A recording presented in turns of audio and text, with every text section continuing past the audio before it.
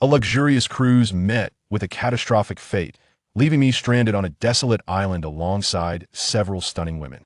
From indomitable businesswoman, an international supermodel, to my former girlfriend who had once cast me aside, these once unattainable goddesses now rely on my survival skills to stay alive.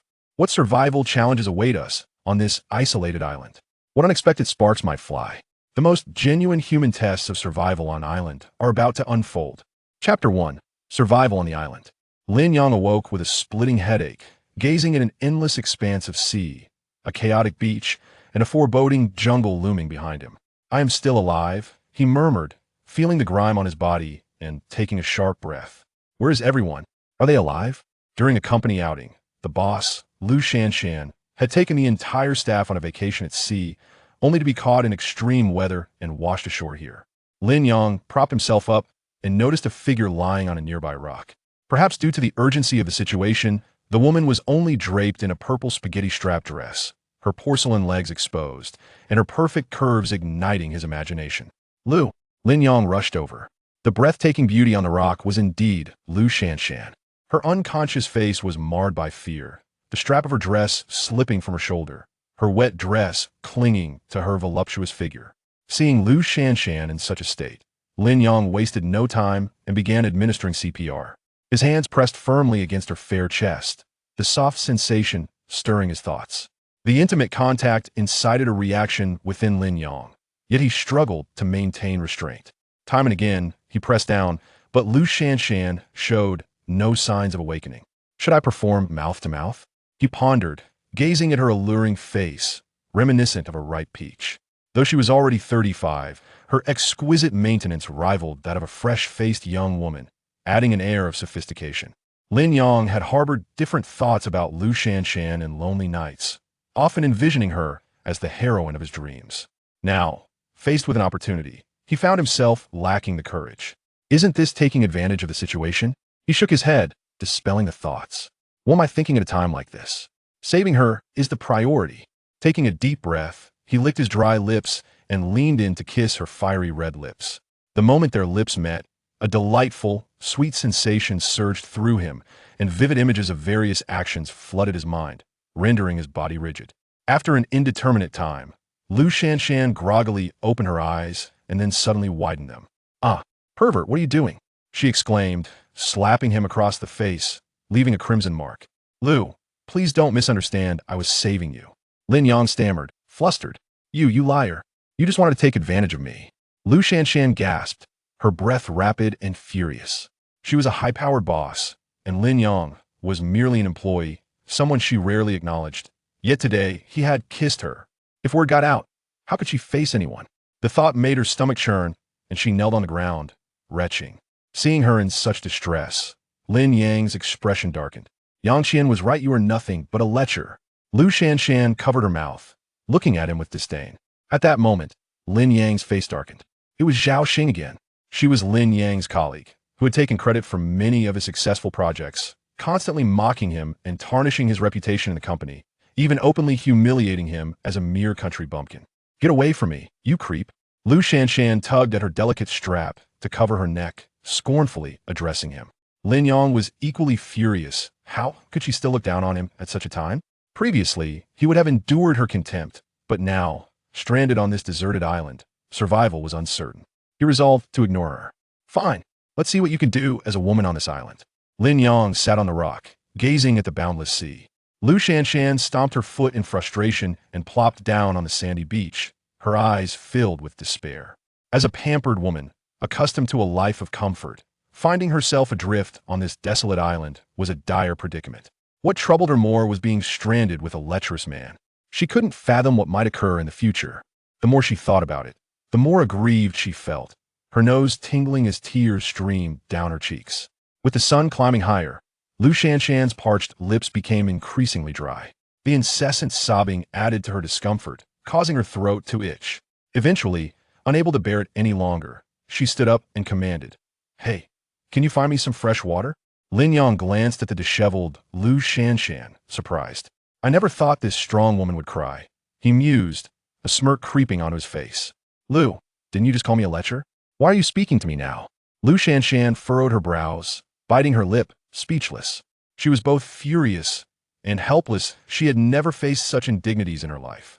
With her piercing gaze fixed on Lin Yang, she finally managed to utter, "I'm thirsty, shouldn't you fetch me some water?" Lu Shanshan's dry lips moved as she continued. "Once we return to the company, I can promote you and give you the position of vice president." "Will that suffice?" Lin Yang suppressed a grunt, observing her haughty demeanor. Even now, she still dared to dangle promises before him. Who knew if they would even survive until tomorrow? "Did you hear me?" Lu Shanshan pressed, frowning when Lin Yang remained silent. "All right, follow me, but watch out for wild animals," Lin Yang replied, shaking off his pants and standing up. Nightfall was approaching, and if they continued to linger, they would surely perish. He glanced at the dense jungle, hesitated briefly, then steeled himself and ventured in. Lu Shanshan, filled with reluctance, wrapped her purple dress tighter and followed suit. Lu Shanshan kept close to Lin Yang, fearful that something might leap out from the thick underbrush. The atmosphere grew increasingly ominous, prompting Lin Yang to finally halt. "That bunch of grapes, climb on my shoulder and pick them," he instructed, gesturing towards the branches towering over 2 meters high. "What?" Lu Shanshan exclaimed, taken aback. "If you don't pick them, you might as well die of thirst," Lin Yang retorted, casting her a disdainful glance. Her face flushed crimson. After all, she was wearing a short dress, and the situation was exceedingly embarrassing. What if he stole a glance? "Hurry, get on my shoulder," Lin Yang instructed, half squatting.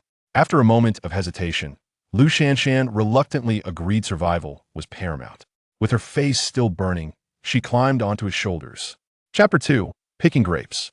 Lin Yang placed his hand on Lu Shanshan's delicate leg. Soft, smooth, and supple. Lu Shanshan trembled. This was her first experience of such intimate contact with a man, and her face turned a deeper shade of red, even more vivid than the grapes. Ignoring her embarrassment, she made a determined effort, but it always seemed just out of reach. "Is it enough? Can you reach it?" "No. You need to lift your feet," Lu Shanshan replied, her voice taking on a slightly alluring tone due to the intensity of her efforts. "All right," Lin Yang replied, straining to lift his heel. Lu Shanshan gazed longingly at the grapes just within reach, eager to pluck them. At that moment, Lin Yang's strength faltered, and his heel came crashing down onto the ground. Lu Shanshan emitted an indistinct, muffled sound. "This way, I can't reach," Lin Yang pondered aloud. He then turned around, resting both hands against the sturdy trunk of the tree, slightly bending at the waist. "How about this? You step on my shoulder and gently climb up the tree trunk." Lu Shanshan was momentarily taken aback. Stepping on his shoulder? Wasn't that far too embarrassing? If word got out, how could she possibly show her face again? "It's almost dark. If we don't hurry, we'll end up dying of thirst tonight," Lin Yang said, glancing up at the increasingly overcast sky, his tone serious. "Then, you mustn't look up," Lu Shanshan insisted, biting her lip. "Fine," Lin Yang replied with a resigned glance, yet his mind was racing. Lu Shanshan hesitated for a moment, then removed her shoes, her delicate pink feet pressing onto Lin Yang's back. A wave of softness enveloped Lin Yang. "This is rather comfortable," he remarked as he straightened his legs, using his strength to lift Lu Shanshan up. Grasping her fair, delicate ankles and inhaling her subtle fragrance, Lin Yang felt an exhilarating rush. His heart raced uncontrollably. Lu Shanshan was a high-ranking executive, hailing from an illustrious background, possessing an elegant appearance and a voluptuous figure, even surpassing models in beauty. Those who pursued her could be lined up for miles. Had it not been for this unforeseen circumstance, Lin Yang would never have had the chance to interact with her, no matter how hard he worked. His thoughts became increasingly muddled as he unconsciously glanced upward, following the line of her porcelain legs. "What the black?" Lin Yang was taken aback by the surprising revelation of the female CEO's sensuality. Just as Lu Shanshan plucked the grapes and prepared to descend, she noticed Lin Yang staring intently. "Lin Yang, what are you staring at?" Lu Shanshan exclaimed, startled, nearly losing her balance. Fortunately, Lin Yang caught her in time, enveloping her in his embrace. The intoxicating scent of her wafted into his senses. Lu Shanshan's face flushed with embarrassment and fury, and in her flustered state, the strap of her dress slipped from her shoulder, revealing a glimpse of her creamy skin. Gulp. Lin Yang instinctively swallowed. "Pervert, stop looking." Lu Shanshan hastily climbed down, pushing Lin Yang away with force. Yang Qian was right. Lin Yang was indeed a rogue. He had dared to spy on her. It wasn't intentional. Lin Yang replied defensively, averting his gaze with a shrug. Had it not been for him, Lu Shanshan would have certainly fallen and made a fool of herself. Yet, she showed no gratitude, panting indignantly as her eyes blazed with fury. Lin Yang sniffed, choosing to ignore her, and picked up the grapes, stepping out of the thicket.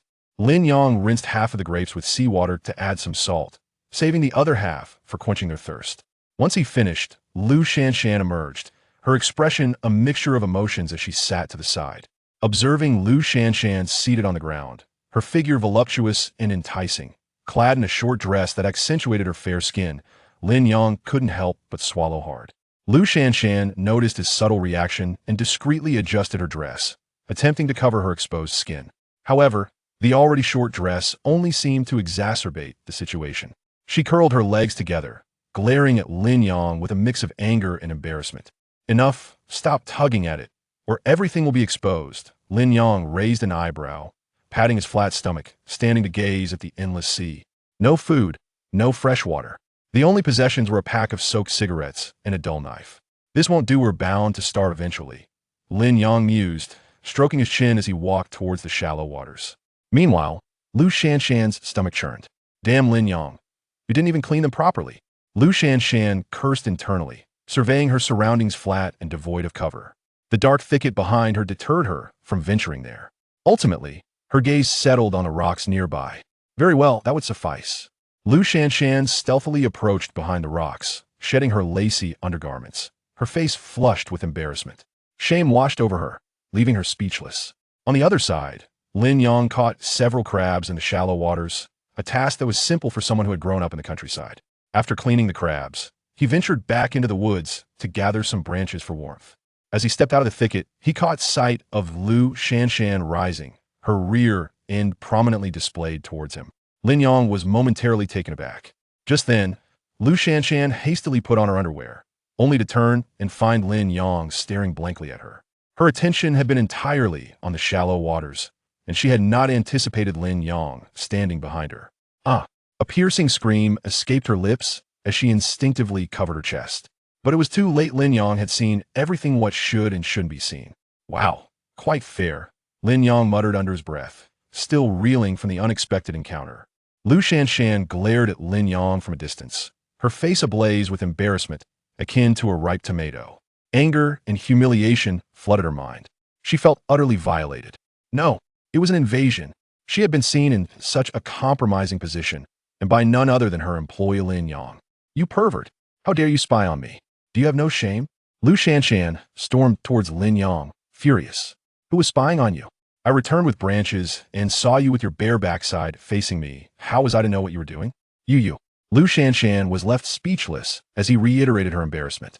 In a fit of rage, Lu Shanshan lifted her delicate foot and kicked at Lin Yang's abdomen. Get away! Lin Yang caught her foot, causing her skirt to rise unintentionally as she fumbled to cover herself, her face a portrait of shame and anger. Chapter 3. Who is the father? Lu Shanshan hastily withdrew her feet, nearly stumbling to the ground, her heart still racing as she glared at Lin Yang. You rogue! How do you mock me, a mere worker? I will make you pay when I return. Lu Shanshan scolded furiously. Lin Yang merely scoffed, disdain evident in his voice. Whether you'll even live to see tomorrow is uncertain, let alone return. Such foolishness. Breathing heavily, Lu Shanshan shot him a venomous glare. On this desolate island, as a frail woman. She felt utterly powerless, left only to curse him silently. Step aside, Lin Yang said curtly, dismissing Lu Shanshan with a glance. He then walked to the beach, unfazed, and began constructing a fire using twigs.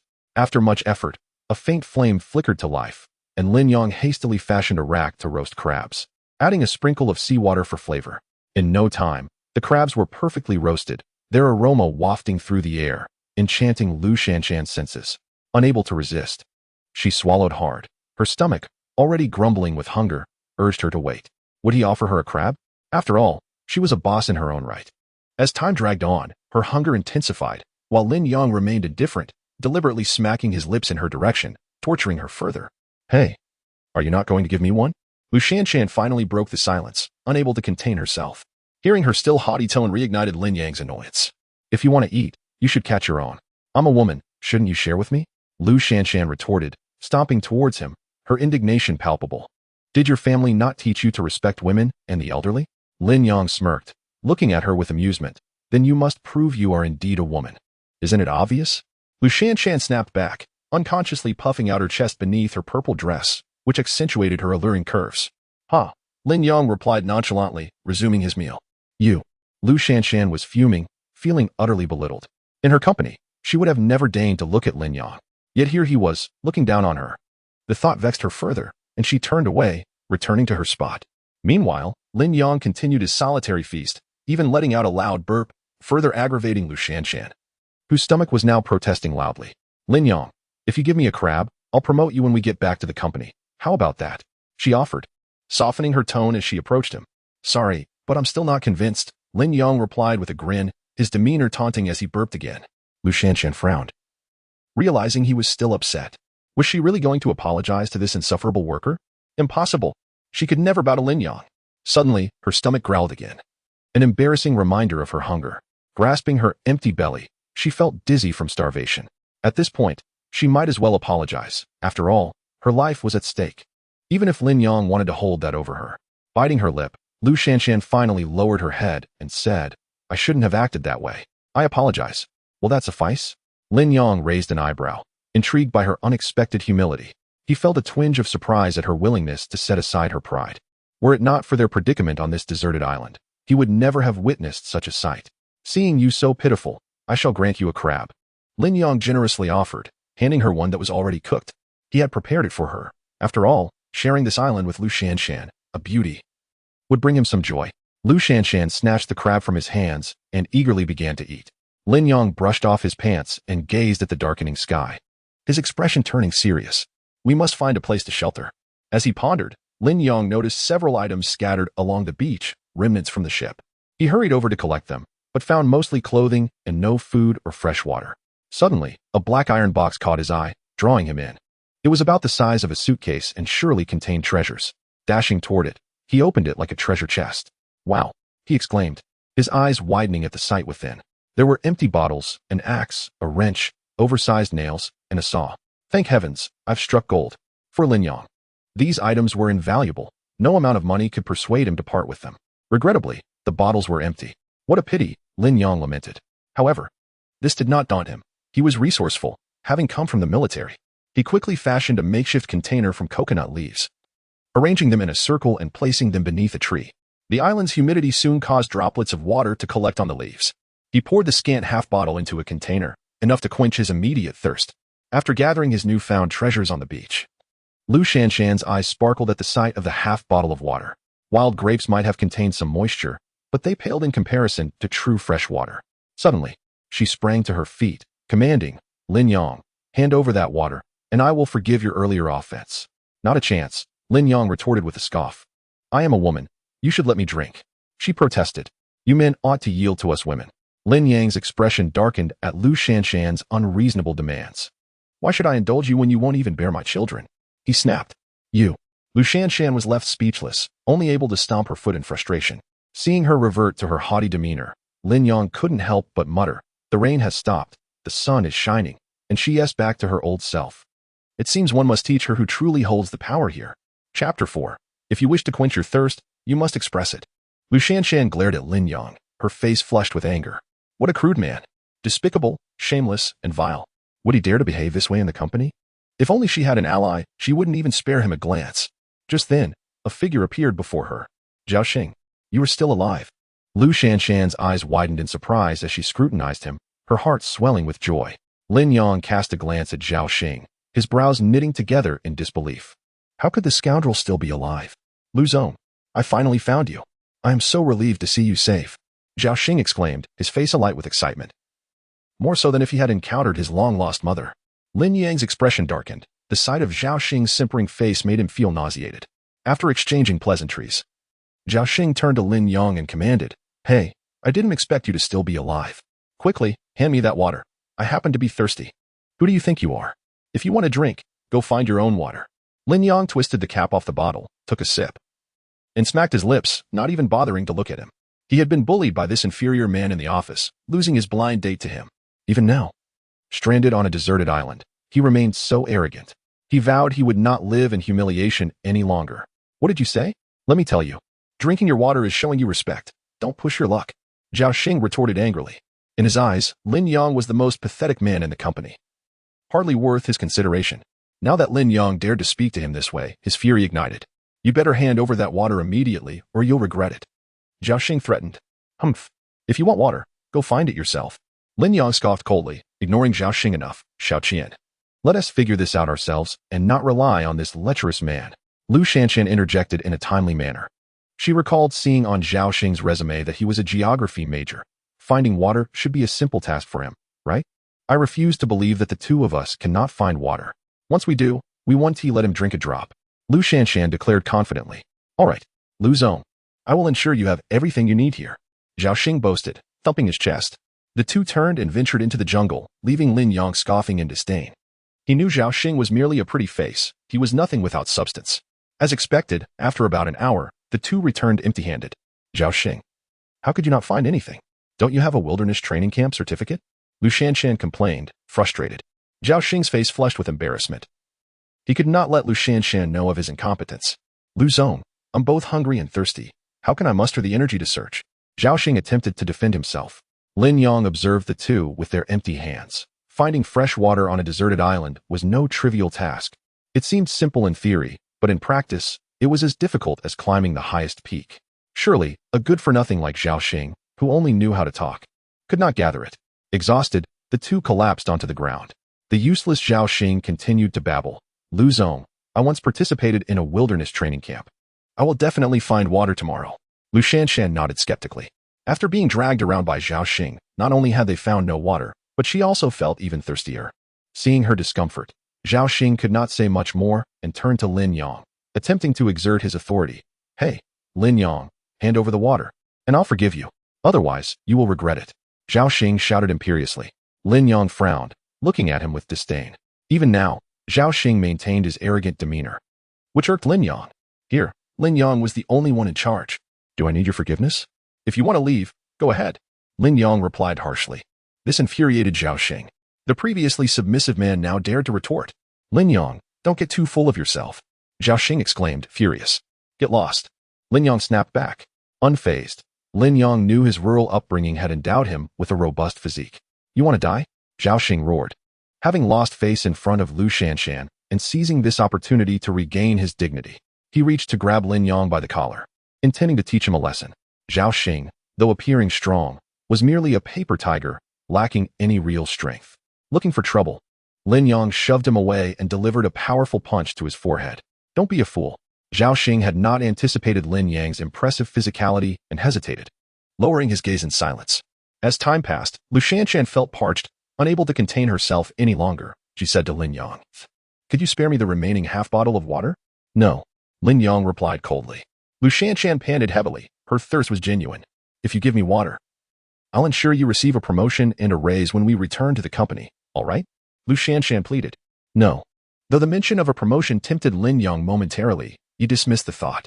Surviving was a blessing in itself. Besides, promises of raises were often empty. What if she turned her back on him? The group fell into silence once more. As time dragged on, Lu Shanshan felt as though her throat was filled with dry cotton, an unbearable discomfort. Zhao Xing, unable to bear it any longer, spoke up. Lin Yang, I'll give you my car if you give me that bottle of water. Zhao Xing said with a pleading expression. No, Lin Yang coldly scoffed. Lin Yang, are you out of your mind? My car is a Tuareg, worth over 300,000. Zhao Xing lamented, his face twisted in pain. He felt utterly hopeless. Back then, Lin Yang had been enamored with the car. Now, he wouldn't even trade half a bottle of water for it. Lin Yang, give me that half bottle of water. And when we return to the company, I will definitely offer you a promotion and a raise, an annual salary of 500,000. I'll even allocate you a villa. Lu Shanshan bit her lip, desperate. Lu Shanshan was not lacking in material wealth. Such offers were trivial to her. All she wanted was that half bottle of water. Otherwise, she would perish of thirst, losing everything. All right, but that is not enough. I have additional demands. Lin Yang acquiesced. Though their situation was dire, what if they truly survived? Returning to civilization meant having a car, a house, and savings. Moreover, it would be a waste to let a beauty like Lu Shanshan perish on this deserted island. What conditions do you have? Observing Lin Yang's mischievous gaze, Lu Shanshan took a few steps back, her expression turning grim. Even if Lin Yang were to make an outrageous demand, She would likely have no choice but to comply. Preserving her life was paramount. No, anything but that. I absolutely cannot agree to that. Lu Shanshan stammered in response. Lin Yang shrugged, saying, very well. Call me daddy, and I will give you the water. Chapter 5. Call me father. No, this cannot be. Lu Shanshan bit her lip, indignantly refusing. As a female CEO, how could she possibly engage in such an act? Please don't refuse, Director Lu. Consider the sweet dew upon your lips. Do you not desire it? Lin Yang seductively proposed. Unwilling to let this opportunity slip away. Gulp. Nearby, Zhao Xing heard these words and swallowed hard. His thoughts immediately ignited. Approaching Lin Yang with a sly demeanor, he said, Lin Yang, if I call you father to fulfill your role-playing fantasy, could you grant me a sip of water? Ugh. Lin Yang spat on the ground, his stomach churning with disgust. How lowly. Yet, Zhao Xing appeared unfazed, pressing his bloated face closer. Is it true that if Director Lu calls you father, you will provide us with water? Lin Yang chose to ignore him, continuing to fiddle with the props in the box. Director Lu, hurry and call Lin Yang father. Zhao Xing exclaimed with delight. Lu Shanshan's eyes widened in shock, deeply disturbed by Zhao Xing's words. How could he behave in such a manner?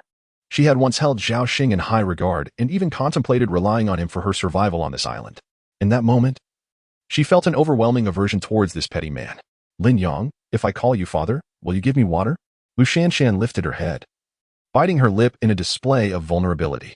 Of course, Lin Yang replied, spreading his hands in a convincingly trustworthy manner. He had long desired to teach this female leader a lesson, gradually diminishing her pride through this method. Father, Papa, Lu Shanshan shamefully uttered. What did you say? I didn't hear. Lin Yang feigned ignorance, cupping his ear and raising his voice. You. Lu Shanshan's beautiful face flushed crimson, her tone filled with humiliation and anger. My father. After exclaiming, Lu Shanshan's face turned beet red, her gaze cast downward, and her nose tinged with the sting of tears from the humiliation. Not bad. Lin Yang smirked devilishly, then moved to collect water beneath the palm leaves.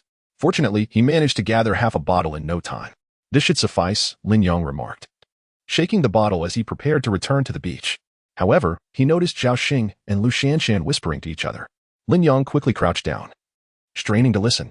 Director Lu, you should serve Lin Yang. Do your best to satisfy him. Once we return to the city, I will ensure he receives his due punishment. He must learn the magnitude of societal repercussions, Zhao Xing declared. But Zhao Xing, didn't you claim to be a wilderness training camp instructor? How is it that you cannot even find water, falling short of Lin Yang? Lu Shanshan questioned skeptically. I'm just exhausted and thirsty. Once Lin Yang gives you the water, you can hand it over to me. As soon as I've quenched my thirst and my mind is clear, I will go collect water. Zhao Xing continued spinning his tail. Is that true? Lu Shanshan asked, her skepticism evident. Absolutely. Director Lu, I am indeed a wilderness training camp instructor. This is a trivial matter for me. I merely made a mistake earlier. Zhao Xing, fearing she would doubt him, pounded his chest with his fist, trying to appear convincing. Very well. Lu Shanshan hesitantly nodded, granting him one more chance, recalling the certificate she had once seen. Unbeknownst to her, that certificate was merely purchased by Zhao Xing, a mere embellishment for his resume. Lin Yang, crouching behind them, absorbed every word. He then stood and emerged from the foliage. Director Lu, here is half a bottle of water for you, Lin Yang said, tossing the water onto the beach. Lu Shanshan picked it up, swallowed hard, and discreetly concealed the water behind her. She then turned to walk towards Zhao Xing. Lin Yang smiled, having noticed this small gesture. He refrained from intervening, wishing for Lu Shanshan, the naive woman, to see Zhao Xing's true, hypocritical nature. On the beach not far away, Lu Shanshan ultimately relinquished the water entirely to Zhao Xing, hoping he would indeed gather more. She wished to avoid enduring such humiliation from Lin Yang. Gulp. Zhao Xing greedily consumed the water, letting out a satisfied belch. Zhao Xing, can you now go collect more water? Lu Shanshan inquired, eyeing the empty bottle. Director Lu, what more water is there to collect? I am now full, and my mind is clear. Watch closely, I will soon give Lin Yang a good beating, forcing him to submit beneath us. Zhao Xing boasted, flexing his fists and waving them in the air, creating an illusion of strength. He was a graduate of a sports academy, and defeating someone like Lin Yang, a mere coward, would be effortless. That seems inappropriate. After all, he just provided us with. Lu Shanshan felt uneasy, considering Lin Yang had just given her water. Director Lu, you need not worry. Just stand aside and watch while I crush him. Zhao Xing, oblivious, stretched his arms and confidently strode toward Lin Yang. He was, after all, a standout athlete, once a dominant force in school. Lin Yong was just about to set up a tent in the woods when he suddenly caught sight of Zhao Xing's figure looming before him. This time, the previously weak Zhao Xing appeared aggressive. What do you want? Lin Yong quickly stood up, taking a few steps back, his expression darkening. What do I want, Lin Yong? Are you truly unaware of my identity? I am a sports academy graduate. If you wish to avoid a beating, you must cater to my needs on this island. Otherwise, I will reduce you to a crumpled mess. Zhao Xing shouted, deliberately loud enough for Lu Shanshan to hear, in an effort to reclaim his lost dignity. What? Reduced to a crumpled mess? Lin Yong laughed heartily, clutching his stomach as if he had heard the greatest joke in the world. He had once served as a volunteer soldier for 2 years. Although he hadn't exercised in a while, his foundation remained intact. Observing Zhao Xing's exaggerated gestures, Lin Yong realized he was nothing more than a hollow threat, devoid of real skill. Ah, still laughing, are you? Take this powerful punch. Zhao Xing swung his fist, only to have Lin Yong effortlessly grasp it, delivering a swift kick to his abdomen that sent him crumpling to the sandy ground. Zhao Xing, you spineless coward. How did you fall again? Lu Shanshan exclaimed in utter disappointment. After a long pause, Zhao Xing finally managed to rise, clutching his stomach, his face contorted in agony.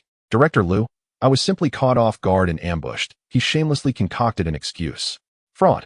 Lu Shanshan cried out in despair, feeling her consciousness fade as she collapsed onto the beach. In that moment, she felt utterly deceived, overwhelmed by despair.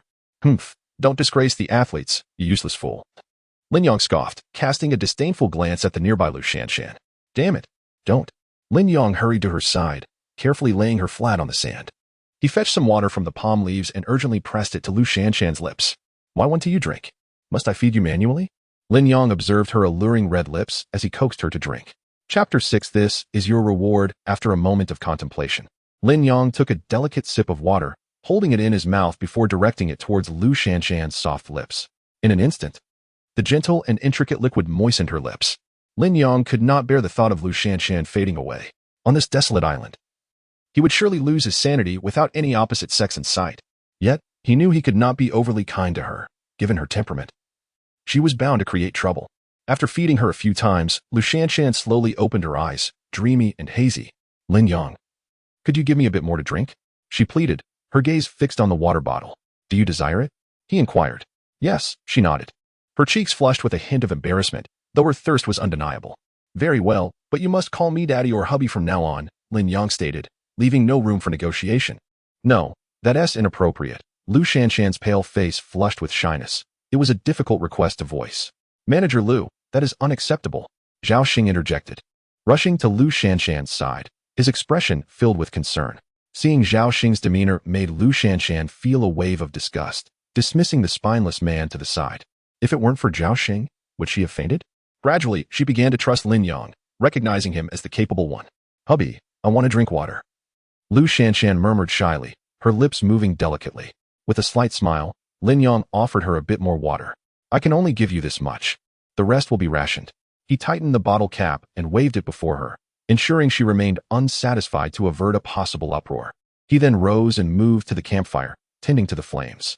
As night descended, the temperature difference between day and night by the seaside was stark, leaving the three of them to seek warmth by the fire. They each settled in their respective corners, while Zhao Xing, initially sprawled out, soon curled up like a shrimp. Lu Shanshan curled herself into a small ball, striving to retain warmth. As dawn approached, the fire began to dwindle, leaving only a flicker. In a daze, Lu Shanshan unconsciously inched closer to Lin Yong. She had just called him hubby, and her trust in him had grown. The spineless Zhao Xing, oily and opportunistic, had lost her faith entirely. Quietly, Lu Shanshan slipped into Lin Yang's embrace. In his slumber, Lin Yong felt a soft warmth against his chest, accompanied by an alluring fragrance that wafted into his nostrils. He blinked awake, momentarily disoriented, and noticed Lu Shanshan nestled against him like a contented cat. He was surprised to discover this side of her. Without hesitation, he wrapped his arms around her and held her closely until morning. Suddenly, a sound caused Lin Yong to open his eyes. His pupils widened in disbelief as he saw Zhao Xing, the spineless man, gulp down the water in one go, unabashedly burping. Zhao Xing, how could you be so shameless as to steal my water? Lin Yong shouted, startling the still dreaming Lu Shanshan awake. He quickly sprang to his feet, standing upright with indignation. Zhao Xing carelessly tossed the empty bottle aside, his demeanor nonchalant. What is wrong with that? Half a bottle of stale water? I drank it out of respect for you. If need be, I'll bring you a whole bucket once we return to civilization. Scoundrel! Lin Yang raised his fist and struck Zhao Xing squarely on the forehead. While he was furious, he knew he couldn't simply toss him into the sea as a punishment for such a trivial matter. Zhao Xing, aware of Lin Yang's restraint, pressed on with his bravado. Manager Liu, how could you allow that filthy worker to hold you? With my strength, you should be in my arms, Zhao Xing boasted, lifting his arm to display his greasy flesh. Lu Shanshan, realizing her own shortcomings, felt her face burn with embarrassment and could only stammer in silence. Zhao Xing, relentless, continued. Manager Liu, tell me, was it your choice? Were you feeling lonely? You rogue, be quiet. Lu Shanshan snapped, exasperated. She had always heard Zhao Xing denigrate Lin Yang as a lewd man, but now it was clear that Zhao Xing was the true scoundrel. Seeing her distressed expression, Zhao Xing believed he had struck a nerve and continued smugly, Manager Liu, I understand women well. You must have thought of this, which is why it happened. You would be better off in my embrace, Manager Liu. I am undoubtedly superior to him. Lin Yang could hardly contain his urge to strike Zhao Xing again. At that moment, Lu Shanshan truly recognized Zhao Xing's vile nature. You despicable man. Just a worthless blabbermouth, boasting endlessly. You are nothing but a greasy fool that makes my skin crawl. Lu Shanshan had finally regained her composure. Not a single competent boss is without wisdom. She had been deceived by Zhao Xing's words, mistaking him for someone reliable. Lin Yang, arms crossed, stood aside to watch the unfolding drama, eager to see how this loudmouth would defend himself. Zhao Xing feigned innocence, his face contorting with discomfort. Manager Liu, what have I done? I'm not boasting. I truly possess a range of skills. Finding water is child's play for me. I could easily surpass Lin Yang, but I didn't want to overshadow him. Zhao Xing continued to boast, unperturbed, his mouth spinning tails to elevate himself while belittling others. Fraud. Blabbermouth. Stay away from me, Lu Shanshan huffed, stepping back to lean against Lin Yang. Lin Yang, let us ignore him from now on. He is so capable he can fend for himself. Manager Liu, I've been here for you. You can't be so heartless, Zhao Xing exclaimed, panicking. If Lin Yang were to disregard him, he would likely starve within hours. Lin Yang's expression darkened, narrowing his eyes at Lu Shanshan as he sternly asked, I'll give you one more chance to rephrase that. What should you call me? Lu Shanshan, her face flushed, lowered her gaze, gently tugging at Lin Yang's shirt as she sweetly replied, hubby, please don't be so harsh. Lin Yang smiled faintly, satisfied. Very well, as long as you obediently heed my words, I shall treat you kindly. Lu Shanshan nodded obediently, her demeanor a stark contrast to her previously sharp tongue. Lin Yang ventured into the jungle, retrieving a bit of water from the coconut leaves known only to him, and offered it to Lu Shanshan. Here. This is water from your hubby as a reward. Chapter 7. I just thought he was a bit pathetic. Lu Shanshan took a sip from the water bottle handed to her by Lin Yang, the cool liquid moistening her crimson lips, a look of satisfaction gracing her features. Meanwhile, Zhao Xing squatted humbly to the side, continuously swallowing hard. Lin Yang, could I have just a capful of water? Just a capful, Zhao Xing implored eagerly. Of course, but only if you call me Grandpa, Lin Yang replied with a playful smirk. What? You must be joking, Zhao Xing exclaimed, rising abruptly, panting heavily. A few moments later, the fury in his eyes dimmed, replaced by resignation. Grandpa. He gritted his teeth, reluctantly uttering the words. Very good, Lin Yang nodded in satisfaction, pouring a little water into the cap and placing it on the ground. Zhao Xing's eyes lit up at the sight of the water, and he cautiously guarded the cap like a ravenous dog pouncing on its prey. In his fervor, he even licked the cap clean after draining it. After quenching her thirst, Lu Shanshan blushed and turned to Lin Yang. Is there anything I can help you with? I can't just keep taking advantage of you. There is no need. You are now mine, so enjoying free food and drink is only natural. Let our grandson handle the other matters. Isn't that delightful? Lu Shanshan felt a wave of happiness wash over her. Having always identified as a strong woman, she had never heard such words before. Now, she realized how wonderful it felt to be cherished and protected. Hey, once you've had your fill, get back to work. You can't just indulge, Lin Yang said impatiently, pointing at Zhao Xing with a harsh tone. Zhao Xing immediately stood up, a look of subservience on his face. His thirst drove him to comply. To continue drinking fresh water, he had to work for Lin Yang.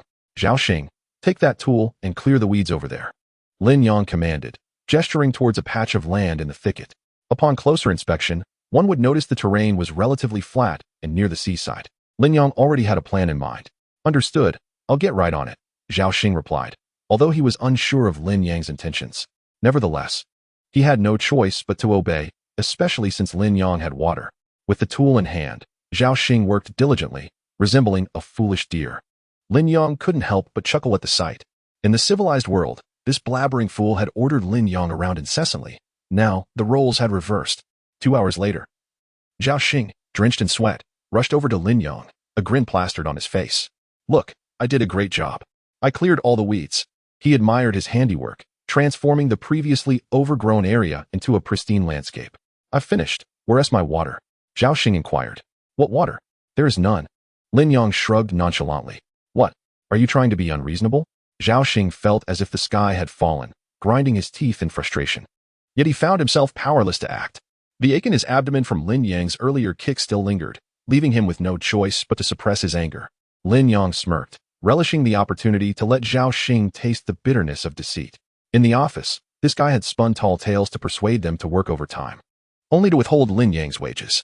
Now, it was time for some retribution. He needed to teach Zhao Xing that Lin Yang could also be mercurial.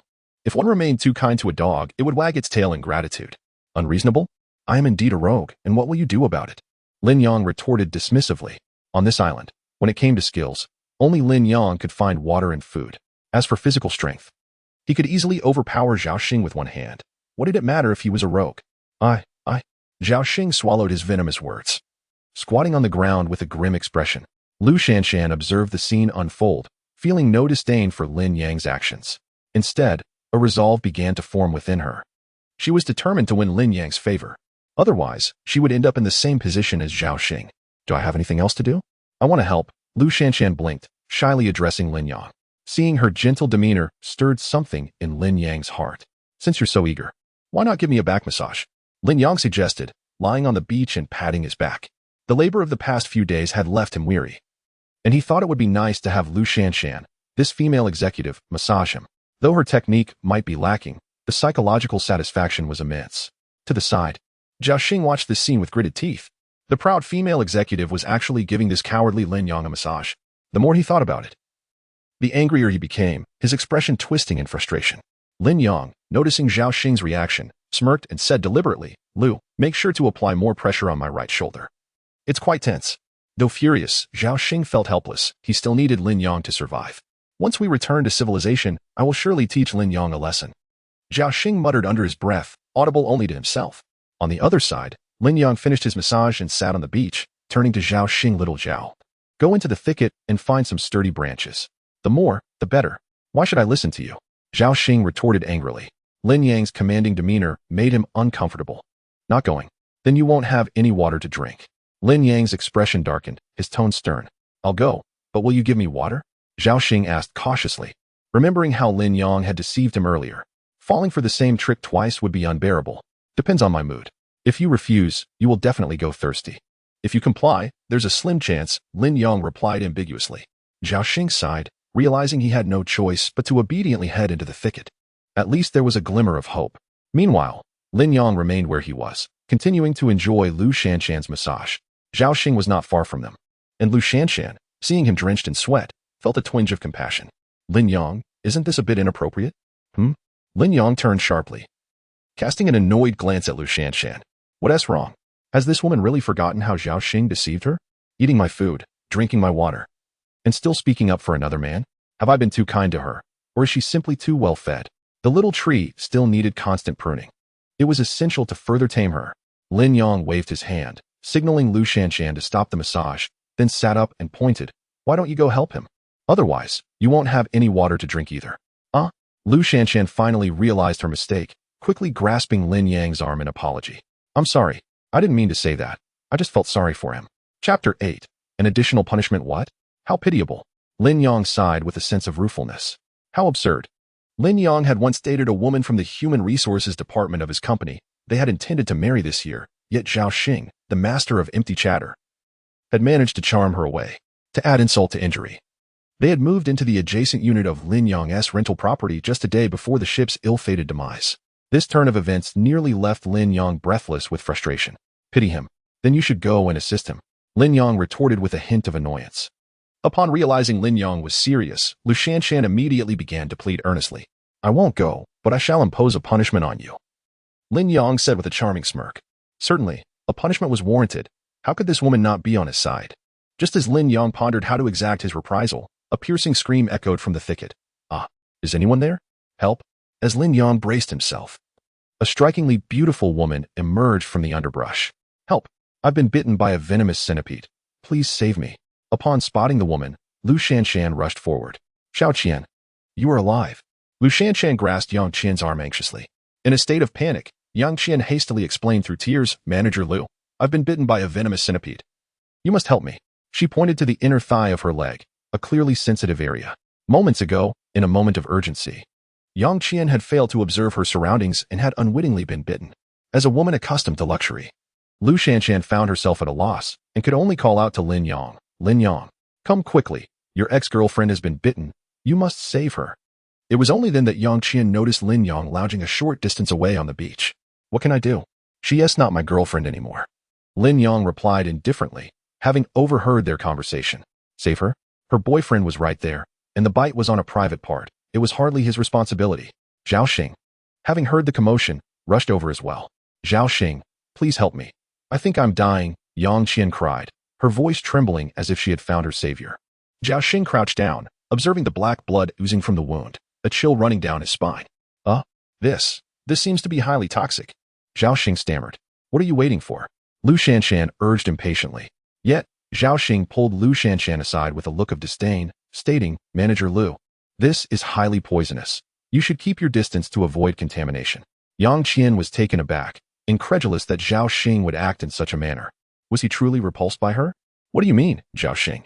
You must help me suck it out, Yang Qian said, her tone filled with desperation. Zhao Xing, visibly disgusted, replied, suck it out? What if I contract it myself? I might die too. We were once a couple. Can't you consider me for once?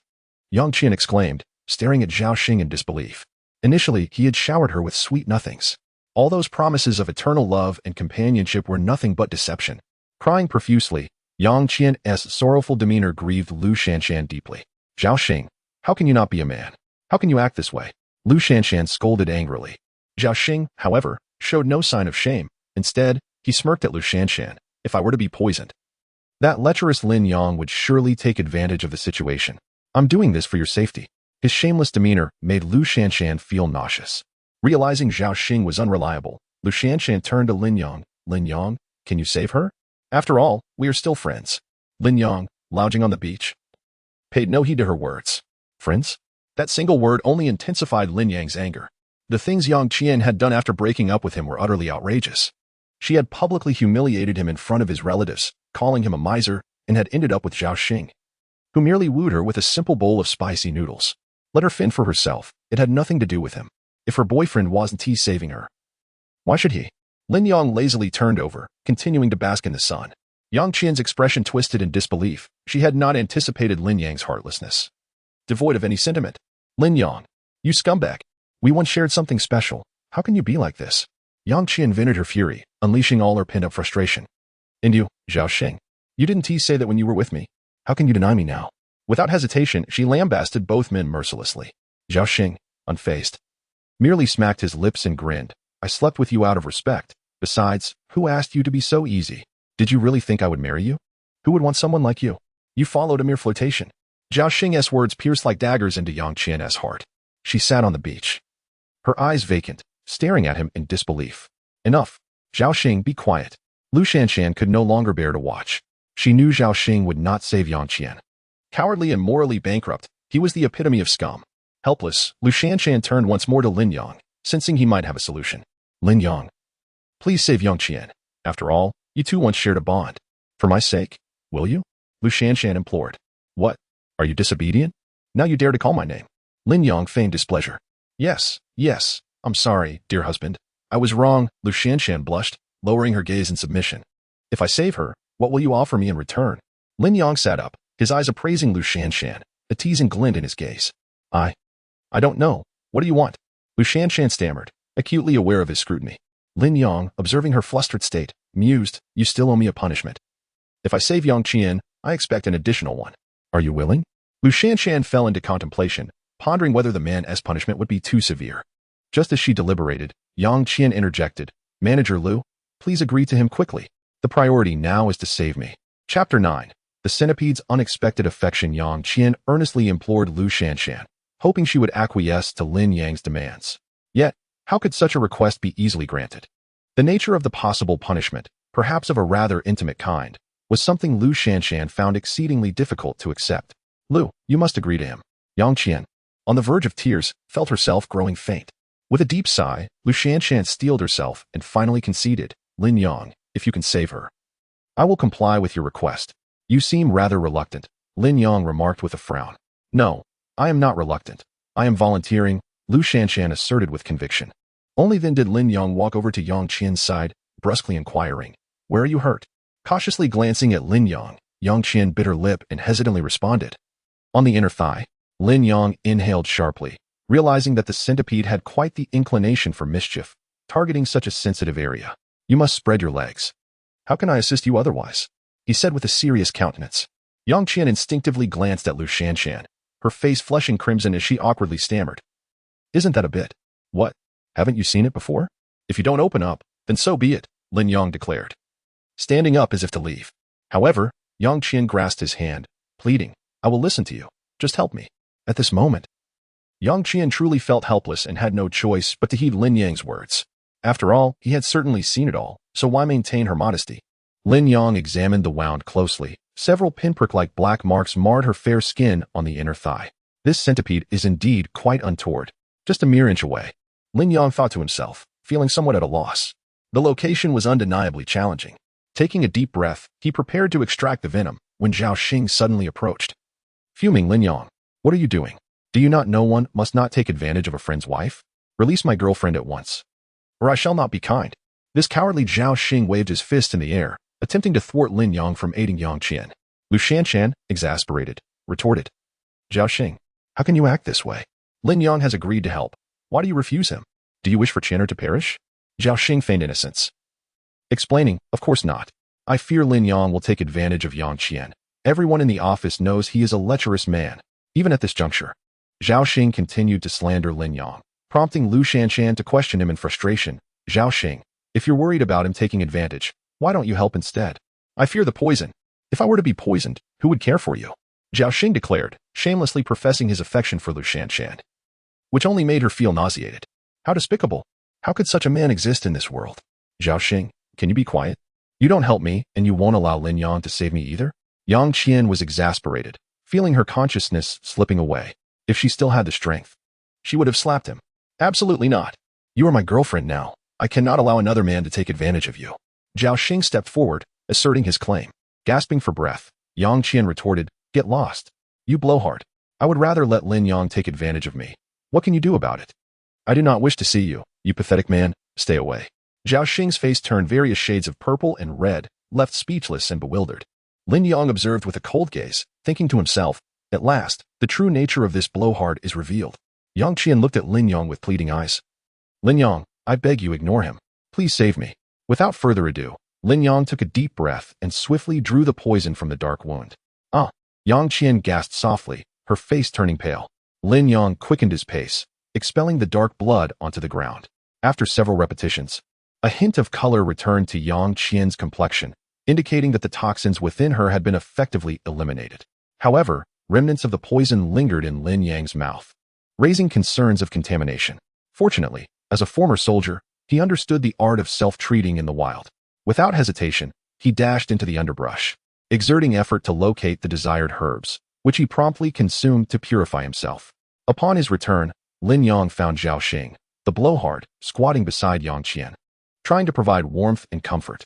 Darling, I wasn't refusing to save you. I was merely provoking Lin Yang, he proclaimed, his affection dripping with insincerity. It was evident to any observer that Zhao Xing, now that Yang Qian had survived, was eager to pursue her further. Get lost. Yang Qian was not so easily fooled and naturally desired him to leave.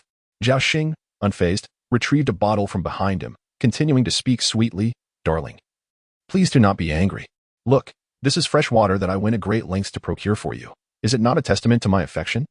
Lin Yang's eyes narrowed as he cursed, Damn it, you lowly scoundrel, stealing my water. Upon seeing the water, Yang Qian's expression softened, and she began to believe Zhao Xing's intentions. This scene infuriated Lin Yang, who charged forward and kicked Zhao Xing squarely in the rear, sending him sprawling into the dirt.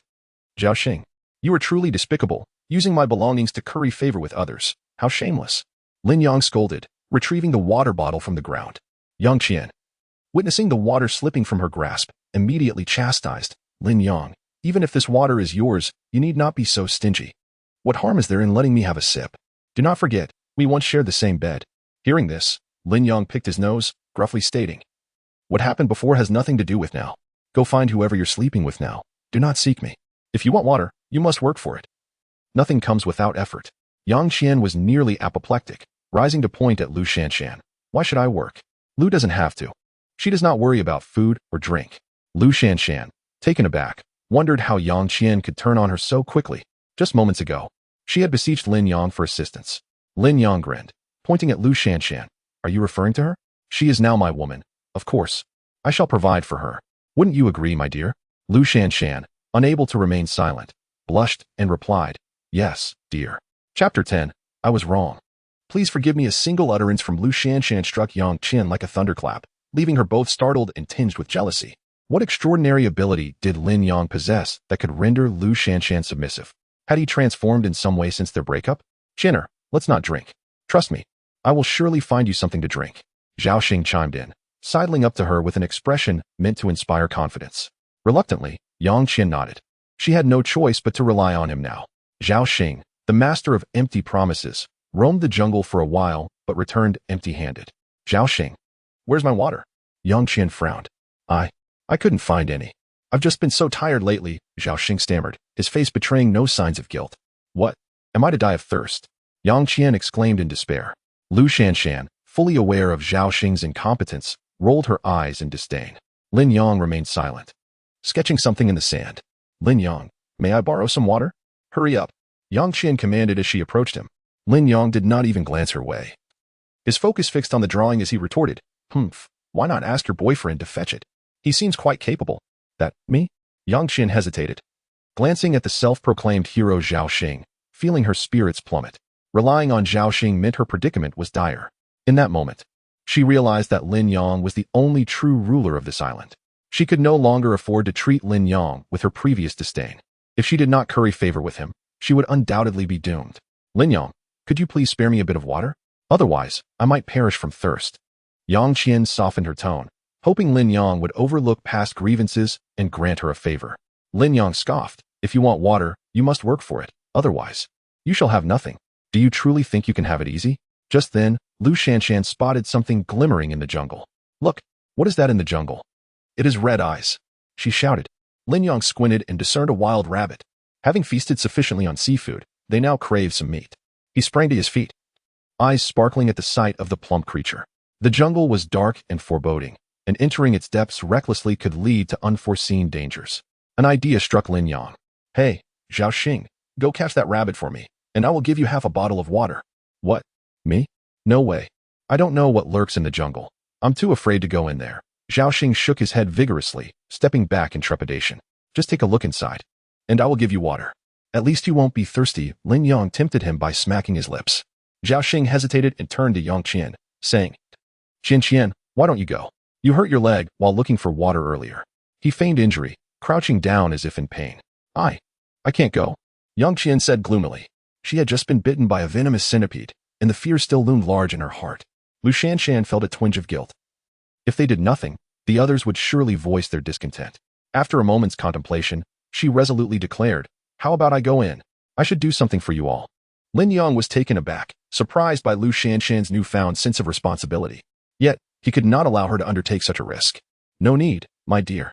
You stay here and rest. I will go catch it, he asserted confidently, retrieving tools from a metal box and cautiously making his way into the jungle. Was this genuine concern for her well-being? Lu Shanshan felt warmth swell in her heart, while Zhao Xing remained rooted in place, lacking even the semblance of a man. As Lin Yong ventured deeper into the jungle, the light dimmed increasingly. The wild rabbit, seemingly unaccustomed to human presence, froze in place, its eyes wide with astonishment. Lin Yong held his breath, inching closer, but as the rabbit snapped back to reality and attempted to flee, he swiftly knocked it unconscious with a single strike.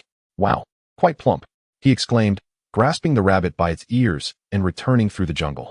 Meanwhile, the cowardly Zhao Xing seized the opportunity and guzzled water from the bottle while Lin Yong was away.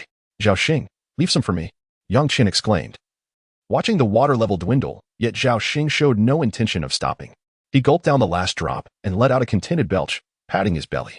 At that moment, Lin Yong emerged, witnessing the scene unfold and his fury ignited. What the hell? Zhao Xing, You shamelessly drank my water again. Zhao Xing turned around defensively. What's wrong with drinking a little of your water? I didn't spit it out. What can you do about it? Yang Qian, emboldened by Zhao Xing's sudden bravado, straightened her posture, asserting, exactly. Why are you so stingy? Zhao Xing, teach him a lesson.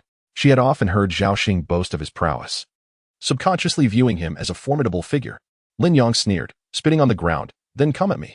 I was just looking for an excuse to teach you a lesson. Zhao Xing swung his fist towards Lin Yang's face but was swiftly kicked to the ground. Humph, the master of empty words. Do you dare to employ such underhanded tactics? Lin Yang's fist loomed near Zhao Xing's face, rendering him speechless with fear. Zhao Xing swallowed hard, rolling away in fright. Yang Qian watched in astonishment, her mouth agape. She had not anticipated Lin Yang's strength. Zhao Xing was but a coward. His prowess was scarcely superior to that of a mere bedfellow. Zhao Xing, you useless fool. No matter where you are, you're nothing without your mouth. Yang Qian scoffed in frustration. Zhao Xing, downcast, sat on the ground, pouting as he attempted to explain. You don't understand. When heaven seeks to destroy someone, it first drives them mad. I was merely letting him win. I feared I might accidentally kill him. He thumped his chest with feigned bravado, attempting to reassure Yang Qian. Meanwhile, Lin Yang had finished cleaning the rabbit, prepared a spit, and was ready to roast the game. Before long, the savory aroma of the rabbit wafted into Yang Qian's nostrils, making her mouth water uncontrollably. In a moment of impulse, she approached Lin Yang, her tone remorseful. Lin Yang, I was wrong. Can you ever forgive me? Chapter 11. My woman cannot be bullied. Yang Qian, now both hungry and thirsty, gazed longingly at the tantalizing roasted wild rabbit before her, her mouth watering. Lu Shanshan, noticing her expression, immediately tore off a rabbit leg and handed it to her. Shanshan. Here, take this to eat. Before Lin Yang could intervene, Yang Qian pounced on the food like a ravenous wolf, swallowing it whole without so much as a word of thanks. Lu Shanshan, did you seek my permission to give away my belongings? Lin Yang's demeanor turned cold, his tone sharp. Yes, I'm sorry, husband. I didn't mean to. Please calm down, Lu Shanshan responded, feeling embarrassed. The rabbit had been caught by Lin Yang. Thus it was his right to decide its fate. Lu Shanshan's impulsive action inevitably displeased him. Sighing, Lin Yang realized there was little he could do now. The rabbit was already devoured. Lu Shanshan acknowledged her mistake, and he could not dwell on it further. After a while, most of the rabbit had been consumed, leaving only a small portion on the rack. Yang Qian, still eyeing the remaining morsel, smacked her lips, the flavor lingering tantalizingly in her mouth. Wife, why do you gaze at Lin Yang with such desire?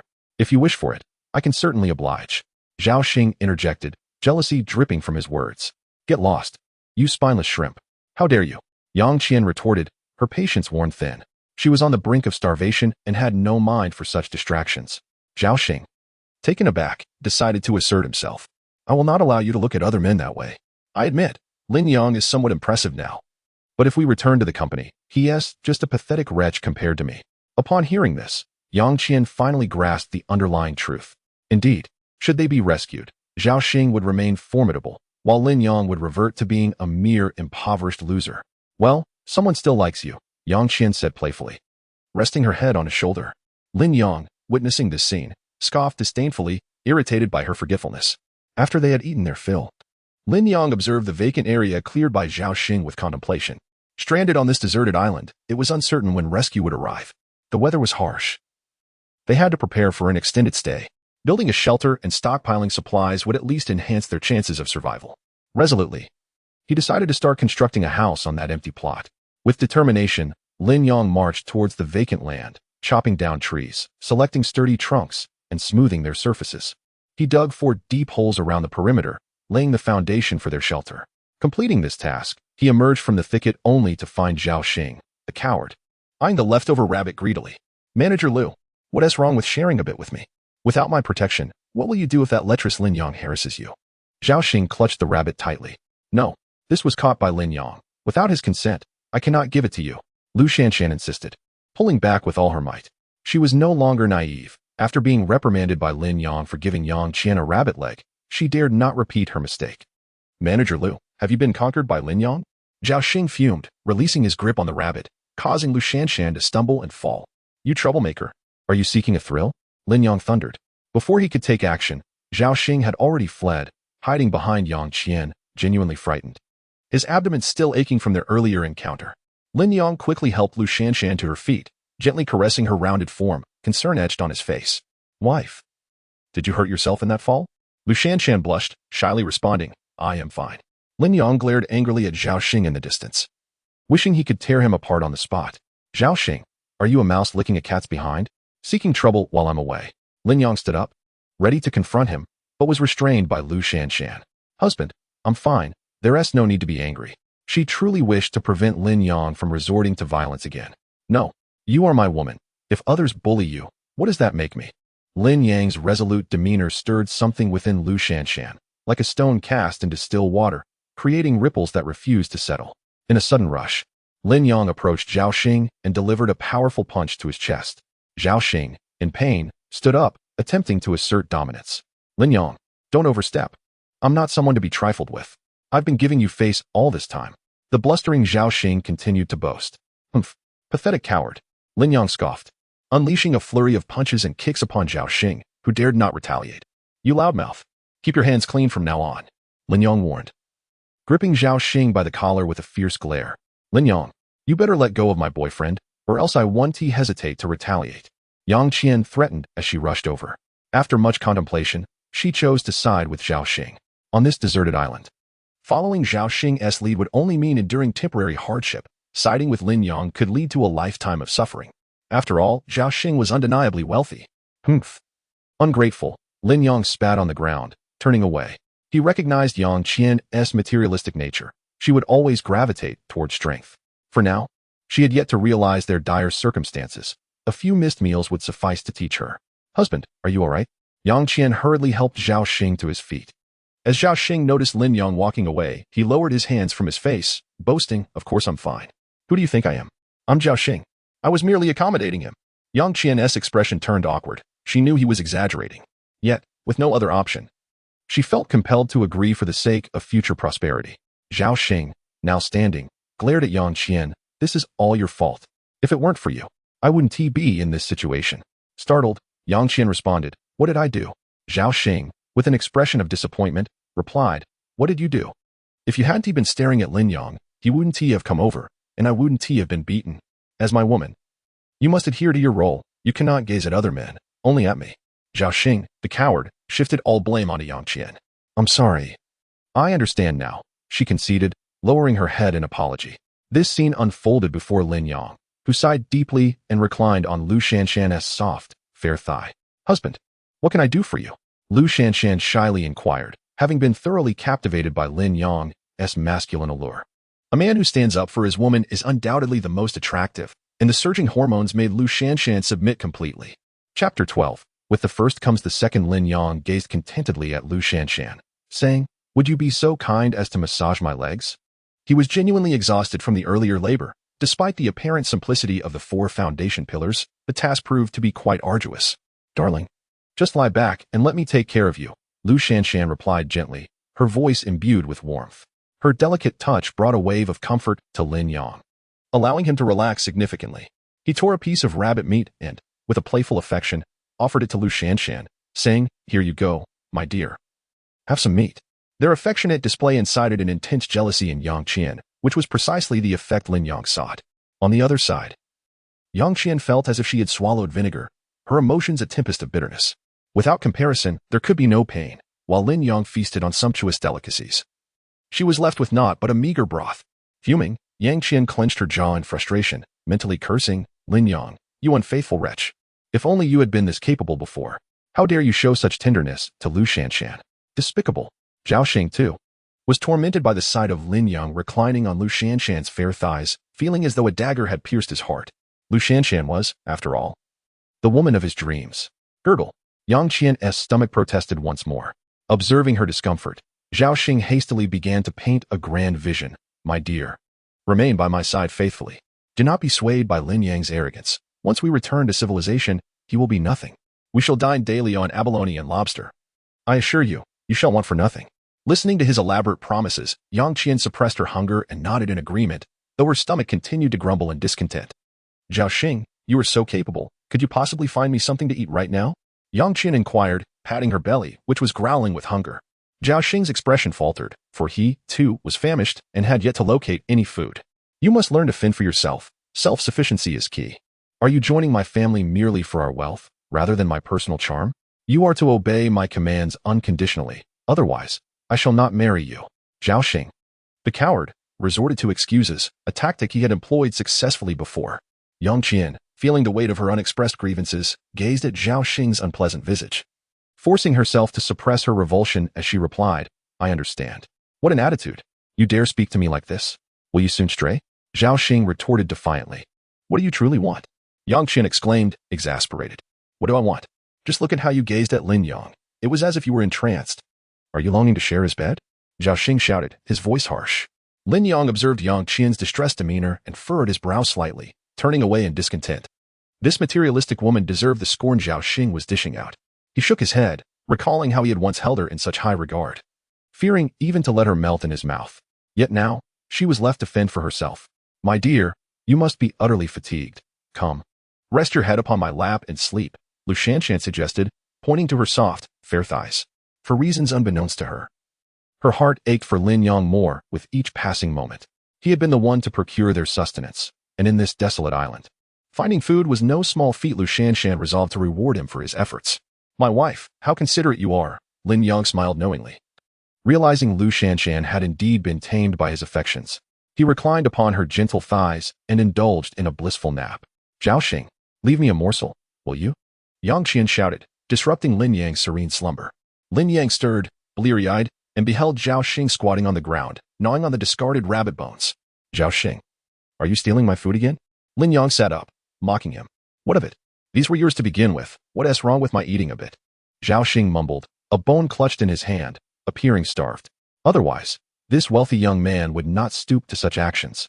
That may be, but the ownership of the wild hare rests with me. I alone decide its fate, Lin Yang declared, rising with an imposing presence as he approached Zhao Xing. Zhao Xing sprang to his feet, brimming with misplaced confidence. Lin Yang, I'm well fed now. Don't push me to strike you. He believed himself formidable enough to take Lin Yang down with a single blow. Lin Yang scoffed, dismissing Zhao Xing as the coward he was. Come on, king of bluster. Zhao Xing unleashed his full strength, but before he could even graze Lin Yang's attire, he was sent sprawling to the ground with a single punch. A coward is merely a coward. One punch is all it takes, Lin Yang jeered. Yang Qian stood in shock, bewildered at Zhao Xing's ineptitude. How is he so useless? Faster than he is in bed. Lin Yang departed, exuding an air of nonchalance as Yang Qian looked on in disbelief. Zhao Xing, feeling humiliated, redirected his ire towards Yang Qian. Why do you keep looking at Lin Yang with those eyes? My dear, have you forgotten? Disobedience will earn you my wrath. To ascend into the upper echelons of society, Yang Qian, swallowing her pride, could only respond, I'm so sorry, dear husband. I shall never do so again. Zhao Xing begrudgingly relented, offering a couple of slaps, but with the promise of sweetness afterward. Very well, I forgive you this time. Zhao Xing mustered the forgiveness, knowing not when they might escape, and a woman's presence was a small solace amidst their struggles. Once they returned to civilized society, he planned to distance himself from Yang Qian entirely. Their initial connection had been purely for thrill. Unbeknownst to Yang Qian, she remained blissfully lost in her dreams of grandeur. Gurgle. Yang Qian's stomach protested once again. Darling, I am truly famished. I implore you to find me something to eat. She pleaded, as Zhao Xing had left her nothing but scraps. Zhao Xing's expression turned grim, and he could only feign. Why the rush? Let me think. He then ventured into the thicket in search of food. Moments later, Zhao Xing emerged, ecstatic. I found it. I found it. Lin Yang, perplexed, focused his gaze to discover Zhao Xing triumphantly holding a dead field mouse. Yang Qian's excitement waned as she beheld the rodent, hesitating. Could you not bring something so repulsive? It's a dead field mouse. Yet Zhao Xing stood tall, proudly displaying his catch. Something is better than nothing. Don't be so picky. Turning to Lin Yang, Zhao Xing boasted, Lin Yang, see? I found food too. With the first comes the second. I am stronger than you. Lin Yang shook his head in bemusement, unwilling to engage with him. This only fueled Zhao Xing's arrogance, leading him to believe Lin Yang was intimidated. Hurry and cook it, dear. I am truly starving. Yang Qian urged, prioritizing survival above all. Cook. Zhao Xing faltered, realizing he had no knowledge of starting a fire. Yet consuming it raw was out of the question. Reluctantly, he approached Lin Yang for assistance. Chapter 13. Are you considering infidelity again? Zhao Xing strode arrogantly towards the fire, seizing a robust log that blazed with fervor, intent on taking it away. Put that down, you loudmouth. Lin Yang retorted, rising to his feet with a disdainful expression. What is wrong with me starting a fire? Zhao Xing defiantly countered, emboldened by his recent acquisition of food, albeit a deceased field mouse, which filled him with pride. Lin Yang scoffed, What's the matter? Aren't you the mighty one? Why not create fire by friction yourself instead of using mine? Yang Qian approached, her stomach growling in protest, and berated Lin Yang.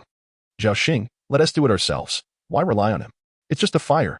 Any man should be able to manage it. Lin Yang, narrow-minded, would amount to nothing more than a laborer throughout his life. Zhao Xing nodded vigorously, a sheepish grin on his face. Wife, I actually can do it. I just didn't want you to go hungry, so I borrowed yours. With that, Zhao Xing plunged into the thicket, gathering a few branches and a piece of wood to attempt his hand at creating fire on his own territory.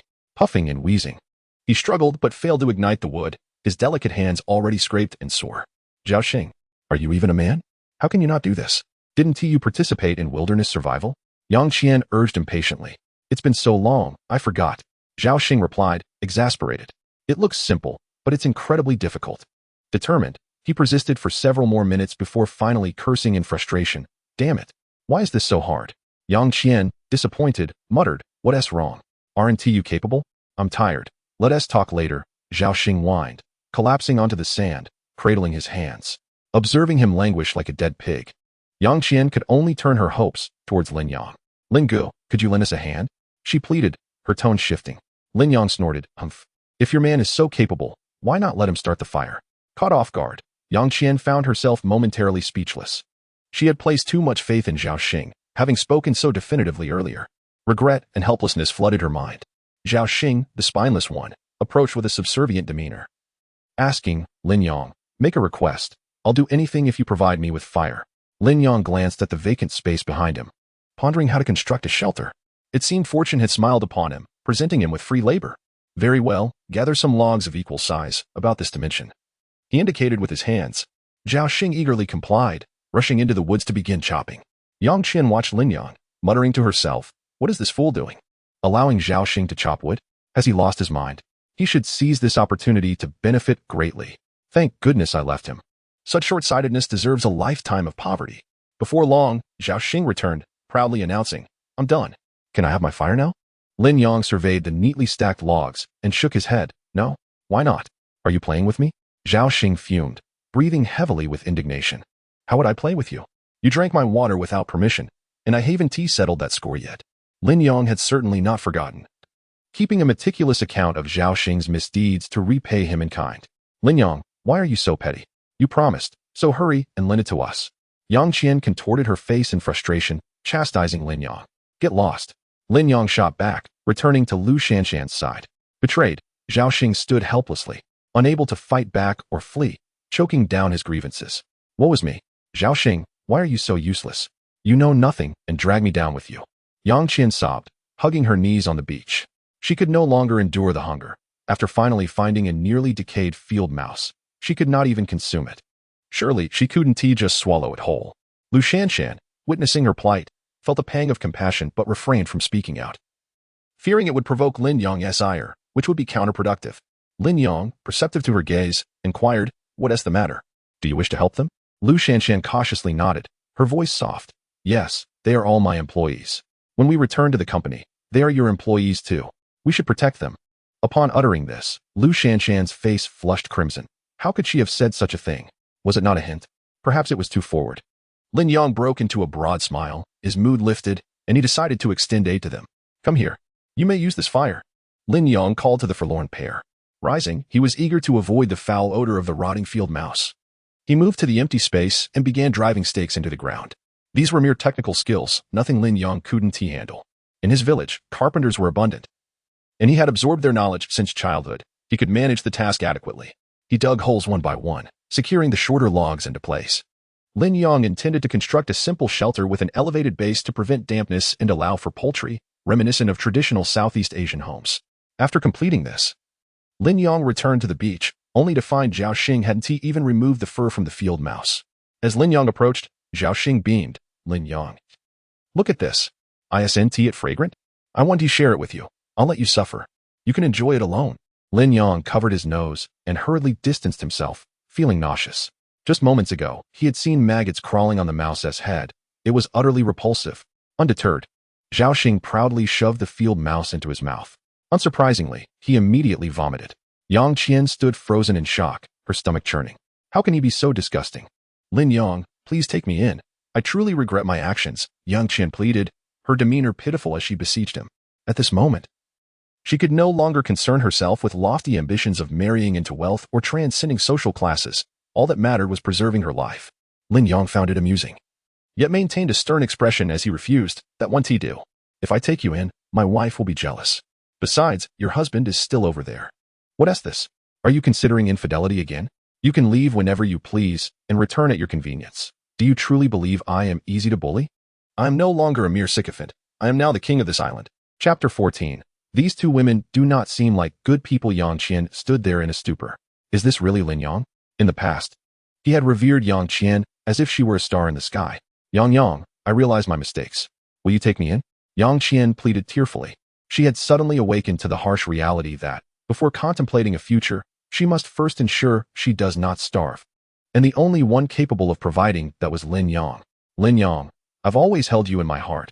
Even during intimate moments, my thoughts were of you.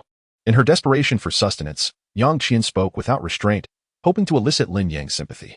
Of course, there was some truth in her words. It was only in this moment that she would think of him. After all, Zhao Xing was a spineless coward, despite his tough talk. He was weak in every other aspect. Humph, but I am already married. Lin Yang gestured towards Lu Shanshan. Husband, I believe we should take Yang Qian in. Lu Shanshan suddenly spoke after a long silence. Yang Qian's usual sweet talk had led Lu Shanshan to believe she was a good person. They did share some emotional foundation. However, Lin Yang knew that it was all a fade. Yang Qian was nothing more than a gold digger, flattering whoever held power. Wife, won't you feel jealous? Lin Yang asked with a hint of affection.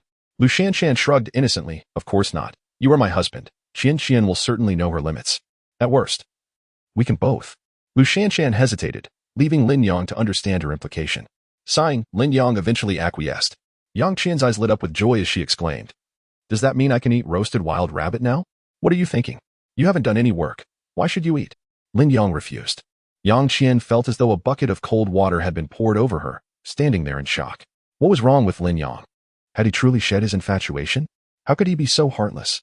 Jealousy surged within her. Lin Yang, why should I have to work while Lu Shanshan eats well without lifting a finger? Are you punishing me? Don't forget, I have shared a bed with you. How can you treat me this way and keep your conscience? Yang Qian said angrily. In the past, Lin Yang had been the epitome of a lovesick fool. When she was out having fun with Zhao Xing, it was Lin Yang who provided the protection. Lin Yang shrugged nonchalantly. If you feel it's unfair, why not go find Zhao Xing? Yang Qian turned to leave but was met with the sight of Zhao Xing, who was violently ill, with a dead rat nearby. This was too humiliating. Yang Qian had no choice but to return to Lin Yang. Her attitude drastically altered. I'm sorry, husband. I realize my mistakes. Can you assign me lighter tasks? Lin Yang pondered for a moment and nodded. Fine, you can tie those logs together with vines. Remember, 5 small logs make a group. Secure them all. Yang Qian glanced in the direction Lin Yang indicated, spotting a small mountain of logs. For the sake of food, she reluctantly began her task. After all, Lin Yang had food. Meanwhile, Zhao Xing sat on the beach, feeling utterly defeated, tears welling in his eyes. He had lost face, lost everything. And the most infuriating part was that his wife had run off with someone else. Humiliation, disgrace, resentment, yet he felt powerless. Lin Yang, return my wife. Zhao Xing shouted in despair. It's not like I took her. What does it have to do with me? Lin Yang shrugged, observing coldly. If it weren't for Yang Qian's relentless pursuit, he might not have taken her in at all. Zhao Xing could only sulk in silence. He never imagined he would experience such a day. He finally understood Lin Yang's previous anguish. Lin Yang looked at Zhao Xing's pitiful state and felt a wave of satisfaction.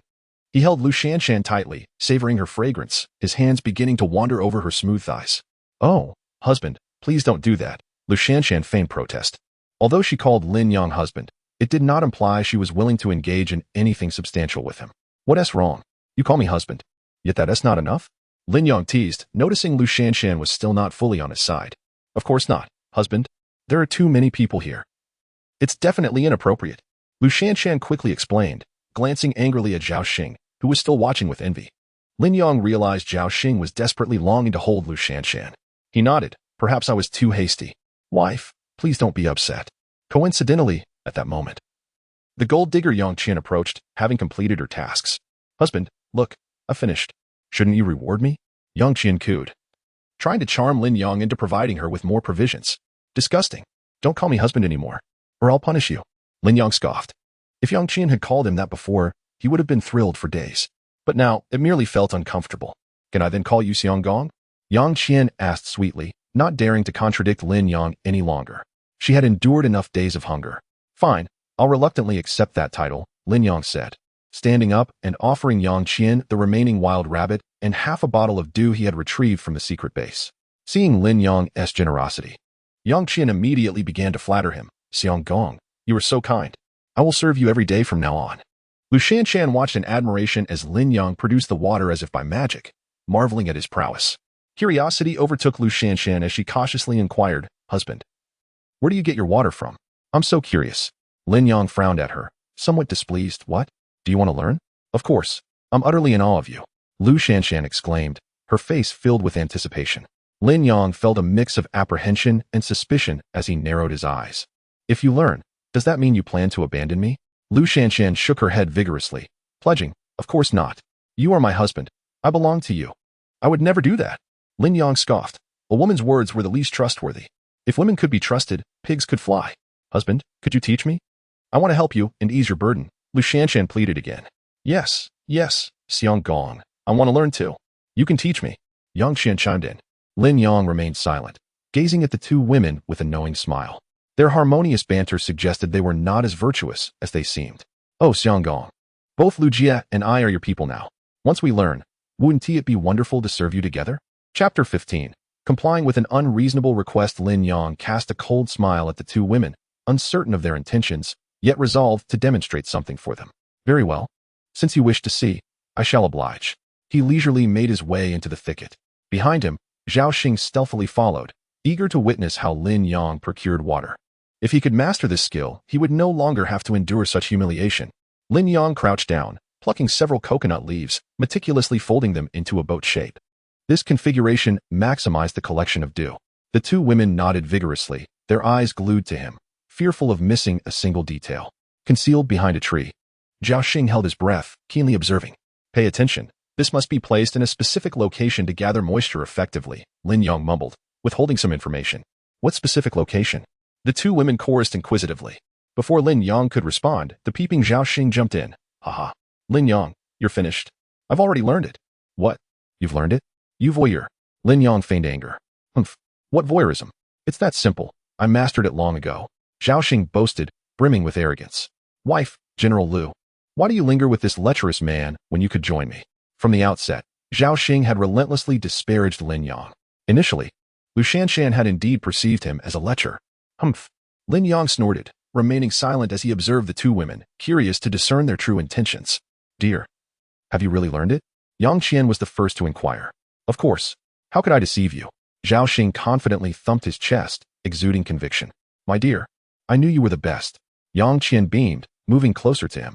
Now that Zhao Xing could collect water, the next step would be to find food. Yes. Yang Qian unhesitatingly chose Zhao Xing, still harboring her dreams of a lavish lifestyle. Zhao Xing, feeling immensely satisfied, raised an eyebrow and asked, General Lu, what about you? Will you continue to follow Lin Yang? I must stay with him. He is my husband. Lu Shanshan grasped Lin Yang's arm, her expression anxious. Lin Yang smiled, pleasantly surprised by Lu Shanshan's loyalty. Very well, General Lu, stay with this lecher then. Zhao Xing lamented, hoping for Lu Shanshan's return more than Yang Qian's talkative one. If you're so skilled, why not demonstrate your water collecting prowess? Lin Yang scoffed, skeptical of Zhao Xing's abilities. All right, this time, I won't let you down. Zhao Xing asserted confidently. He picked up the coconut leaves and crafted a boat shape, carelessly placing it beneath a plant. See, water will be collected in no time. Zhao Xing proclaimed proudly. Wow, dear, you are incredible. I knew you were the best. Yang Qian gushed, snuggling up to Zhao Xing, her adoring demeanor repulsive to onlookers. Humph. You shameless woman. How dare you betray me? Zhao Xing abruptly shoved Yang Qian to the ground. He would not tolerate someone so fickle. His earlier antics were merely to embarrass Lin Yang. Now, Yang Qian's value had diminished. Dear, don't abandon me. Yang Qian exclaimed, bewildered and tearful. Zhao Xing raised an eyebrow, arrogantly stating, Humph, I was just playing with you. You thought yourself a treasure. I've learned to gather water. The next step is finding food. However, if you can meet my demands, I might consider sharing some resources. With a lecherous grin, Zhao Xing felt an overwhelming sense of power, unafraid of anything. Lin Yang couldn't help but shake his head slightly, mocking him internally. This fool. Does he truly believe Lin Yong would teach him anything of substance? Crafting a boat shape is merely a ruse. The type of coconut leaves used is inconsequential. What matters is where it is placed. His haphazard method will yield not a single drop, unless it's animal urine. Zhao Xing, how long has it been? You still haven't collected any water. Can you even do it? Lin Yong remarked with amusement. Indeed, Zhao Xing, have you made a mistake? Why is it taking so long without a single drop? Lu Shanshan echoed. Zhao Xing grew anxious. After all, he had just been boasting. And now it seemed he was facing embarrassment. He could only stubbornly retort, what do you know? Dew flows gradually. It doesn't happen instantly. Lu Shanshan could not hold back. Why does Lin Yong collect water so swiftly while you struggle? Exactly. Zhao Xing, you're clearly incapable. All talk and no action. If you had even half the skill of my husband, you'd be better off. Yang Qian couldn't resist taunting, turning her back on Zhao Xing and rushing into Lin Yang's embrace. Yet, Lin Yong ignored her completely, taking Lu Shanshan's hand and striding toward the beach. Dear, wait for me.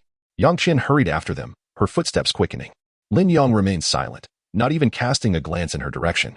Dear, I truly regret it. I was momentarily bewitched by Zhao Xing's sweet words. Please, take me back. Yang Qian pleaded. Trust you? Lin Yong scoffed, turning his head away. Dear, I genuinely regret it. I was misled by Zhao Xing's flattery. I know you still have feelings for me. Yang Qian cried, her tear-streaked face evoking sympathy. Lu Shanshan quickly comforted Yang Qian. Don't worry, Qian, leave it to me. I will ensure Lin Yong takes you back. Lin Yong listened intently. And just as Lu Shanshan was about to approach, he suddenly interjected. What? Are you going to plead for her again? Dear, please, Lu Shanshan playfully implored. This was the first time Lin Yong had witnessed Lu Shanshan in such a beguiling manner. It was quite charming. Regaining his composure, he maintained a stern expression. But she has already betrayed me once. Lin Yong was not so easily swayed. He was no saint. What do you want then? Lu Shanshan asked, her voice trembling. Lin Yong smirked. If you agree to an unreasonable request of mine, I might consider it. Lu Shanshan felt a shiver run down her spine at the thought of an unreasonable request, along with the previous two punishments. She could scarcely imagine how daunting it might be. Quickly agree to him. Lu, I am your dear friend, after all. You once promised. Yang Qian chimed in, sensing a glimmer of hope. Chapter 16. The arrogantly Meiyin Yang Qian hardly cared about her fate, as long as Lin Yong was willing to take her in. What would it matter if Lu Shanshan accepted such an unreasonable demand? Lin Yong certainly understood the kind of person Yang Qian was. Yet he refrained from disclosing this to Lu Shanshan, knowing that this naive woman would never believe him. Darling, have you made your decision? Lin Yong deliberately stoked the flames. Well, fine then. Lu Shanshan could only grit her teeth and concede. How unreasonable could it get? She felt Lin Yong was not that kind of person. Thank you. Sister Lu, you are my greatest admiration. Yang Qian's demeanor shifted from overcast to sunny in an instant as she beamed. Under her extreme pretense, Lu Shanshan also managed to smile. Witnessing this scene, Zhao Xing felt utterly degraded. He had waited foolishly for so long. Yet he hadn't even caught a glimpse of water. Enraged, Zhao Xing stormed onto the beach and berated Lin Yong. Lin Yong, are you playing tricks on me? Deliberately toying with me? Before Lin Yong could respond, Yang Qian stood up first, mocking him. Oh, you can't find water, and you blame my husband? You pathetic loser. She had just aligned herself with Lin Yong's side and needed to assert her value. Furious, Zhao Xing could hardly believe the shameless woman dared to retort him. And he instantly erupted with insults. You wretched woman. So fickle, just wait until I deal with you. Zhao Xing raised his hand and delivered a resounding slap across her face. Lin Yong could no longer remain passive. After all, Yang Qian had just called him husband. He couldn't simply stand by. Zhao Xing, you're seeking trouble. How dare you strike my concubine? I did strike her, what of it? Zhao Xing retorted defiantly. Not because he had grown stronger, but rather because he had suppressed his frustrations for too long. In his eyes, Lin Yong had always been his subordinate. And now the roles had dramatically reversed. He could no longer endure it. Lin Yong, I challenge you to a duel. Zhao Xing barked ineffectively. He charged towards Lin Yong in a haphazard manner, but it was merely a rush. 5 minutes later, Zhao Xing sat slumped on the beach, his face bruised and battered. Meanwhile, Lin Yong was enjoying a meal of wild rabbit with Lu Shanshan and Yang Qian, singing merrily. Such misfortune. Once I return to civilization, I will ensure my mother teaches you a lesson. Zhao Xing lamented. His mother was also a high-ranking executive in the company, positioned just below Lu Shanshan. Though over 40, she still possessed a captivating allure. Her skin as smooth as water. The only downside was that she had lost her husband early on. After their fun, Lin Yong returned to the clearing. Observing the increasing humidity on the island, he sensed an impending storm. Time was of the essence. The foundation was complete.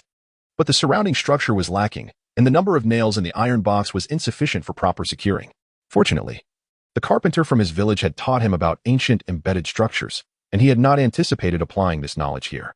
Following his memory, Lin Yang continued to construct the surrounding panels, meticulously shaping the wood and embedding small openings along the sides of the logs, adhering to the ancient method of building embedded-style houses. In no time, the two sides of the small house were adorned with thick wooden panels. This quaint dwelling bore a unique charm, with its hollow base designed for raising animals and adjacent land for cultivating vegetables. In due course, surrounding it with a fence and digging traps would protect them from wild beasts. Even if rescue arrived late, they could ensure their survival on the island. Just as Lin Yang returned to the beach, he heard a voice from the jungle. Son, is that you? Following the sound, he saw a noble woman emerging from the thicket. Her long, slender legs were clad in a purple dress, and her fair, delicate feet were adorned with white slippers. Despite her disheveled appearance, her beauty was undeniable. Lin Yang frowned slightly. How could she still be alive? Mom, you're alive. Zhao Xing rushed forward eagerly. This woman was none other than Zhao Xing's mother, Li Meiyan. My son, seeing you brings me immense joy. I thought we would never meet again, Li Meiyan said, her voice trembling with emotion.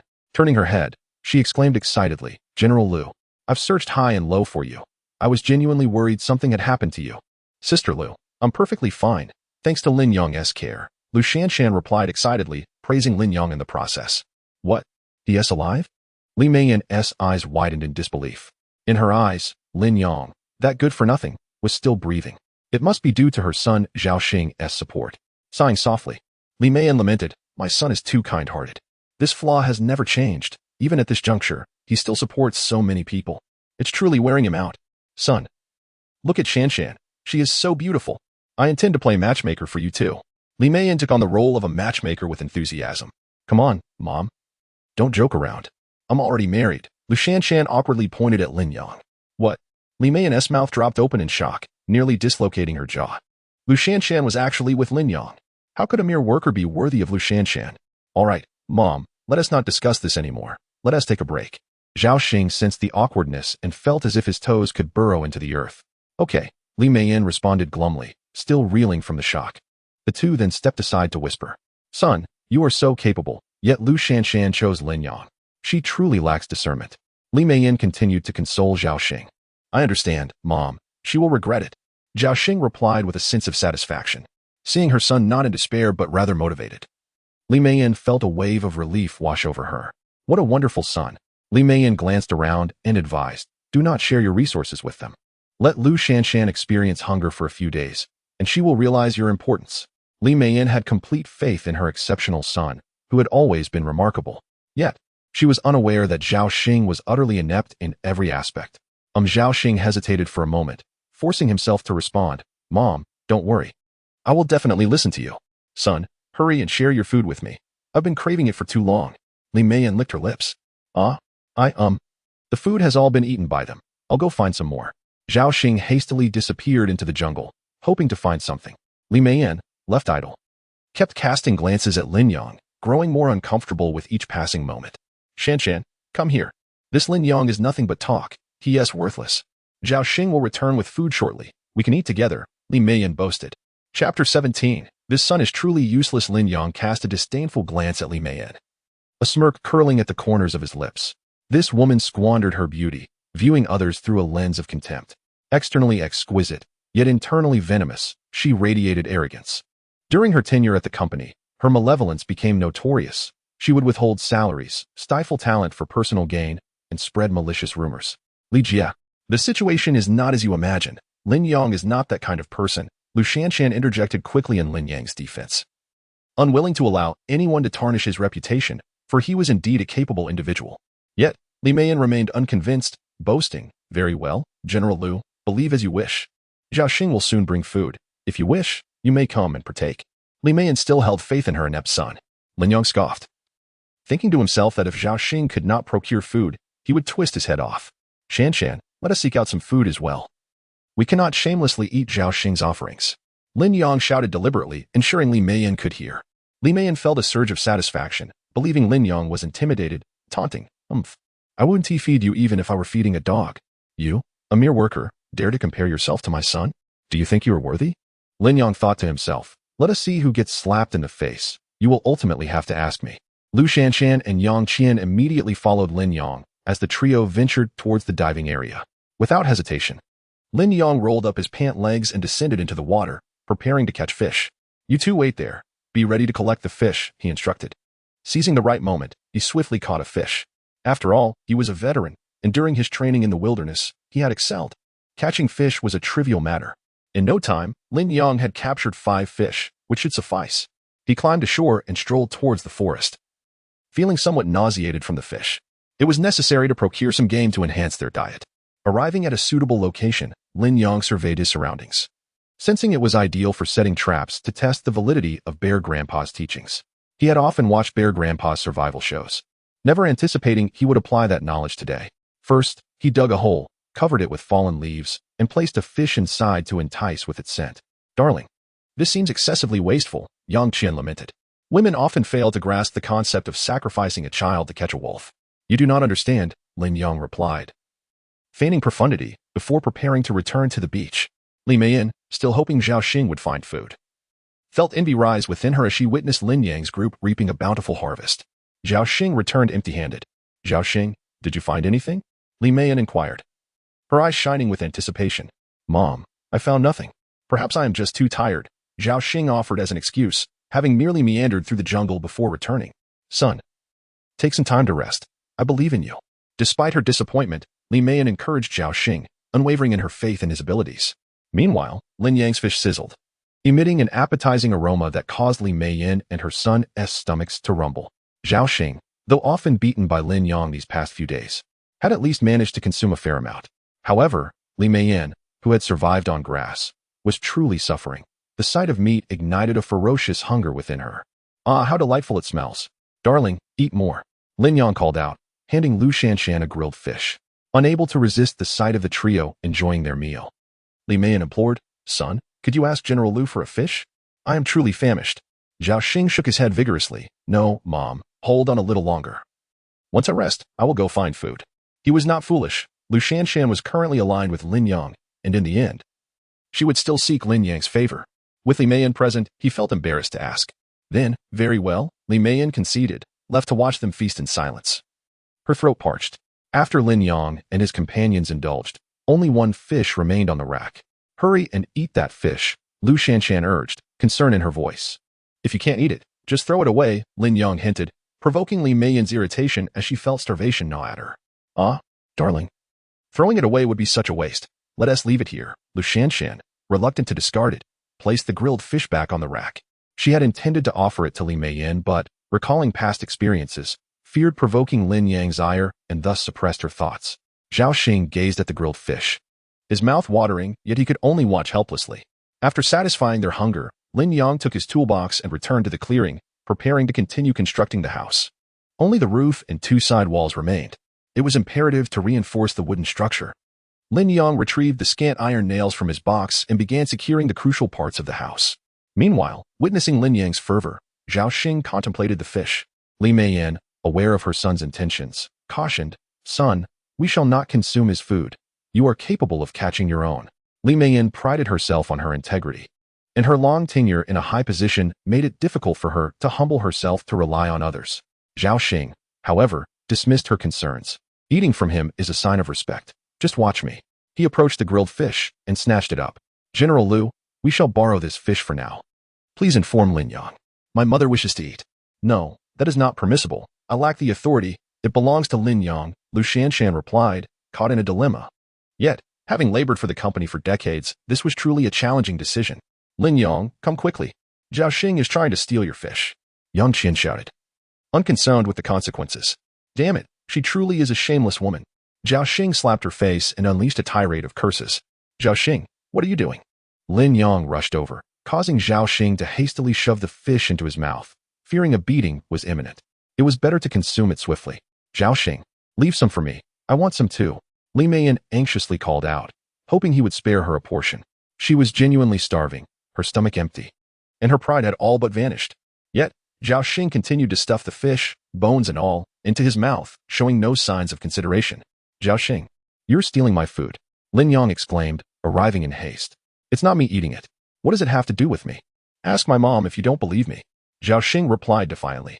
As Lin Yang prepared to retaliate, Zhao Xing swiftly darted into the jungle, having filled his belly and vanished without a trace. Left behind, Li Meiyan remained hungry, watching Zhao Xing's distant figure, her disdain boiling over. How pitiful. Just like his father.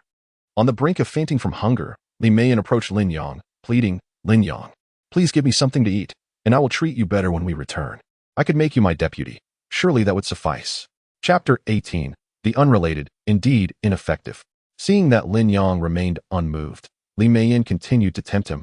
Lin Yang, how about I assign you the procurement task? Surely that would be acceptable. As the department manager responsible for procurement, she possessed the authority to do so. With just a year of work and some kickbacks from various suppliers, one could certainly afford a luxurious Panamera. Humph. I have no desire for such trivial gains. Lin Yang outright rejected her. With Lu Shanshan so obedient to him, the entire company could potentially be his. Why bother with such petty profits? Li Meiyan found herself at a loss. What could she do now? Apart from a man's love for wealth, what else could entice him? Women. With this thought, Li Meiyan straightened her posture. She was well versed in this realm. Though over 40, her impeccable maintenance rendered her skin as delicate as porcelain, radiating an allure far surpassing that of Lu Shanshan. The bachelors in the company gazed at Li Meiyan with longing, let alone a vigorous young man like Lin Yang. Her intuition told her that Lin Yang was indeed interested in her. Otherwise, he wouldn't have been staring at her so intently in the office. Managerly. With a son as reliable as yours, do you truly need someone like me? Lin Yang intended to assert himself. Yet his gaze was drawn to the thigh that Li Meiyan had provocatively revealed. Lin Yang, if you agree to provide food and drinks for me and Zhao Xing, I can fulfill various conditions for you. Note that they are varied, regardless of whether they are reasonable or not, Li Meiyan seductively proposed, devoid of any embarrassment. She had long ceased to care about such matters. Otherwise, how could she secure such low prices from suppliers? Moreover, with men being scarce, she had sought pleasure elsewhere. Lin Yang momentarily hesitated, nearly entranced by this alluring superior who was typically stern and unsmiling. He had suffered enough under her command. Every time he was frustrated, he wished he could vent his anger on her. Lin Yang, I have many more experiences to share. Don't you want to? Li Meiyan continued to tease, igniting a fire within him. This isn't entirely out of the question. Before Lin Yang could respond, Lu Shanshan suddenly rushed over, exclaiming, Lin Yang, something has fallen into the trap. I'm on my way, Lin Yang absently replied, preparing to discover what had indeed fallen in. Li Meiyan hurried to catch up. Leaning close to Lin Yang's ear, she whispered, Little Yang, wait for me in the woods later. Don't forget, okay?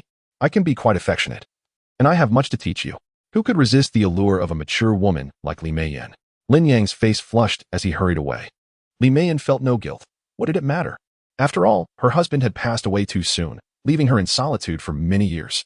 A bit of indulgence was a form of self-compensation. This arrangement was perfect. It offered both enjoyment and sustenance.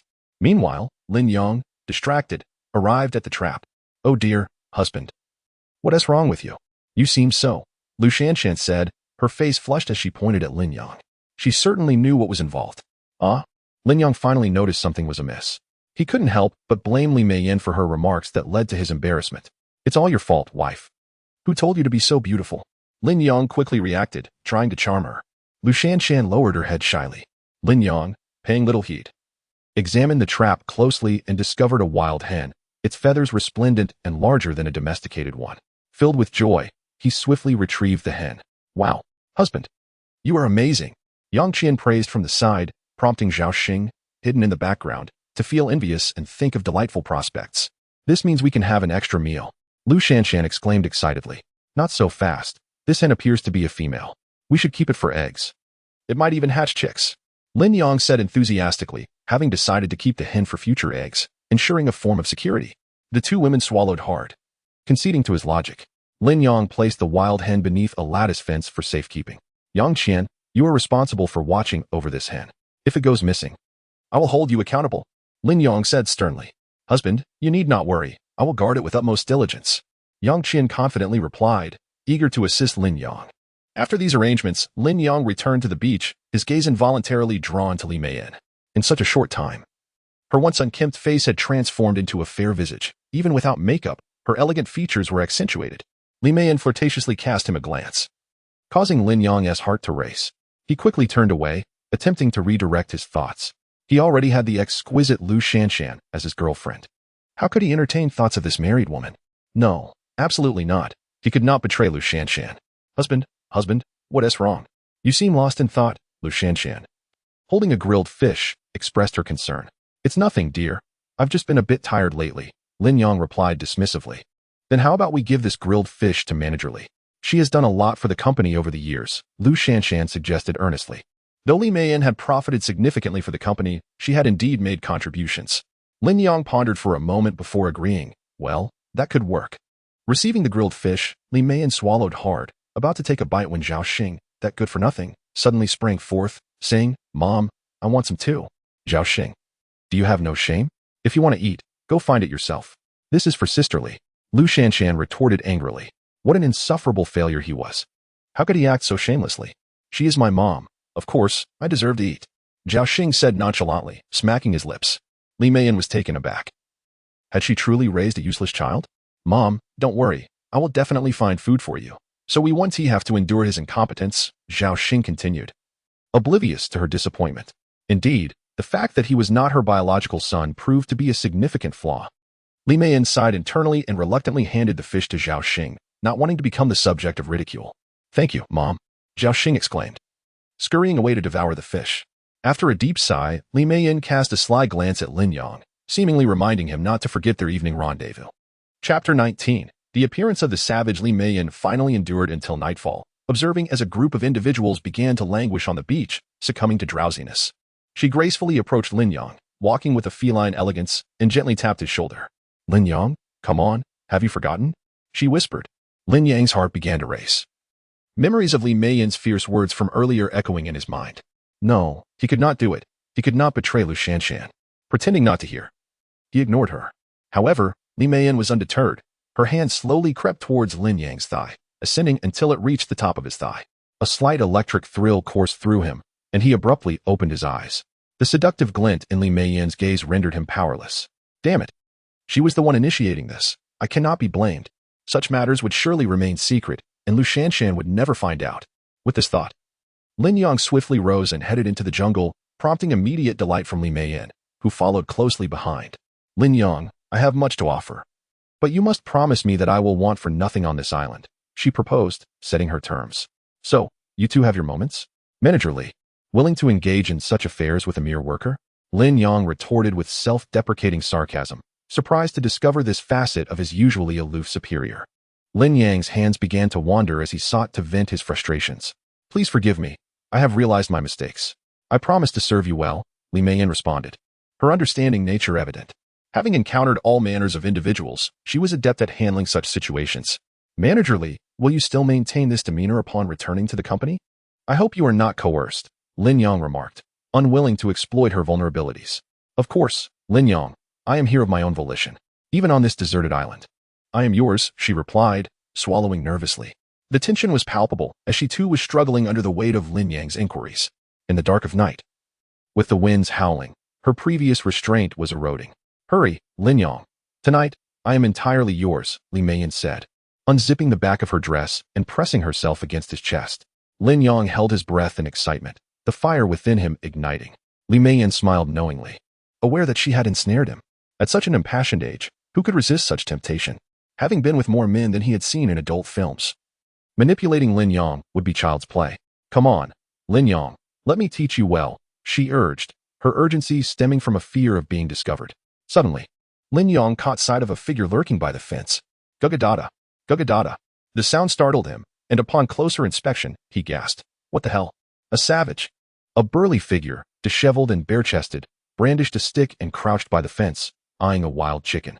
Lin Yang's heart raced as he clutched Li Meiyan and bolted to the beach, shouting, Quick, get up. There's a savage. Instantly, everyone awoke from their slumber. Terror etched on their faces as they beheld the wild man. The group hurriedly concealed themselves behind Lin Yang, grabbing an axe from the toolbox. Lin Yang glared at the savage, who had spotted them. The savage mumbled incoherently, his eyes glinting as he approached. Damn it! Will the savage eat us? Zhao Xing exclaimed in panic. Lin Yang cursed back. Zhao Xing, grab some tools from the box. Forget it. I'm not taking responsibility. Zhao Xing retreated behind Li Meiyan. You coward. Go help. Li Meiyan chastised. Mere meters away, the savage lunged towards Lin Yang. Just as he readied himself, the savage suddenly veered towards Li Meiyan instead. Ah! She screamed as the savage tackled her to the ground, drool spilling onto her chest. Help! She cried in desperation. Zhao Xing, however, cowered in the corner, trembling. Savage! You're asking for death, Lin Yang shouted, swinging the axe at the savage, who deftly dodged. The savage cast a quick glance at Lin Yang before sprinting back into the depths of the jungle. Lin Yang exhaled deeply, a sense of dread lingering as he watched the jungle. Wow, Lin Yang, you were incredible. Truly my husband, able to fend off a savage. Lu Shanshan praised. What woman wouldn't he adore such a man? Lu Shanshan felt an overwhelming urge to bear his children. Darling, you're so handsome. Yang Qian gazed at Lin Yang with admiration, lamenting their past breakup. I knew I was right about you, and I promise to reward you greatly when the opportunity arises. Li Meiyan, the alluring woman, began to harbor secret affections for Lin Yang as well. Zhao Xing, how can you be so useless? Li Meiyan scolded. Raising such a son is truly disappointing. Zhao Xing shrugged off her criticism. I can't help it. That savage's eyes were practically glowing green with hunger. We might as well have given him that chicken to avoid this predicament. Zhao Xing, the coward, shifted the blame onto Lin Yang. Zhao Xing, are you even human? It's too late for excuses. Lu Shanshan retorted angrily. Exactly, Zhao Xing, you're nothing but a coward. Yang Qian echoed, finally recognizing his true nature. Li Meiyan fumed. Her face flushed with anger. You wretch. Did you not see that I was nearly devoured by that savage? Just wait until I get my hands on you. She lunged to strike Zhao Xing, but he batted her hand away. What's the matter? You're not even my real mother. How can you hit me? Zhao Xing brazenly declared, revealing he was already aware of the situation. Had he not been stranded on this deserted island, he would have dutifully inherited the family business. But now, survival itself was at stake. You. Li Meiyan's face reddened. She had not anticipated Zhao Xing's awareness of the truth. Unfazed, Zhao Xing retorted, what of it?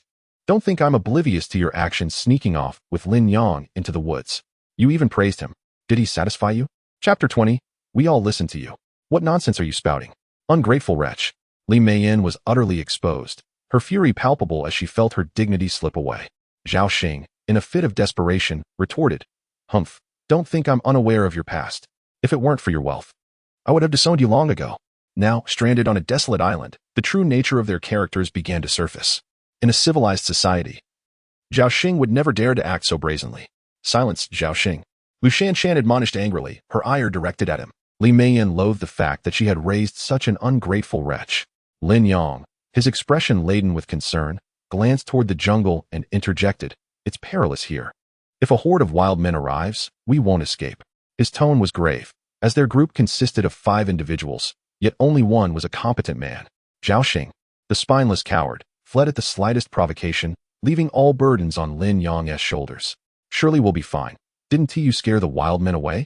Lu Shanshan said, clinging to hope.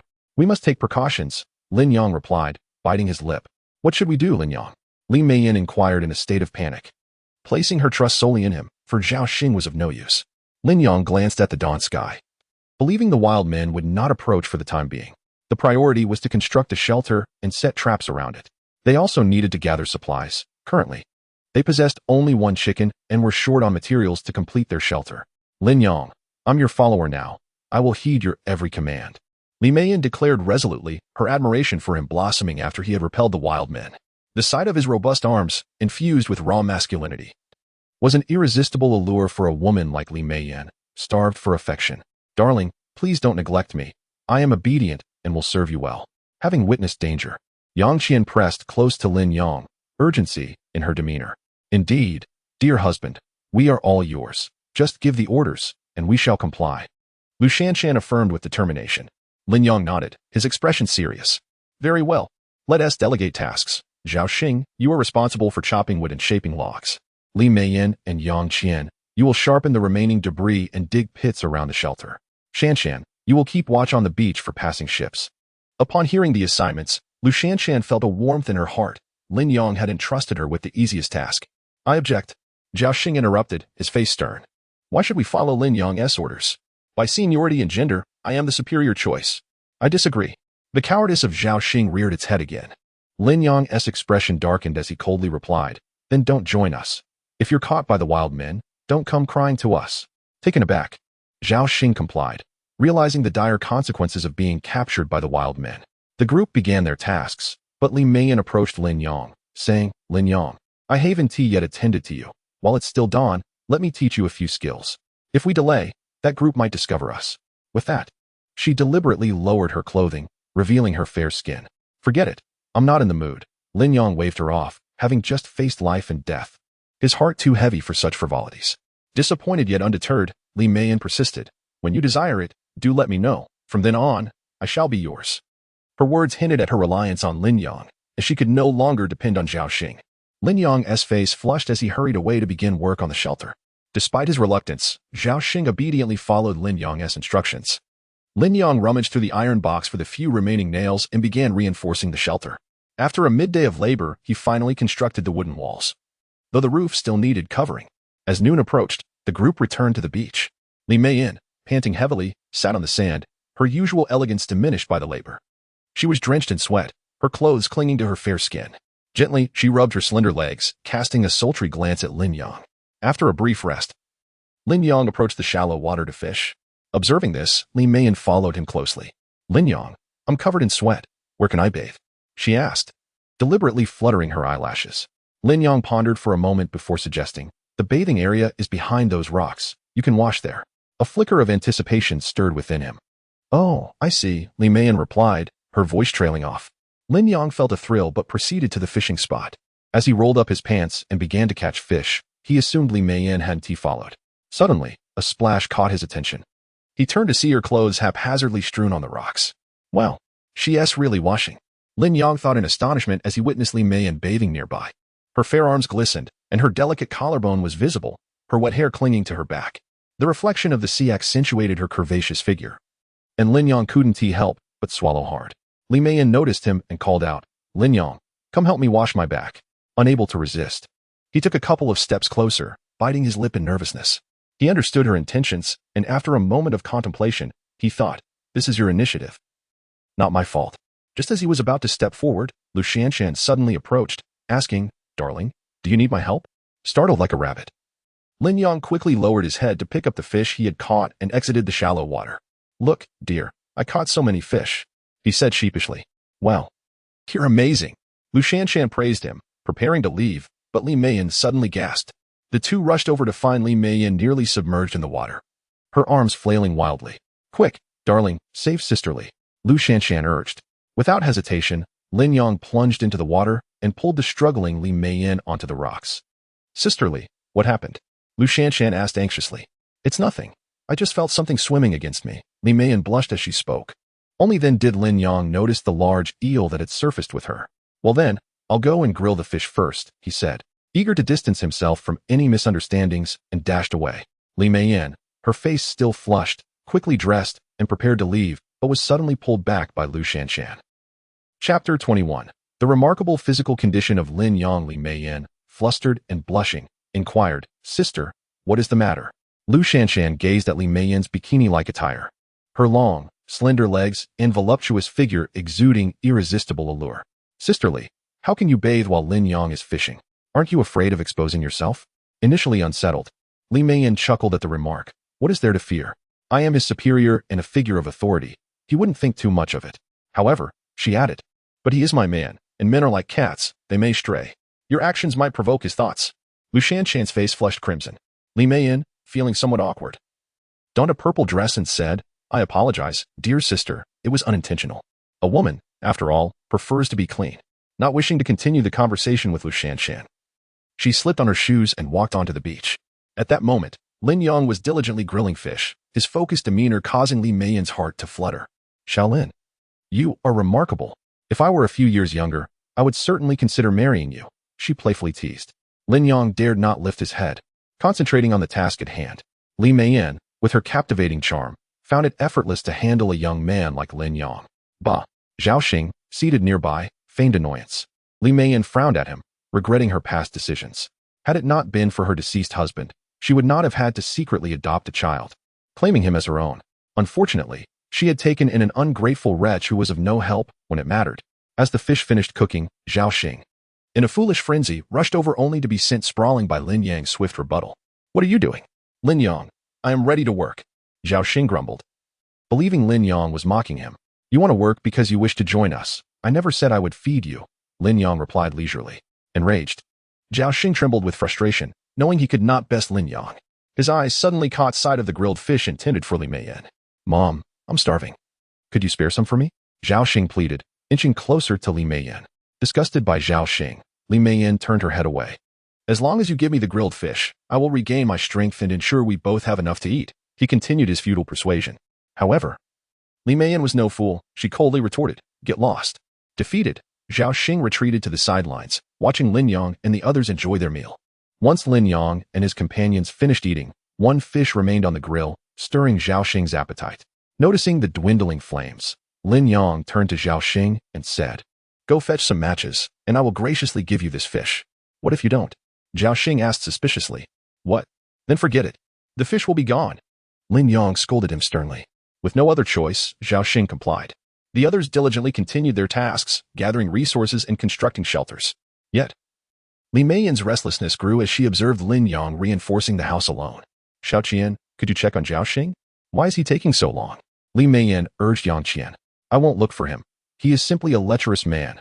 Yang Qian scoffed. "You have shared a bed. There is a bond between you. What if he is in danger?" Li Meiyan expressed her displeasure, eager to send Yang Qian away so she could approach Lin Yang. "Well, if you insist, auntie." "I will go," Yang Qian agreed reluctantly. Watching Yang Qian walk away, Li Meiyan's spirits lifted as she sashayed toward Lin Yang. Cautiously, she glanced at Lu Shanshan on the beach to ensure her attention was elsewhere before boldly approaching Lin Yang.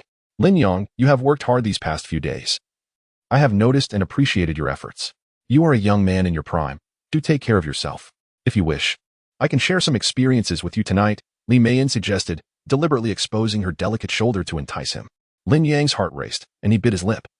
Overwhelmed by his youthful desires, Li Meiyan observed Lin Yang's reaction and thought, "This man's physique is astonishing." Feeling a rush of anticipation, she pressed on, "Isn't this rather inappropriate?" Lin Yang hesitated, aware that Lu Shanshan was nearby and that Li Meiyan was Zhao Xing's guardian. Noticing his indecision, Li Meiyan grew anxious. "What are you waiting for? When I wore stockings and heels at the office, you couldn't take your eyes off me. You even lost my stockings when I changed. Do you truly believe I was unaware? Don't you have any feelings for me?"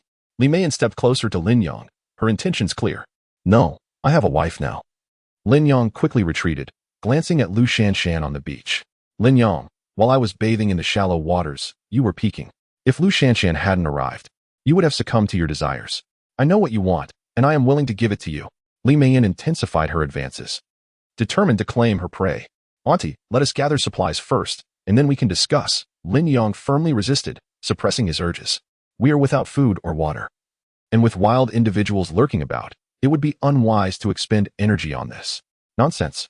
You are young and strong. You recover quickly.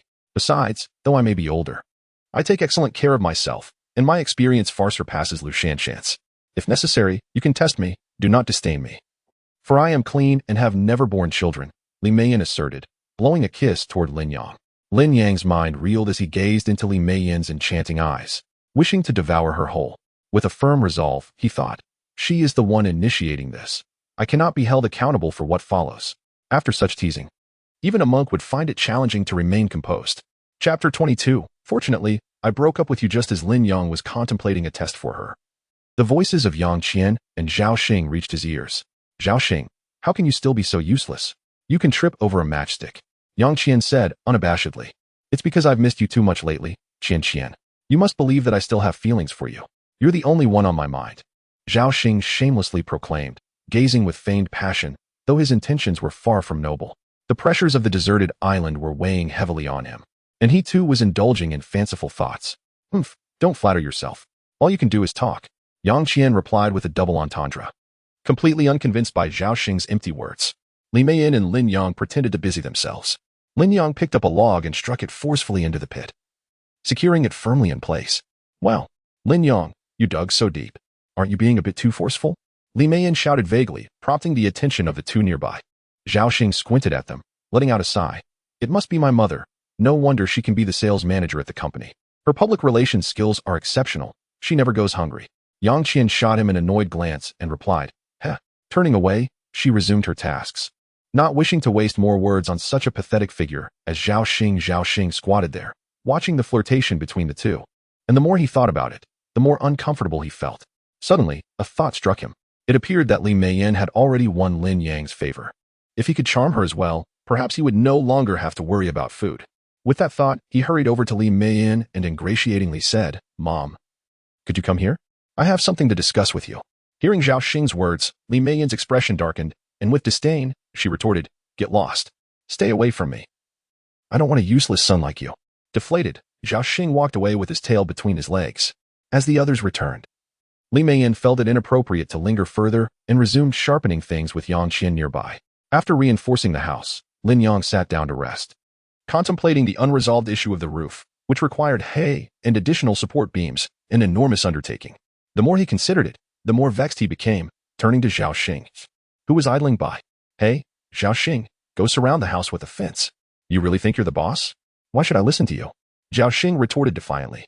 Lin Yang's expression darkened as he coldly said, "If you don't obey, there'll be no food for you. You might as well fend for yourself with the wild men."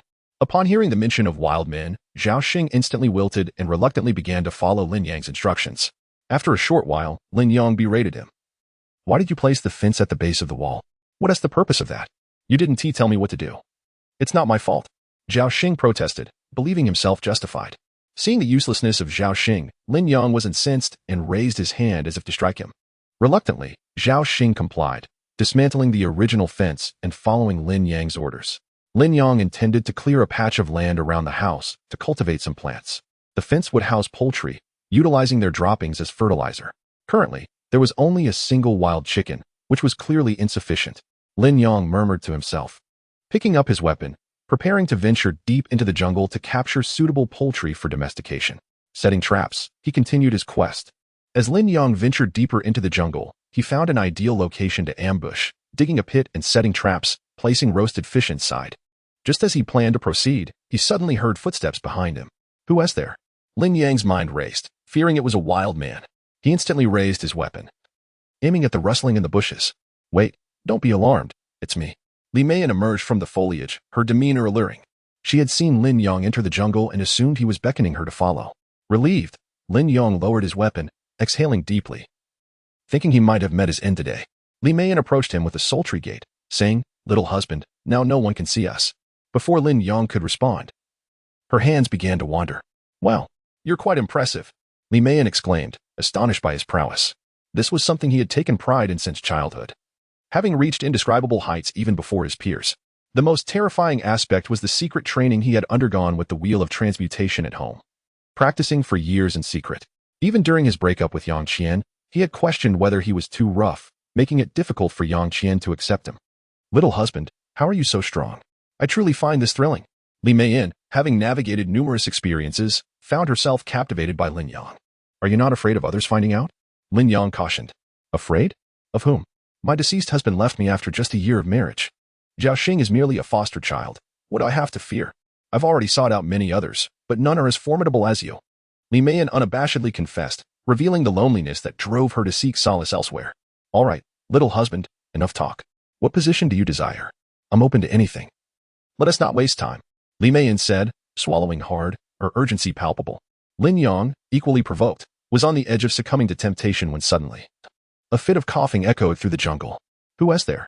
Both Li Meiyin and Lin Yang exclaimed in unison, the forest falling silent. Their prior conversation had undoubtedly been overheard. "Please, don't hurt me. It's me." A woman emerged from the shadows. Lin Yang squinted, realizing it was Yang Qian's sister. "Yang Mei, Manager Yang, is that you? You're still alive." Lin Yang's expression darkened. He thought this troublesome woman had perished.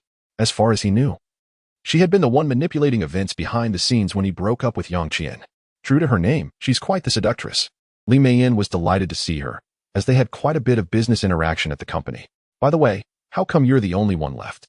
Where's your husband?" Li Meiyin inquired with feigned concern. "I haven't found him. I've been wandering alone these days and almost got eaten by wild wolves." Yang Mei recounted her recent hardships, showing off several wounds on her legs. Noticing Lin Yang observing, she commanded, "You, poor fool, come help me, have some awareness. Thank goodness I made Yang Qian break up with you." Chapter 23. Seeking excuses. Yang Mei has always looked down upon Lin Yang, considering him a pitiful existence, emerging from the countryside and remaining a mere failure within the company. It is lamentable for her sister, Yang Qian, who is strikingly beautiful yet has fallen prey to Lin Yang's ignorance. "Humph," Lin Yang coldly snorted, choosing to ignore her entirely. Li Meiyin had no choice but to assist Yang Mei as they slowly exited the thicket. Watching Lin Yang stride ahead, Li Meiyan felt increasingly uneasy. What was supposed to be a pleasant affair had been disrupted by that wretched Yang Mei. Li Jie, your Zhao Xing is quite dependable, tall and robust. He and our Qian would make a perfect match, Yang Mei flattered. Li Meiyan's expression turned awkward as she forced a couple of chuckles in response. Just as they were about to leave the jungle, Li Meiyan suddenly caught up with Lin Yang and whispered, Lin Yang, shall we return? Let us finish what we started. Shall we? Li Meiyan licked her crimson lips, feeling a burning desire that, if unquenched, would make her restless throughout the night. Lin Yang cast a disdainful glance at the trailing Zhao Mei and replied, let it be. I'm not in the mood. Don't be like that. Lin Yang, I know you detest Zhao Mei. I can persuade her to join me in serving you. She is just as promiscuous, often betting men from the company. Wouldn't it be better to vent your frustrations on her? Li Meiyan persisted. As Lin Yang pondered this, a sudden sound of footsteps echoed. Sister, you're alive. Yang Qian exclaimed, rushing over to embrace Yang Mei. Sister, how wonderful. I can hardly believe I see you again. Yang Mei wept with joy, suddenly noticing Lu Shanshan nearby. She ingratiated herself, saying, Manager Lu, you're alive too. Seeing you all here brings me peace. Indeed. Lu Shanshan nodded excitedly, realizing that her employees still remembered her. Their boss, even in such trying times. Sister, I never imagined I would see you here. Zhao Xing, the ineffectual man, gulped and embraced her without discernment. My dear brother-in-law. Be gentle, Yang Mei laughed. Lin Yang stood coldly aside, observing this woman's insincere display. Yang Qian's face flushed with embarrassment. She did not wish to be associated with Zhao Xing and hastily changed the subject. Sister, look, Lin Yang is alive too. We owe him a great deal these past few days. Be quiet. That worthless man is a waste of air. Yang Mei retorted disdainfully. Sister, Lin Yang is not what you think. He is quite capable. Yang Qian hurriedly defended him, utterly captivated by Lin Yang's talents. Capable? Spare me. As his direct superior, I know Lin Yang all too well. During the holidays, he merely sent a few text messages of good wishes. At his age, doesn't even understand basic social niceties. What future do you have with him? Yang Mei concluded, casting a pleased glance at Zhao Xing. Look at Zhao Xing. He clearly possesses talent and strength. If I were a few years younger, I would have kicked your brother-in-law aside and competed for Zhao Xing. Yang Mei spoke provocatively. And Zhao Xing nodded, clearly pleased. Suddenly, Yang Mei's stomach growled. Dear brother-in-law, I'm famished. Quickly find me something to eat, she said, patting her belly. I didn't find anything, Zhao Xing stammered. What's the matter, my resourceful brother-in-law? Finding something to eat should be a simple task for you. Yang Mei encouraged. Yang Qian's expression darkened as she gently took Yang Mei's arm, wishing to reveal the truth. Of course. Sister, just watch me. Zhao Xing, feeling cornered, trudged towards the shallow waters. Damn it. If Lin Yang can catch a few fish, how hard can it be for a capable man like me?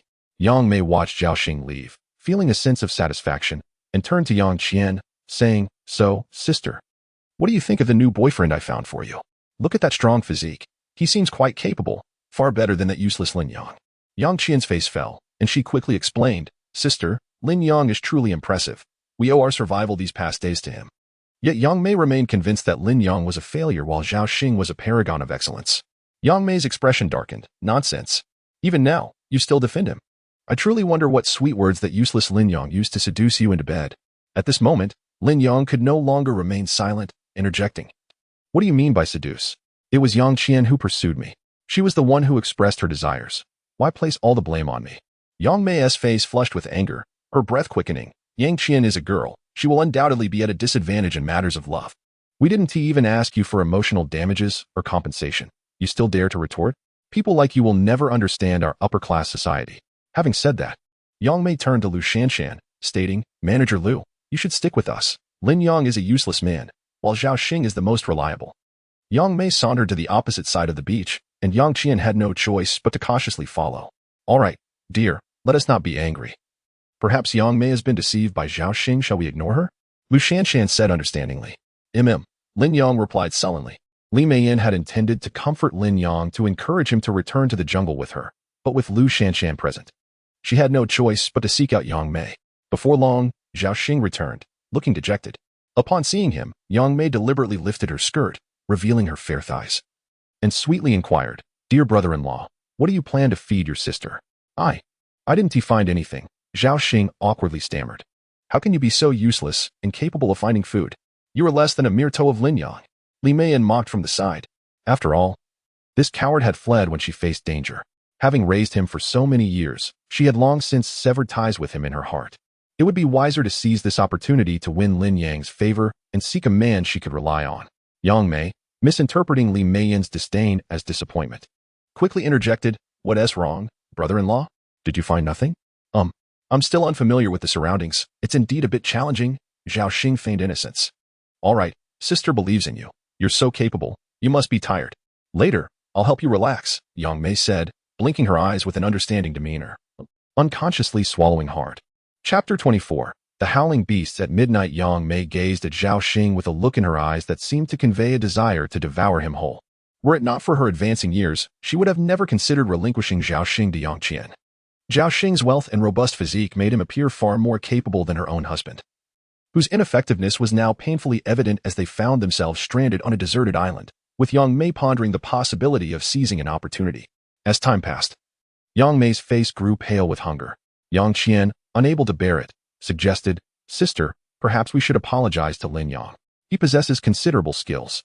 Zhao Xing rushed over, urgently declaring, "No, Qian, Mei Jia, trust me, I will certainly find food."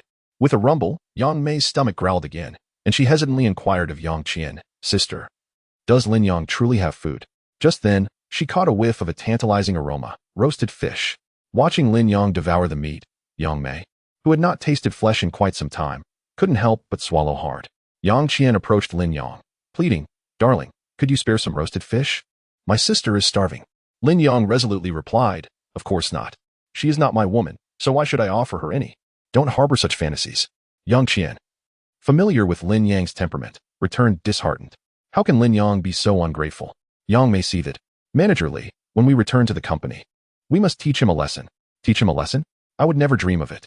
You should stick with Zhao Xing. I am going to find Lin Yang." Li Meiyan retorted, her frustration still simmering. She felt overheated and was frustrated that Yang Mei's sudden appearance had interrupted her plans for intimacy. "What on earth is going on? Why are you turning your elbow outward?" Yang Mei inquired with confusion. Zhao Xing sighed, helplessly explaining, "Alas, she has been deceived by Lin Yang." "Very well then, Qianer. Let us stay close to Zhao Xing. Once he familiarizes himself with the surroundings, he will surely lead us to abundant food, enough to satisfy our hunger," Yang Mei said with a double entendre, casting a meaningful glance at Zhao Xing. As the night deepened, Yang Mei found herself growing hungrier and noticed that Zhao Xing was staring intently at her. "Brother-in-law, why are you awake so late?" she asked drowsily. Zhao Xing flashed a charming smile, rubbing his hands together, and hesitantly asked, "Mei Jia, what did you mean by helping me relax?" "How should I do that?" Yang Mei's mind suddenly cleared. It was this that kept him awake. "What are you thinking? I am Yang Qian's sister," she pretended to scold, though her heart was fluttering with delight. At 38, she was a decade older than Yang Qian, yet her well-maintained figure, with silky legs and alluring curves, rivaled that of any fresh university graduate. "Well, I have been quite exhausted lately and merely wish to unwind before I find food for you." Zhao Xing quickly conjured an excuse. Yang Mei rolled her eyes and surveyed the sleeping figures around them before rising to glance into the dark thicket. "Let me accompany you to familiarize ourselves with the environment," she suggested, gesturing towards the woods. After all, they were stranded on a deserted island. What did it matter whether her husband was alive or dead? She had engaged in such escapades before. "All right, let's go," Zhao Xing agreed, ready to proceed. Suddenly, as they prepared to venture forth, a terrifying roar erupted from the jungle, causing them to drop to the sand in fright. "Get up! There's a beast!" Lin Yang shouted. Springing to his feet, eyes narrowed as he surveyed the jungle, wary of further threats. "Quick, everyone grab a torch. Beasts fear fire, and they will not dare to approach." Following Lin Yang's lead, they huddled together, hearts racing at the thought of encountering a pack of wild animals. "I don't want to die. Please don't eat me," Zhao Xing yelled in desperation, sending chills down the spines of the others. "Zhao Xing, what are you shouting for? Are you trying to attract the beasts?" Yang Mei scolded, her voice trembling. "I don't want to die. The beasts are coming. We must flee." Zhao Xing flailed his torch wildly, continuing to shout, "Useless. Get away." Lin Yang kicked Zhao Xing to the ground, delivering a sharp elbow to his side, rendering him unconscious on the beach. "If you want to survive, listen to my orders. We cannot remain here. We must move to the nearby cabin and secure the torches at the entrance to keep the beasts out," Lin Yang commanded decisively. Fortunately, they had previously constructed walls around the cabin, providing them a refuge. Though they had intended to move in only after the roof was completed, they now had no choice but to do so sooner. "What about Zhao Xing?" Yang Mei suddenly asked. "Humph, figure it out yourself. I have no concern for him." Lin Yang stated bluntly. Yang Mei glanced at Zhao Xing but prioritized her survival, deeming everything else insignificant. After all, it was his own fault for being so loud and reckless. The group remained on edge inside the cabin, with Lu Shanshan tightly clinging to Lin Yang's arm, nervously asking, "Darling, will you protect me?" "Of course, you are my wife," Lin Yang assured her, affectionately ruffling her hair. Lu Shanshan's heart swelled with sweetness as she nestled against his shoulder. "What shall we do now?" Li Meiyin asked softly, her usual commanding demeanor replaced by a more delicate, vulnerable air. After a moment's contemplation, Lin Yang turned to Yang Mei, instructing, "You will keep watch while we rest. We cannot afford to wait idly. We must conserve our energy for tomorrow's food search." Why should I watch while you all sleep?" Yang Mei protested, unaccustomed to such treatment. "Do you dare defy me? Then you may leave." Lin Yang's expression darkened as he threatened. Frightened into silence, Yang Mei could only endure in silence. As dawn broke, Lin Yang felt a hand gently touching him. He instinctively opened his eyes to find Yang Mei squatting before him, her gaze fixed intently upon him. "Why are you not standing guard properly? What are you doing?" Lin Yang frowned, questioning her. Yang Mei bit her lip, pleading, "Lin Yang, can you ensure my safety? I realize my mistakes. If you agree, I will allow Qian to continue being with you." "Huh, forget it. I am not interested," Lin Yang flatly rejected her. Knowing that even without his consent, Yang Qian was already devoted to him. Fury coursed through Yang Mei, causing her to tremble as she exhaled heavily. Believing all hope was lost, suddenly, an idea struck her. "Lin Yang, how do you perceive me?" Without warning, Yang Mei bent forward, blowing gently against Lin Yang's face. Chapter 25. Encountering a Wild Dog. Let's Tame It. Yang Mei possessed a remarkable confidence in her appearance and figure, often catching the attention of many men at the company. Despite being married for several years, life had not marred her beauty in the slightest. The only drawback was her husband's lack of ambition, which, had it been otherwise, might have rendered her skin even more radiant. "Stay away from me," Lin Yang frowned, firmly rejecting her, yet he found himself inexplicably drawn to Yang Mei's slender legs. With a deliberate motion, she hiked her skirt higher, accentuating the elegance of her fair, long legs. Lin Yang could not help but swallow hard. Compared to Li Meiyin, Yang Mei exuded a more seductive allure, albeit lacking a certain intellectual grace. Realizing Lin Yang was intrigued, Yang Mei intensified her advances. "Lin Yang, if you can protect me, I could very well be yours. I can surely persuade Yang Qian to join me in serving you." Her brazen words left Lin Yang momentarily stunned, stirring something within him. Both Yang Mei and Li Meiyin were renowned social butterflies within the company, each with their distinct preferences. Li Meiyin favored young men, while Yang Mei sought after married ones. Wherever they went, the atmosphere buzzed with intrigue, and Lin Yang was no exception. "What are you contemplating, Lin Yang?" Yang Mei inquired softly, just as he hesitated. Zhao Xing stormed over, his voice raised in frustration. "What are you doing? Did you leave me there to feed the wild beasts?" Yang Mei quickly distanced herself from Lin Yang, standing aside. "Humph, who told you to be such a coward? Shouting like that could attract the wild beasts." Lin Yang stood up, his brow furrowed. "What if they come? I can fend them off alone," Zhao Xing boasted, noticing Yang Mei standing by. "If you're so capable, why don't you just leave? You're not welcome here." Lin Yang impatiently waved him off. "Zhao Xing, could you stop boasting? Hurry up and leave," Yang Mei interjected, having finally recognized the truth of this coward-esque character. Hearing wild beasts howl had terrified him. Should he actually encounter one, he would likely wet himself. What use was a man like that? Zhao Xing was at a loss for words, resorting to stubbornly remaining in place. With that, Yang Mei seized the opportunity to sit a short distance from Lin Yang, casting him a meaningful glance. As the group huddled in the wooden shelter, dawn gradually broke. Lin Yang understood that the light signified that most wild beasts would retreat. "All right, everyone rise. Stop dawdling and gather supplies," he called out, directing the others. "Lin Yang, do you really think you're the leader here? Why should everything revolve around you?" Zhao Xing began to assert himself again. "If you're so capable, survive on your own, just don't tag along with me," Lin Yang retorted, clearly displeased. Zhao Xing turned to the group of women behind Lin Yang, asking, "Is there anyone willing to join me?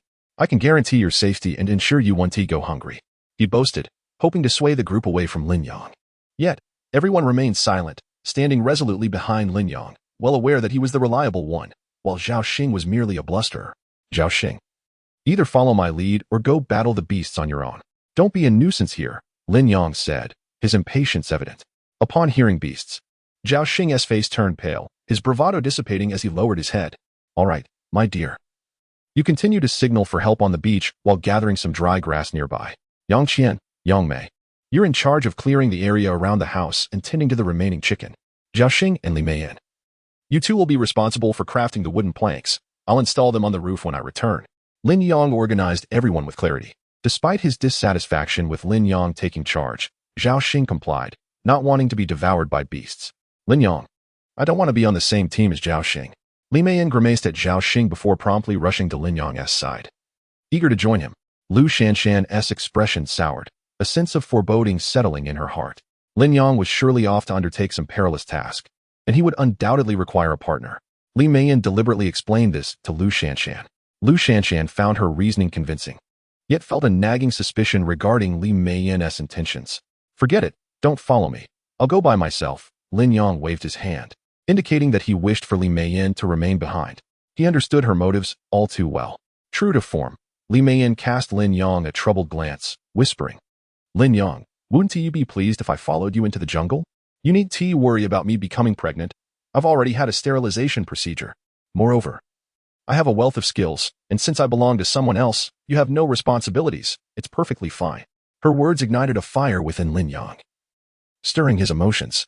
He glanced up to see Lu Shanshan's displeased expression and coughed, declining a maybe not. With that, he swiftly armed himself and dashed into the jungle, fearing that lingering any longer would lead to being ensnared by Li Meiyan's seductive charm. The allure of youthful innocence is far less daunting than the ambiguous flirtations of mature women. Currently, he found himself entangled with two such women, and Yang Mei was no less formidable. Rumor had it she had a history of romantic entanglements. Shaking his head, Lin Yang attempted to dispel these captivating images from his mind. As he absently approached the traps he had set the previous day, he suddenly heard a cacophony of howls emanating from the pit. Upon closer inspection, he realized it was indeed coming from the trap. Could it be a fierce beast? Cautiously, he crept closer, and upon focusing, he noted a tail raised high. It appeared to be a wild dog. Its bared fangs presented a terrifying sight as it snarled at Lin Yang. What a treasure! Lin Yang's eyes brightened, and he couldn't help but smile. A wild dog trained properly could rival a wolf. In terms of vigilance and hunting prowess, it would undoubtedly surpass humans. Determined to coax it out, Lin Yang approached.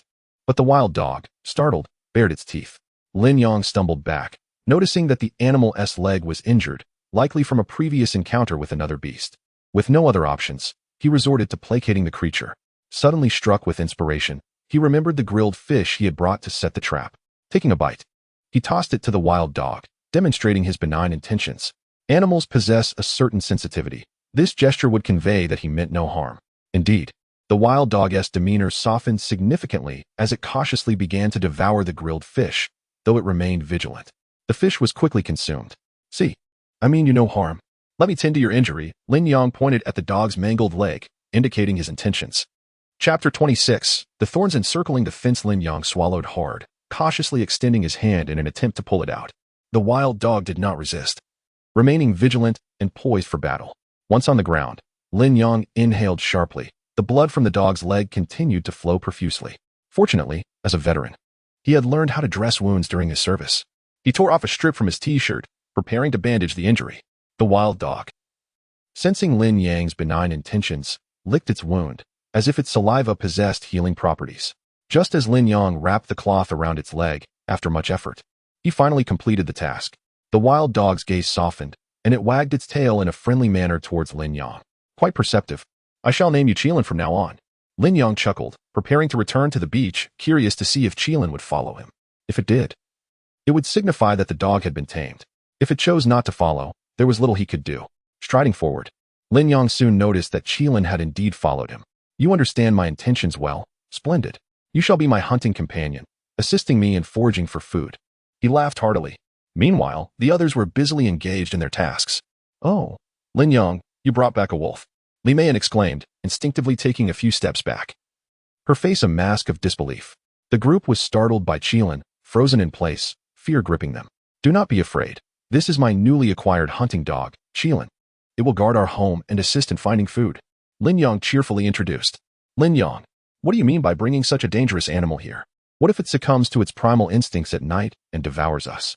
Zhao Xing spat, seizing the opportunity to vehemently criticize Lin Yang, whom he already resented. Primal instincts? Do you presume everyone is like you? Lin Yang replied with a knowing look, aware that Zhao Xing had overheard his conversation with Yang Mei that night. This Zhao Xing was a cowardly man with a penchant for gossip, had it not been for the current lack of manpower and his remaining utility. Lin Yang would have discarded him long ago. Realizing his fault, Zhao Xing sheepishly squatted aside, too intimidated to utter a word. Lin Yang settled Qilin in a corner of the small cabin, ensuring it was completely isolated from the chickens to prevent any mishaps. After completing this task, he began reinforcing the fence surrounding the house. The fence stood over a meter high, exuding a sense of security while still leaving some open space. However, this was not sufficient. Lin Yang ventured into the jungle, intending to cut some thorns to cover the fence, thereby deterring any wild beasts. As Lin Yang was busy cutting the thorns, a sudden rustle behind him made him turn swiftly. "Who is there?" he called out. Upon looking back, he discovered it was Yang Mei, the alluring vixen. "Do not be alarmed. It is I, Yang Mei," she said, her sultry gaze making Lin Yang hesitant to meet her eyes. Clearing his throat twice to ease the tension, he inquired, "What brings you here? Is it not obvious why I am here?" Yang Mei replied coyly. A seasoned charmer, she knew precisely how to adjust her tone for men of varying ages. Seeing Lin Yang feign ignorance, she provocatively caressed his chest, her hand gliding like an eel, igniting a thrill within him. Lin Yang sighed lightly. "What else can be done? Help me cut the thorns." "Lin Yang, I have been quite forward. Do not pretend otherwise. I am alone and vulnerable, relying solely on you now. I acknowledge my previous transgressions, but I am ready to be forthright with you, intimately forthright," Yang Mei stated directly, without further pretense. Her words stirred a tempest within Lin Yang. He had not anticipated that this cool, aloof woman in the company could be so audacious. After a moment's contemplation, Lin Yang ultimately refused. Perhaps not. She was, after all, Yang Qian's sister. Despite having parted ways with Yang Qian, engaging in such an act felt morally questionable. Lin Yang, like any man, had his desires. But this would breach ethical boundaries. Yang Mei, growing impatient, retorted, "What are you so worried about, Lin Yang? Afraid of being discovered? You need not fret. My husband is aware of my infidelity and hasn't he dared to intervene all these years, for he is ineffectual." Lin Yang was taken aback. He had not anticipated his former brother-in-law's ineptitude. But still, this was unacceptable. His mind a whirlpool of confusion, Lin Yang resumed cutting thorns, ignoring her. Yet Yang Mei was relentless, boldly reaching out to his leg, igniting sensations he was unaccustomed to, involuntarily succumbing to the moment. "What troubles you? Do you find me too old?" she asked. Lin Yang shook his head, claiming age was not the issue. Yang Mei had maintained her allure. Her skin supple from years of office life and yoga, complemented by her curvaceous figure. "Not that," he replied, pursing his lips. "Hurry, Lin Yang. We must seize the moment while no one is around. If discovered, our plans will be thwarted. Have you ever been bitten? I have quite the bite. You might not withstand it." Yang Mei teased, licking her lips and leaning closer to him. Lin Yang felt his chest soften, as if enveloped in a cloud of warmth. With a deep breath, he felt an overwhelming surge of excitement. Yang Mei, noticing his reaction, chuckled triumphantly. She had seen all types of men, and they invariably succumbed to her charms. "Quickly, or we might be interrupted," she urged, urgency coloring her tone.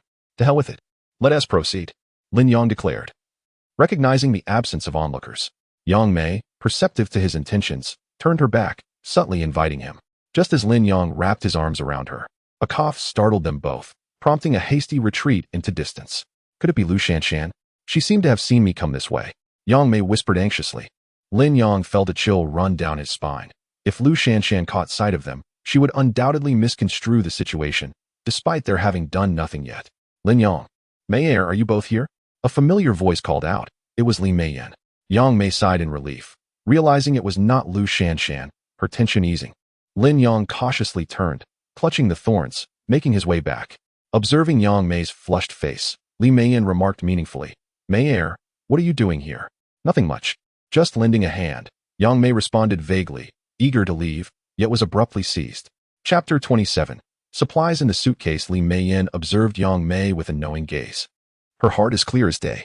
After all, being a few years older than Yang Mei, she was certainly aware of the signs. "Mei-er, please be cautious. Lin Yang's wife is Lu Shanshan. We mustn't get involved in that," Li Meiyan advised gravely. Yang Mei's face flushed, her expression awkward as she retorted. "What are you talking about? I'm just here to help, Li Jie. You're overthinking it." With that, she hurriedly made her way towards the beach. "Humph. This Yang Mei is truly outrageous," Li Meiyan muttered to herself, feeling frustrated that after finally discovering a significant opportunity, she had to compete for it. Meanwhile, Lin Yang returned to the wooden cabin, distracted as he covered the fence with thorns. He never imagined he would garner the attention of several beautiful women. In the past, such a thought would have been inconceivable. A sudden call from Qilin caught Lin Yang's attention. Zhao Xing, the coward, stood confronting Qilin with a stone. Zhao Xing, what on earth are you doing? Lin Yong frowned. Lin Yong, why did you bring this wolf? At night, it might reveal its true nature. I'd rather eliminate it now so we can feast. Zhao Xing trembled with fear. Seeing his fright, Lin Yang's mind sparked with an idea. Very well. With a mischievous grin, he released Qilin from the fence and pointed at Zhao Xing, saying, Qilin, go teach him a lesson. Qilin responded eagerly and dashed towards Zhao Xing, who had never encountered such a creature before and immediately turned to flee along the beach.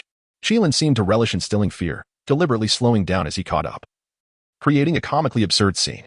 Lin Yong resumed his work, reassured that Qilin would not harm him. It seemed he had stumbled upon a treasure. As night approached, Lin Yong finally secured the thorns. Observing their sharpness, he sighed in relief. Lin Yong, I need to speak with you, Lu Shanshan said, gesturing towards the woods and walking ahead. Lin Yang's heart raced, sensing that something wonderful was about to unfold, and he hurried after her. He noticed that Li Meiyin and Yang Mei were persistently clinging to him, which made Lu Shanshan feel a twinge of jealousy. She feared losing Lin Yong to others.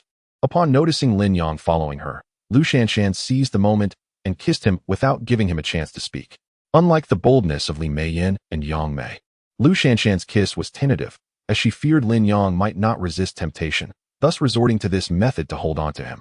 Lin Yong felt a rush of sweetness, her inexperienced tongue playfully exploring his mouth, soft, delicate, and with a hint of wildness. Was this her first kiss? He was astonished yet exhilarated, initially somewhat reserved. Lu Shanshan gradually warmed up under Lin Yang's guidance. His hands wandered on her body, nearly reaching inappropriate places. Blushing, Lu Shanshan quickly pushed him away. Lin Yong, we can't do this here. What if something happens? On this deserted island, if something were to occur, the prospect of a child would be dire, even if they survived. Living in such an environment would turn them into savages. She could not act irresponsibly. Lin Yong appeared troubled, feeling as though the situation had become precarious. Seeing his expression, Lu Shanshan reassured him, Lin Yong, as long as we avoid that kind of thing, everything else is permissible. Everything else?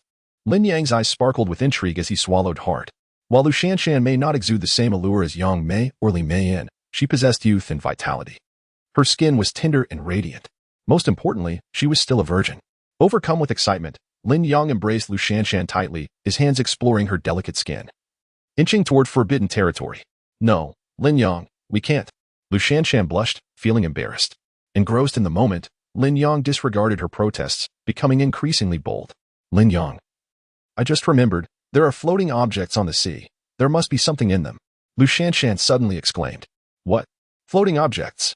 Lin Yang's eyes lit up, and he released her.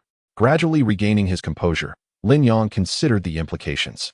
Floating debris likely indicated the presence of a passing ferry, or at the very least, essential supplies. Supplies held far more allure than mere temptation. Lu Shanshan dressed quickly and led Lin Yong to the shore. Upon closer inspection, they spotted a shallow blue suitcase atop the rocks. Lin Yong, this is too dangerous. The tide is rising. Let us wait until it recedes, Lu Shanshan suggested, acknowledging the treacherous waves. Yet, we might miss our chance, Lin Yong pondered, glancing around and noticing Zhao Xing lying on the beach, panting heavily. Hey Zhao Xing, don't you want to be the leader? Just bring back that suitcase, and I'll follow you. I'm not going. You go, Zhao Xing cowardly replied, retreating. Zhao Xing, stop being useless. Can't you act a bit more manly? Yang Mei taunted. Zhao Xing's face turned crimson as he defensively declared, I am useless. So what? I'm still not going. Realizing that provoking him would not work, Lin Yong removed his shirt and headed into the water. Yang Mei watched intently as Lin Yang's muscles glistened, swallowing hard. Following her gaze downward, she was astounded by his impressive physique. No wonder Li Meiyin had been interfering. It was all because of this. The women watched in awe, while Lu Shanshan, unfamiliar with such thrilling experiences, felt a wave of fear. Lin Yong completed his warm-up and plunged into the sea, swimming towards the rocks. Before long, he reached the rocky outcrop. After resting briefly, he struggled to drag the heavy suitcase back through the relentless waves. Fortunately, Lin Yang's training allowed him to endure such intensity. Upon reaching the beach, a crowd eagerly surrounded him, anticipating the contents of the suitcase. Lin Yong wasted no time opening it, only to be met with embarrassment at its contents. Various foreign magazines, mostly featuring women's lingerie and sleepwear. The only useful item was a monocular. At least it wasn't completely fruitless. They now had some clothing to change into. The women were delighted. Li Meiyin held up a large piece of lingerie and asked Lin Yong, what do you think of me in this outfit? The pink lace. as delicate as gossamer, would surely be alluring. Lin Yang swallowed hard, his mind beginning to wander. Chapter 28, Repelling the Great Bear as Night Fell. Several women had already laid down hay on the wooden floor, seemingly preparing for sleep.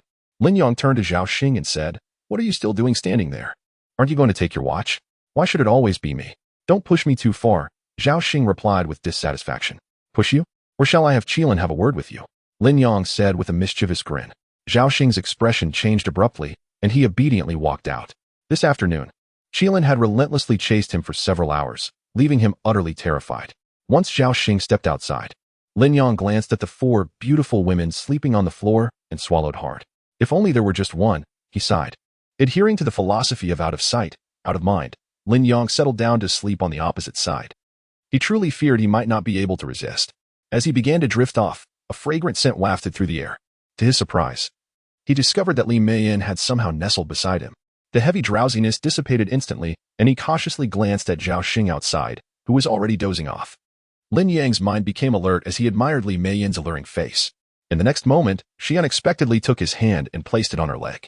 The soft, delicate sensation sent a shiver through Lin Yang. Was she truly asleep? Achoo! A sudden sneeze startled Lin Yang, causing him to hastily withdraw his thoughts. Zhao Xing, that useless fool, had interrupted him. Fueled by anger, Lin Yang felt the urge to give him a good beating. Having been startled, Lin Yang lost all interest and prepared to sleep peacefully. However, Li Meiyin burrowed into his embrace, pressing closely against him. "What on earth are you doing?" Lin Yang thought to himself. Upon opening his eyes, he realized his head was pressed snugly against her chest, soft and more comfortable than lying on cotton. Was this intentional? Did she intend to? Here? Lin Yang's mind began to wander into wild thoughts. Li Meiyin opened her eyes, stuck out her tongue, and whispered, "Lin Yang, they are all asleep. Let us hurry and proceed." Her body was radiating heat, as if she had just emerged from a sauna. Her words ignited a storm within Lin Yang's mind. This was too audacious. "Are you out of your mind?" he whispered urgently. "Lin Yang, can you stop hesitating? You clearly have your own desires." Li Meiyin insisted, her urgency palpable. "But Zhao Xing is still outside." Lin Yang gasped. "Why fear him? I've already severed ties with him. What does it matter if he discovers us?" Lin Yang could hardly believe that this seemingly aloof manager was so daring. The small flame of desire that had once been extinguished flared up once more. "How about we step outside for some fresh air? It's a bit stifling in here. I'll share some tips with you that will surely be useful." "All right then," Lin Yang finally relented. Li Meiyin had skillfully ignited the fire in his heart with just a few words. After all, they were stranded on a deserted island. Any sense of morality had long been cast aside. Consoling himself, Lin Yang carefully rose. As he approached the door, he spotted a figure standing at a distance. Waving at them, Li Meiyin, fearing that their secret might be exposed, quickly hid behind Lin Yang. "Wait, it's a bear," Lin Yang exclaimed, frozen in place. He had read that bears were not foolish. In fact, they were quite intelligent. They often waved their paws in a way that misled humans into thinking they were friendly. Once people approached, they would pounce and attack. At that moment, the bear turned around and continued waving at Lin Yang and his companions. "What do we do?" Li Meiyin quavered from behind him. "Qilin!"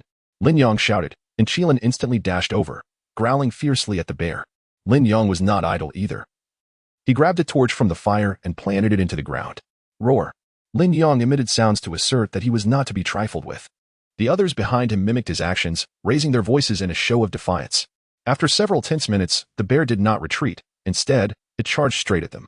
The thorns from the fence pierced its paw, yet it seemed utterly unfazed. Its layer of fat was too thick. "Quick, women, run inside!" Lin Yang shouted as he grabbed an axe from the toolbox and prepared to fight the bear. Qilin kept the bear occupied, while Lin Yang struck fiercely at its back. Roar! The bear turned heavily, swatting at him with a mighty paw. Lin Yang quickly raised the axe to defend himself, but still was sent flying by the blow. Qilin's eyes turned blood red, and with a leap, it pounced onto the bear, biting furiously. The bear, bloodied and battered, fled from Lin Yang's vicinity. Only then did Lin Yang lose consciousness. The next morning, Lin Yang slowly opened his eyes, only to realize he was lying on the hay, completely unclothed. "My goodness!" Lin Yang jumped up, startling Li Meiyin beside him. Looking around, he saw that she was the only one there. Where had everyone else gone? His wounds throbbed painfully. "Lin Yang, you don't need to be scared. I've already taken care of it," Li Meiyin said, swallowing hard, with a double entendre.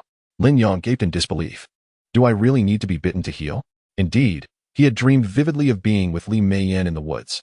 The experience felt so real. Yet he quickly dismissed it as impossible. He had fainted. How could he have dreamt of such things?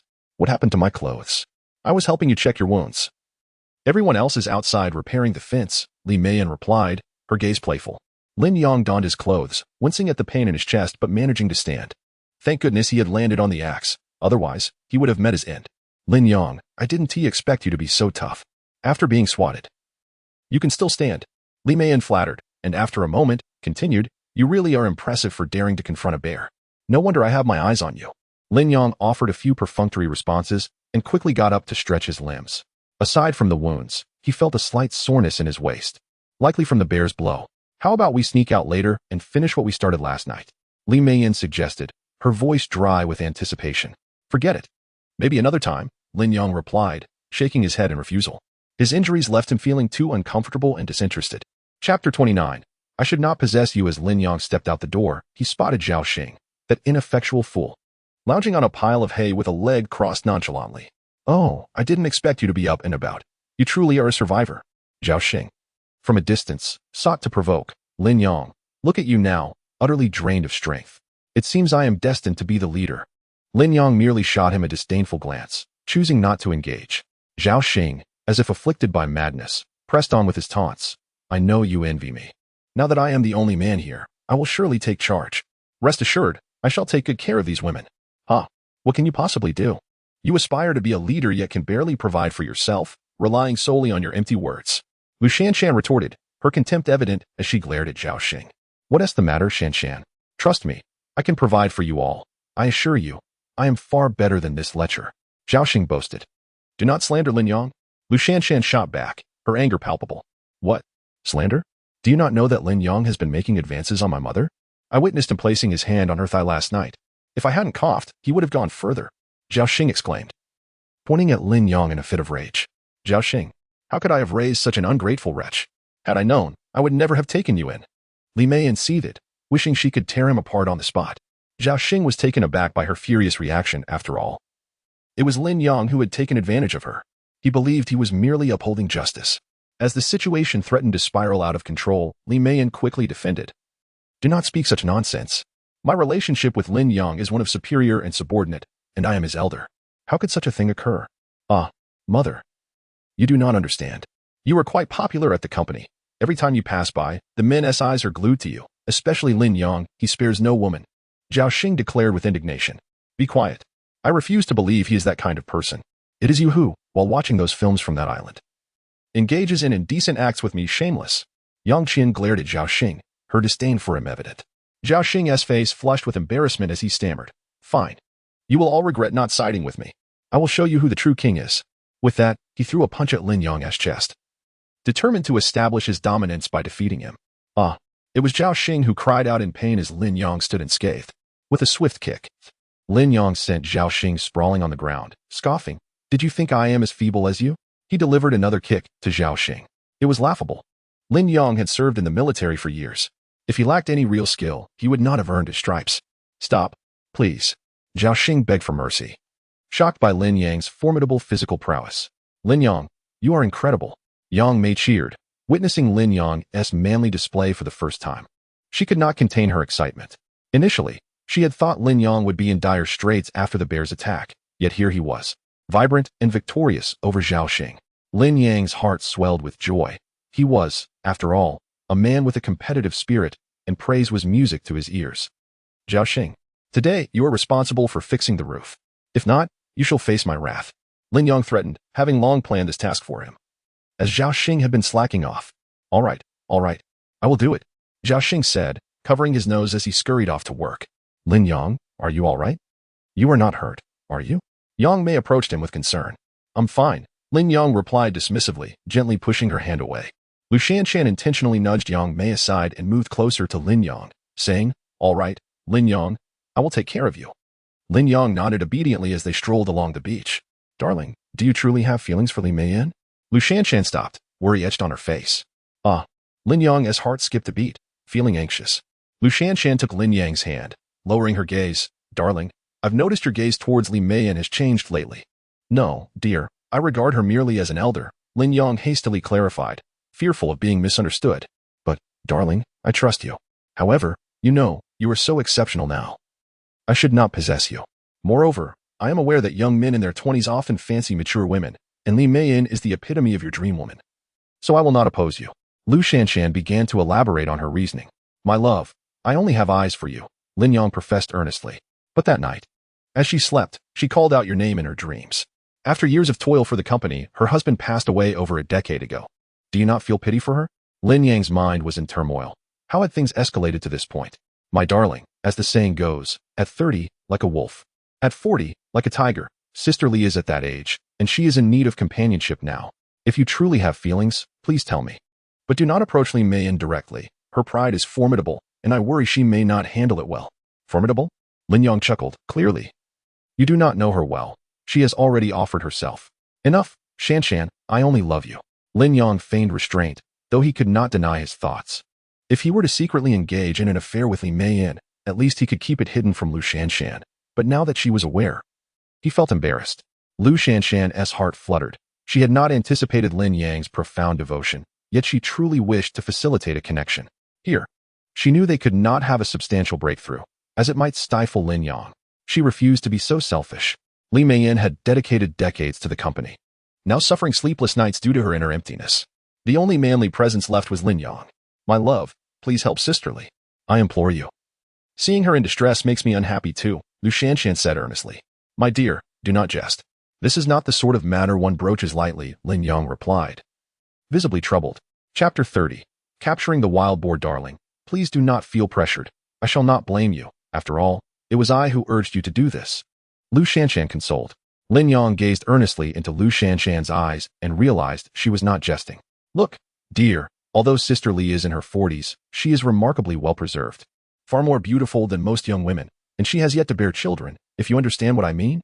Lin Yang lowered his gaze, rendered speechless. What could he possibly say? Refuse? He couldn't bear to. Speak up? That would be too blunt. Believing Lin Yang had acquiesced, Lu Shanshan promptly devised a plan.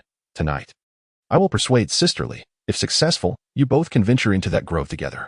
It's settled. Lin Yang looked up at Lu Shanshan. Sensing a profound transformation within her, had the wilderness truly unleashed her primal instincts? Let us return now, dear. There is much work ahead, Lu Shanshan said, rising and taking Lin Yang's hand as they walked toward the makeshift house. Zhao Xing, the notorious chatterbox, had finally proven useful. In no time, half the roof was covered with wooden planks. This mortise and tenon structure was incredibly sturdy, and with the addition of steel nails, they had no cause for concern. As Lin Yang turned, he was met once again with a flirtatious glance from Li Meiyin, causing him to quickly avert his eyes. The wild chickens in the enclosure clucked restlessly, and Lin Yang hurried over, fearing something was amiss. This wild chicken was a treasure, and he could not afford any mistakes. Upon closer inspection, he discovered the chicken had laid 3 eggs, significantly larger than those of domesticated fowl. Fortune smiles upon us. Lin Yang beamed. If they could hatch chicks, the cycle of chicken and egg would surely ensure a steady supply of meat and eggs on the island. To provide the wild chicken with a better environment, Lin Yang tidied up the enclosure, bringing in some dried grass to reduce the dampness. Once finished, he instructed the chatting women nearby to sharpen the wooden stakes and neatly arrange them with vines. Lin Yang recalled that bears were vengeful creatures, rivaling elephants. They must not be deceived by the presence of these beasts. The bears on the island were truly dangerous. He began to dig pits in strategic locations around the house to set traps.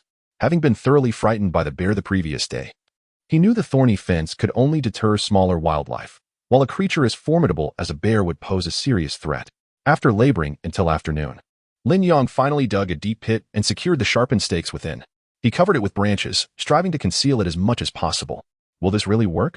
Yang Qian asked anxiously, still shaken from her encounter with the bear. Rest assured, the pit is sufficiently deep, and the stakes you sharpened are quite lethal. Even the thickest fat will not withstand them. Lin Yang declared confidently. You are truly remarkable. Your foresight is impressive. I shall rely on you from now on. Yang Mei said, coming to support Lin Yang with affectionate glances. Li Meiyin playfully shoved Yang Mei aside, seizing Lin Yang's arm and whispering sweetly in his ear. Indeed, Lin Yang is the man we can count on. Lin Yang smiled knowingly, discreetly withdrawing his hand and stepping aside to rest. Little did he expect that the 2 beauties from the company would begin to vie for his attention, with even Lu Shanshan offering such suggestions. Lin Yang felt as if he were reaching the pinnacle of his life. Zhao Xing, fuming, descended from the roof. He had witnessed everything. Lin Yang was living the life he had always dreamed of, yet it had been snatched away by Lin Yang. How infuriating. Wiping the sweat from his brow, Zhao Xing could only begrudgingly accept defeat. He had been thoroughly outmatched by Lin Yang. "Hey, Zhao Xing, why are you slacking off?" Lin Yang asked, fanning himself as he sat. "I'm tired. I need a break," Zhao Xing replied. Lin Yang glanced at the sky, frowning. "That won't do. It looks like rain. You must hurry and finish. Why should I do the work? Why should I be ordered around like a servant? I am the master. I refuse." Zhao Xing pouted. "Very well. I shall work on the roof while you hunt in the woods. If you encounter a bear, don't come looking for me," Lin Yang teased. Certain Zhao Xing would not dare to go. "Fine. I'll stay and work on the roof." Zhao Xing hastily scampered back up, not wanting to tempt fate. Lin Yang surveyed the supplies at hand. 1 chicken, 1 hunting dog, and unplanted land. They had nearly exhausted the fish from the seaside. And now the mere thought of it was unappetizing. They needed to procure some game from the jungle. Resolved, Lin Yang took the hunting dog, Qilin, and ventured deep into the forest with his tools. Luck was on his side. Qilin discovered a wild rabbit, and if not for Qilin's swift reflexes, it would have escaped. Qilin obediently brought the rabbit to Lin Yang. With such a companion, gathering resources became significantly easier. Lin Yang then approached the traps he had set earlier and noticed the leaves had sunk, indicating another catch. His heart raced as he moved closer to inspect. It was a young wild boar. Lin Yang's eyes sparkled. This boar was unlike any domesticated one. Its snout bore 2 formidable tusks, a sight to behold. Fortunately, Lin Yang had fortified the trap with wood the previous day, and the boar was lifeless. Had it been alive, Lin Yang would have been at a loss. This type of wild boar was notoriously difficult to tame and could not be sustained. It was carnivorous. With great effort, Lin Yang finally extracted the boar and carried it back to the beach, where Zhao Xing's eyes gleamed with envy as he swallowed hard. The women present cast admiring glances at Lin Yang. "Look, it is indeed my husband who can catch a wild boar on a deserted island," Lu Shanshan boasted, her joy surpassing that of her 500,000 earnings at the company. "Indeed, Lin Yang, you are incredible.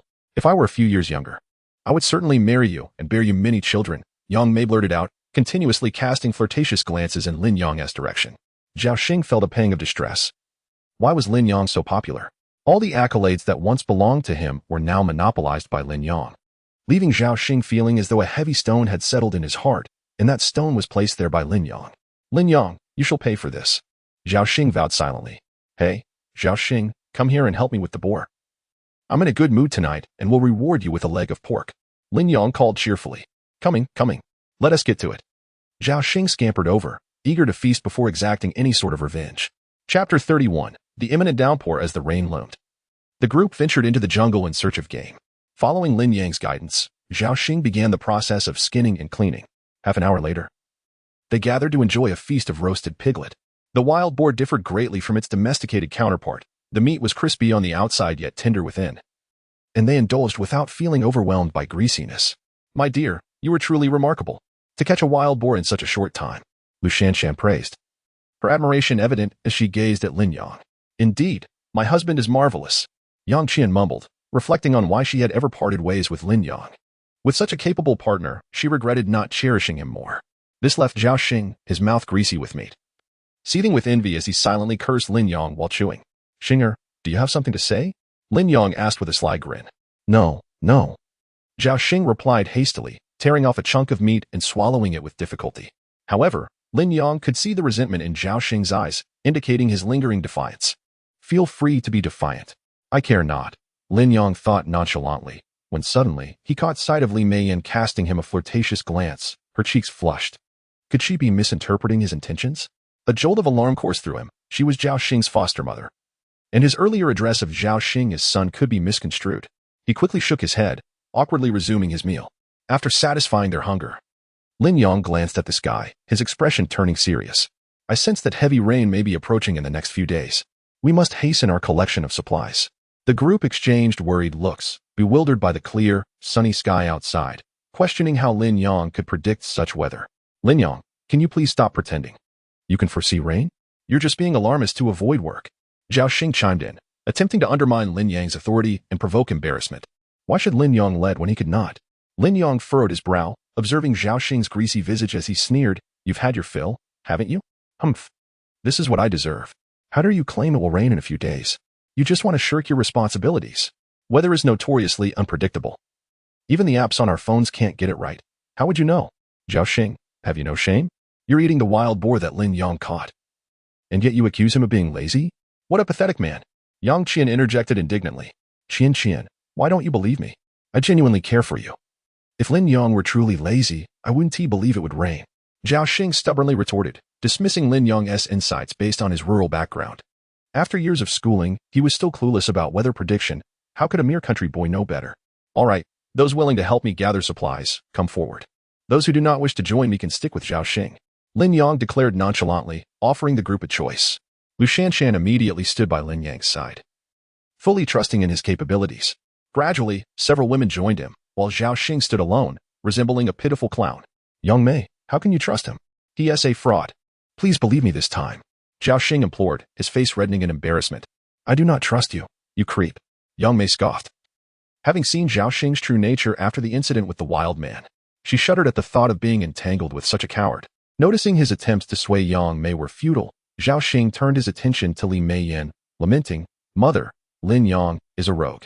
Following him could lead to misfortune. He has ulterior motives. Don't you remember how he took advantage of you while you slept? Be quiet, you ungrateful wretch. I choose my own path. And you have no say. Li Meiyan snapped back, and sensed that Zhao Xing would bring up such an embarrassing incident. Had she really taken in such a fool? All right. You ladies, begin gathering dry wood and hay nearby, but do not stray too far. Lin Yong organized diligently, recognizing the urgency of collecting supplies before the rain's arrival. Humph. You see, Lin Yong only assigns you tasks to avoid work himself. Zhao Xing seized another opportunity to disparage Lin Yong. All right then, if you think I'm lazy. How about you join me in the jungle to gather supplies? Lin Yong grinned, seeing this as an opportunity for exploration. Zhao Xing fell silent, suddenly hesitant. The jungle was perilous. What if they encountered wild men or bears? What? Are you too frightened? Are you truly that spineless? Lin Yong mocked. I'll go in with you, Yang Mei declared, trailing behind Lin Yong with a knowing glance. Then let us proceed. Who fears whom? Zhao Xing, in a huff, marched into the jungle first, unwilling to appear more cowardly than a woman. Lin Yong followed closely, thinking to himself that perhaps this coward had some use after all. With the impending storm, the beasts would surely sense the change in atmosphere and frantically seek prey. Lin Yong was uncertain if they would encounter any. To ensure safety, it was best to have Zhao Xing lead the way. As they journeyed, the two maintained a safe distance from Zhao Xing. After a while, Yang Mei suddenly tugged at Lin Yong's sleeve, whispering, let us stop for a moment. Observing that Zhao Xing was oblivious and continuing forward, her gaze lingered on Lin Yang's trousers. Lin Yong, I am grateful for your care these days. I have nothing to offer in return, but if you are feeling restless, we could wait until Zhao Xing goes further ahead, then we can. Here. As she spoke, Yang Mei leaned in, her warm breath brushing against Lin Yang's ear, enveloping him in a wave of intoxicating allure. Could you refrain from this? Lin Yong stammered, struggling to maintain his composure. I know I was wrong in the past for tearing you away from Yongqian. I recognize my mistakes now. You must have suffered during that time. Let me bear the burden of your grievances now, Yang Mei said, her hands starting to wander towards Lin Yong. This isn't the right place. Let us discuss this later. Lin Yong hesitated. Are you foolish? With so many people back there, we won't have any chance. We must act now. No one will know, not even my missing husband. Even if he did, it wouldn't matter. After all, he is incapable. You need not worry, I won't tell Liu. Yang Mei insisted, her hands gradually encircling Lin Yong. Chapter 32. The emergence of the wild wolf. Lin Yong could no longer endure the provocation. After all, Li Meiyan had told him, this was a deserted island, devoid of civilization and rife with savagery. Damn it, since it has come to this, why hesitate? It was all Yang Mei's fault for forcing him to break up with Yongqian. He had suffered for several days, and now it was only fair to unleash his grievances upon her. Lin Yong licked his lips, a fervor igniting within his mind. Hurry up, Lin Yong. I know you have thoughts of your own. Unleash that primal strength. You need not concern yourself with me. I revel in that wildness. Yang Mei's eyes sparkled as she gazed at Lin Yang's trousers, quickly leaning against a tree. Just as Lin Yong prepared to approach, a scream pierced the air. It was Zhao Xing's voice. Lin Yong, come save me. Daddy, please help me. Hearing Zhao Xing's cries extinguished their previous intentions, and they became immediately alert. Stay here and do not run. Lin Yong seized his weapon and swiftly headed towards the source of the screams. Zhao Xing was indispensable. Despite his petty thefts and pretensions, he still contributed as a laborer on this desolate island. Upon arriving, Lin Yong saw Zhao Xing pinned to the ground by a wild wolf. The creature bared its bloody maw, preparing to bite down on Zhao Xing. In that critical moment, Lin Yong swung his axe fiercely at the wolf's tail. Yell. The wolf darted aside, its eyes glowing menacingly as it fixed its gaze on Lin Yong. Come here. Lin Yong shouted, maintaining his stance. The wolf's forelegs bent, ready to pounce. Lin Yang took a deep breath, his heart racing as he observed the wolf. Unlike the wolves depicted on television, this one measured at least 2 meters in length, its stature towering even at a human's waist. It was truly terrifying. Zhao Xing. Come help. Circle around, and we'll take it down together. Lin Yang commanded, his expression grave as he raised his axe. But there was no response from Zhao Xing behind him. Lin Yang, I'm out of here. Take care of yourself. Zhao Xing, paralyzed with fear, bolted back the way he came.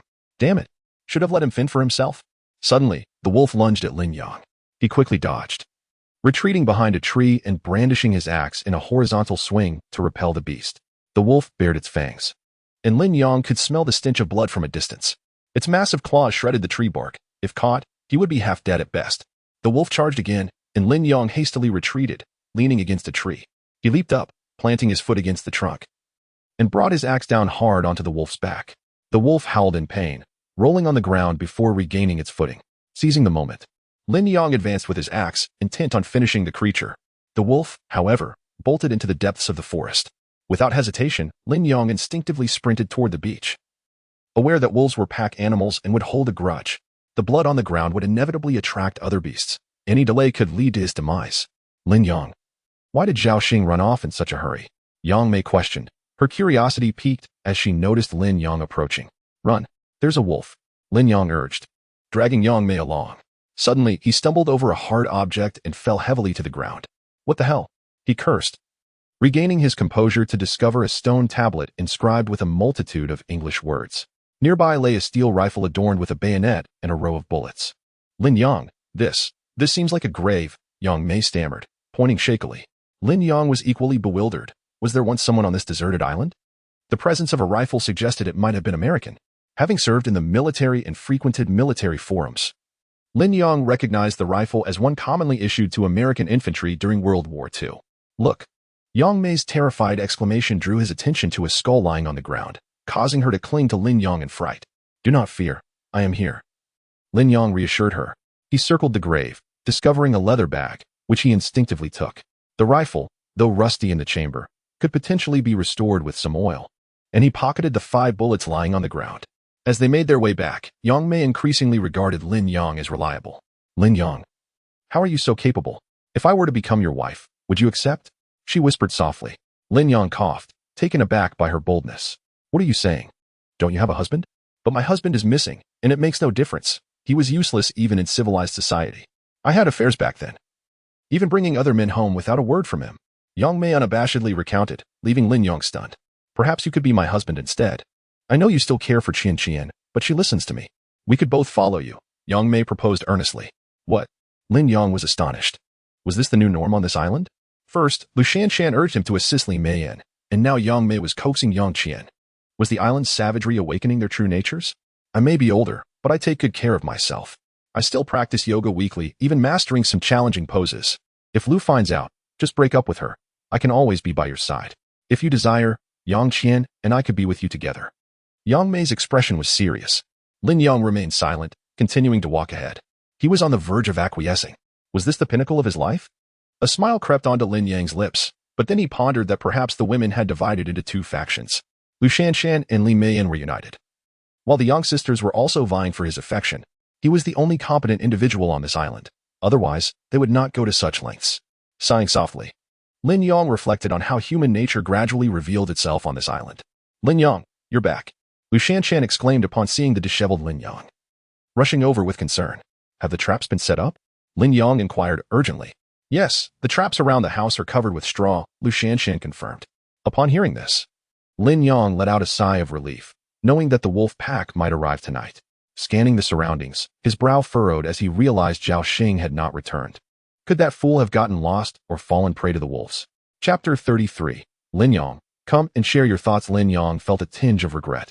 Although Zhao Xing was prone to instigating trouble, he could at least lend a hand. Now, all the burdens fell squarely on Lin Yang's shoulders. He wandered into the nearby bamboo grove to harvest some bamboo. The wolf pack, known for their vengeful nature, would undoubtedly catch the scent and come searching. It was time to prepare some weapons. Lin Yang retained the sharp tips of the bamboo, stripping away the leaves to fashion a makeshift lance, reminiscent of the weaponry used against the Japanese invaders in bygone days. While he couldn't guarantee it would slay a wolf, it would at least offer some resistance for a while. With the bamboo lance in hand, Lin Yang returned to the wooden cabin and reinforced the barricade, finally allowing himself a moment to breathe. "Darling, I've gathered enough dry firewood to last us at least 3 days," Lu Shanshan said, wiping the sweat from her forehead. "You're amazing," Lin Yang praised, standing up to plant a kiss on her forehead. "Sweetheart, how much food do we have left?" Lin Yang asked anxiously, knowing that a stretch of relentless rain was imminent, likely lasting at least 2 days. Once the rain started, venturing out for supplies would become impossible. And with so many mouths to feed, their food would dwindle rapidly. Lu Shanshan pondered for a moment before replying, "We still have half a pig, for fish, 1 chicken, and 2 eggs." Lin Yang calculated quickly. Excluding the chicken and eggs, their remaining provisions were woefully inadequate. They needed to continue foraging for supplies. "Honey, what is in that black bag you brought back?" Lu Shanshan inquired, pointing at the leather satchel Lin Yang had picked up. "I'm not sure." "Let us take a look," Lin Yang replied, equally curious as he sliced open the bag.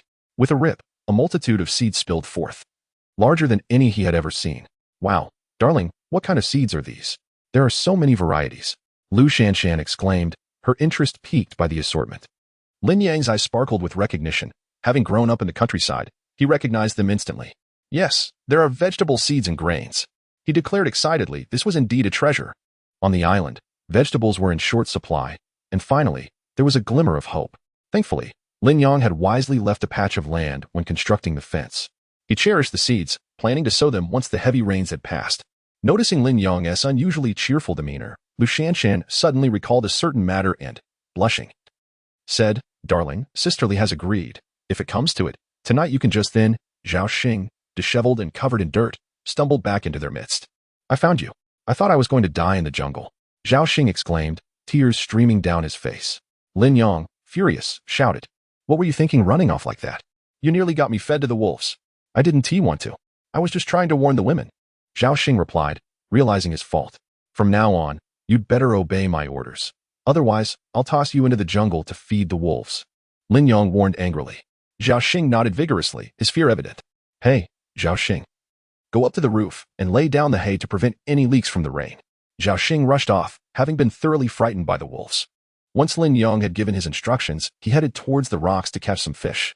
Lu Shanshan swiftly exchanged a glance with Li Meiyan, who promptly followed Lin Yang. As Lin Yang reached the shallow waters and stripped off his shirt, revealing his muscular physique, Li Meiyan couldn't help but gulp in awe. She sat on the rocks, watching as Lin Yang caught one fish after another. After a while, Lin Yang finally noticed Li Meiyan's presence. But his mind was solely focused on gathering more food to survive the impending storms. "This man is truly strong. If only he were mine," Li Meiyan softly lamented, her desire igniting further as she gazed at his well-defined muscles, which were a far cry from the superficial ones found in gyms. "Lin Yang, are you tired? Come and talk with me," Li Meiyan beckoned, patting the stone beside her. Lin Yang, indeed fatigued, tossed the fish aside and moved over to rest. "Now that there is no one around, how about we begin?" Li Meiyan suggested, standing up and attempting to remove her skirt.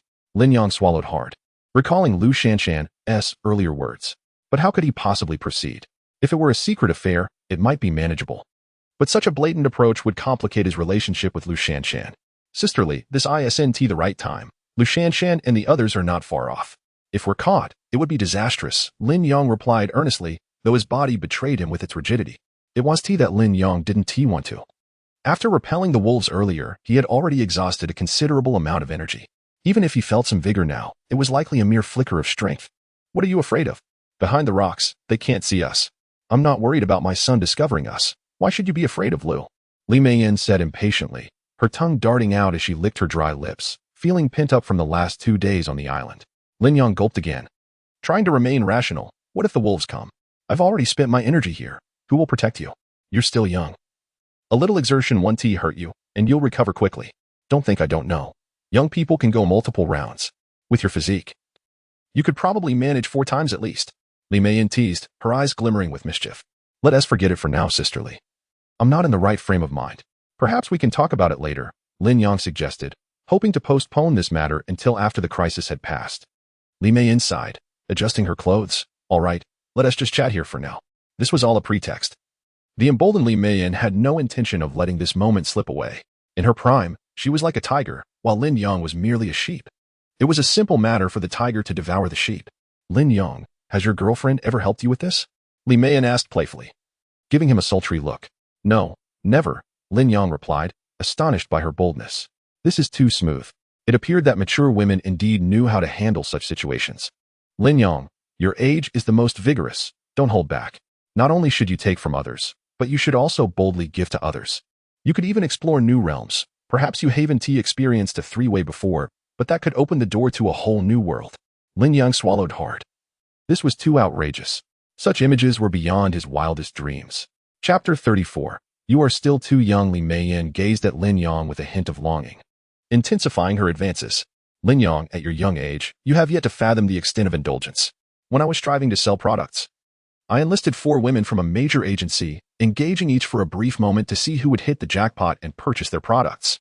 It took me immense effort to sell those items, she recounted, her cheeks flushed with embarrassment. Lin Yang's mouth fell agape in disbelief. How astonishing. It turns out that the upper echelons of society engage in such base acts. Lin Yang, do you wish for such a life? Li Meiyan cooed alluringly. Lin Yang swallowed hard. Wasn't this akin to the life of an emperor? Perhaps even more pleasurable. But I am merely a worker. Securing a wife is already a blessing. Let alone entertaining such thoughts, he mused, feeling a stir of desire. What man wouldn't yearn for such a life? So what if he worked? Here on this deserted island. You are the emperor, and we have 4 women at our disposal. Who among them harbors no feelings for you? I assure you, Yang Mei has been quite distressed. I once spied on her in that state.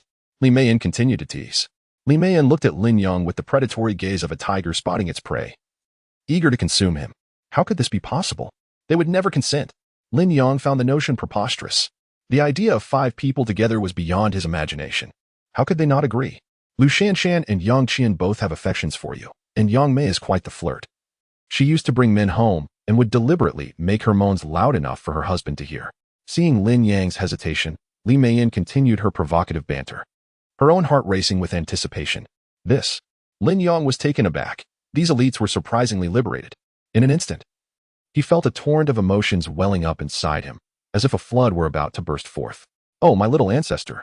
Li Meiyan gasped, covering her mouth, her voice barely above a whisper. In that moment, Li Meiyan lost her composure, swallowing hard and lowering her gaze. Lin Yang was left speechless, overwhelmed by the situation.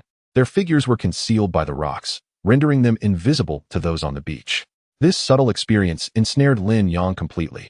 Li Meiyan was indeed skilled, but she was not one to give selflessly. She too sought something in return. Then, Li Meiyan straightened up, leaning against the rock, casting a meaningful glance at Lin Yang. Huff! Lin Yang exhaled deeply, roughly tearing at his clothing. Lin Yang, stand and deliver. Show no mercy. Otherwise, I shan't teach you again. Li Meiyan was adept at inciting his competitive spirit with such fierce words. Very well, I shall oblige. Lin Yang's face flushed, veins popping as he resembled a predatory wolf poised to pounce. Come on. Li Meiyan braced herself, ready to welcome the impending storm. Help! The wolf is coming. The wolf is coming. Came the terrified screams of Lu Shanshan from the beach, accompanied by the howls of wolves. Lin Yang's mind buzzed. Without a moment to adjust his trousers, he dashed out. Li Meiyan hurriedly adjusted her clothing, her face flushed red, stunned by the scene unfolding before her.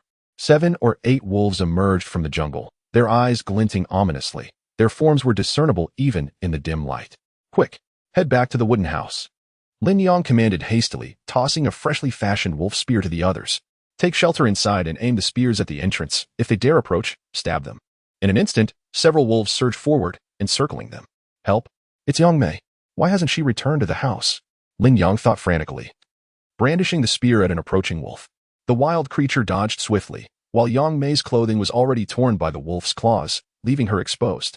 The remaining wolves, their eyes bloodshot, fixated on Lin Yang. One leapt toward him, only to fall into a pit at the entrance, impaled by sharp bamboo stakes.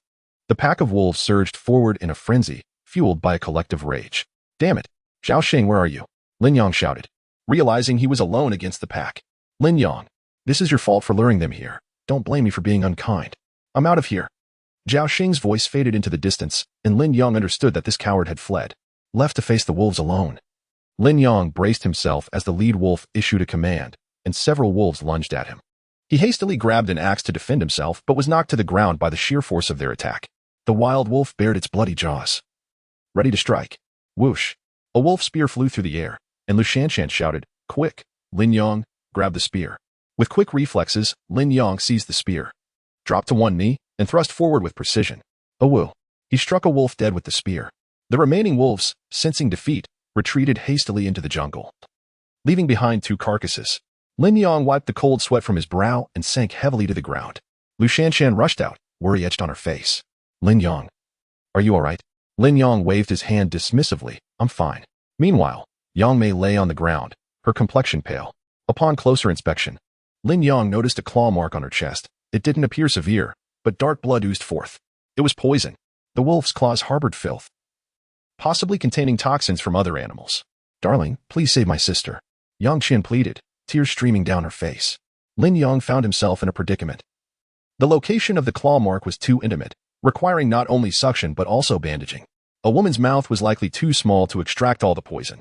Lin Yang, please help, Lu Shanshan implored anxiously. As her superior, she felt responsible for her employees. Very well, Lin Yang, noticing the torn fabric revealing her fair skin, swallowed hard. The wolf truly had chosen a precarious spot. Taking a deep breath, he began to suck at the wound. Once, twice, he drew forth the toxins like an infant nursing. The intimate nature of the act caused a stir within Lin Yang. Li Meiyan watched Lin Yang's movements with an ambiguous expression. As the blood gradually brightened, Lin Yang finally felt a sense of relief. He tore fabric from his clothing to fashion bandages, crouching beside Yang Mei to tend to her injury. Lin Yang felt an acute embarrassment. The shape of his pants was far too revealing. If Yang Mei were to awaken suddenly, she would undoubtedly notice a rather conspicuous presence. Why did the wolf have to choose such an area? Cough, cough. Just then, Yang Mei opened her eyes, her expression one of surprise as she beheld her surroundings. Instinctively licking her lips. Chapter 35. Come here, let us share our thoughts, sister. You're awake. Yang Qin exclaimed excitedly as she embraced Yang Mei. It was only then that Yang Mei realized there were others standing nearby. Her cheeks flushed with embarrassment, and she quickly turned her head to the side. Li Meiyan, perceiving Yang Mei's true feelings, felt a twinge of annoyance. All right, you should rest, Lin Yang said, hastily departing as he did not wish to be seen in such an awkward situation. This was exceedingly embarrassing. As Lin Yang stood up, he surveyed the chaotic scene and sighed, still shaken by the recent events. The wolves had suffered a significant loss. They would likely not return anytime soon. The immediate task at hand was to gather supplies before the impending rain arrived. Lin Yang dragged the wolf's carcass into the thicket to prevent other predators from following the scent of blood. Once that was accomplished, Lin Yang returned to the beach, roasted the fish, and stored it away, then began collecting water beneath the palm leaves. Lin Yang, don't come over here. We are bathing, Lu Shanshan reminded him. The women ran to the shallow waters, boldly placing their discarded clothes on the rocks. Lin Yang widened his eyes, licking his chapped lips. They truly did not regard him as an outsider. Suddenly, thoughts of the 5-person game crossed his mind, stirring up an uncomfortable feeling within him. Damn it! Li Meiyan was indeed a temptress. Shanshan, could you help me scrub my back? Li Meiyan said alluringly, fully aware that her words were meant for Lin Yang's ears. Intending to tease him intentionally, Li Meiyan stood up, her body just obscured by the rocks, revealing only her fair neck. Water droplets glistened on her collarbone, and she wore a black strap that accentuated her mature allure. After washing up, Li Meiyan turned her head back, casting a flirtatious glance at Lin Yang. He inhaled deeply, turning to sit on the sand, attempting to focus on other matters, though his gaze involuntarily drifted upward, his imagination conjuring images of the 4 women bathing, causing him to swallow hard. Ah, Li Jia, how is your skin so flawless? What cosmetics do you use? Not at all. The best care ISNT from cosmetics, Li Meiyan replied enigmatically. The sounds of the 4 women frolicking in the water reached Lin Yang's ears, igniting a wave of longing within him. He wished fervently for a chance to join them and feast his eyes. Ah, Li Meiyan gasped, and Lin Yang, without a moment's thought, rushed over. What happened? What did you see? Nothing. You mustn't come over, Lu Shanshan quickly responded, but it was too late. Lin Yang had already climbed onto the rocks, his eyes gleaming as he gazed at the 4 women bathing. Li Meiyan stood still on the water's surface, while the other 3 hurriedly covered their chests. Squatting in the water, their fair skin and toned midriffs revealed no imperfections, clearly better maintained than Lu Shanshan. Lin Yang, aren't you leaving? Lu Shanshan said, clearly jealous. I didn't mean to. I heard Manager Li call out, so I rushed over, Lin Yang explained. It's fine, Lin Yang. Something brushed against me earlier. But I stopped it, Li Meiyan said, batting her eyelashes and looking at him with a knowing expression. Lin Yang guessed what had happened beneath the surface. Li Meiyan, did you encounter an eel again? After feasting his eyes, Lin Yang awkwardly stepped back. Lin Yang, go fetch the box we had last time. Our clothes are inside, she instructed. Lin Yang nodded and retrieved the box. Oh dear, Li Jie, why didn't you crouch down earlier? Yang Mei said, sounding a bit envious. What does it matter? I'm the eldest here and Lin Yang's elder. What's wrong with letting him see? Li Meiyan said boldly. Yang Mei fell silent, her face flushed with irritation, feeling extremely uncomfortable. This vixen. She was determined to compete for Lin Yang's favor. Yang Mei noticed that Lin Yang and she had been unclear behind the rocks when the wolves appeared. Wasn't that an obvious attempt to steal him away? No. She absolutely could not lose to Li Meiyan. With determination, Yang Mei rummaged through the box and found a delicate white shirt. The fabric was as thin as a cicada's wing, draping over her form, fastening only 2 buttons to reveal her fair skin. Truly, a married woman exuded an aura of maturity that was undeniably alluring.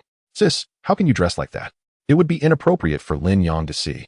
Yang Qian said, her expression complex. What's wrong with this? Lin Yang is my boyfriend, and you're my sister. It's simply not appropriate for you to flaunt yourself in front of him, Yang Mei retorted. Lin Yang averted his gaze, pretending to look elsewhere, though a fire burned within him. Why is it inappropriate? I am your sister. Why should I care? Don't be so selfish, Yang Mei insisted, her voice rising in frustration. Suddenly, Lin Yang sensed a mature allure enveloping him as Yang Mei sat beside him, her eyes glimmering like silk as she said, Lin Yang, thank you for helping me expel the toxin. Is there anything I can do to repay you? No, Lin Yang mumbled, unable to meet her gaze. The women behind the rocks were still debating whether to wear those revealing outfits. Shan, let us put them on. After all, we belong to Lin Yang. And there are no other men here, right? Very well, they agreed reluctantly. The 3 donned their outfits, casting glances at Yang Mei, who remained close to Lin Yang, filling their hearts with unease. Yet, out of pride, none dared to voice their feelings, which only provided Yang Mei with an opportunity. Lin Yang, you seem quite perplexed. Would you like to find a place to talk? Otherwise, when it rains, we might not have another chance, Yang Mei suggested, exhaling a warm breath of maturity.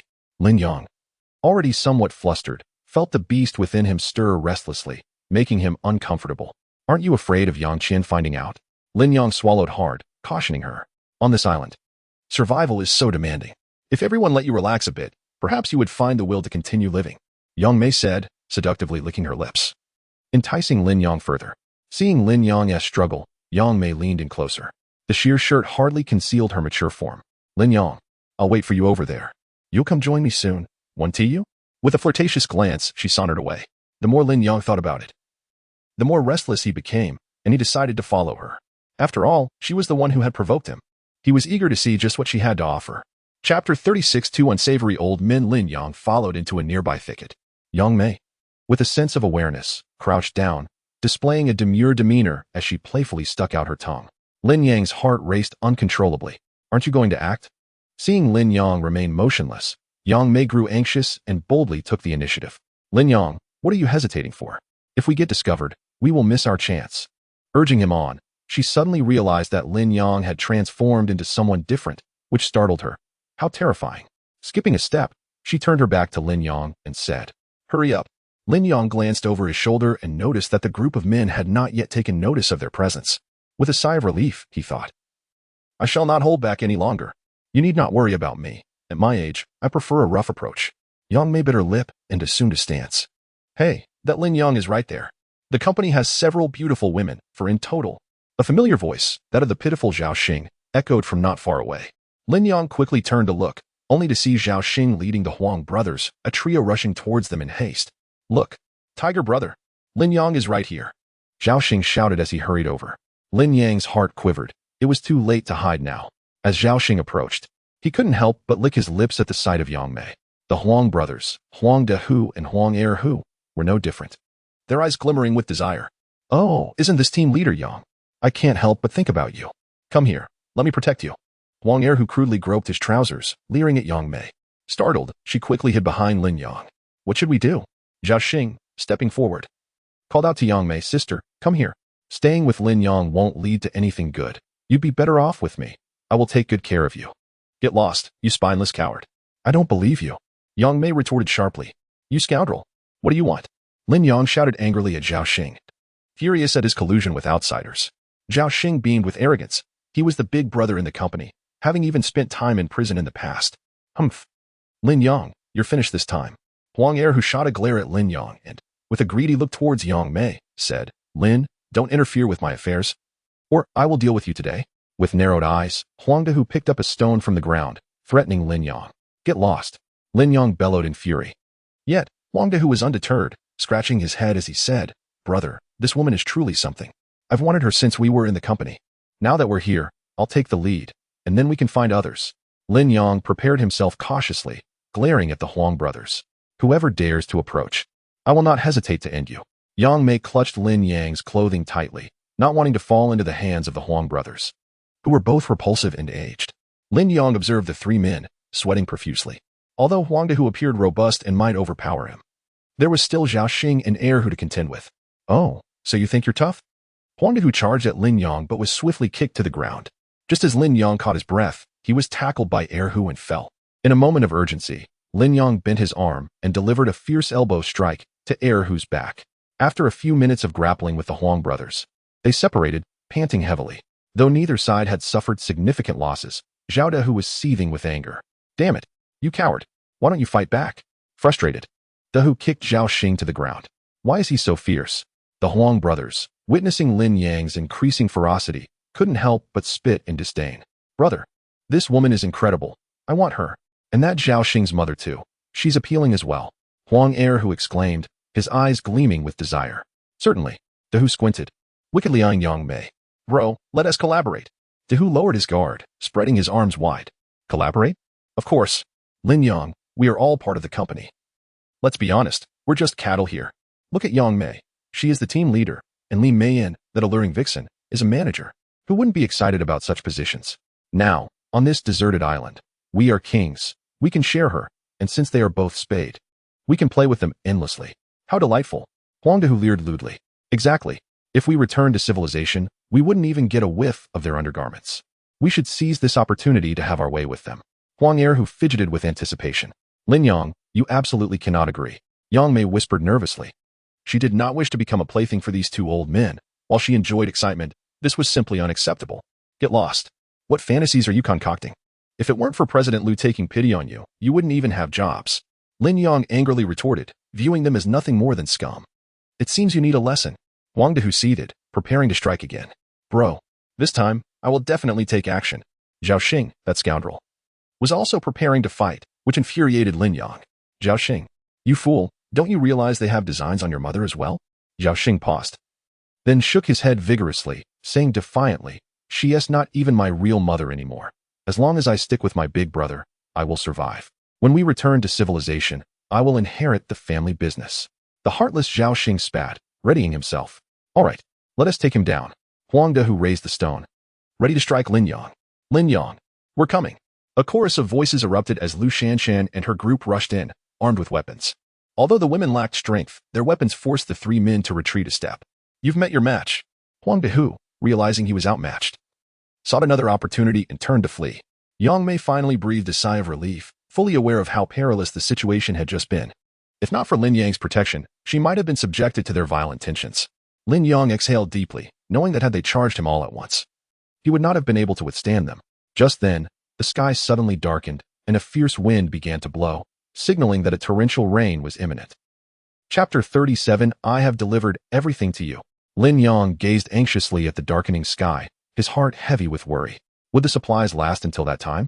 6 grilled fish, half a pig, and a bottle of water. After pondering for a moment, he decided to search for more food while the rain had yet to fall.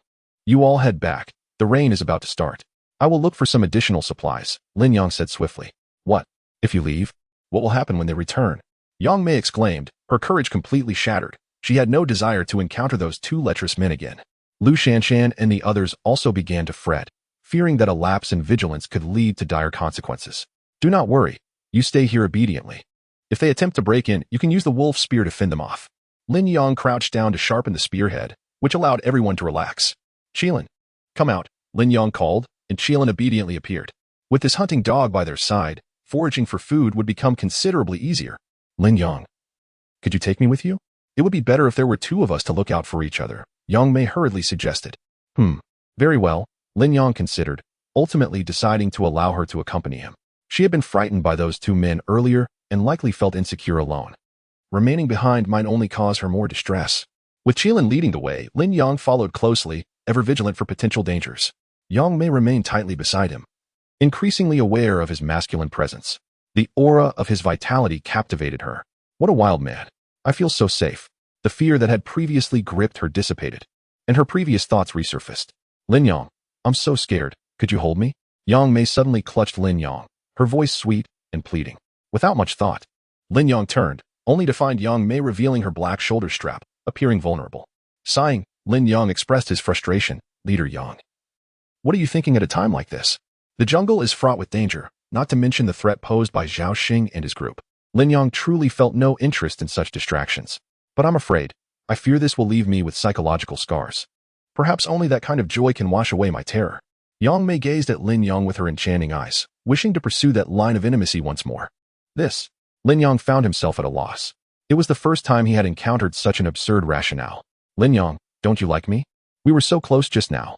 Yang Mei continued, attempting to stir Lin Yang's primal instincts. Let us forget it. We can talk about it later when we're safe. It's too dangerous here. Lin Yang firmly rejected, aware that rain could arrive at any moment. His mission was to gather food, and any delay caused by such distractions would be regrettable. Just a few minutes, it won't take long. And the rain won't come that quickly, Yang Mei persisted. A few minutes? Are you equating that to a bathroom break? Lin Yang frowned, feeling somewhat belittled. With that, he turned away to continue his search for food. Yang Mei was taken aback. This was utterly unbelievable. In an instant, she hurried to catch up, her anticipation surging. Suddenly, Qilin crouched low, quietly observing the thicket ahead, as if it had spotted prey. Lin Yang became cautious, bending down to approach stealthily. To his astonishment, a wild goat grazed in the nearby bushes. What a sizable creature. If Lin Yang could capture it, they would surely endure the dreary weather ahead. Lin Yang stealthily advanced. And Qilin, undeterred, bent its front legs, preparing to pounce. In an instant, Qilin lunged like an arrow, sinking its teeth into the goat's neck. While Lin Yang raised the wolf spear and thrust it into the creature's belly, the wild goat collapsed, its curved horns unable to defend against the attack. At last, they had secured a meal. Lin Yang, satisfied, hoisted the goat and headed towards the beach. Lin Yang, you are incredible. I will take good care of you. Yang Mei teased, causing Lin Yang to feel a tinge of embarrassment. She was quite skilled, even if she couldn't quite compare to the more mature Li Meiyan. Seeing Lin Yang in high spirits, Yang Mei began to provoke him further. Lin Yang, when you saw me in black stockings at the office, did you ever have the urge to have me? Lin Yang paused, recalling the sight of Yang Mei strutting in high heels and a professional dress, igniting a flicker of desire within him. Noticing his silence, Yang Mei pressed on. You must have had thoughts. I remember your gaze fixated on me. As if you wanted to pin me down, didn't you? Lin Yang stammered, unable to articulate his thoughts. How did she know about all this? Yet, he was not the only one. Nearly every man in the office found it difficult to move past her allure. Then what are you hesitating for? I am right here. Delivered to you on a platter. Is it because I'm not in uniform? Yang Mei halted, her eyes fixed intently on him. Lin Yang was stirred by her words. Licking his dry lips. The sky appeared to hold off the rain for the moment, but still. Forget it, it's not because of that. The situation is too perilous. We will discuss this later. Lin Yang continued walking, almost inclined to agree. Being with such a ripe woman could lead to mistakes. Yang Mei sensed Lin Yang's growing interest. With a little more persuasion, she was sure she could succeed. Lin Yang, have you ever been with a mature woman before? Yang Mei suddenly inquired. As someone with experience, she knew that men Lin Yang's age often favored women her age. No, never. You don't understand the joys of a mature woman. We possess skills beyond your imagination. We can discern your points of excitement and perform various advanced maneuvers. I've practiced yoga for this very reason. You surely can't comprehend. Yang Mei shot Lin Yang a meaningful glance, her hand playfully caressing his chin. What's the matter? Don't you want to give it a try? Lin Yang swallowed hard, feeling overwhelmed. The allure of a mature woman was undeniably intoxicating. In mere moments, Yang Mei turned her back to him, leaning against a tree and beckoning. Hurry up. What are you waiting for? With a heavy sigh, Lin Yang inhaled deeply, feeling like a wild stallion in heat. Struggling to maintain control of his emotions, he finally set the goat down. Come on. Yang Mei bit her lip, ready to rekindle their connection. Chapter 38. The full-bosomed Wang Jinlian. Lin Yang inhaled sharply, ready to muster his strength. When suddenly a cacophony of voices pierced the air. Get away. You brutes. I am your sister-in-law. Enough. Don't mention that doomed soul. Your husband is my brother. And we are all brethren. What harm is there in letting me indulge? The unmistakable sound of fabric tearing echoed, drawing Lin Yang's attention to the Huang brothers. They resembled wolves in a frenzy, viciously ripping at a voluptuous woman's clothing, producing a jarring noise. Goodness, this little lady has some strength. One woman delivered a fierce kick to Dahu, sprinting frantically toward Lin Yang and Yang Mei, her eyes widening in shock at the sight of them. In her panic, she glanced at Lin Yang's lower abdomen, causing her to collapse in terror. Lin Yong hastily adjusted his trousers, while Yang Mei turned pale, casting her gaze toward the depths of the forest. Sister-in-law, what harm is there in letting us indulge? Don't make me catch you. Otherwise, you will suffer greatly. Zhao Xing and his two companions rushed towards Lin Yong, their expressions lewd. The three men appeared as though they had not encountered a woman in years, their eyes ablaze with desire. The woman sat on the ground, her face ashen, as if she sensed the fate awaiting her. Her fitted skirt had been torn into strips, exposing a significant expanse of her fair skin. Damn it, it's you again, ruining my good fortune. Huang De cursed at Lin Yong, then cast a lascivious glance at Yang Mei, swallowing hard. Ah, it's you, this mature woman. Just what we need. You won't escape this time. Huang Erhu spat, brandishing a stick at Lin Yong. Perfect. Once I deal with you, the remaining women will belong to us. Brother, you can have these two first. I won't contest you. But I must have Li Mei in first. Huang Erhu declared ominously, raising his stick as he charged at Lin Yong. To hell with you. You scum. Lin Yong retaliated, delivering a powerful punch to Erhu's forehead. Zhao Xing, the coward, knelt before Lin Yong, clutching his feet and rendering him immobile. Die. De Hu seized the moment, striking Lin Yong on the head with his stick. With that blow, Lin Yang's temper flared. He grasped Zhao Xing by the neck and hurled him against a nearby tree, turning to engage the Huang brothers in combat. Qi Lin dashed over, sinking his teeth into De Hu's leg and refusing to let go. This provided Lin Yong with a golden opportunity, and he delivered a fierce elbow strike, sending De Hu sprawling to the ground. Finally, the combatants separated. De Hu realized that if this continued, they would surely suffer defeat. Lin Yong was not in a much better state. However, his military training allowed him to hold on for a while longer. Brother, can't you be a little less selfish? Let us have one. We're all men here. Who doesn't know who? Huang De insisted. If we don't play now, you'll regret it for life once we return. Zhao Xing threatened, having long desired to teach Lin Yong a lesson. Stop wasting time.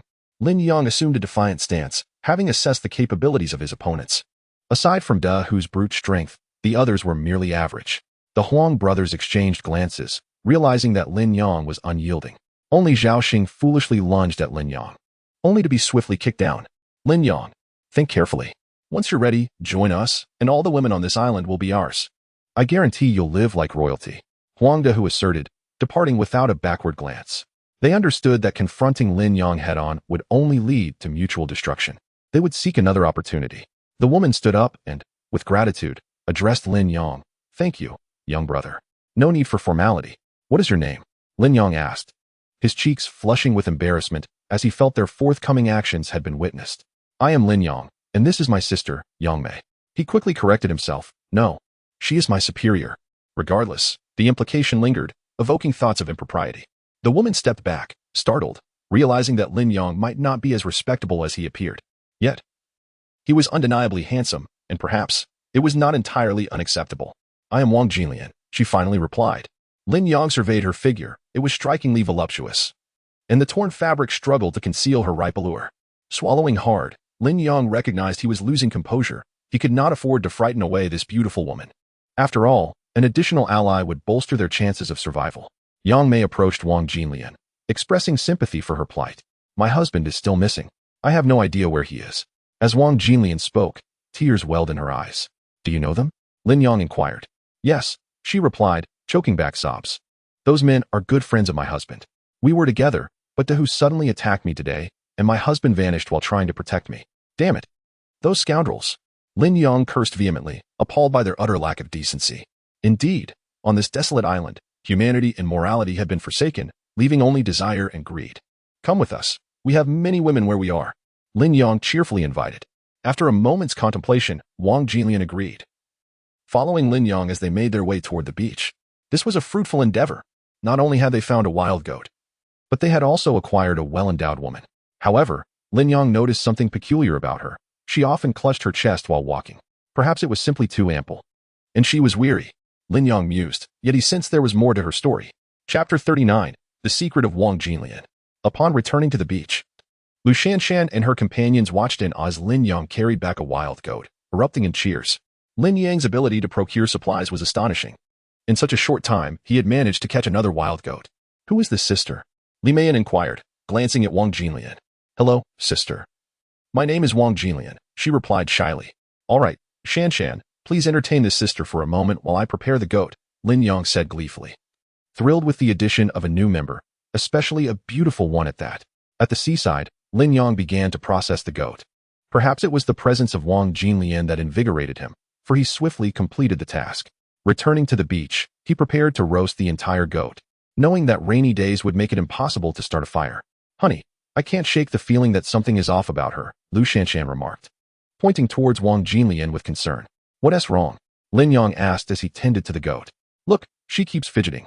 Just a moment ago, she was mumbling about feeling unwell," Lu Shanshan explained. "What could be wrong?" Lin Yang furrowed his brow, wondering how it could be that she felt unwell so soon after arriving. "I asked her what was bothering her, but she mumbled incoherently and then just stayed there." Lu Shanshan was perplexed.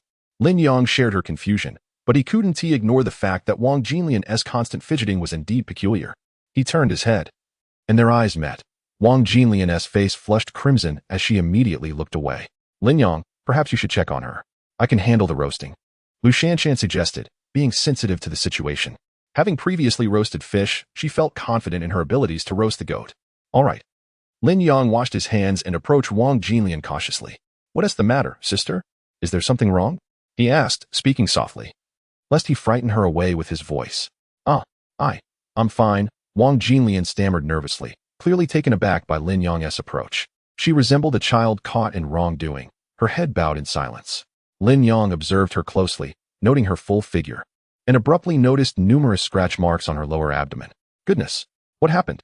he thought, astonished, but due to the sensitive nature of the situation, he pretended not to see. "You, please, go back to what you were doing. I'm perfectly all right," Wang Jinlian insisted, biting her red lip. "Very well," Lin Yang replied, returning to the beach where he picked up a spear, his mind racing with thoughts. "Everyone, gather around. I have something important to discuss," he called out. And the women quickly assembled. "Our current situation is perilous. We face wolves, savages, and the scoundrels led by Zhao Xing. Therefore, we must enhance our skills to protect ourselves. From today onward, we will begin practicing assassination techniques." Lin Yang demonstrated the proper use of the spear with precision, eliciting cheers from the women. "All right, let us adhere to these standards, as it will ensure our safety," he proclaimed. The group began to practice earnestly. Wang Jinlian suddenly gasped, clutching her chest. Her face flushed. "What's wrong, sister?" Lin Yang rushed over, concerned she might be injured. "And no, I'm fine. I just accidentally strained myself," she replied. "Really?" Lin Yang glanced at her and swallowed hard, realizing that being overly full could indeed be problematic. "Shall I take a look?" he blurted, immediately regretting his words, realizing how presumptuous they sounded. No, it's not necessary," Wang Jinlian protested, lowering her head in embarrassment. Lu Shanshan shot Lin Yang a disapproving look, glancing down at herself and sighing inwardly. There was no comparison. "All right, everyone, let us continue practicing," Lin Yang said hastily, eager to diffuse the tension. The women resumed their training with renewed focus. Li Meian excelled in her practice, and Yang Mei was not far behind, both eager to impress Lin Yang. Wang Jinlian, however, was unable to concentrate, as the discomfort persisted from her earlier injury. Having been bitten by a venomous snake in the jungle, she found herself struggling. The heat coursing through her body felt unbearable. Desperate, she lifted her shirt, attempting to extract the venom, but the wound was too low for her to reach. Wang Jinlian felt tears welling up. This was exceedingly inconvenient. The toxin was spreading, and she was in distress. She squeezed again, but her efforts were in vain. What was she to do? If the venom fully entered her system, it would reveal everything. In her anxiety, she glanced towards Lin Yang, the only person she felt she could trust in this predicament. Yet, he was already married. Wouldn't that be considered inappropriate? The thought of asking one of the other women for help filled her with shame. Sighing, Wang Jinlian decided to endure her discomfort, hoping for an opportunity to seek Lin Yang's assistance. Unbeknownst to her, Lin Yang remained focused on teaching the women the spear's utility. "All right, everyone has done well. It's time to eat," Lin Yang announced, his heart swelling with pride at the women's progress. The group gathered around the fire to enjoy the roasted goat, savoring what could be their last meal before the impending storm. "I had my suspicions about Zhao Xing. He is undoubtedly up to no good. Back at the company, he would stare at me as if he wanted to pin me to the ground. I suspect he stole my stockings," Yang Mei lamented, casting aspersions on Zhao Xing. Lin Yang smiled subtly, recognizing the nature of women. Only by growing stronger could their perceptions be altered. Achoo! From a distance, Zhao Xing sneezed violently. "Damn it! Who is cursing me?" he exclaimed, ruffling his disheveled hair as he guarded a mouse hole, spitting on the ground in frustration. "Damn it, Zhao Xing! Hurry up and catch some mice for us to eat, or we'll give you another beating," one of the brothers shouted. "Brother, please be patient," Zhao Xing replied obsequiously, regretting his decision to align with the Huang brothers. He had become their servant. Damn it. You're useless. You can't even find a morsel of food. I can't fathom how you ever became an executive. Huang Eru berated him. Zhao Xing was filled with regret. He could have at least had a meal if he had stuck with Lin Yang. The Huang brothers had snatched away his livelihood. Damn it. You'll pay for this when we return. Zhao Xing seethed inwardly. Chapter 40. A plea for assistance. Zhao Xing waited in vain for what felt like an eternity. Yet the field mouse failed to show itself. For heaven's sake, you inept fool. Hurry and find us something else to eat. Lin Yang and the others are already feasting on succulent lamb. Here we are, digging in mouse holes, and you ought to bring back a sheep. Huang Eru cursed vehemently. Zhao Xing was indeed a pitiful sight. After laboring for 2 days, the Huang brothers had managed to save a meager amount of food. Only for Zhao Xing to arrive and consume it all. Fine, brother, I'm off right now, Zhao Xing replied hastily, darting into the thicket toward Lin Yang's direction. Before long, he heard the women practicing their assassination techniques. The aroma of the roasted lamb lingered in the air, tantalizing Zhao Xing's senses, making him swallow hard as he rushed toward Lin Yang. Upon noticing the commotion, Lin Yang grabbed his weapon and shouted, Zhao Xing, you dare return? Where are the Huang brothers? The women quickly formed a protective circle, gripping their weapons tightly. No, I came alone, brother Yang, Zhao Xing stammered, waving his hands in fright. Lin Yang scanned the surroundings, relieved when he found no sign of the others, and gradually lowered his guard. Brother Yang, I realize my mistakes. I beg you to take me in. The Huang brothers treat me like livestock and have designs on my mother. How can I tolerate such treatment? Zhao Xing confessed, his gaze inadvertently drifting toward Li Meiyan. How dare you? I have no son like you, coward. If it weren't for you bringing them here, would we be in such fear? Li Meiyan spat, her trust long since evaporated. She even regretted taking in this wretched creature. Get lost. We don't want you here. Leave at once. Otherwise, I won't hold back, Lin Yang said with palpable disdain. Qianqian, please help me plead my case. After all, we've shared a bed and experienced the heights of passion together. Didn't you say I brought you joy? Zhao Xing implored, sinking to his knees. Yang Qian's face flushed, and she retorted, get out. Seeing Yang Qian's refusal, Zhao Xing turned to Yang Mei. Sister Mei, please help me. When I was with Qianqian, you even invited me to visit a pleasure hotel. Once we return to civilization, I promise to accompany you daily. Yang Mei's face turned crimson, and she brandished her weapon at Zhao Xing, who barely managed to evade her attack. Goodness! Zhao Xing exclaimed in shock, quickly fleeing. He had not anticipated such cold-heartedness from the women. Damn it! If I ever catch you, you won't be able to walk. Zhao Xing cursed as he distanced himself, suddenly feeling a chill creeping down his spine. A pair of green eyes were fixated upon him. Oh no! Zhao Xing exerted all his strength in a frantic dash toward Lin Yang. A howl echoed as a wild wolf surged forward, drawn by the commotion. Meanwhile, Lin Yang lounged leisurely on the beach, observing Wang Jinlian's erratic behavior. She hesitated, contemplating whether to ask for Lin Yang's assistance. If she waited too long, it might be too late. She sensed that the poison was not lethal, but rather intensified certain urges. Lin Yang, could you come over and speak with me? Wang Jinlian said, her complexion flushed as she gestured for him to approach. Lin Yang glanced at her curvaceous figure, swallowing hard. Her proportions were nothing short of divine. All right, Lin Yang replied decisively. Yet, Wang Jinlian felt a twinge of fear. What if he were one of those men? This intimate setting felt inappropriate, especially since he was a man. What if he had other thoughts while helping her? What should I do? Wang Jinlian pondered, her heart racing. Morality had no place here. If he unleashed the wildness within, it would spell disaster. What's the matter? Lin Yang asked as he casually sat down, yet his gaze betrayed his interest in her. Wang Jinlian hesitated before revealing, I was bitten by a venomous snake, and despite my efforts, I couldn't extract the poison. I now implore you to help me. With a trusting heart, she divulged everything. My heavens! Lin Yang's eyes widened, and he swallowed hard. He never imagined such a situation would arise. Very well, I'll assist you. Lin Yang feigned seriousness, though his eyes remained fixated. Wang Jinlian slowly lifted her garment, revealing the wound beneath. As she raised it to her lower abdomen, she bit her lip and anxiously cautioned, Lin Yang, please exercise restraint. I'm begging you, and you already have a wife. Of course, I'm not that kind of person. I genuinely wish to help you, Lin Yang assured her, determined to save Wang Jinlian. I believe you, Wang Jinlian said, reassured by his earnest demeanor. With that, she carefully rolled up her tight shirt, revealing 2 faint puncture wounds before halting her movements. Lin Yang couldn't help but swallow hard at the glimpse of what many women could only dream of. This position was indeed beyond his reach. He gazed at the small puncture marks, feeling a sense of regret. Why couldn't they be just a bit higher? Hurry, please. If someone sees us, how will I face them? Wang Jinlian urged, her eyes darting toward the group on the beach, fearful of being discovered. All right, sister, relax. I'll help you extract it. Lin Yang took a deep breath to calm his nerves. Okay, he said softly, inching closer, but the initial attempts proved ineffective. Given her fullness, Lin Yang hesitated to touch her directly, struggling to locate the wound. Wang Jinlian sensed Lin Yang's discomfort and reluctantly positioned her hand behind her, signaling him, brother, please hurry. I feel the poison worsening. Wang Jinlian winced in discomfort, feeling feverish, and it seemed Lin Yang's efforts were only exacerbating her distress. All right. Lin Yang decided to drop the pretense. His sole intention was to save her, without any ulterior motives.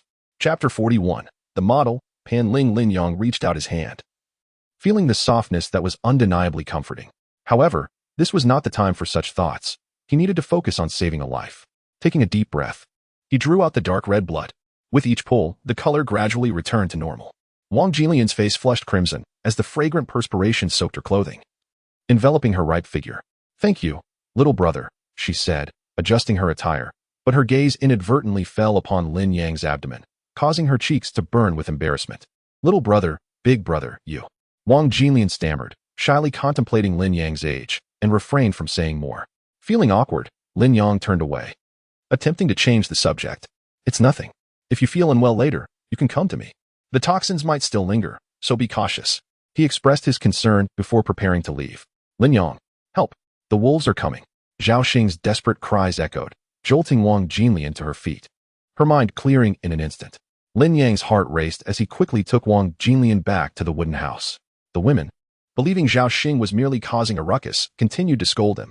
Suddenly, a shadow leapt from the grass. It was indeed a wolf. Damn it, Zhao Xing. Are you trying to get me killed? If there are wolves, why do you run this way? Lin Yang cursed, hastily grabbing a wolf spear in defense. The other women, terrified, fled into the house without even grabbing a weapon. Help! Dad! Save me! Zhao Xing stumbled and fell, pleading for assistance. When Lin Yang remained silent, Zhao Xing shouted again, Wolf father, my flesh isn't tasty. It's Lin Yang's that you should seek. The wild wolf seemed to understand, its green eyes fixated on Lin Yang, emitting a low growl. What do we do, big brother? Wang Jinlian asked fearfully, clutching Lin Yang's hand tightly. Lin Yang braced himself, anticipating an imminent attack from the wolf.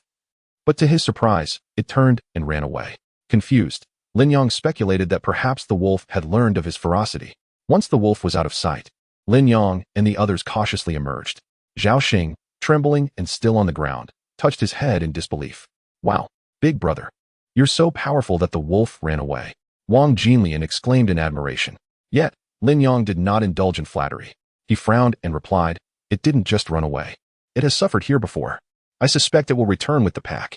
We must find a way to eliminate their alpha, or when the rainy season comes, we'll be trapped like turtles in a jar. With that, Lin Yang picked up an axe. Zhao Xing, who had just stood up, saw Lin Yang's expression and slumped back down. Zhao Xing, do you still want to come back? Lin Yang asked.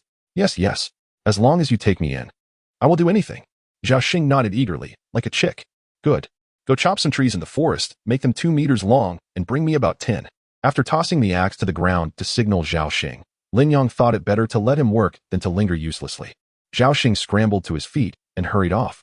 Lin Yang grinned mischievously and instructed the nearby women, quickly gather vines. The more the better. Once that's done, we will train with the wolf spears. Understood, the women began to busy themselves. Lin Yang, not idle himself, retrieved his repeating rifle. He walked to the beach, using goat fat extracted from a wild goat to clean the gun barrel. I hope it still works, Lin Yang thought as he skillfully disassembled the rifle, applying the goat fat for maintenance. This task was second nature to him, having done it frequently during his time in the military. In no time, the rifle gleamed. Lin Yang pulled the bolt, listening to its crisp sound, and couldn't help but smile. Fortunately, it was still operational, though its lethality was modest.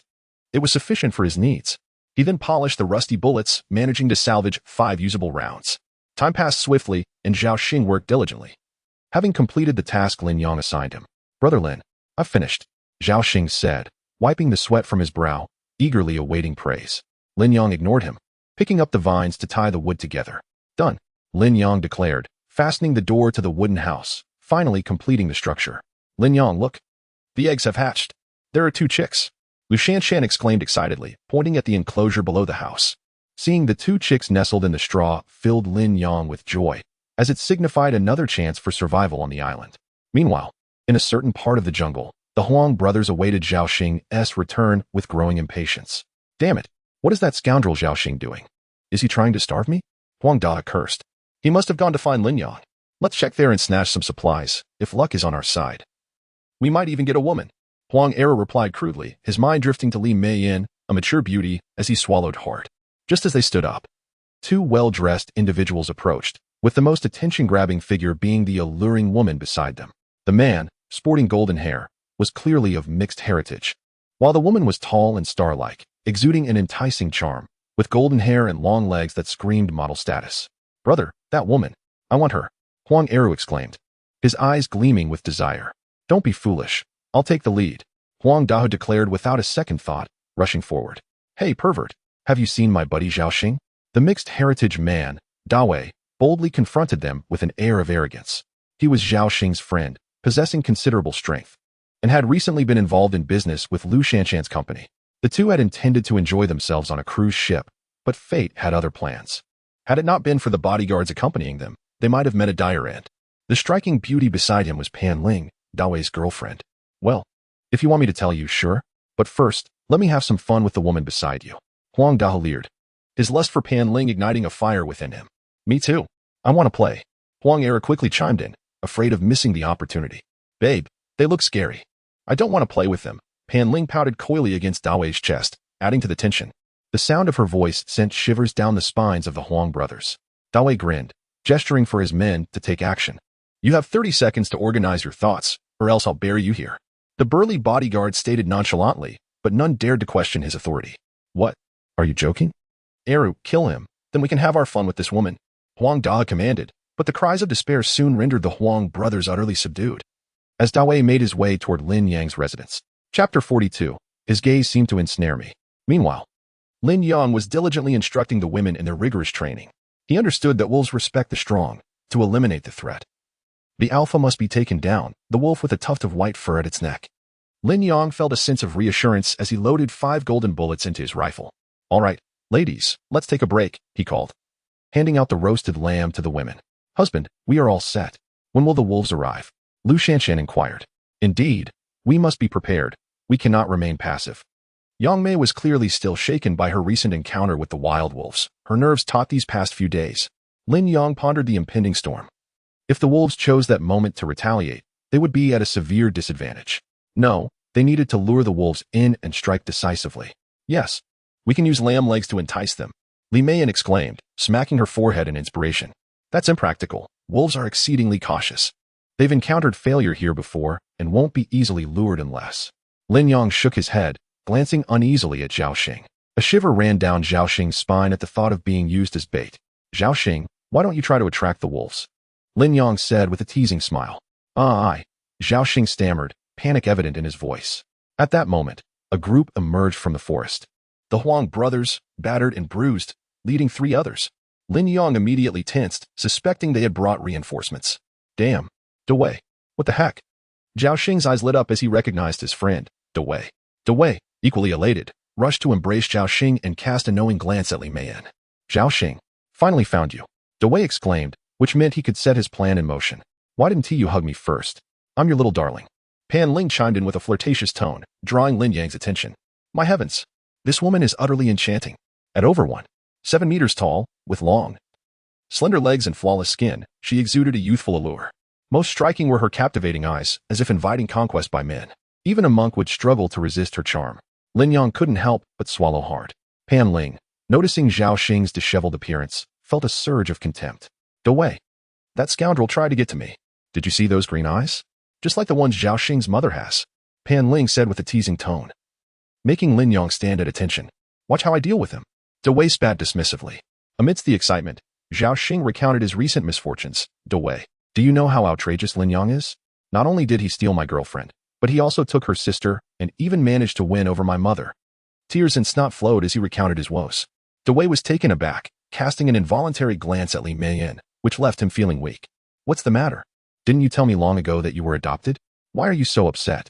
Regardless, I will help you get revenge. Lu Shanshan stepped forward, recognizing Dawei as an important partner from her company. Dawei, you seem to misunderstand Lin Yang. He is truly exceptional, far surpassing Zhao Xing. We all chose to follow him willingly. Without him, we would have starved long ago, Lu Shanshan defended, glaring at Zhao Xing for his baseless claims. Miss Lu, I don't care about that. I'm not familiar with this worker. If my brother says he is no good, it must be true. Dewey retorted, unconcerned. How unreasonable can you be? Seeing Lu Shanshan still support Lin Yang, Dewey threatened, join my side, or I will cancel our collaboration with your company. Dewey knew he was a vital client for Lu Shanshan's company. If the partnership fell through, the Lu family business would suffer significant losses. Lin Yang, aware of Dewey's leverage, felt a wave of anxiety. Fine. Cancel it then. Who's afraid of whom? We complement each other, Lu Shanshan said, biting her lip resolutely. Dewey's eyes flickered with anger as he commanded, damn it, don't push your luck. Abeo, take down Lin Yang. Capture these women. I want to indulge. Immediately. Bodyguards stepped forward, reaching for Lin Yang's collar, but he deftly evaded their grasp. Lin Yang was taken aback. This man seemed formidable. Haha, Lin Yang, you're finished. This guy is a veteran mercenary. Zhao Xing cheered, excitement radiating from him. I'm giving you a choice. Bow down and shout young master Xing 3 times, and I'll let you go. Zhao Xing thought he had the upper hand, showing off his bravado. Humph. Lin Yang spat dismissively. What of mercenaries? I've been trained as well. I have not slacked in my training over the years. Enough talk. Get him. Dewey sneered, and the bodyguard lunged at Lin Yang. The two engaged in a fierce struggle, but Lin Yang seized an opening and delivered a powerful blow, sending the assailant sprawling to the ground. Wow, Lin Yang. You're amazing. Li Meiyan was the first to applaud. Dewey's face turned a shade of green with rage. Pathetic. How's that? Still arrogant? Lin Yang fixed his gaze on Dewey. Humph. What does it matter how skilled you are? Try this, Dewey said as he revealed a handgun. Aiming it squarely at Lin Yang. A mixed heritage, he possessed a firearm license. What now? Are you still tough? Kneel before me. Dewey narrowed his eyes. Convinced Lin Yang would cower in fear. Lin Yang bit his lip, his gaze unwaveringly fixed on Dewey. How audacious. Still refusing to kneel. Zhao Xing stood by, eager to see Lin Yang humiliated. In that moment, Lu Shanshan, astonished, suddenly recalled something and slipped to the side. Friend, do you dare to fire that weapon? Here. Without this man, how will you survive? That magazine must be nearly empty by now. Lin Yang calmly replied, though a cold sweat had drenched his back. Indeed. Lin Yang had surmised correctly, only one bullet remained in the gun. But at that moment, Zhao Xing suddenly lunged for the handgun. Chapter 43 The Cry for Help in the Jungle. Lin Yang, do you submit? Call out Xing Yi 3 times, and I shall let you go, Zhao Xing declared menacingly, brandishing his pistol. Sir, you should call out quickly. He might actually pull the trigger. Yang Qian urged anxiously from the side. Lin Yang, hurry and shout. It's about saving your life. Li Meiyan echoed with equal urgency, fully aware of Zhao Xing's unpredictable nature. Let us see then. Lin Yang bit his lip defiantly, refusing to back down. You bastard. You're asking for it. Zhao Xing growled, frustrated, as he fired a shot into the ground, startling Lin Yang, who instinctively stepped back, a murderous glint flashing across his face. At that moment, Lu Shanshan rushed over, grasping a rifle. Lin Yang. Here. Lin Yang, quick on the uptake, seized the weapon just as they faced off. This caused Dewey to tremble within, for he knew the gun was devoid of bullets. Unaware, Zhao Xing squinted at the rifle in Lin Yang's hands, sneering. Heh, that old piece of junk can't possibly work. Just a stick for stirring fire. Then let us see what happens. Lin Yang's anger flared, cornered by Zhao Xing's relentless pressure. All right, I'll see if your fire stick can still fire. Zhao Xing boasted, pulling the trigger towards the sky, only to be met with a jamming sound. The gun was empty. It was then that Lin Yang lowered the rifle, swinging his fist to send Zhao Xing crashing to the ground. After Lin Yang had exhausted himself, Zhao Xing clumsily got back up, muttering, Wei Gu, give me a magazine. I want to finish him. There is none left, Dewey sighed, realizing the bullets had long been spent. Zhao Xing was left dumbfounded. Taking a moment to regain his composure, Lin Yang, still holding the rifle, smirked at Zhao Xing. Brother, I was just putting on a show for you. Don't take it to heart. A chill ran down Zhao Xing's spine as he trembled. Lin Yang, please, give me another chance to rephrase. Lin Yang, with a cold smile, replied, Come on, I'll grant you another opportunity. Let us see how you'll express yourself. Zhao Xing, in a moment of panic, dropped to his knees. Father, I was wrong. Dewey was infuriated, appalled by Zhao Xing's lack of spine. How could he acknowledge Lin Yang as his father? What had happened to his pride? Breathing heavily, Dewey shot a glance at Li Meiyan, his anger intensifying. What? You dare defy me? Lin Yang shot a sidelong glance at the arrogant Dewey, mockingly asking, Defy? Do you know how wealthy my family is? Dewey retorted defiantly, with a swift motion. Lin Yang chambered around, the threat palpable in the air. Damn it. If kneeling is what you want, then I'll kneel. Dewey had no choice but to comply, dropping to his knees without hesitation. Puffing heavily, Dewey exhaled, not defiant. Dewey sniffled. I submit. I just wanted to know if my kneeling posture is correct. Seeing Dewey's comical display, Lin Yang's anger dissipated, and he waved his hand dismissively. Just get lost. Don't let me see you again. Lin Yang felt a pang of regret, but realized the bullets were too precious to waste. Keeping these individuals around would only add to his frustrations. Dewey and his group quickly fled the scene. Damn it. What a disgrace. Dewey grumbled, rubbing his head in irritation. Exactly, Zhaoxing. What were you thinking? You could have just shot him. Pan Ling chimed in, breathless and exasperated. You foul woman. What are you saying? You dare speak to me like that? Would you have dared when we were in bed? Zhaoxing grumbled, displeased. Pan Ling was introduced to Dewey by Zhaoxing, the three having previously exchanged pleasantries. Dewey, look. Zhaoxing says Pan Ling is both alluring and delicate, capable of melting anyone's heart. Dewey, in a fit of rage, pushed Pan Ling away. Damn it. It's all your fault. Ever since you got with me. It's been nothing but trouble. You're doing well, while I'm the one being drained dry. You're a cursed star. Get out of my sight. As Dewey vented his anger, he slapped her delicately crafted face. Pan Ling felt utterly wronged. You can't do this, Dewey. No one else can care for you as I do. Don't forget, there are still many experiences you wish to share. Get lost. I can't even take a piss without needing a pill. Dewey regretted ever getting involved with her, realizing she was far too enchanting, leaving him utterly spent. Zhaoxing, a pitiful figure, looked on, unable to voice his thoughts, only swallowing hard. Feeling despondent, Pan Ling walked away alone, unsure of whom to turn to now. She had two options, Lin Yang or the Huang brothers. The thought of being with the Huang brothers made her nauseous. She could only imagine the torment. Lin Yang, on the other hand, caught several fish by the river, cooking and storing them. Darling, look, I'm being bitten alive. There are so many bugs on the ground. Lu Shanshan complained, pointing at her chest. With the impending storm and the dampness of the island, countless pests had made their way to them, causing distress for the women. Oh, let me see how bad it is, Lin Yang teased, a mischievous grin on his face. You rascal. Lu Shanshan blushed, playfully pushing his hand away. After their playful banter, they got down to business. Gather the tools from the iron box, fill it with dry grass, and smoke out the pests, Lin Yang instructed. Got it. I'll handle it right away. Lu Shanshan called her companions over to assist. Sleeping on the ground was no easy feat. Lin Yang entered the jungle, wielding an axe, preparing to fell trees. He envisioned crafting a grand bed, layered with dried grass. A splendid idea indeed. Working swiftly, he chopped down numerous logs, stripping the bark for firewood, reserving 6 logs for bed legs, and shaping the rest into planks. He skillfully created a square hole for a mortise and tenon joint, envisioning a structure where everyone could rest comfortably. As Lin Yang prepared to return and assemble the pieces, a sudden cry for help echoed through the jungle. Help! Help! Go ahead, shout. Let us see how my brother, and I will punish you. Upon hearing that familiar voice, Lin Yang felt a shiver run down his spine. Sensing a strange familiarity, wasn't he that Dewey's little darling? Chapter 44. Do not hinder his pursuit of new experiences. The Huang brothers gazed at Pan Ling with a lecherous glint in their eyes. Don't come any closer. Pan Ling shrank back in fear. The two were insufferably lewd, especially Erhu, who was drooling uncontrollably.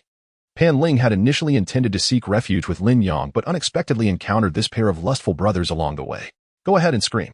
The louder you shout, the more excited we become, Huang Dehu remarked, licking his lips, captivated not only by her beauty but by the suggestive quality of her voice. The Huang brothers could hardly fathom the sensations they would experience in such a scenario. Come here. Huang Dehu lunged forward, tearing at Pan Ling's tightly fitted outfit that revealed her navel. Help! Pan Ling thought her end had come when suddenly, Huang Dehu rolled aside. Damn it, Erhu. Are you looking for death? I was supposed to go first. Huang Dehu cursed, only to notice Erhu trembling in the corner. Why are you still here? Lin Yang approached and delivered a sharp kick to Huang Dehu. The brothers sprang to their feet, glaring angrily at Lin Yang. Lin Yang, why do you keep ruining my fun? Huang Erhu grumbled. I do as I please, Lin Yang replied, inciting the brothers' fury. Each time they reached a crucial moment, Lin Yang appeared to thwart their endeavors. Lin Yang, you can't be serious. We let you have Wang Jinlian. Now you want to take this one too? Huang Dehu fumed, feeling increasingly agitated. He had enough women already. Why must he spoil their opportunities? Fine. You can come first, and we'll follow after. That should be acceptable, right? Huang Dehu insisted. Absolutely not. Get lost, and don't let me see you two scoundrels again. Lin Yang firmly refused, unwilling to partake in such debauchery. Damn it. Let's fight. The Huang brothers charged forward, only to be swiftly repelled by Lin Yang, who sent them fleeing in disarray. Big brother Lin, can you protect me? Dewei and Zhao Xing are bullying me, and I want to stay with you, Pan Ling implored, her voice tinged with desperation, nearly melting Lin Yang's resolve. However, he ignored her and turned to leave with what he had gathered, though he felt some sympathy for her. He couldn't overlook her earlier attitude. Please, Lin Yang, as a fragile woman, how can you turn a blind eye to my plight? Pan Ling cooed, casting seductive glances his way. Lin Yang found himself momentarily swayed. Her allure was undeniable, surpassing even Li Meiyan's charms. Just a glance stirred an instinctual desire to conquer. What can you offer me? Lin Yang inquired, recognizing that survival demanded tangible contributions. The island's resources were scarce, and he could not afford to nurture a mere ornament. Pan Ling stood up, placing her long legs on Lin Yang's shoulders and effortlessly executing a split. I may not be able to do much, but you certainly can. I possess many skills, from top to bottom. I am quite capable. She teased, leaning in close and whispering heatedly in his ear. Lin Yang was taken aback, swallowing hard at her audacity. She was far too bold, even more so than Li Meiyan. Big brother, please take me in. I have nowhere else to go. If not, I will starve. Pan Ling pleaded, her eyes brimming with sorrow. Why not seek out Zhao Xing? Lin Yang suggested. I can't.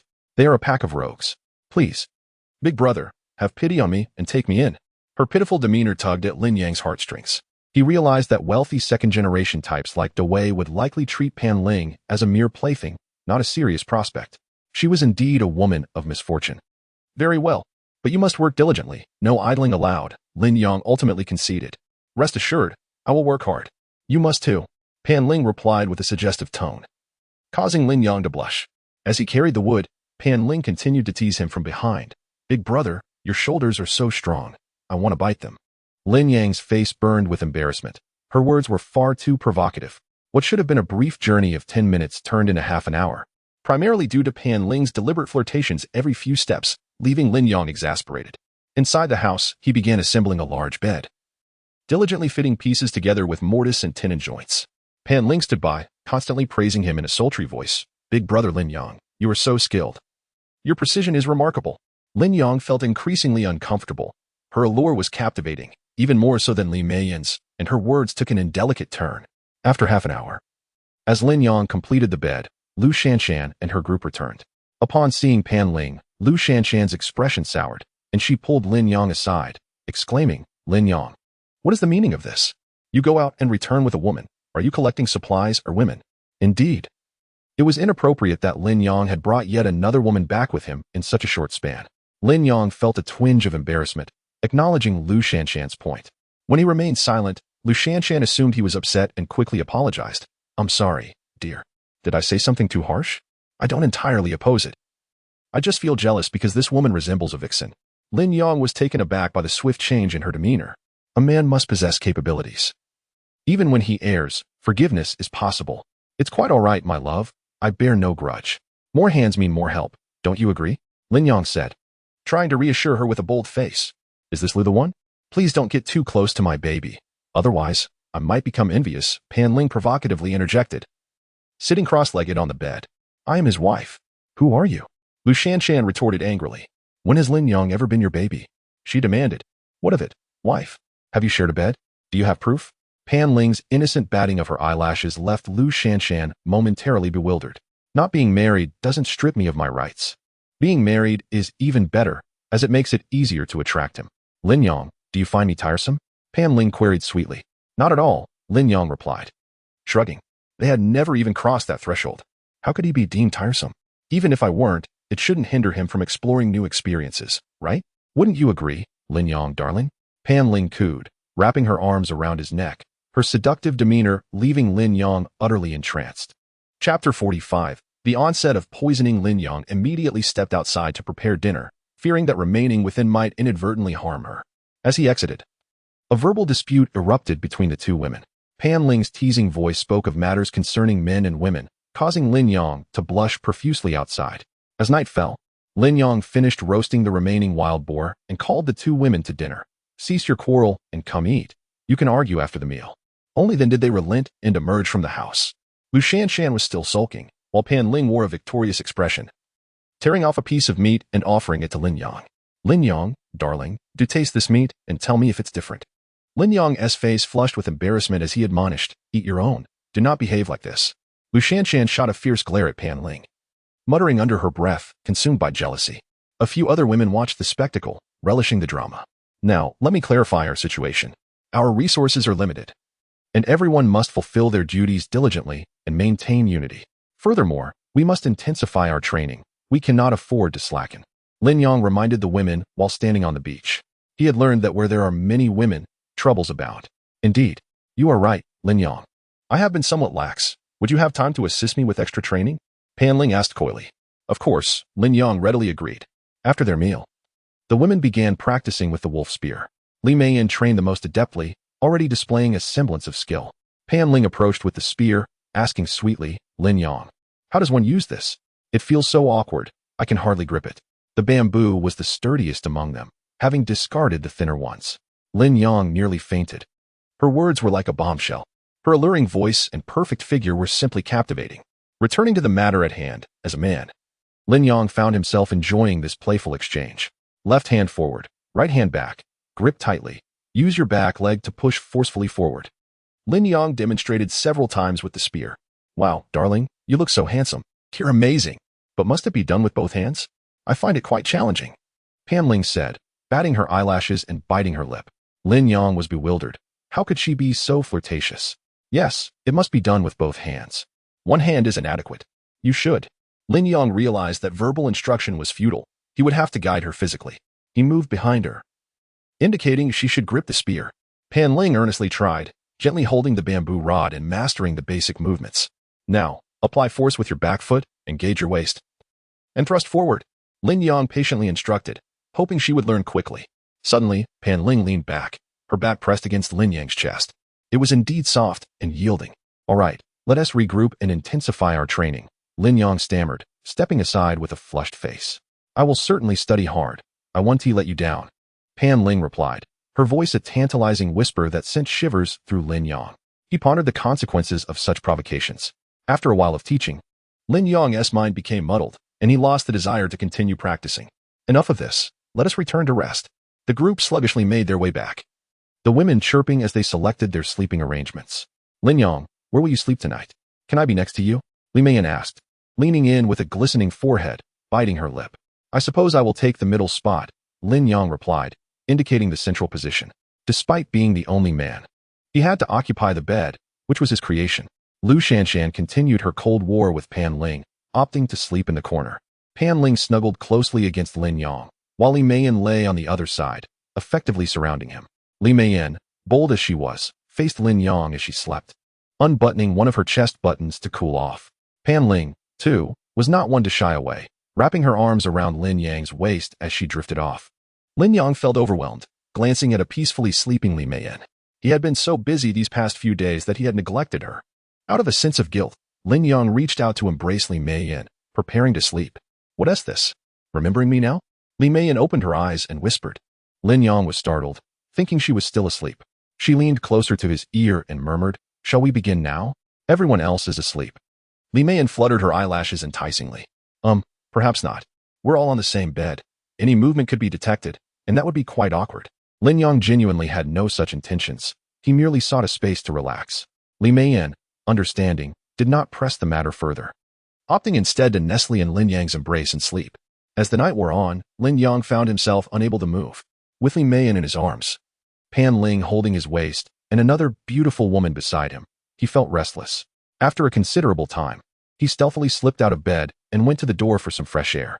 Looking at the array of enchanting women in the room, Lin Yang found himself reluctant to return to the civilized world. Here, he was king, the sole ruler. If he desired, these women would be eager to engage with him.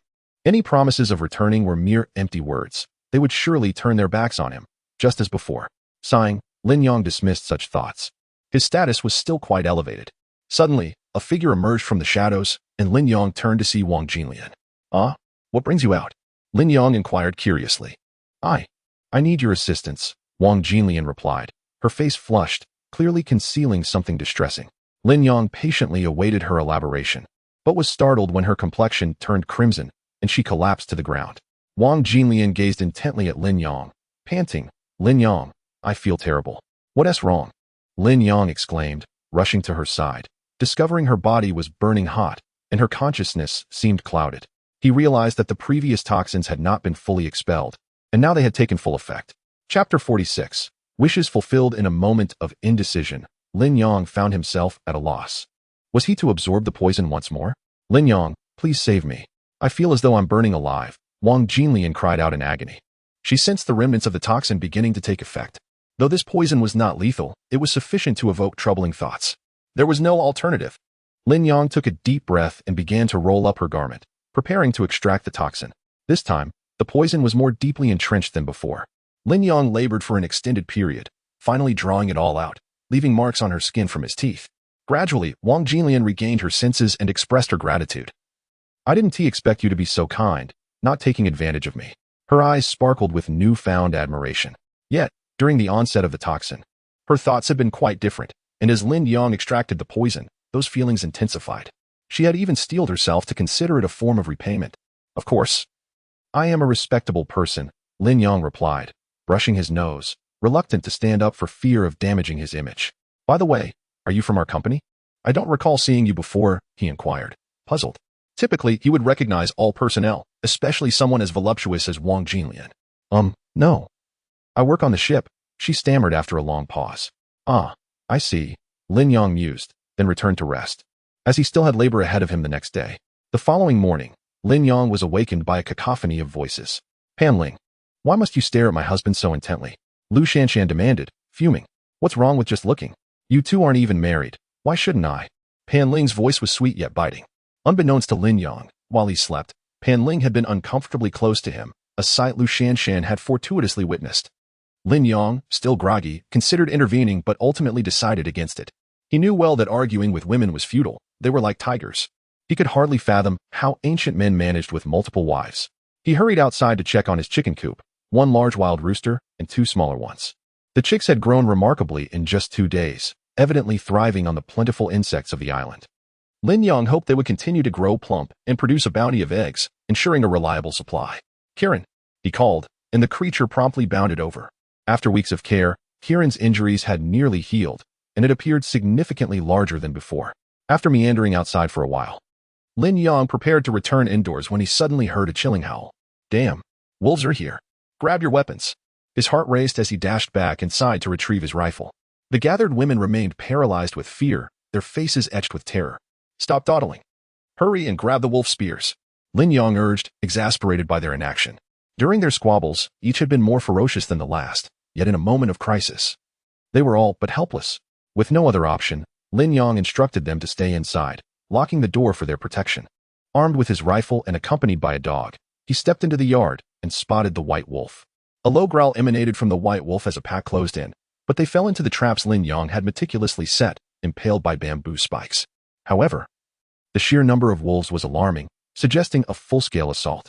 Damn it, Lin Yong cursed as more wolves surged forth. Bang, bang, bang. He fired 3 shots before sprinting back to the house. Open the door, he shouted, but received no response. The women were infuriatingly unhelpful. He slammed against the door, but it held firm. Curse it, I made it too sturdy. Kieran was locked in a fierce struggle with a wolf, the scene brutal and visceral. One wolf attempted to sneak up from behind, but Lin Yang swiftly raised his rifle and shot it down. Yet, this attracted the attention of the others, who charged at him. Before he could react, a wolf tackled him to the ground, the stench of its breath nearly overwhelming him. As the massive jaws approached his neck, Kieran, bloody but fierce, pounced on the wolf, saving Lin Yang. Both sides faced off again, and Lin Yang glared at the white wolf. Knowing that eliminating the alpha would scatter the pack, determined, he hurled a wolf spear at the pack. Kieran dashed forward, creating an opening. With one final bullet, Lin Yang struck down the white wolf. The remaining wolves, leaderless, scattered in disarray. Finally, Lin Yang collapsed onto the ground, unconscious. When he awoke, he found himself in bed with Li Meiyan by his side. Oh, Lin Yang, you're awake, she exclaimed with excitement. Where's everyone? Don't worry. They've all gone out. They won't be back for a while, Li Meiyan replied meaningfully. Lin Yang, still dazed, sat up quickly, wondering about her intentions. Lin Yang, you were incredible. You killed so many wolves. Li Meiyan expressed her admiration, rising to close the door while casting him a flirtatious glance. Oh, well, it was nothing. Lin Yang stammered, avoiding her gaze. Now that the wolves no longer dare to disturb us, what reward do you desire? Li Meiyan, still shaken from her previous encounter with the wolves, had been in a state of confusion ever since. Lin Yong hesitated, but Li Meiyan was already closing in. As she approached, he drew in a sharp breath, unsure of how to respond. After a moment, she spat on the ground, wiped her mouth, and sat at the edge of the bed. Lin Yong, I hope you won't be selfish. Be someone who is willing to give. This society thrives on mutual aid. Do you understand? She said, her words laden with implication. As Lin Yong regained his composure, Li Meiyan pushed him down. Heavens! No, I can't. He protested, swallowing hard. Yet, she was relentless, her fervor akin to a tiger descending from its mountain lair, leaving him no choice but to yield. The ensuing chaos was tumultuous, shaking the very foundations of their surroundings. Chapter 47. I can't go on. Time seemed to stretch endlessly as Li Meiyan sat to one side, tossing the dry straw from the bed beneath and laying down fresh bedding. How are you feeling? Lin Yong? She inquired, her eyes glimmering with allure as she gazed at him. I'm not sure. I've forgotten, Lin Yong murmured, smacking his lips, declining to answer the question. Li Meiyan smiled seductively. Even though Lin Yong was a formidable adversary, he still fell short in her eyes. At that moment, she felt like a tiger, fierce and feminine. Just as Li Meiyan believed she had Lin Yong under her thumb, she was taken aback to see him vibrant and full of life again. Goodness! She gasped, covering her mouth in disbelief. Lin Yong, too, felt a twinge of awkwardness. Perhaps it had been too long since their last encounter. Li Meiyan swallowed hard, momentarily lost in her astonishment. Outside, spring was in full bloom, with verdant grass and melodious birdsong. In the nearby thicket, a stallion mounted a mare. By the time the sun set, Li Meiyan had finally tidied the room and opened the door. Lu Shanshan and her companions had returned. Li Jia, come help, Lu Shanshan exclaimed, dragging an unfamiliar water barrel. I'm coming. Li Meiyan stumbled towards them. Oh dear. She accidentally fell to the ground, but fortunately, the sandy terrain cushioned her fall, and the barrel remained intact. Lu Shanshan hurried to assist her, concern etched on her face. Li Jia, are you all right? I'm fine. Perhaps I've been lacking nutrition lately, she replied. Certainly, with nothing to eat on this deserted island, it's only natural to feel weak. Let Lin Yong gather some nourishment for us. Lu Shanshan expressed her concern. Lin Yong emerged, his face flushed with embarrassment as he exclaimed, Oh my! Where did you get that? Wife? Am I not impressive? We found this in the jungle, Lu Shanshan beamed with pride. This meant they could store more water now. Darling, Li Jia seems exhausted. Do you think she's lacking salt? Lu Shanshan asked, puzzled. Possibly, Lin Yong replied vaguely, hastily carrying the water barrel into the house. Li Meiyan sat on the edge of the bed, gazing at Lin Yong with admiration. Are you all right? Lin Yong inquired, noticing her fatigued state. I'm fine. Just a bit older and not quite as resilient, she replied, hugging her legs and covering her mouth. Take a break. You shouldn't train for a while, Lin Yong suggested, feeling awkward as he meticulously cleaned the water barrel for drinking purposes. You're as capable as an ox, Li Meiyan remarked meaningfully. Lin Yong indeed felt a bit strange. Ever since arriving on this deserted island, he had undergone a remarkable transformation. Was it possible that this island was extraordinary? Sigh, I'm the only man here. If I don't work, who will? Lin Yong lamented, feeling immense pressure. If he didn't exert himself, they would all face starvation. You're incredible. Men like you are rare. Li Meiyan complimented, casting a respectful glance at him. After all, she was older, and the harsh conditions of the island were taking a toll on her strength. Li Meiyan rested until evening, yet her legs remained sore, rendering her unable to walk. Lin Yong, unfazed, diligently filled the water barrel from dusk until nightfall. His heart feeling much more at ease. He stepped outside to tidy up the disarray in the yard. The women were terrified, leaving the task solely to Lin Yong. He dragged the wolf carcass into the jungle, using the bayonet of his rifle to skin it. This pelt is far more comfortable than straw, Lin Yong thought, returning to the beach with 5 wolf skins spread out, waiting to dry. Damn it, when will this rain stop? It's been so unnerving. Lin Yong cursed as the island's weather shifted unpredictably between sun and shadow. He predicted a heavy downpour in the coming days, though he could not ascertain when it would strike. Lin Yong despised the uncertainty of waiting for a crisis, yet there was nothing he could do. After sitting on the beach for a while, he returned to the wooden house. Li Meiyan lay on the bed, exuding charm, her alluring silhouette prompting Lin Yong to swallow hard. It felt as if he had opened Pandora's box. Once they had crossed that threshold, there would be no turning back. You still want more? Li Meiyan exclaimed in surprise. She felt utterly spent, barely able to stand. Well, this might not be appropriate, Lin Yong admitted, scratching his head as he gestured to the wolf pelts in his hands. I'll lay this on the bed. It's much more comfortable than straw. Li Meiyan sighed in relief, but I can't get up. All right then. Lin Yong gently lifted Li Meiyan from the bed. Her body was soft and pliable, like a cat nestled in his arms. Lin Yang, are you feeling disheartened? She asked, rubbing her sore legs apologetically. She had anticipated a brief encounter, but found herself lingering in the room for an entire afternoon. Lin Yang felt a pang of guilt as he spread the wolf pelt on the bed. It was indeed smooth and far superior to straw, promising a restful sleep. Lin Yang, are you listening to me? Don't be upset. I can't keep up with you. A man like you deserves multiple girlfriends. On this deserted island, the women would surely be willing. I could help persuade them. Perhaps we could all be together, she flirtatiously suggested, batting her eyelashes. Let us not discuss that now. I'll go check on their training. Lin Yang swiftly retreated outside, fearing Li Meiyan's unexpected comments. The tension was already palpable. If things ignited, it would lead to a tempest. Upon reaching the beach, Lin Yang observed the women vigorously training, and he felt a sense of reassurance. Judging by their current progress, they were performing adequately, at least they could assist without issue. However, the women were too timid. Faced with a beast, they would surely flee. An idea flickered in Lin Yang's mind. Wasn't there another wolf trapped in the pit? Hey, come here, he called out, beckoning the group. Once they gathered, Lin Yang began to organize. You all need to stab at the wolf in the pit. Everyone must participate. It's mandatory. The women panicked at the sight of such a fierce creature, their legs trembling. Don't be afraid. This is to build your courage. If you run from beasts, all your training is for naught, Lin Yang said sternly. Reluctantly, the women complied, diligently thrusting their spears. Lin Yang assessed their supplies and realized they were still woefully insufficient. Although they had found a fair amount of food over the past few days, the sheer number of people meant it barely sufficed for a single meal. The rifle had become little more than a fire poker, the ammunition completely depleted. After much contemplation, Lin Yang ventured into the jungle once more, hoping to find something useful. Wang Mei, still training, cast a sidelong glance and decided to follow him. Chapter 48. The impatient Lin Yang. Wang Mei had long noticed the unusual behavior between Li Meiyan and Lin Yang. They had spent the entire afternoon in the wooden cabin. Something must have transpired. The hay beneath the bed was completely soaked. This only reinforced her suspicions. Damn it. Li Meiyan is truly a seductress, always restless. Yang Mei cursed under her breath. The two had always been the shining stars of the company, naturally at odds with one another.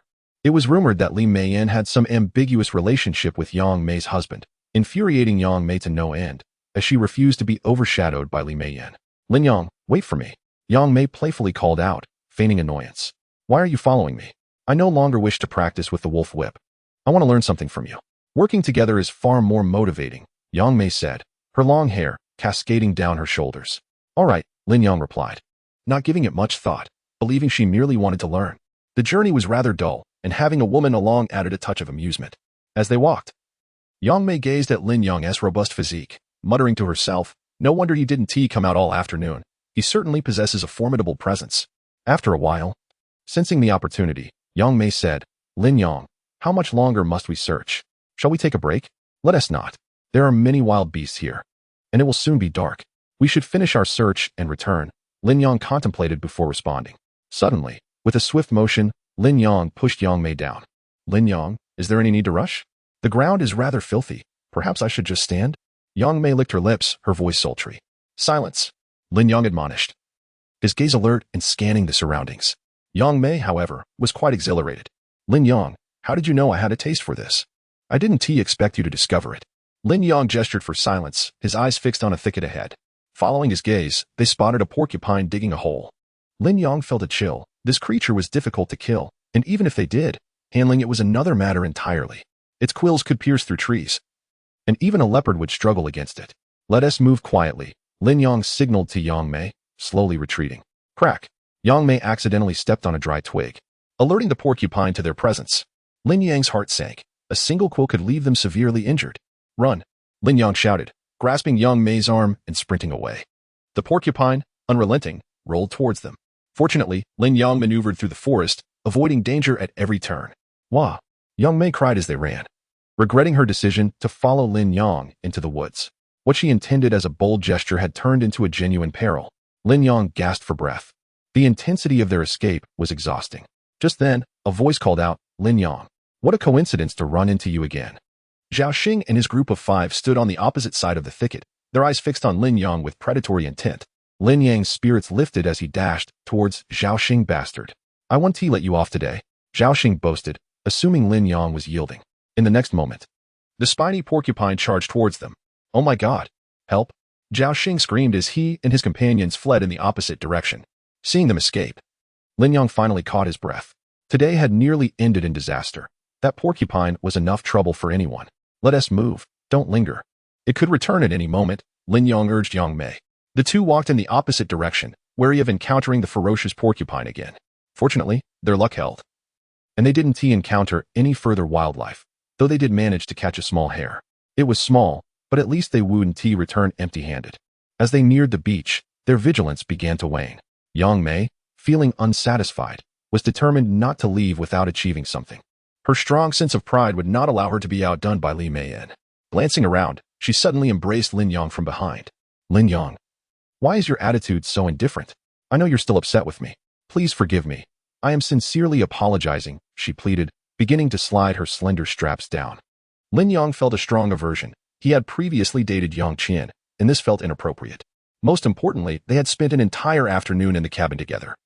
Now is not the time for such advances. I've forgiven you. Let us just go back, Lin Yang replied, a look of discomfort on his face. Lin Yang, I know you're not being truthful. Perhaps you are just finding it hard to let go. But there is no one here. Besides, I want to speak indiscreetly. We can be discreet and return quickly, Yang Mei insisted, inching closer to him.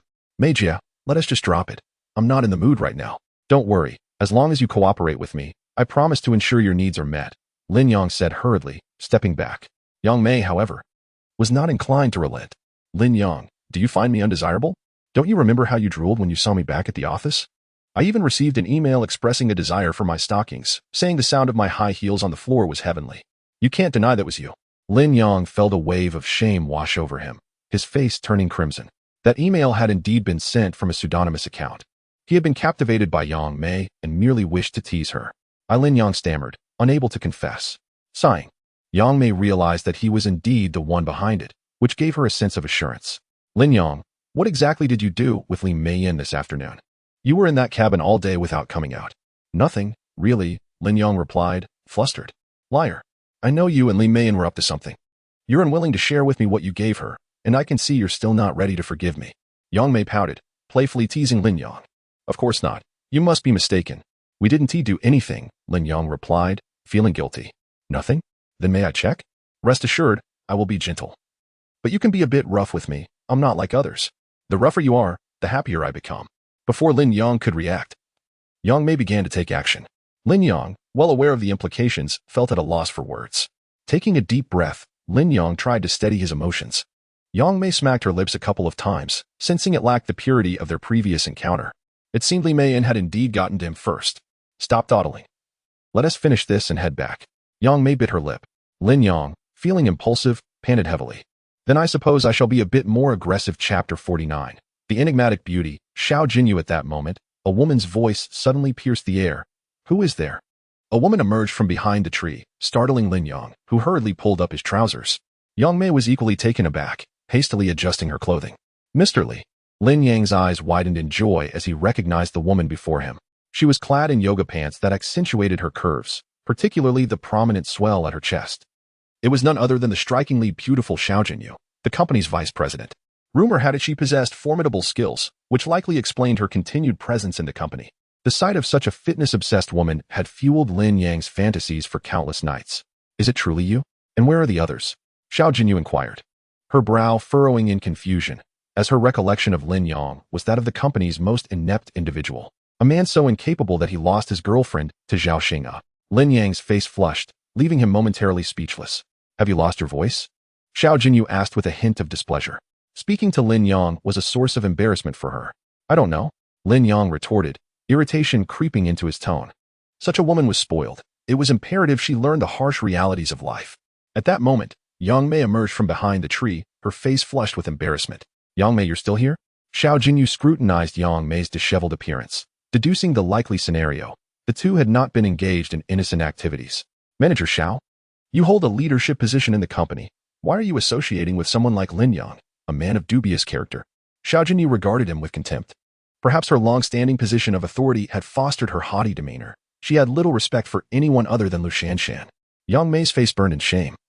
Her reputation already precarious, and now it was further tarnished. Actually, we were just looking for food, Yang Mei attempted to explain. Humph. Accompanying this loser on a food hunt? How utterly ridiculous. Xiao Jinyu shot a disdainful glance at Lin Yang, her contempt palpable. Lin Yang's expression hardened. Even if she possessed some talent, it was unnecessary to regard others with such disdain. Her martial prowess, albeit impressive, was merely a flashy display, only slightly superior to that of an average woman. Yang Mei, do you know where President Liu is? Xiao Jinyu asked, her interest in Liu Shanshan evident. I don't know. Lin Yang spat, taking the initiative to respond first. Why should he divulge information to her? Xiao Jinyu regarded him with disdain, as if he were something repulsive. Who gave you the right to speak to me? Was I inquiring of you, weirdo? She had an inherent aversion to men. Rumor had it that her yoga pants had been tampered with by a perverse colleague in the restroom, smeared with various substances. Coincidentally, the surveillance cameras had malfunctioned that day, leaving the perpetrator unidentified. Lin Yang's already tarnished reputation led Xiao Jinyu to assume he was the culprit. Fine. You may continue your search for President Liu at your leisure, Lin Yang said, his face darkening. Xiao Jinyu furrowed her brow, turning her back on him, her frustration mounting. Damn it. Let us see how you survive on this island. Lin Yang muttered under his breath, feeling a twinge of regret. Truth be told, Xiao Jinyu was quite attractive. She often donned yoga pants at work, her curvaceous figure exuding a certain elasticity. From the perspective of an elderly rural man, a woman with ample curves was deemed ideal for childbearing, making her a suitable candidate for marriage. Particularly since she spent her days in the yoga studio, her physique was undoubtedly exceptional. Yet, her temperament was less than pleasant. Her icy demeanor branded her as an aloof, sophisticated woman. Yang Mei, you should stay close to me and steer clear of men. None of them are worth your time, Xiao Jinyu asserted coldly. Yang Mei glanced at the formidable Xiao Jinyu, sensing her strength. Manager Xiao, perhaps it's best I remain with Lin Yang. Yang Mei replied, obediently trailing behind him. Women should open their eyes to the world. They should not rely on men for anything. They must elevate their standards. What purpose does following a man like Lin Yang serve? Xiao Jinyu spoke without a hint of embarrassment, incensing Lin Yang to the point of wanting to reprimand her. Lin Yang is quite capable, and he is indeed impressive, Yang Mei said, her words layered with double meaning. Capable for an entire afternoon. How could he not be impressive? Enough. Let us be on our way. Lin Yang, already weary, decided to leave them to their own devices. Such a pity for this beautiful specimen. As Lin Yang distanced himself, Zhao Xing and the Huang brothers arrived, panting heavily. Damn, this pig is incredibly formidable, bristling with spikes. I can only wonder how Da Wei and the bodyguards are faring, Zhao Xing gasped. In their struggle for survival, the group had split up. Zhao Xing? Is that you? Xiao Jinyu noticed the commotion and inquired. Zhao Xing's face lit up with delight upon seeing her. Wow, what a figure. I've been wanting to make her mine for ages. She has status and a stunning physique. She's the complete package. Hey, bro, let me have her, Huang Eru exclaimed, his eyes gleaming with desire. Calm down, let me take the lead, Huang Dada interjected, but Zhao Xing quickly restrained him, whispering, don't rush. I'll present her to you soon. Xiao Jinyu sensed the Huang brothers were not of good character, but seeing Zhao Xing, she refrained from voicing her concerns. In her eyes, Zhao Xing was capable. Although it was unethical to steal someone else's girlfriend, Lin Yang's ineptitude justified his fate. President Xiao. I'm so pleased to see you. Zhao Xing feigned enthusiasm. Xiao Jinyu felt uncomfortable all over, acutely aware of Zhao Xing's lecherous gaze. Wishing she could strip him of his yoga pants.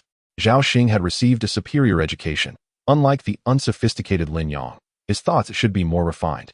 Xiao Jinyu reassured herself, easing her wariness of him. Do you know where President Liu is? Xiao Jinyu asked, her tone casual as she pressed for information. Zhao Xing stroked his chin, an idea forming in his mind. President Liu? I know where she is. She's just over at our camp. Allow me to take you there. Really? Lead the way, Xiao Jinyu exclaimed, her heart racing with excitement at the thought of Liu Shanshan still being alive. Of course, it's true. I've been taking good care of her these past few days, ensuring she is comfortable and well-fed. Zhao Xing gestured animatedly, secretly signaling the Huang brothers. Xiao Jinyu, lost in her elation, failed to notice the Huang brothers gradually encircling her. Excellent. Zhao Xing, you truly are remarkable. Once we return to civilization, President Liu will undoubtedly reward you handsomely. A smile finally graced Xiao Jinyu's icy visage. Oh my, little lady, let me reward you, Huang Dahu leered, lunging toward Xiao Jinyu. Chapter 50, Have Women Softened Up? On the other side, Lin Yang was angrily marching back while holding a wild rabbit. Such women are simply in need of training, so self-righteous. Yang Mei followed behind him, daring not to breathe, her previous thoughts dissipating into thin air. She would have to find another opportunity. Suddenly, a scream pierced the air. Help! Stay away from me! Zhao Xing, you scoundrel! Lin Yang froze in place, a pang of unease striking his heart. Had Zhao Xing encountered Xiao Jinyu? He did not turn back to rescue her. He was no sycophant. Let her learn the harsh realities of society. Lin Yang, did you hear that? We must hurry to save her. Yang Mei exclaimed, her face etched with urgency. Eager to assist. Why should I help her? If you want to go, then go by yourself. I want to accompany you, Lin Yang sulked. That aloof woman, Xiao Jinyu, had looked down on him since childhood. Why should he come to her aid? Absurd. Lin Yang, Xiao Jinyu is a good sister of Lu Shanshan. She is fiercely loyal to President Lu. If you do not save her, it would be unreasonable, Yang Mei said, her expression filled with concern. Lin Yang hesitated, beginning to see her point. To think of Lu Shanshan, even in such dire circumstances, showed loyalty. All right, take the rabbit back. You are just a burden, he conceded, quickly heading towards the source of the cries. Meanwhile, the two tigers, intent on mischief, found themselves knocked to the ground. Damn, big brother, this woman knows martial arts, Huang Eru exclaimed. Martial arts? Nonsense. This is just flashy moves. Watch me. Huang Dahe replied, swallowing hard as he recognized that this was merely gym practice, posing no real threat. Little darling, come with your brother. With that figure of yours, you could surely bear a son. Daydreaming. Xiao Jinyu blushed fiercely. Goodness, those glute muscles are astonishing. Huang Dahe drooled, gazing at her yoga pants-clad rear, a true marvel of nature. If he brought her back to the village, even the old bachelors would be climbing his walls. Big brother, let us not hesitate any longer. Let us seize her. Zhao Xing's eyes gleamed with greed, eager to take action. Zhao Xing, you scoundrel. Before Xiao Jinyu could finish, the three men lunged at her. She quickly stepped back, kicking out, but was thrown to the ground. Seizing the moment, the three began to tear at her clothing. Help! Scoundrels! Xiao Jinyu screamed frantically as they were about to strip her of her yoga pants. Ah, damn it! Zhao Xing suddenly fell to the ground, and the Huang brothers followed suit, knocked down one by one. It was Lin Yang. How dare you engage in such disgraceful acts? He scolded. Who is shameless? You or us? This is the third time. You hoard everything for yourself and deny us. You are truly shameless. Huang Eru cursed angrily. Xiao Jinyu stood up, pitifully positioning herself behind Lin Yang. Lin Yang, today, we will make you pay. Zhao Xing shouted, raising his fist to strike at Lin Yang, only to be kicked down. Within moments, a fierce battle ensued, and after 10 minutes, Lin Yang had knocked them all to the ground.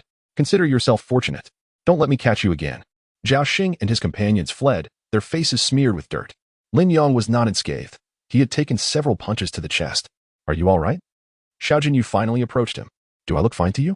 Lin Yang replied curtly, his face dark with annoyance. He regretted rescuing her after enduring such hardship. What is with your attitude? Xiao Jinyu flushed with anger, taken aback by Lin Yang's audacity. Go play somewhere else. Lin Yang was unyielding, rising to walk towards the beach. Such a woman should not be indulged. If she could be struck, then let her be struck. If she could be scolded, then let her be scolded. Having been proud for too long, she naturally assumed the world should revolve around her.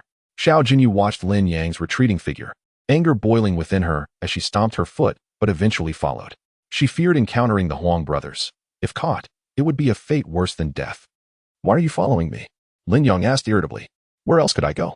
Xiao Jinyu replied, her face reddening. She was genuinely frightened. Even the strongest of women would feel terror in such situations, and she needed a reliable person. Humph. Go find Zhao Xing then. I'm a rogue, Lin Yang scoffed. The mere thought of Zhao Xing made Xiao Jinyu feel nauseous. His lewd demeanor repulsed her. Her clothing was already torn, with even her yoga pants suffering a gaping hole. Lin Yang paid her no mind, striding ahead while Xiao Jinyu trailed behind like a timid wife. Suddenly, a rustling in the bushes heralded the emergence of a wild boar. Its tusks, as large as ivory, charged towards Xiao Jinyu. Damn it! Xiao Jinyu cursed, tightening her thigh muscles to swiftly evade. The boar suddenly turned, barreling into her and pinning her to the ground. Ah, damn it! Lin Yang quickly grabbed a nearby stick and thrust it at the boar. With a resounding thud, the stick embedded itself in the boar's tough hide. The creature, now frenzied, began to thrash wildly. Lin Yang assessed the situation. He could not let it escape. This was a valuable resource. He swiftly picked up a stone, gritting his teeth as he charged at the boar. He swung and struck it violently on the back of its head, rendering it unconscious. Breathing a sigh of relief, Lin Yang felt the tension lift. If that tusk had grazed him, it would have been disastrous.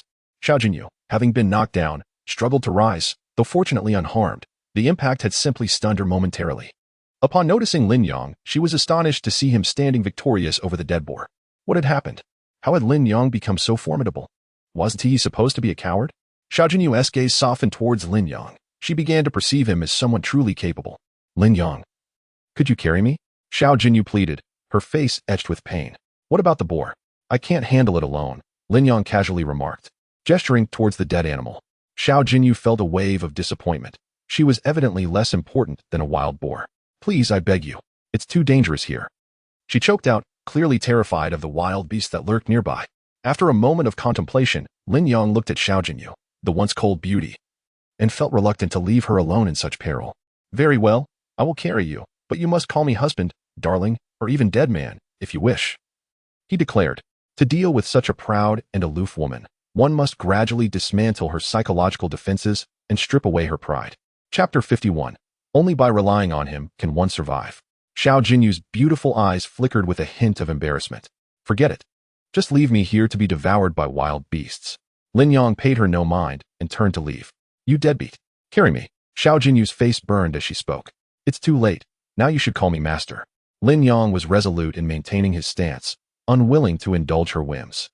Such a cold and alluring beauty needed proper guidance. Master, please carry me. Xiao Jinyu bit her red lip and, stifling her shame, uttered the words. Lin Yang was elated. He never expected to hear her call him master one day. Very well, I will show my magnanimity and carry you. He turned his back, and after a moment's hesitation, Xiao Jinyu climbed onto his back. Oh, quite elastic, Lin Yang teased unabashedly. It was no wonder the people at the company had once remarked that she could bear children. Some even claimed she had let loose in the office. How annoying, Xiao Jinyu retorted, her complexion aflame. Lin Yang could distinctly feel her warmth. Her face resembling a perfectly ripe peach, so tempting one might wish to squeeze it for its juice. He had concealed the wild boar with leaves. They were not far from the campsite, ensuring their safety. Xiao Jinyu nestled against Lin Yang's back, feeling an overwhelming sense of security. How had he become so capable? Had she misunderstood him all along? She whispered to herself, finding him far superior to that coward Zhao Xing. Her perception of Lin Yang had shifted significantly, prompting her to cling to him more tightly. Lin Yang noticed her actions and grinned as he hurried towards the wooden cabin. Honey, you're back. Lu Shanshan rushed over, brimming with excitement. Yes, look who I have here. Lin Yang turned slightly, revealing Xiao Jinyu's stunning face. President Lu, I am so delighted to see you alive. Xiao Jinyu regained her composure and looked at Lin Yang with excitement. Indeed, Jinyu, it is thanks to Lin Yang that we have been safe these past few days. Lu Shanshan praised him. Xiao Jinyu regarded Lin Yang with a hint of gratitude. He truly seemed to possess remarkable abilities. However, capability aside, how could someone so unscrupulous ensure President Lu's safety? In the company, after Zhao Xing had taken Yang Qian, he spread malicious rumors to silence the crowd. By now, nearly everyone knew Lin Yang was a rogue. Lin Yang was well aware of Xiao Jinyu's concerns and chose not to elaborate. Instead, he swiftly returned to drag the wild boar back. President Lu, why did I hear you call him honey just now? What is going on? Xiao Jinyu's expression darkened. She would not allow Lu Shanshan to associate with a man of such disrepute. Of course, he is my husband, Lu Shanshan admitted without hesitation. President Lu, how could you be so foolish? His reputation is terrible. How can you marry him? Has that scoundrel threatened you? Xiao Jinyu's demeanor grew fierce. If Lin Yang dared to threaten Lu Shanshan, she would confront him head-on. Not at all. Let me explain. Lu Shanshan recounted everything that had transpired over the past few days. Yet, Xiao Jinyu remained unconvinced and earnestly warned, President Lu, this is merely a man's tactic. You must not believe it. Xiao Jinyu firmly believed that if men were trustworthy, even sows would climb trees, an assertion derived from her painful experiences. Ah, help! A snake! Pan Ling suddenly screamed from a distance, drawing the attention of the others. In the next moment, Lu Shanshan and her companions felt their hair stand on end as dozens of bamboo vipers lunged at them. Pan Ling clutched her backside, clearly bitten. President Lu, stay close to me and do not run. Xiao Jinyu calmly instructed, shielding Lu Shanshan behind her. Armed with a stick, she attempted to fend off the attacking snakes. However, as a woman, her fear of the serpents quickly overwhelmed her. A venomous snake stealthily slithered around her ankle. Watch out, Jinyu. Upon realizing, Xiao Jinyu leaped about in panic. Losing her earlier bravado. What should I do? In her moment of despair, Lin Yang returned, dragging the wild boar. Damn it, why are there so many snakes? He rushed over and slapped the snake off Xiao Jinyu's back. You. Xiao Jinyu's face turned crimson. Only one man had ever touched her backside before. What do you mean, you? I'm saving you. Lin Yang retorted, grabbing a torch and shouting, Quick, everyone, form a circle. He quickly spread dry grass around them and tossed the torch, igniting it. They were encircled by flames, and the snakes dared not approach. The serpents, terrified of the fire, soon retreated into the jungle. Xiao Jinyu watched Lin Yang's actions with newfound admiration. She had not anticipated that this rogue possessed a modicum of intellect. Yet, how dare he touch her in such a manner? Lin Yang, please help me. I've been bitten on my backside. Pan Ling cried, fear evident as she felt her injury. The venom from such snakes was highly toxic, and a bite could be fatal. It was imperative to suck out the poison immediately. Not again. Lin Yang was exasperated. Why did they keep getting bitten in such sensitive areas? Lin Yang, hurry. I was bitten while relieving myself. If I die, you will miss out on all the fun. Pan Ling sobbed. She had no desire to perish. She was beautiful and had yet to experience the joys of life. How shallow and disgraceful. Xiao Jinyu rolled her eyes. This woman had once quarreled with Lu Shanshan, making her an enemy. Be quiet. Lin Yang shot Xiao Jinyu a fierce glare. Lin Yang, please save me. I still have promises to fulfill. I can do anything. I can even give you an experience of extremes. Shut up. Lin Yang was nearly driven to madness. Such brazen comments in front of so many people were utterly inappropriate. Come, I will carry you into the house. Others should not follow. He swiftly scooped Pan Ling into a princess carry and entered the cabin. Lin Yang, I'm coming too. Lu Shanshan insisted, prepared to follow closely, needing to keep an eye on him. President Lu, you must exercise restraint. Have you forgotten how you spoke to me before? Xiao Jinyu quickly pulled Lu Shanshan back, not wanting her to follow. The primary reason was Xiao Jinyu's own motives. With Lin Yang as the only man left, he was clearly the object of everyone's desire. After witnessing several incidents, she had come to recognize Lin Yang's true capabilities. Only by relying on him could one survive. Upon reaching the wooden cabin, Lin Yang hurriedly shut the door and lifted Pan Ling's skirt. Are you in such a rush? Shouldn't you save me first? Of course. I need to take a good look before saving you. Chapter 52. Extracting the toxin. Lin Yang, his face flushed, gazed intently at the wound, which was quite visible without any obstructions. Yet, the nature of this injury was indeed rather troublesome. He was merely an inch away from a catastrophic outcome. Lin Yang, have you finished? Hurry up and suck it out. I don't want to die yet. If you wish to observe, could you do so after you've completed the extraction? Pan Ling turned her head, fear lacing her voice. Lin Yang's cheeks reddened further as he retorted, be quiet. I'm merely assessing the injury. Even at such a moment, she was still indulging in trivialities. Taking a deep breath, Lin Yang leaned closer to the wound and began to suck. A few drops of greenish blood oozed out. With another pull, the liquid transformed into a reddish-brown hue. Damn, this toxin is potent, he muttered, wiping his lips and spitting out the venom. The taste was distinctly unusual, a mix of bloodiness and a hint of sourness. Indeed, it was highly toxic. Lin Yang dared not delay. With one swift motion after another, he finally witnessed the blood turning a vibrant crimson. As Pan Ling's body trembled slightly, a wave of relief washed over her, indicating that the toxin had been completely expelled. Observing the color returning to her face, Lin Yang exhaled deeply. Yet, the wound on her backside still ached, leaving Pan Ling with no choice but to maintain her position. This predicament left Lin Yang in a state of distress. In the jungle, Yang Mei had already put him on edge, and he was beginning to feel unusual sensations himself. He feared making a misstep. Lin Yang, I still feel some pain. It's quite uncomfortable, Pan Ling pouted, her words causing Lin Yang's heart to race. Upon closer inspection, he noticed bruising had indeed formed.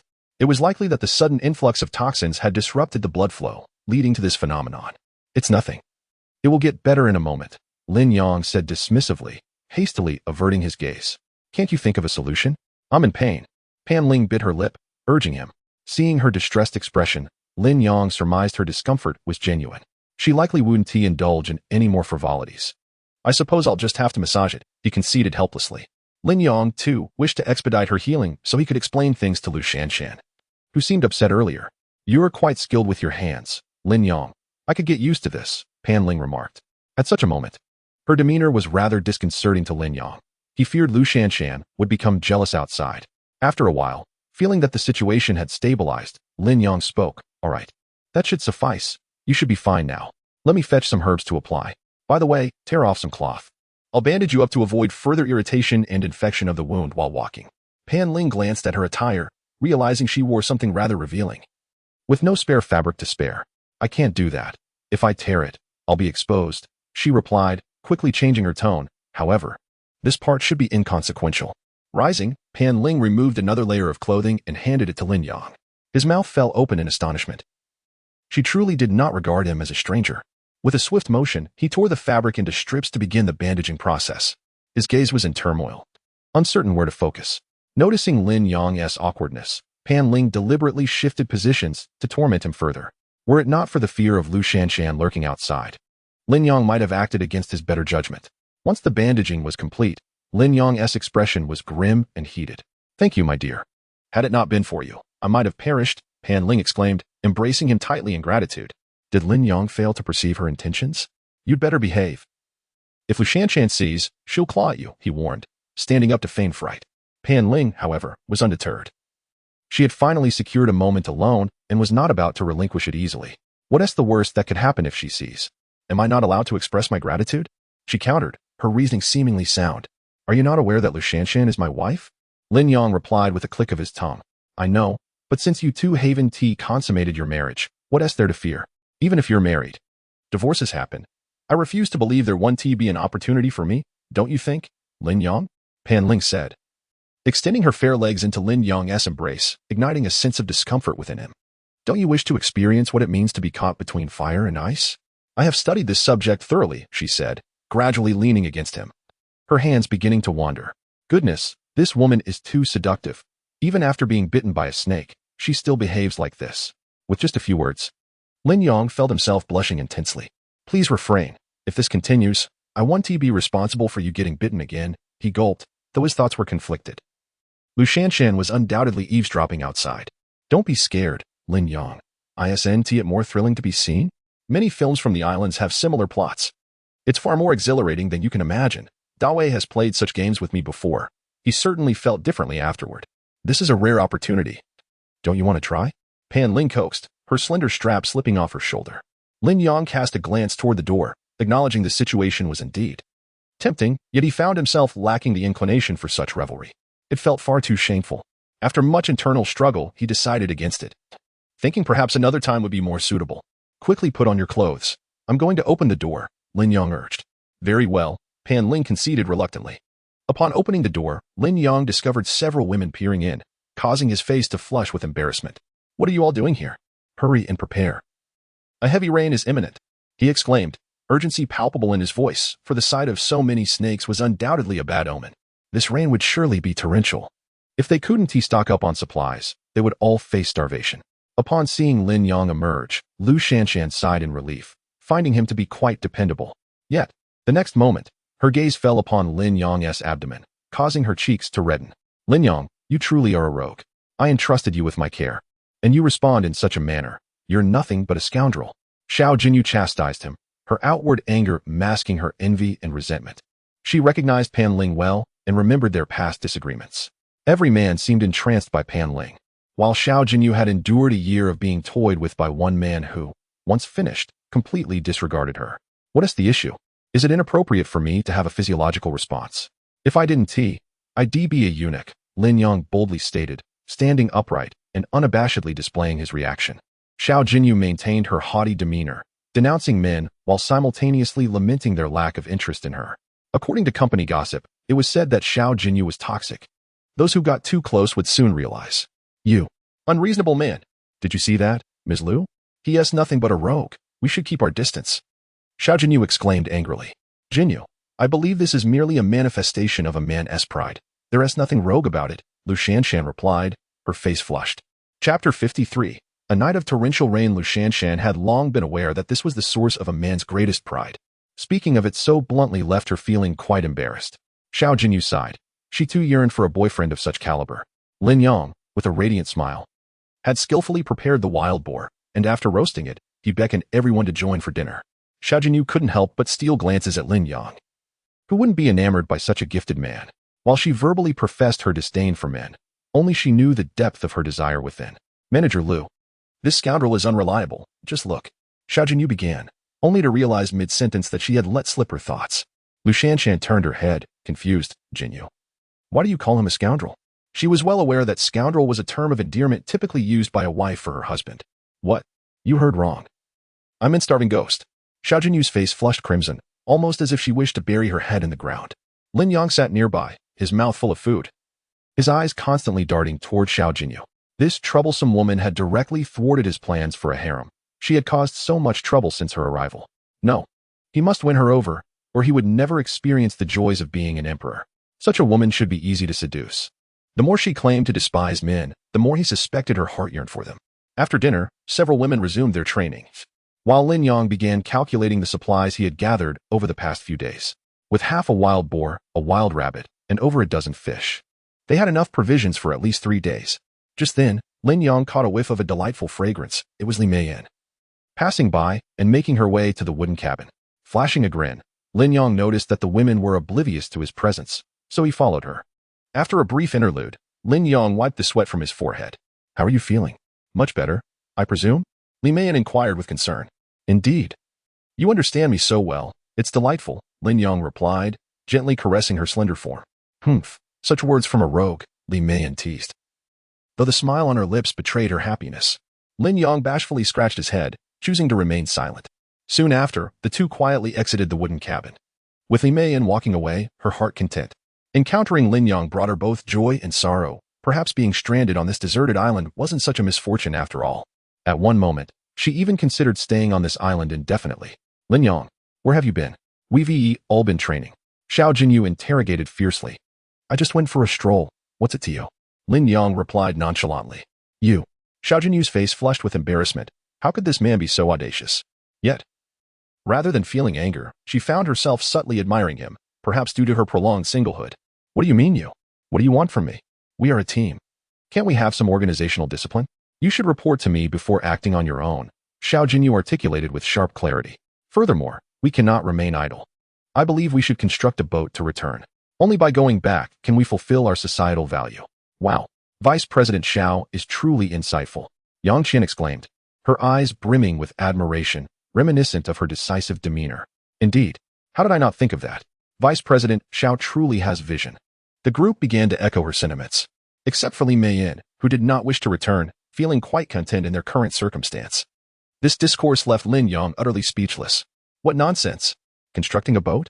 A few pieces of scrap would barely suffice to cross a river. One could hardly even urinate without risking the vessel sinking. "Exactly. You have a point," Lin Yang remarked, giving a thumbs up. A smile finally broke through Xiao Jinyu's frosty demeanor, and she herself was unaware of why. Receiving Lin Yang's praise seemed to be the most joyous moment for her. Lin Yang noticed that smile, a sensation he couldn't quite define. It lacked the allure of Li Meiyan and the frivolity of Pan Ling. It was as if a stone had been cast into a tranquil lake, creating ripples without causing a significant disturbance. "Lin Yang, why didn't you think of this earlier?" "It's quite simple, really," Xiao Jinyu expressed, her pride shining through. "Well, it simply didn't occur to me," Lin Yang admitted, scratching his head sheepishly. "Who among us thinks about such things? With so many women around, it's hardly on my mind." Xiao Jinyu beamed with satisfaction, marveling at her own cleverness. Lin Yang glanced up at the sky, noting the dense clouds and the serpents slithering on the ground. It seemed that rain was imminent. "All right, everyone, let us tidy up. I suspect it will rain tonight." The others began to cooperate, gathering firewood and setting traps. Lin Yang filled the water barrels and moved the food inside, quietly awaiting the downpour. As anticipated, Lin Yang's prediction proved accurate. With a rumble of thunder, the heavens transformed. Moments later, a torrential rain began to fall. "Is this wooden cabin reliable? Will it withstand such heavy rain?" Xiao Jinyu asked with concern. "Fear not, Jinyu. Lin Yang constructed it himself. It will certainly hold." Lu Shanshan reassured her with a pat on the back. This revelation astonished Xiao Jinyu. Lin Yang could build houses? She couldn't help but cast him an admiring glance, as he once again reshaped her understanding of him. Lin Yang vaguely noticed Xiao Jinyu watching him, then turned to examine her closely, only to find her icy demeanor restored. "There's no need to worry. We have enough food and water to last 3 days," Lin Yang encouraged, and the somber expressions on the women's faces brightened. "Since we have some idle time, let us discuss something exciting." Yang Mei suddenly interjected from the corner, eager to inject some fun into the atmosphere. With everyone gathered in the cabin, a lively topic was indeed needed to uplift the spirits. Upon hearing this, Pan Ling immediately perked up, volunteering, "Oh, let me go first. All the partners I've had know each other, and they've even exchanged tips. We used to play Ludo together." The room fell silent, incredulous gazes fixed on her. Perhaps we should all just wash up and sleep," Lin Yang awkwardly suggested, finding her too audacious, her words too bold. The delightful evening had abruptly turned awkward. While others might suspect she was fabricating her stories, Lin Yang knew her claims were undoubtedly true. "Shameless," Xiao Jinyu pouted. Li Meiyan and Yang Mei were more seasoned and seemed unfazed, while the other women turned crimson, evidently less experienced in such matters. Xiao Jinyu's face burned with embarrassment as she nervously sucked on her finger. Was that appropriate? Though she chastised herself for being shameless, her mind wondered. What was happening? Why had such thoughts crossed her mind? Xiao Jinyu touched her face, feeling the heat of her blush, silently admonishing herself. Chapter 54. The conflicts among women. Xiao Jinyu's actions did not escape Lin Yang's keen observation.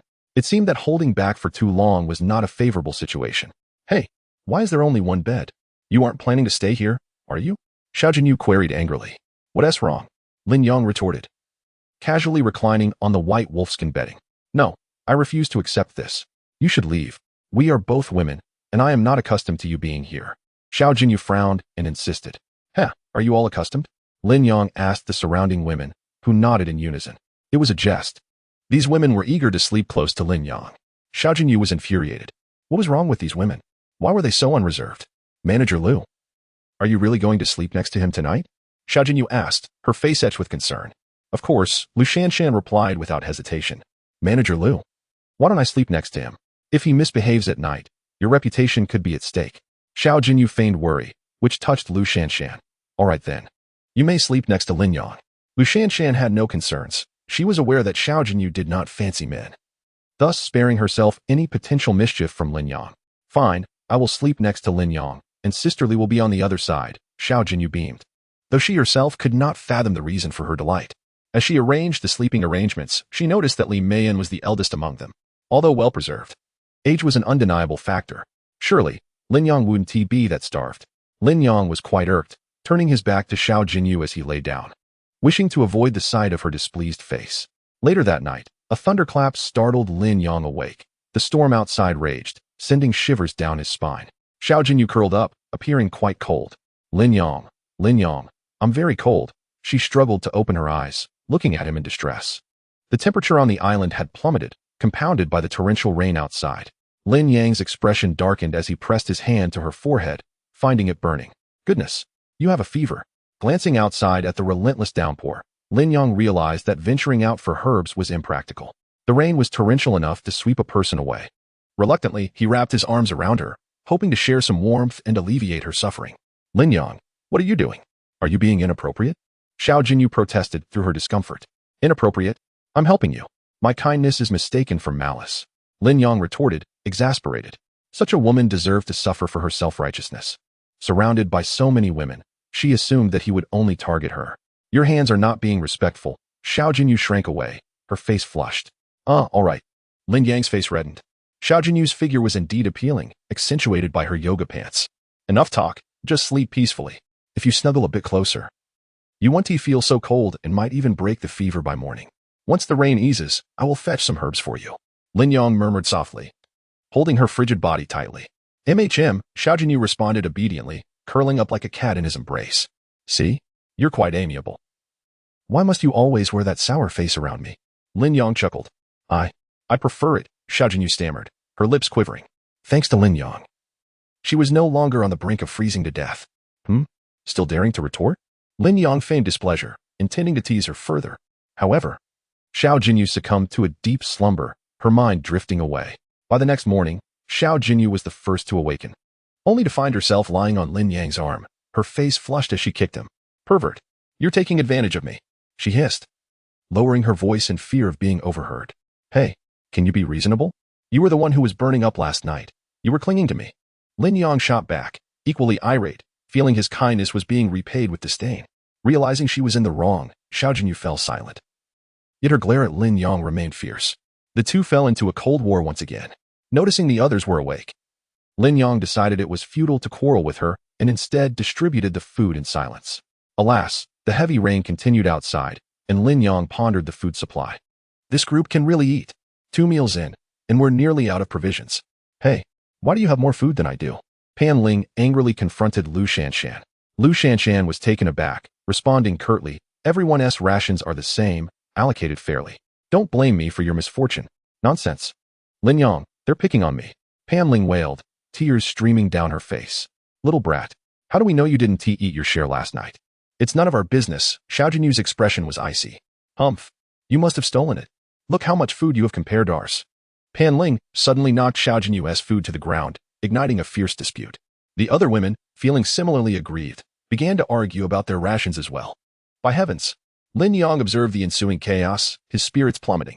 His greatest fear had come to pass. In such dire circumstances, selfishness reigned. Just moments ago, they had been good friends, and now they were embroiled in a fierce battle. Seeing the situation spiraling out of control, Lin Yong shouted, "Stop arguing. What are you doing?" His furious roar stilled the women, who stood frozen in place. "If you all find your portions insufficient, why not simply trade amongst yourselves? Let us do it now," Lin Yong yelled, and the women began swapping their food. Thus, the conflict was momentarily resolved. However, it was merely a temporary truce. As long as everyone had enough to eat, there was peace. But at the slightest provocation, tensions would surely flare again. Such is the nature of women. Taking a deep breath to calm his frayed nerves, Lin Yong gazed at the rain, which was finally beginning to let up, and resolved to venture out for more provisions. He also hoped to find some herbs, as Xiao Jinyu's complexion remained pale. "It's best if you all maintain peace here. I'll go gather some supplies.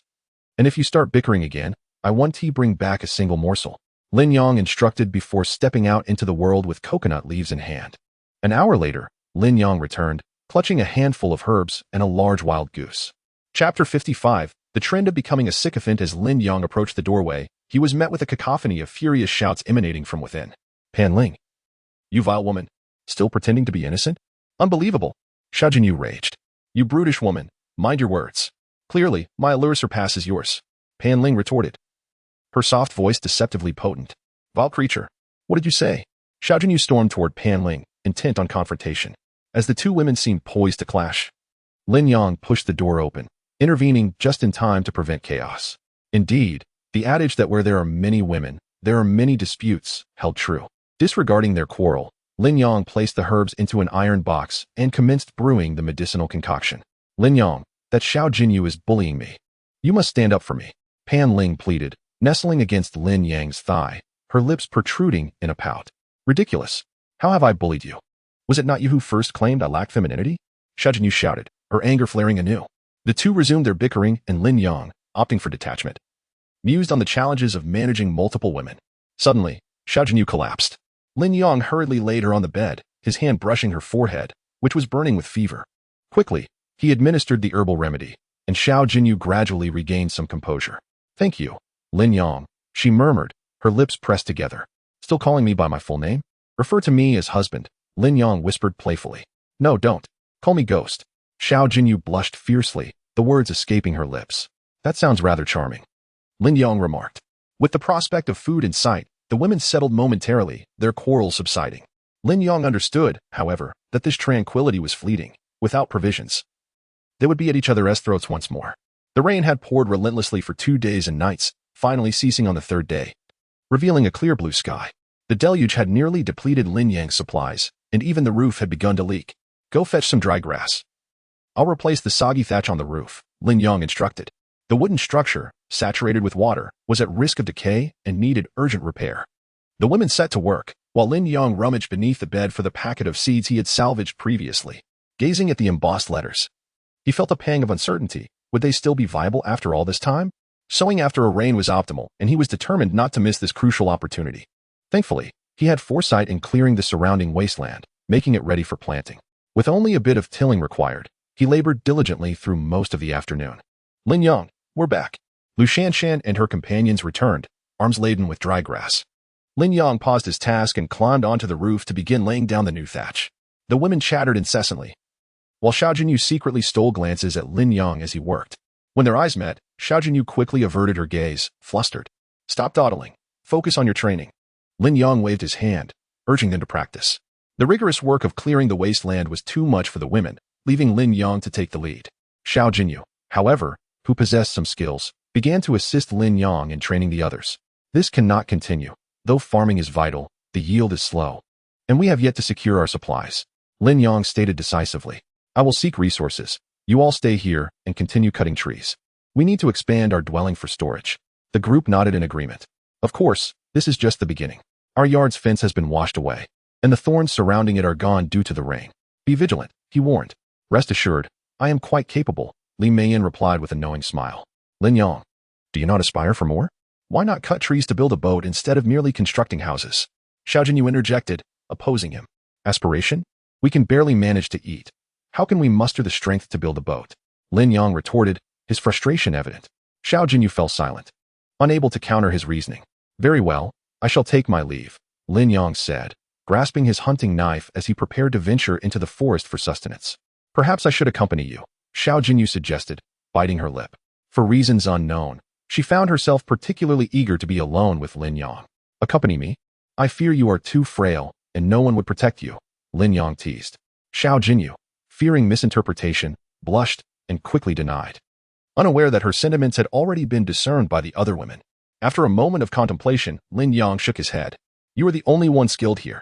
With the rain just past, the beasts will surely be out foraging for food. If you encounter them, you might be frightened. Stay here and protect the others. All right. Xiao Jinyu replied obediently, her heart swelling with pride at Lin Yang's compliment. Could it be that the aloof beauty was becoming enamored? Once prepared, Lin Yang ventured deep into the forest to hunt. Just then, he heard voices in the distance. It was Dawei. Damn it, what kind of life is this? I'm about to suffocate from misery. Achoo. Zhao Xing, the inept one, lamented incessantly, clearly struggling.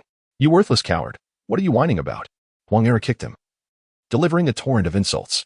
I thought you were something special. You're nothing. I've been living on rats for 3 days. Dawei sat silently with his bodyguard, observing the exchange. He had realized that while the Huang brothers were indeed lecherous, their capabilities surpassed those of Zhao Xing. What good brothers? Only those with utility are worth associating with. Damn it. Dawei, if nothing else works, why not take the Japanese girl? She is practically dead anyway. Why not enjoy a little before it's too late? Huang Eru crudely suggested, eyeing the alluring woman from the island. Lin Yang squinted. Seated nearby was a captivating lady, resembling a star from a foreign land. It seemed they had found external assistance once more. Lin Yang decided to stealthily withdraw. He was not there to stir trouble but to find food. Hey, Mei Wei, didn't you say your agent went to seek reinforcements? Why is there still no news? Dawei could not contain his curiosity. The Huang brothers were eager, practically itching to give her a lesson in biology. Rest assured, he will return. I have a contract for a film with him, Mei Wei replied, her Mandarin awkward yet clear. Upon hearing this, Lin Yang realized she was an actress. Chapter 56. Discovering a calf. It must be said that the women of this island possess a certain charm, fitting well within the realm of innocent young wives. Wei Ge. We've waited 2 days without results. I suspect it's all a ruse. We might as well proceed on our own. Huang Dahu exclaimed, rising with fiery eyes. Dawei pondered for a moment, furrowing his brow before responding. No. 1 more day? Just 1. If there's still no return, you can decide. Dawei understood the importance of pacifying the Huang brothers. After all, more hands meant more strength. With this, Huang Dahe turned contentedly to Mei Wei, pressing his lips together. Just then, Mei Wei unexpectedly approached Lin Yang. Hey, where are you going? Huang Dahe queried, closely trailing her. I'm just going to freshen up. What's it to you? Mei Wei retorted, her wide eyes reminiscent of a mature woman from the movies. You better behave, or I'll have to take matters into my own hands. Huang Dahe threatened, eyeing her up and down. Were it not for Dawei's intervention, he would have acted already. Mei Wei scoffed, not taking Huang Dahe seriously in the least. After years in the industry, she had encountered all manner of individuals and situations. Even in Africa, she had experienced it all. Fuming, Mei Wei strode towards Lin Yang, causing him to bury his head in the ground in fear. If discovered, he wouldn't escape unscathed. Suddenly, a splashing sound echoed in front of Lin Yang, piquing his curiosity. Oh well, this is for real. Startled, Lin Yang turned swiftly, noticing Mei Wei just as she opened her mouth, which he promptly covered with his hand. Shoo, Lin Yang urged, signaling with a gesture. I'm a good person and your fan. You're Mei Wei, right? I even got a VIP pass for you. Mei Wei blinked in surprise, slowly nodding in acknowledgement. Lin Yang then released his grip. You are Lin Yang? Mei Wei asked, her eyes filled with admiration. Huh? How did you know? Can that thing really invade phones? Lin Yang blushed, inquiring. No, those people often compare you with Zhao Xing, saying he only measures up to half of you. Mei Wei blushed, unsure which half was being referred to. Oh, I see. You should head back. I must leave soon. Lin Yang nodded, eager to escape. He hadn't forgotten his true mission. Securing supplies was paramount. Sure, I want to accompany you, Mei Wei insisted, firmly grasping Lin Yang's hand. He was robust and exuded masculinity, far surpassing the others. After a moment's contemplation, Lin Yang acquiesced. Bringing her back should be fine. It could even be a point of national pride. As they prepared to leave, Huang Eru's voice interrupted. Mei Wei, why are you taking so long? Let me see what mischief you're up to. Are you feeling frisky?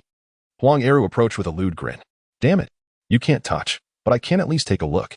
He thought, his footsteps growing nearer. Lin Yang quickly signaled for silence, saying, Mei Wei, distract him. I'll handle this. With that, He rolled into the nearby bushes. Hurry, let your second brother have a good look. Don't hide. Huang Era leered at Mei Wei, his eyes gleaming with desire. Please, come here, Mei Wei beckoned, casting a glance at Lin Yong to confirm he was ready. Gulp. Huang Eru swallowed hard, reaching for Mei Hui's clothing. Humph. Lin Yong struck Huang Eru in the neck with an elbow, causing him to grunt and collapse to the ground. Lin Yong, you're incredible. Mei Wei admired him with a look of awe. Enough talk. Run. Lin Yong grasped Mei Hui's hand and fled. Slow down. Mei Wei gasped, breathless. Don't stop. If we get caught, it'll be another film. Lin Yong urged, glancing back at her. I haven't even pulled up my pants. Mei Wei squatted down to adjust her outfit, realizing she had forgotten in her haste.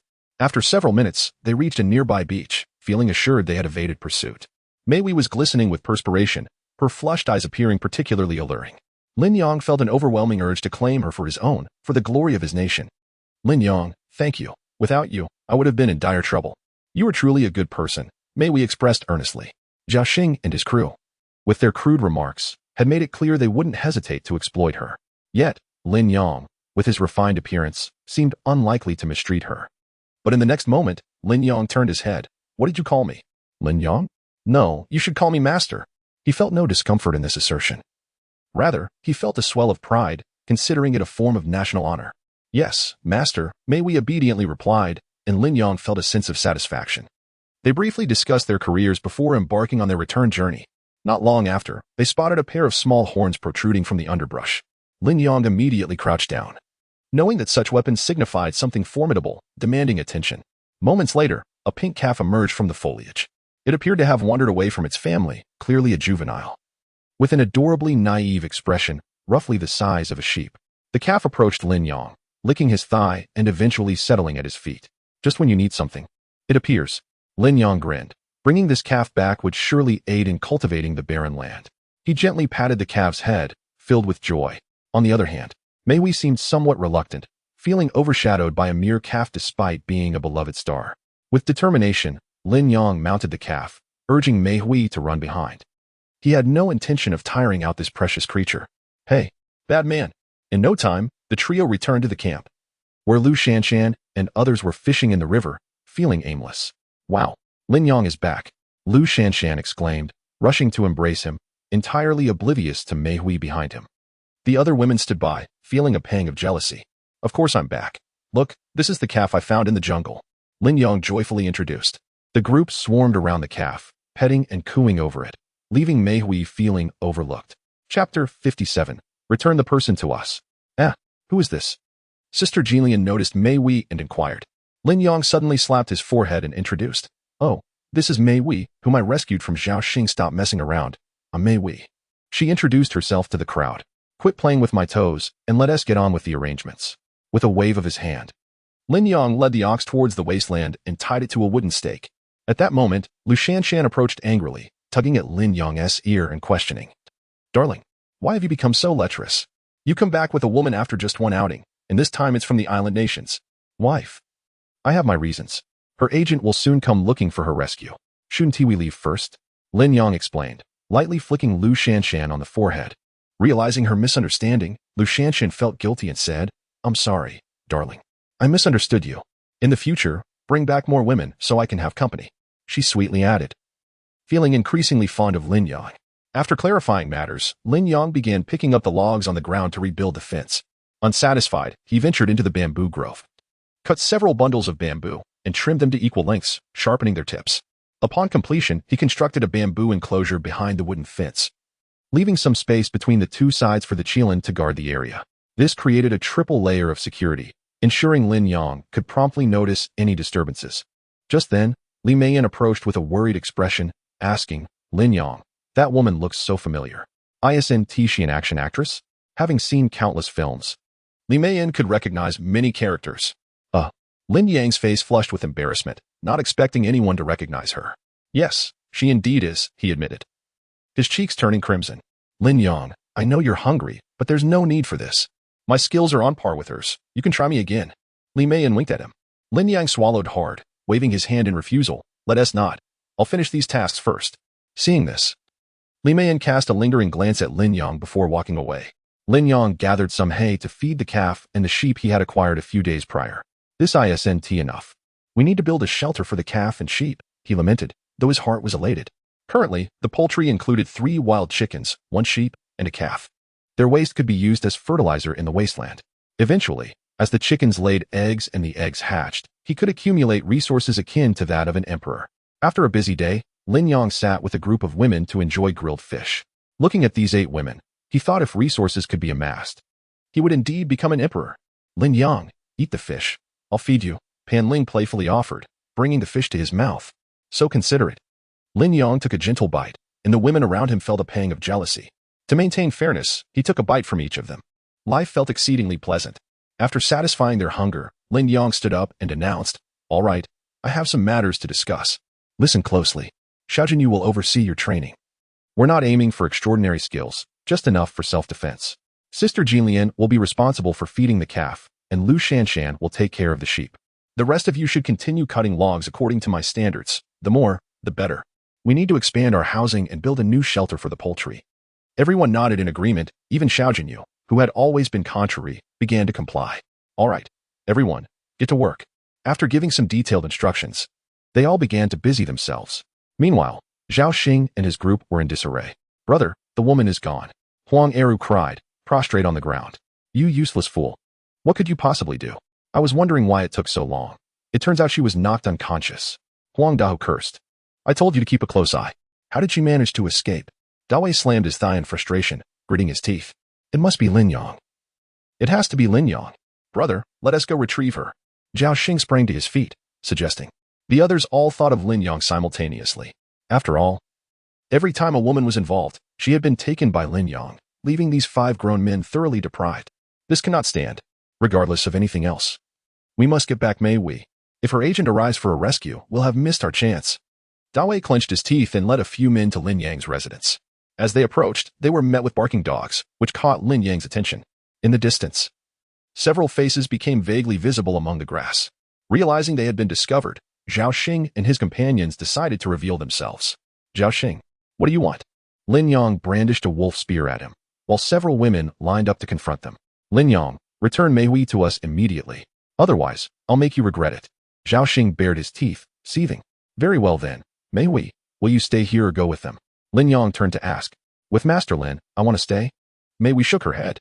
"You ungrateful wretch. After feasting on my rat meat for days, you still have the audacity to refuse?" Huang Dao fumed, picking up a stone ready to throw. "It's pointless for me to go back. In truth, I Haven Tea found an agent. I was merely deceiving you."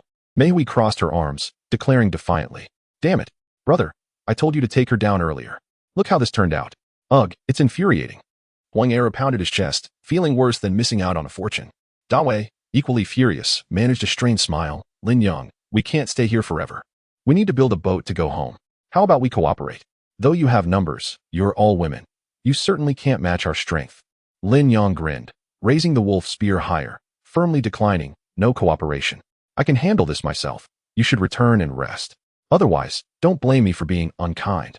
Lin Yang resolutely refused, intending to intimidate Dawei and his group. However, Xiao Jinyu stepped forward, stating, "I agree to cooperate with you." She didn't care about the other party's character. As long as the goal was achieved, anything was acceptable. "I agree too. May we switch sides?" Eager to return and fulfill her cinematic dreams, Lin Yang felt his chest nearly explode with rage.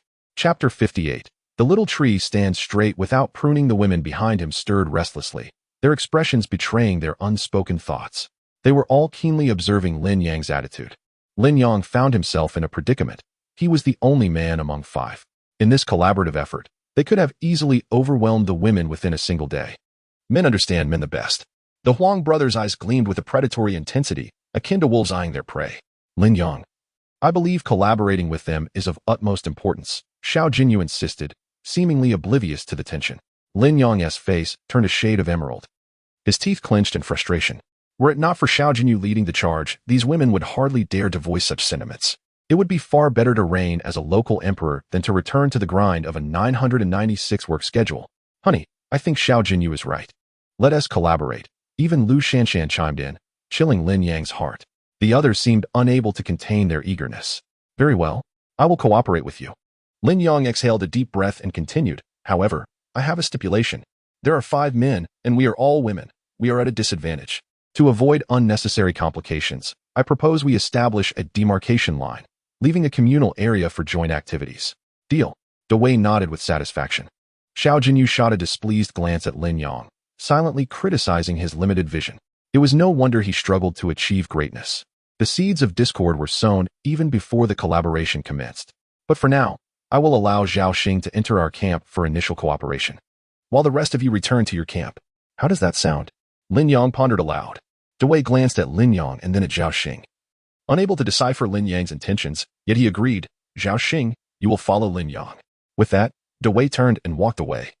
Satisfied that his goal had been achieved, preferring to set up camp, Lin Yong had already formulated a plan. Cooperation was merely a facade.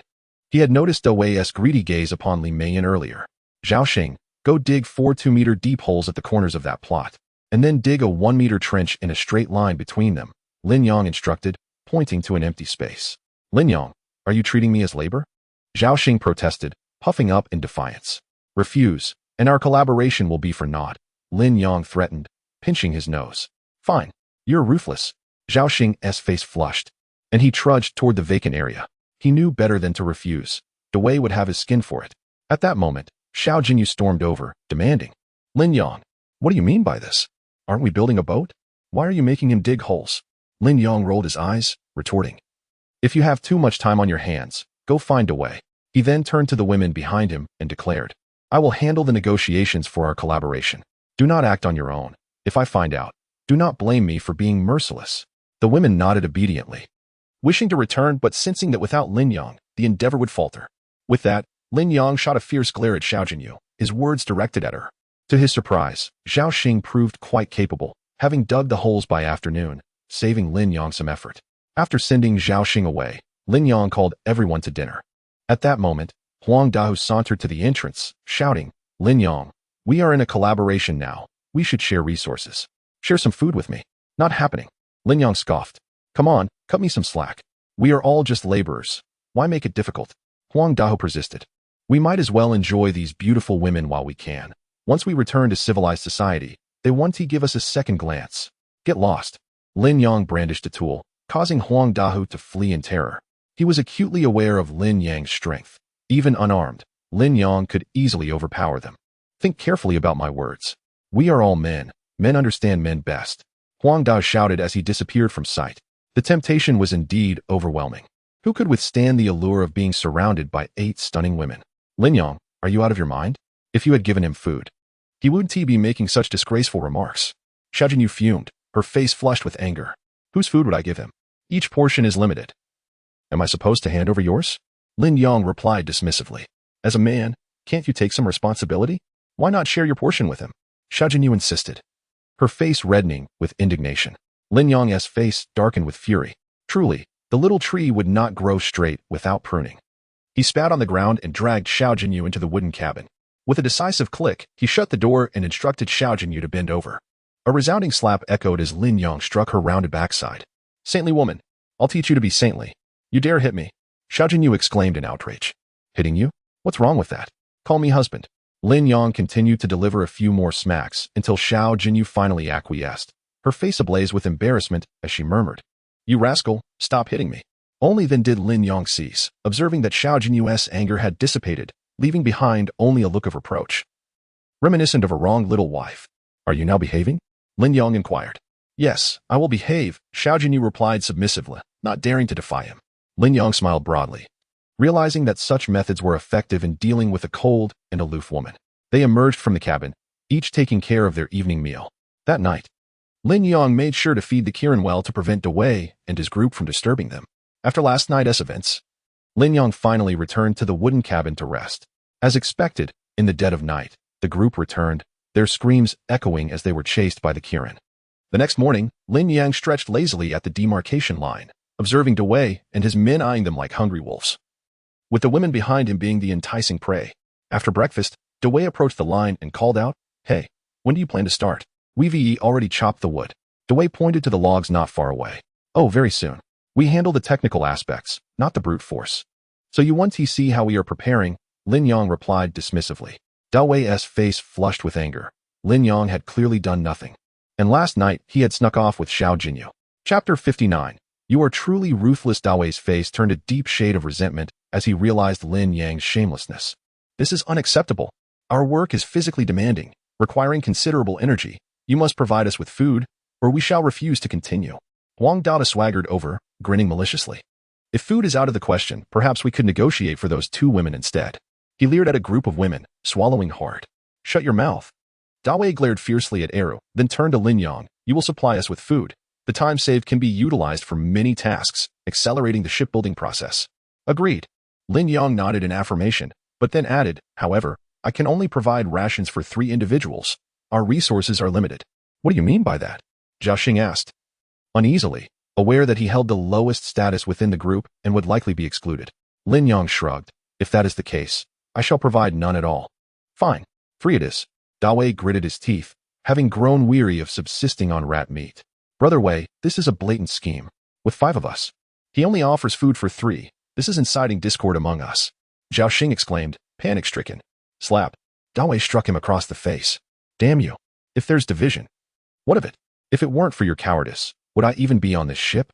Dawei retorted, begrudgingly agreeing to Lin Yang's terms. Lin Yang paid them no further mind, content to watch the impending strife unfold. As he approached the pit, Lin Yang commenced construction. With experience from building the wooden house, he swiftly erected the shelter. By nightfall, half of the structure was complete. Glancing over, he noticed Zhao Xing and his companion sprawled out, utterly exhausted. Lin Yang caught a few fish and called everyone to dinner. The savory aroma wafted into Dawei's camp, prompting Zhao Xing, the spineless one, to eagerly request some fish. Lin Yang, hurry up and give me the fish. Zhao Xing shouted from outside the enclosure. Assessing the size of the fish, Lin Yang tossed 3 small, bony ones in his direction.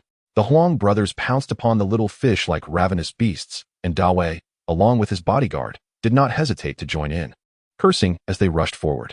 Zhao Xing was left dumbfounded, the weakest of them all, reduced to licking the fish bones. None were satisfied, each blaming the others for eating too much. Damn it, Dao. We share the same mother, don't you know to leave some for me? Screw you. When you were with the women, did you ever think to share? The brothers exchanged heated insults, and Dawei attempted to maintain his authority. But even his bodyguard began to waver in loyalty. Obeo, when we return to civilization, I'll find you some wives to keep you happy every day, Dawei promised. Brother. I already have a wife. She didn't run off with you, did she? Obeo shot him a cold glance, ready to retaliate. Had he not brought it up, Obeo might have nearly forgotten. Dawei faltered, lowering his gaze. Obeo sighed, casting his eyes toward Lin Yang's thriving camp. How annoying. They only like men like you. Pan Ling teased Lin Yang with a high-pitched voice. As per their usual custom, the group began to exchange risque banter. Everyone listening with rapt attention, even the aloof and elegant Xiao Jinyu, who appeared stirred by the conversation. She hadn't anticipated such uninhibited amusement. It seemed everyone had their own triggers, and hers seemed to involve being spanked. All right, my dear companions, I hereby announce a change. We shall shorten our training time.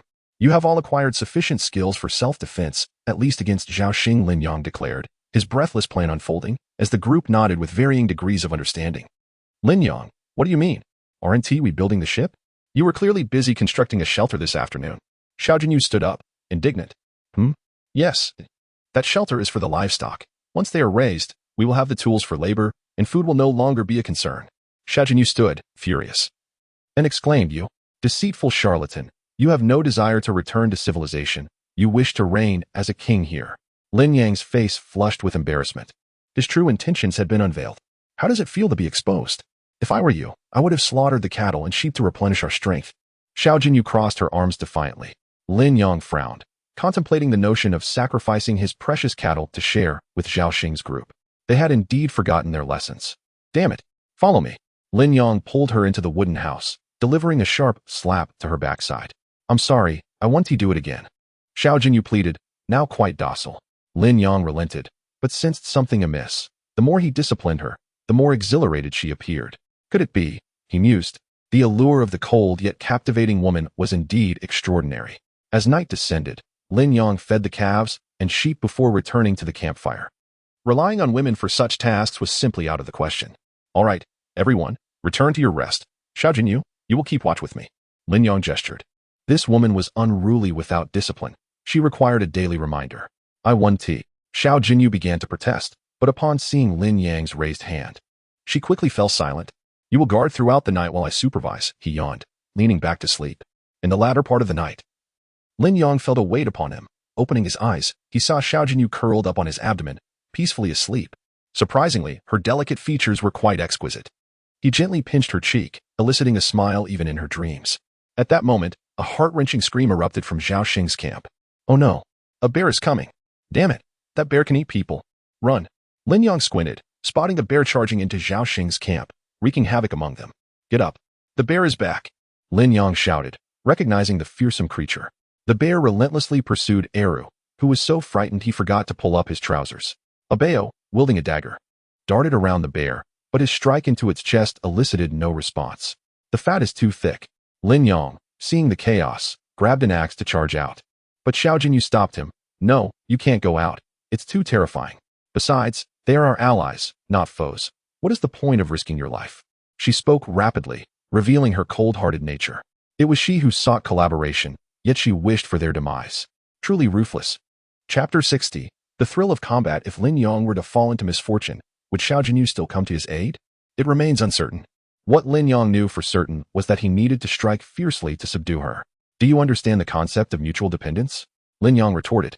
Xiao Jinyu paused, clearly taken aback, as Lin Yong seized an axe and charged forward, taking advantage of the moment when the bear was preoccupied with chasing Eru. Lin Yong circled around to its rear and delivered a powerful blow. Nearby, Abeo saw the opportunity and attempted to slice the bear's throat, but the creature deftly evaded him. Lin Yong capitalized on the chance, pouring all his strength into a decisive strike aimed at the bear's neck. The beast collapsed, blood gushing forth.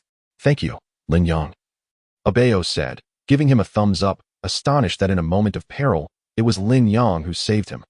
Dawei and his group had long since retreated to a safe distance, offering no assistance whatsoever. It's nothing, Lin Yong replied nonchalantly. In truth, he held a deep respect for Abeo. Having both served in the military, they shared a mutual understanding. Brother Abeo, you are incredible. You actually killed a bear. Can I become your little brother? Zhao Xing rushed over, showering Abeo with praise. Get lost. You're worthless. If it weren't for your reckless antics, the bear wouldn't have come our way. Abeo scolded Zhao Xing, slapping him with a swift motion.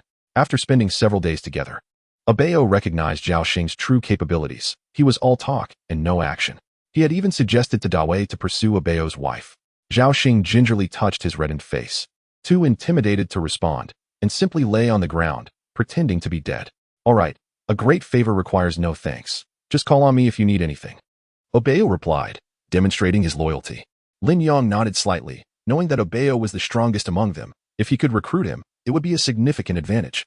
Abeo admired Lin Yong, recognizing his manly charisma. It was no wonder women found it easy to get along with him. Only a man of strength could navigate such relationships. In civilized society, one relies on wealth. In a savage society, personal prowess reigns supreme. Alas, I've ended up with such a group of incompetent allies. Abeo lamented as he dealt another round of punishment to Zhao Xing. Upon returning to the camp, Lin Yong waved Xiao Jinyu off, signaling her to leave. Lin Yong, explain why you chose to save them. What if you led them here? What would happen to us women? Xiao Jinyu questioned fiercely. Women? They understand nothing, Lin Yong sighed. Zhao Xing and his group were positioned in front of Lin Yang's camp, acting as a first line of defense against incoming danger. Lin Yong, what do you mean by that? Xiao Jinyu demanded angrily. Ignoring her, Lin Yong gazed toward the eastern horizon as daylight broke, signaling the arrival of a new day. Once again, he would have to discipline Xiao Jinyu. Without hesitation, Lin Yong raised her behind and delivered a series of spanks. Still want to talk back? He threatened. Xiao Jinyu stammered, unable to continue. Oh, have I struck a nerve? Lin Yong mused, unconsciously increasing his force. Stop it, you scoundrel. I know I was wrong. Xiao Jinyu finally apologized with a hint of meekness.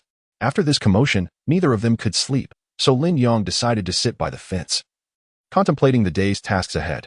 Lin Yong, do you think I have a problem? Xiao Jinyu suddenly asked. What? It's true that I have no interest in men, but when I'm hit, I find myself thinking about it. Then, the next day, I feel this way again. Do you know what causes it? She inquired, curling her legs. Lin Yong swallowed hard. Could this be the fabled thrill that arises from conflict? He had thought such notions were mere fiction in films, but now realized they bore some truth. Perhaps it was a psychological issue. The pressures of modern life weighed heavily on Xiao Jinyu, who, despite her high position, found her free time consumed by work. On this deserted island, she was gradually learning to let go. At that moment, a few women began to stir awake, prompting Lin Yong to prepare breakfast. After the women had eaten, Lin Yang, as usual, caught 3 small fish and also brought a pig's trotter specifically for Abeo. He was a man of genuine skill, and his character was fundamentally good. So Lin Yang naturally felt inclined to treat him well. Brother Abeo, why do you get to eat the pig's trotter? Zhao Xing complained openly. The Huang brothers also eyed the trotter with envy, their own small fish suddenly seeming less appealing. Get lost.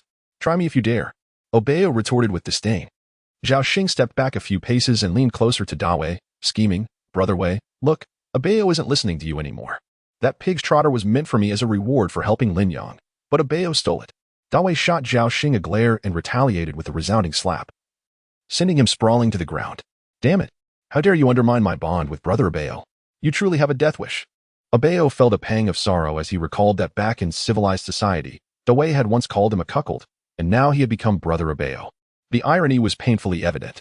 Meanwhile, Lin Yang began to construct a sturdy shelter, meticulously assembling the wooden materials Zhao Xing had brought, utilizing traditional joinery techniques.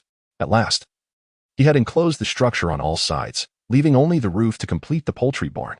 He sharpened the bamboo he had cut, binding 15 pieces together with vines to create a simple rake, which he then attached to a young calf for plowing.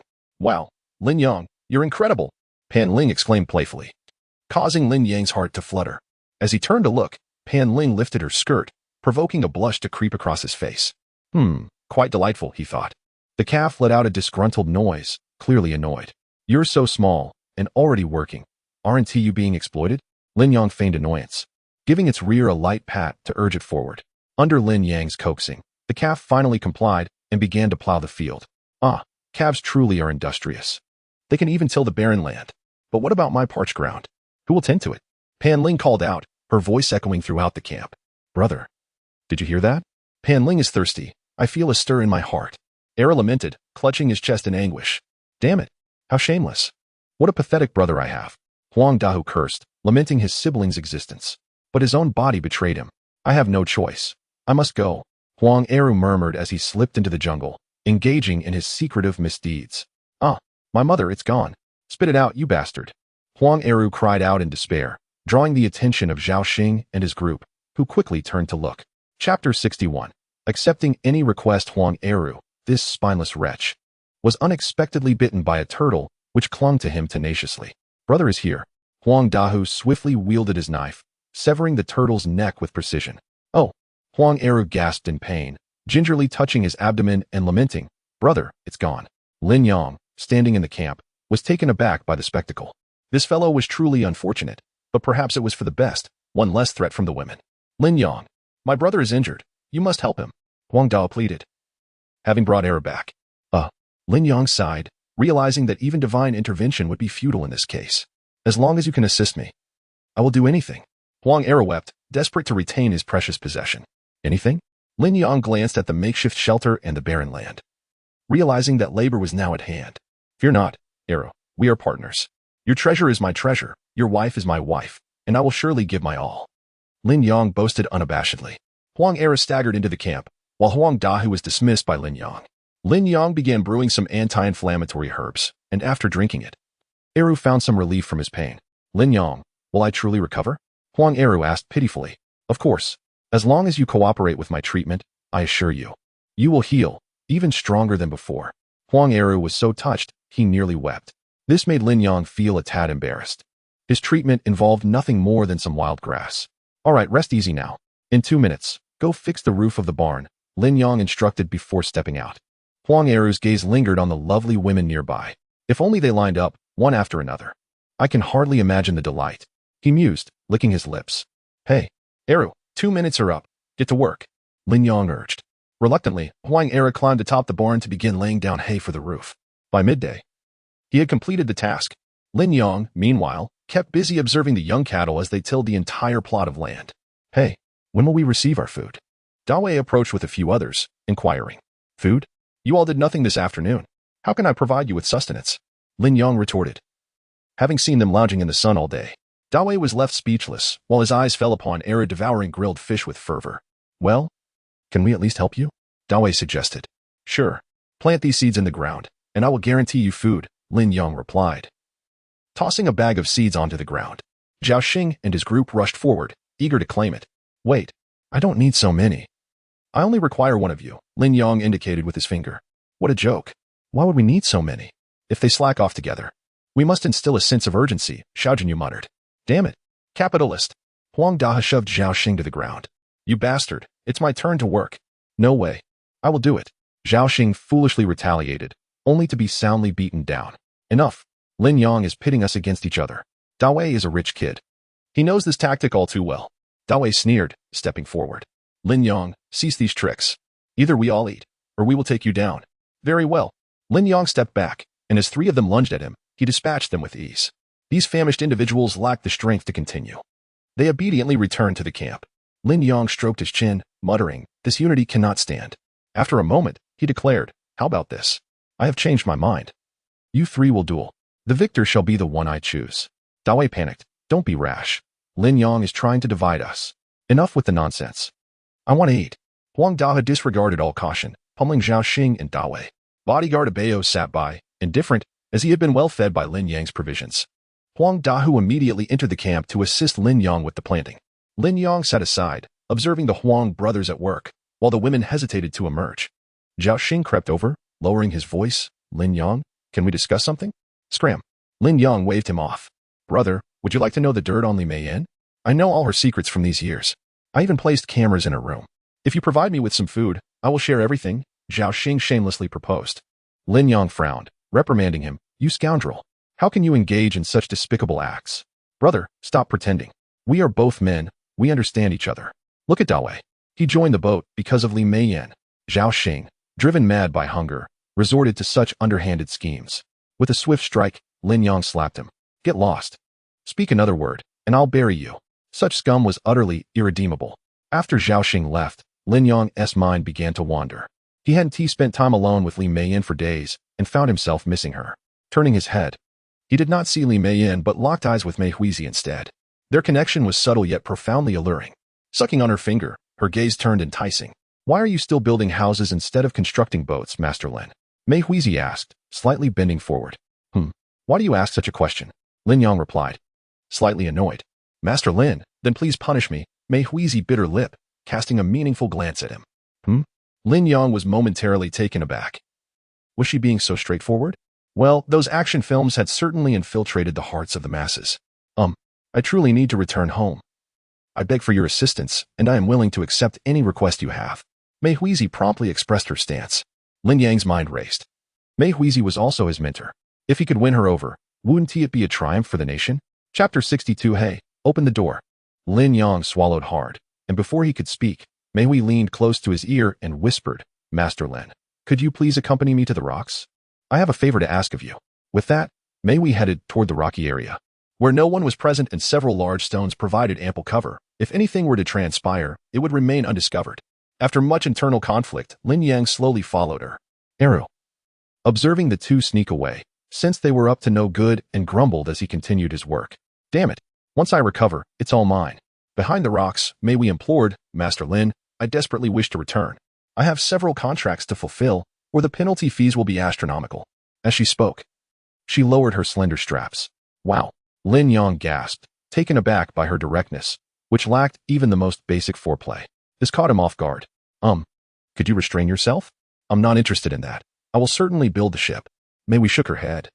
This is my way of thanking you for rescuing me from the Huang brothers. Please accept it. Are you not worried your husband will find out? Lin Yong inquired. Aware from social media that Mei Hui was married and had a daughter. Master Lin, there is no need for concern. Although I am married.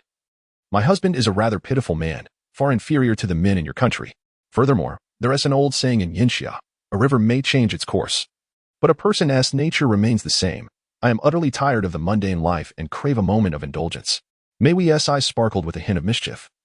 Clearly yearning for excitement, Lin Yong sighed, realizing that her domestic life was quite lackluster compared to his own experiences. He fell silent for a moment. Master Lin, please do not hesitate. I have ample experience. Allow me to demonstrate, Mei Hui said, reaching toward Lin Yong's abdomen with a seductive expression. Gulp. Lin Yong swallowed hard again. Damn it. Let us do this. What is there to fear? After all, it's for the glory of the nation. He took a few deep breaths, preparing to show Mei Hui the strength of the dragon clan. Just then, a tremendous commotion erupted from the sea. Hiss. A shark emerged. Mei Hui shrieked, collapsing to the ground. Lin Yang quickly scooped her up and ran toward the wooden house. The crocodile pursued relentlessly. Quick, quick, quick. The crocodile is coming. Lin Yang shouted, and as expected, several women dashed into the wooden house. Although Lin Yang was indeed a standout among them, he had no means of contending with the ferocity of nature's beasts. The crocodile's armor could withstand bullets, even a single bite could prove fatal. On this beach, the crocodile was an all-round combatant, capable of offense and defense, a true warrior. Lin Yang, get inside, Li Meiyan urged anxiously. Lin Yang glanced back at the young cattle and sheep. If he retreated into the house, those livestock would be doomed. He had to keep the crocodile outside. The crocodile slowly approached, its massive jaws agape, ready to strike at Lin Yang. Gulp. Lin Yang nervously swallowed again. Hey, keep it together, Abeo shouted, bracing himself with a spear as the two faced the beast. The crocodile violently slammed against the gate, the thorns on its body doing nothing to deter it. Lin Yang had nowhere left to retreat. If the creature entered the yard, it would wreak havoc, and none of the livestock would escape. All the hard-earned wealth built up over the days would be lost. Thankfully, the constructed fence was sturdy enough to hold the crocodile at bay for the time being. As long as they did not provoke it, it would eventually leave. Damn it, Lin Yang, why are you so cowardly? You're afraid of a crocodile. Zhao Xing called from inside the wooden house, peering out timidly. Shut up, you coward. If you're so brave, go outside. Li Meiyan kicked Zhao Xing out. Seeing that the crocodile had not yet breached the fence, Zhao Xing picked up a stone from the ground and hurled it at the crocodile's head. What are you afraid of? Watch me protect you all. Zhao Xing, aware of his low status, had always tried to overshadow Lin Yang. In the next moment, the crocodile's demeanor shifted dramatically. It executed a violent tail whip against the fence, and with 1-2 strikes, the fence could no longer withstand the force and collapsed. Hiss! The crocodile darted through the opening. Son of a gun. Zhao Xing, what the hell are you doing? Lin Yang cursed, furious that Zhao Xing's reckless action had provoked the beast. Let me in, Zhao Xing cried, panic-stricken, banging on the door, but no one paid him any mind. The crocodile delivered a powerful tail swipe, knocking Zhao Xing to the ground, its gaping maw aimed directly at him. Zhao Xing rolled aside just in time to escape. Damn it, let us take it down, otherwise, we won't have any good days left. Lin Yang thrust the spear fiercely at the crocodile's armored exterior. But the bamboo broke upon impact. Obeo mounted the crocodile's head with a dagger, but before he could strike, he was violently thrown off. The crocodile seized the opportunity, delivering a vicious swipe to Zhao Xing's thigh, and blood erupted. Damn it, I'll attack from behind. You go for it, Lin Yang shouted, grabbing another spear and lunging at the creature's rear. Obeo plunged his dagger into the crocodile's eye. Hiss! Blood gushed from the crocodile's eye, and it went berserk, crashing into Obeo's chest, spitting out a mouthful of blood. Seizing the moment, Lin Yang lured the crocodile to open its mouth. Now is the time. He thrust the spear directly into the crocodile's mouth. Oh! The crocodile writhed in agony, the spear's barbs piercing its tongue and reaching deep into its gut. Obeo struggled to rise, and with great effort, he plunged his dagger down onto the crocodile's head. The wound oozed blood, and the crocodile, in unbearable pain, fled chaotically. Only then did Lin Yang collapse onto the ground, his hands a bloody mess. Obeo was not much better off, lying on the ground, taking a moment to regain consciousness. Zhao Xing, the coward, clutched his bleeding thigh and groaned. With a creak, the door of the wooden house swung open, and several women gasped at the scene before them, covering their mouths in shock. A group of women rushed to Lin Yang's side, showering him with concern. I'm fine, please check on Obeo. Lin Yang coughed and pointed to the severely injured Obeo. Hey, is anyone going to tend to me? I'm dying. Zhao Xing shouted hoarsely, clutching his thigh. Damn you. If it weren't for you, Lin Yang wouldn't be in this state. Xiao Jinyu marched over and slapped Zhao Xing twice. Chapter 63, Constructing the Wooden Lodge. Claiming the island as king. Were it not for you, the crocodile would have fled. You worthless fool, incapable of achieving anything, only bringing ruin. Xiao Jinyu berated Zhao Xing thoroughly before ceasing her tirade. Lin Yang, meanwhile, tended to Obeo's injuries, which were quite severe and would require a significant period to heal. Do not worry, I will cover the meals during this time. Focus on your recovery, he reassured, patting Obeo's shoulder. Turning his gaze to the shattered fence, he resolved. Let us dismantle these barriers and reinstall them. Initially, he had thought they would suffice to repel wild beasts, yet they proved woefully inadequate. The task of reinstalling and harvesting timber would be laborious, but it was essential for long-term security. Today it was a crocodile, tomorrow it could be a more formidable predator. Without a robust barrier, the poultry and crops in the yard would undoubtedly fall prey to wildlife. If necessary, Lin Yang contemplated constructing a wooden fortress, akin to ancient bandits claiming dominion, truly becoming the lord of the island. With this thought, Lin Yang, despite his injuries, ventured into the forest to gather wood. Meanwhile, Dawei conspired with the Huang brothers, Dehu and Erhu. Now that only the three of us remain unscathed, shall we eliminate Lin Yang and his men? All 8 of those women will be ours. Dawei hissed menacingly. But what about my brother's condition? He lacks that thing. Dehu replied irritably, realizing that killing Lin Yang would mean no one would treat Erhu's ailment. Damn it, they've already taken it. How can we heal him? It's clearly a ruse. You still have your mouth, and your hands are intact. Men merely seek that seductive sound. Dawei scolded, his frustration palpable. Erhu, enraged, shoved Dawei and spat. What nonsense. You use your mouth, your father uses his, your entire family uses theirs. Must you all be so vulgar? Li Meiyan interjected with disdain. The 3 men exchanged glances, revealing wicked grins. In an instant, Dawei lunged at Li Meiyan, tearing at her clothing. You two pursue the other women and bind their hands with vines. Now they are all our punching bags. All right, I'll go after that Japanese woman. No one better try to steal her from me. Damn it, the rest are mine. The Huang brothers snapped their fingers and rushed after the women. Dawei, how can you do this? We are partners with Lin Yang. Abeo attempted to intervene, but his injuries caused him to stumble and collapse. Damn it, I was protecting you, you traitor. Dawei picked up a piece of wood and struck Abeo's forehead with force. Hey, you brutes. I provide for you, yet you cause so much trouble. Lu Shanshan, wielding a wolf spear, confronted the 3 men. Oh, little ladies, the more you resist, the more excited we become. You'll soon experience my 3-fingered technique. They believed the women were merely posturing. Huang Erhu wiped drool from his mouth and lunged at Lu Shanshan. In the blink of an eye, she thrust the wolf spear, and Erhu fell, blood erupting from his chest. Huang Dehu, filled with rage, growled, You vile woman. How dare you harm my brother? I will make you wish you were never born. He charged at Lu Shanshan, only to feel a sharp pain at the back of his head. Lin Yang, having swung his arm, had broken the wood in 2.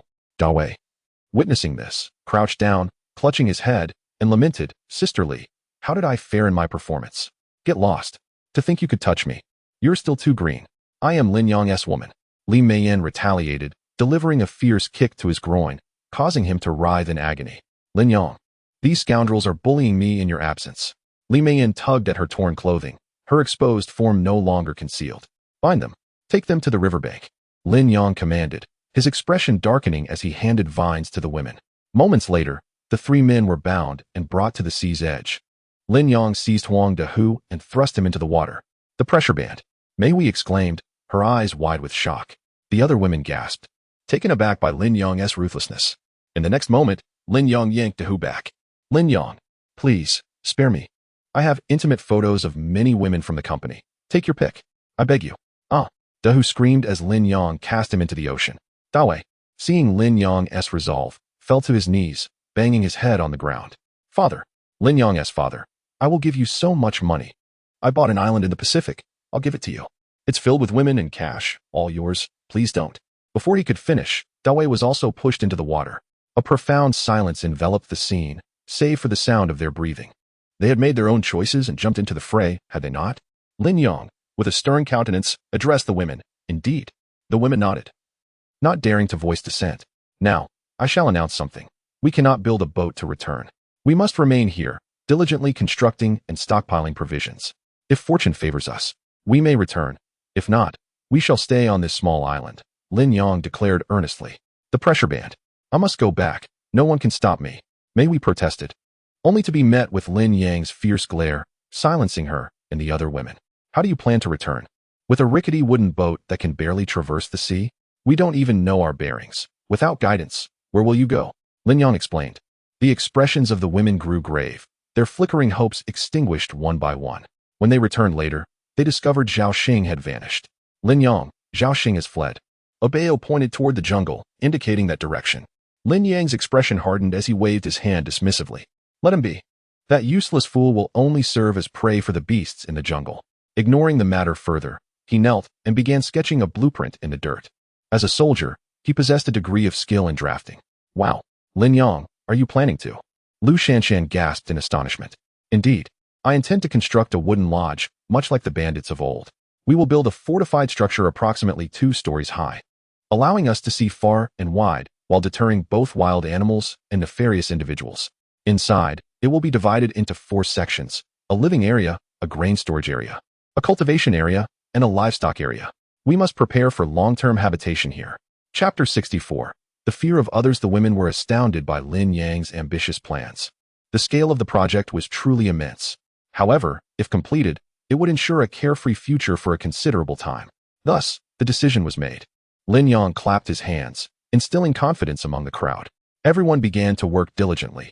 Even the severely injured Bao exerted his utmost effort. Fortunately, Dawei had previously felled a significant amount of timber, significantly reducing the construction timeline. According to the proportions, Lin Yang intended to excavate a trench around the house, 1 meter deep and 30 centimeters wide, which would serve as the foundation for the wooden structure. The width was just sufficient to accommodate 3 logs, providing both height and breadth. Once the foundation was completed, the subsequent construction would be considerably easier, gradually utilizing the mortise and tenon structure. The wooden building would soon be erected. By nightfall, Lin Yang had only managed to dig half of the trench, and the wet earth had piled up into a small mound. Lin Yang, take a break, Pan Ling suggested as she approached him. All right. Pan Ling appeared quite mature. Dressed in a diaphanous, strapless gown, her fair legs subtly exposed, and her alluring figure was accentuated. Her hair was meticulously styled, and her captivating gaze fixed intently on Lin Yang, her eyes shimmering with a gentle charm. Lin Yang could not help but swallow hard. You rogue, Pan Ling teased, lifting her skirt slightly, allowing Lin Yang a full view. Cough, let us not. He declined, realizing he should conserve his energy for more important matters. Pan Ling glanced around. Several women had already fallen asleep, and her restlessness returned. Lin Yang, my wound is hurting again. Could you take a look? Her voice was laced with a teasing undertone, igniting a flicker of irritation in Lin Yang. Fine, I'll check it, he conceded, already feeling overwhelmed and seeking an outlet for his pent-up frustration. Pan Ling gazed at his abdomen, stifling a laugh. You naughty boy, I'll be waiting over there to give you a big surprise, she playfully remarked. Lin Yang bit his lip in response. After a brief walk of 10 minutes, Pan Ling halted. Lin Yang, there is no one here. Shall we indulge in something a bit risky? She began to remove her slender straps, prompting Lin Yang to leap forward. Giggling, are you that eager? Quiet. Someone's coming. He gestured for silence, alertly scanning the surrounding jungle. A group of robust figures emerged, making guttural noises as they strode in unison. Suddenly, a wolf dashed out, prompting the figures to hunch over and attack. Don't move. Lin Yang pressed himself lower, firmly holding Pan Ling down. The wolf let out a pained yelp as blood sprayed from its neck. Lin Yang's jaw dropped in disbelief. In an instant, the wolf lay defeated. To his astonishment, one of the figures had bitten the wolf to death. As Lin Yang squinted to discern their features, he realized they resembled a grotesque blend of human and primate. Their bodies covered in thick fur, their eyes glowing red with ferocity. Most unsettling were the 2 protruding fangs extending to their lower jaws, and a tail sprouting from their backsides. He restrained his breath, waiting for them to depart. But the next moment, their actions left Lin Yang utterly stunned. With a savage tearing sound, the group used their teeth to strip the wolf's hide and began devouring it right there. Before long, the wolf was completely consumed, and the strange beings started to disperse. Once they had vanished, Lin Yang exhaled a sigh of relief, swiftly leading Pan Ling away. As they reached a safe distance from the camp, they paused. Those creatures are ruthless. They can take down a wolf with their bare hands. If they catch us, we would surely perish. Pan Ling, however, showed no signs of fear, playfully gesturing to Lin Yang's abdomen. You pressed down on me so hard, it was quite uncomfortable. Only then did Lin Yang notice the discomfort in his own belly, likely due to overindulgence at dinner. What a time to be thinking of that. How shallow, he thought. Oh dear Lin Yang, I realize my mistake. Please hit me, Pan Ling teased, playfully sticking out her rear and swaying in front of him. With a swift slap, Lin Yang hoped to bring her back to her senses. Ouch. Lin Yang, that hurt. Can you be a bit rougher? She teased, her voice laced with mischief. Again with such requests? Is she akin to Xiao Jinyu, perhaps yet to reveal her true nature? He pondered. Hurry up, Pan Ling urged. Lin Yang, exasperated, gave her a couple of light slaps, hoping to restore some normalcy. Yet, he soon realized that this game was becoming addictive for both of them. Pan Ling mischievously turned, caressing his abdomen and blinking flirtatiously. Lin Yang, shall we hurry? If Lu Shanshan finds out, she will target me again. That wouldn't be appropriate. They will awaken soon. Lin Yang scratched his head, feeling conflicted. Don't worry, it will only heighten the thrill. Pan Ling bit her lip, enticing him further. As she spoke, Lin Yang felt a sudden release at his waist. Oh dear, Pan Ling exclaimed, covering her mouth in disbelief. Moments later, she took 2 steps back, her heart racing in astonishment. Size 43 feet cannot fit into size 39 shoes. Otherwise, the shoes will be ruined, she remarked. Lin Yang, tousling his messy hair, felt a mix of exasperation and reluctance. His initial disinterest had been ignited by Pan Ling's provocations. Then I'll play the supporting role, not the main one, she declared, thrusting her chest forward. Lin Yang glanced at her, contemplating the possibility, though still feeling a tinge of reluctance. Noticing his shift in demeanor, Pan Ling eagerly engaged him in a discussion about literary achievements. Without a doubt, Pan Ling's knowledge was impressive, yet Lin Yang still surpassed her. As daylight broke, the two finally returned to camp. On the opposite beach, several well-dressed muscular men congregated. Boss Lai, I assure you my sister-in-law is still alive, Zhao Xing proclaimed, chewing on a piece of wild game, grease smearing his lips. Let us hope so. I wonder if my two tiger brothers are still alive. If they are, your sister-in-law will be just fine, he lamented. Ah? Zhao Xing looked bewildered. By the way, I've known your mother for quite a while. I can consider myself your half-father. If that scoundrel Lin Yang has insulted you, don't worry, I'll take care of him. After all, I have some influence in Southeast Asia. Taking care of someone is a trivial matter, Boss Lai boasted. Thank you, father. Once I recover, I will take you to find Lin Yang. Zhao Xing shamelessly replied, his eyes gleaming with a fierce desire to eliminate Lin Yang right then and there. Chapter 65. No one can threaten them. After adequately excavating the surrounding foundation, Lin Yang sat down to rest. Suddenly, he caught a glimpse of Pan Ling casting a flirtatious glance his way, soft, alluring, and sensual. The events of the previous night resurfaced in Lin Yang's mind, causing him to click his tongue in contemplation. Pan Ling turned towards the jungle, glancing back at him meaningfully. Understanding her intent, Lin Yang hesitated briefly before following her. Lin Yang, you are truly impressive. I pondered all night and have decided to experience this for myself, Pan Ling said, covering her swollen cheek. Forget it, this feels pointless. Lin Yang replied, waving his hand dismissively. Of course not. I've made up my mind. Since there's no turning back, I shall belong to you from now on. What difference does it make if I stretch my shoes? Pan Ling exclaimed, lifting her skirt to reveal her long, fair legs as she wrapped them around Lin Yang's waist. The sight of her legs ignited a spark within Lin Yang, akin to a soul being drawn in. However, Pan Ling glanced anxiously at her abdomen, which was concerning. Yet, with the arrow already on the bowstring, it had to be released. Lin Yang embraced Pan Ling tightly, but just then, a commotion erupted behind them. Father, we are about to enter Lin Yang's territory. We must be prepared. He is quite formidable, Zhao Xing remarked, leaning on his cane as he led the way. Lin Yang quickly pushed Pan Ling down onto the ground and turned to face the approaching group. What is there to fear? I have 6 bodyguards, each armed, a man boasted, proudly kissing his golden stallion. Yes, yes, father, you are the strongest, Zhao Xing praised, eyeing the stallion with admiration. Lin Yang, lying atop Pan Ling, muttered under his breath, where did this bastard find a father? Wasn't Li Meiyan's husband long gone? A muffled groan interrupted Lin Yang's thoughts. A bodyguard fell, impaled by a long spear, blood spraying forth like a mist. What the hell? What is this? The group scrambled to draw their firearms, anxiously eyeing the other side. Sensing something was amiss, Lin Yang followed the direction of the spear and noticed countless figures in the trees. Roar! A cacophony erupted as numerous figures descended from the trees. They were the wild men, capable of single-handedly taking down wolves. By the heavens, a horde of monkeys. Shoot them down. The group immediately raised their guns and fired. Bang! Bang! Bang!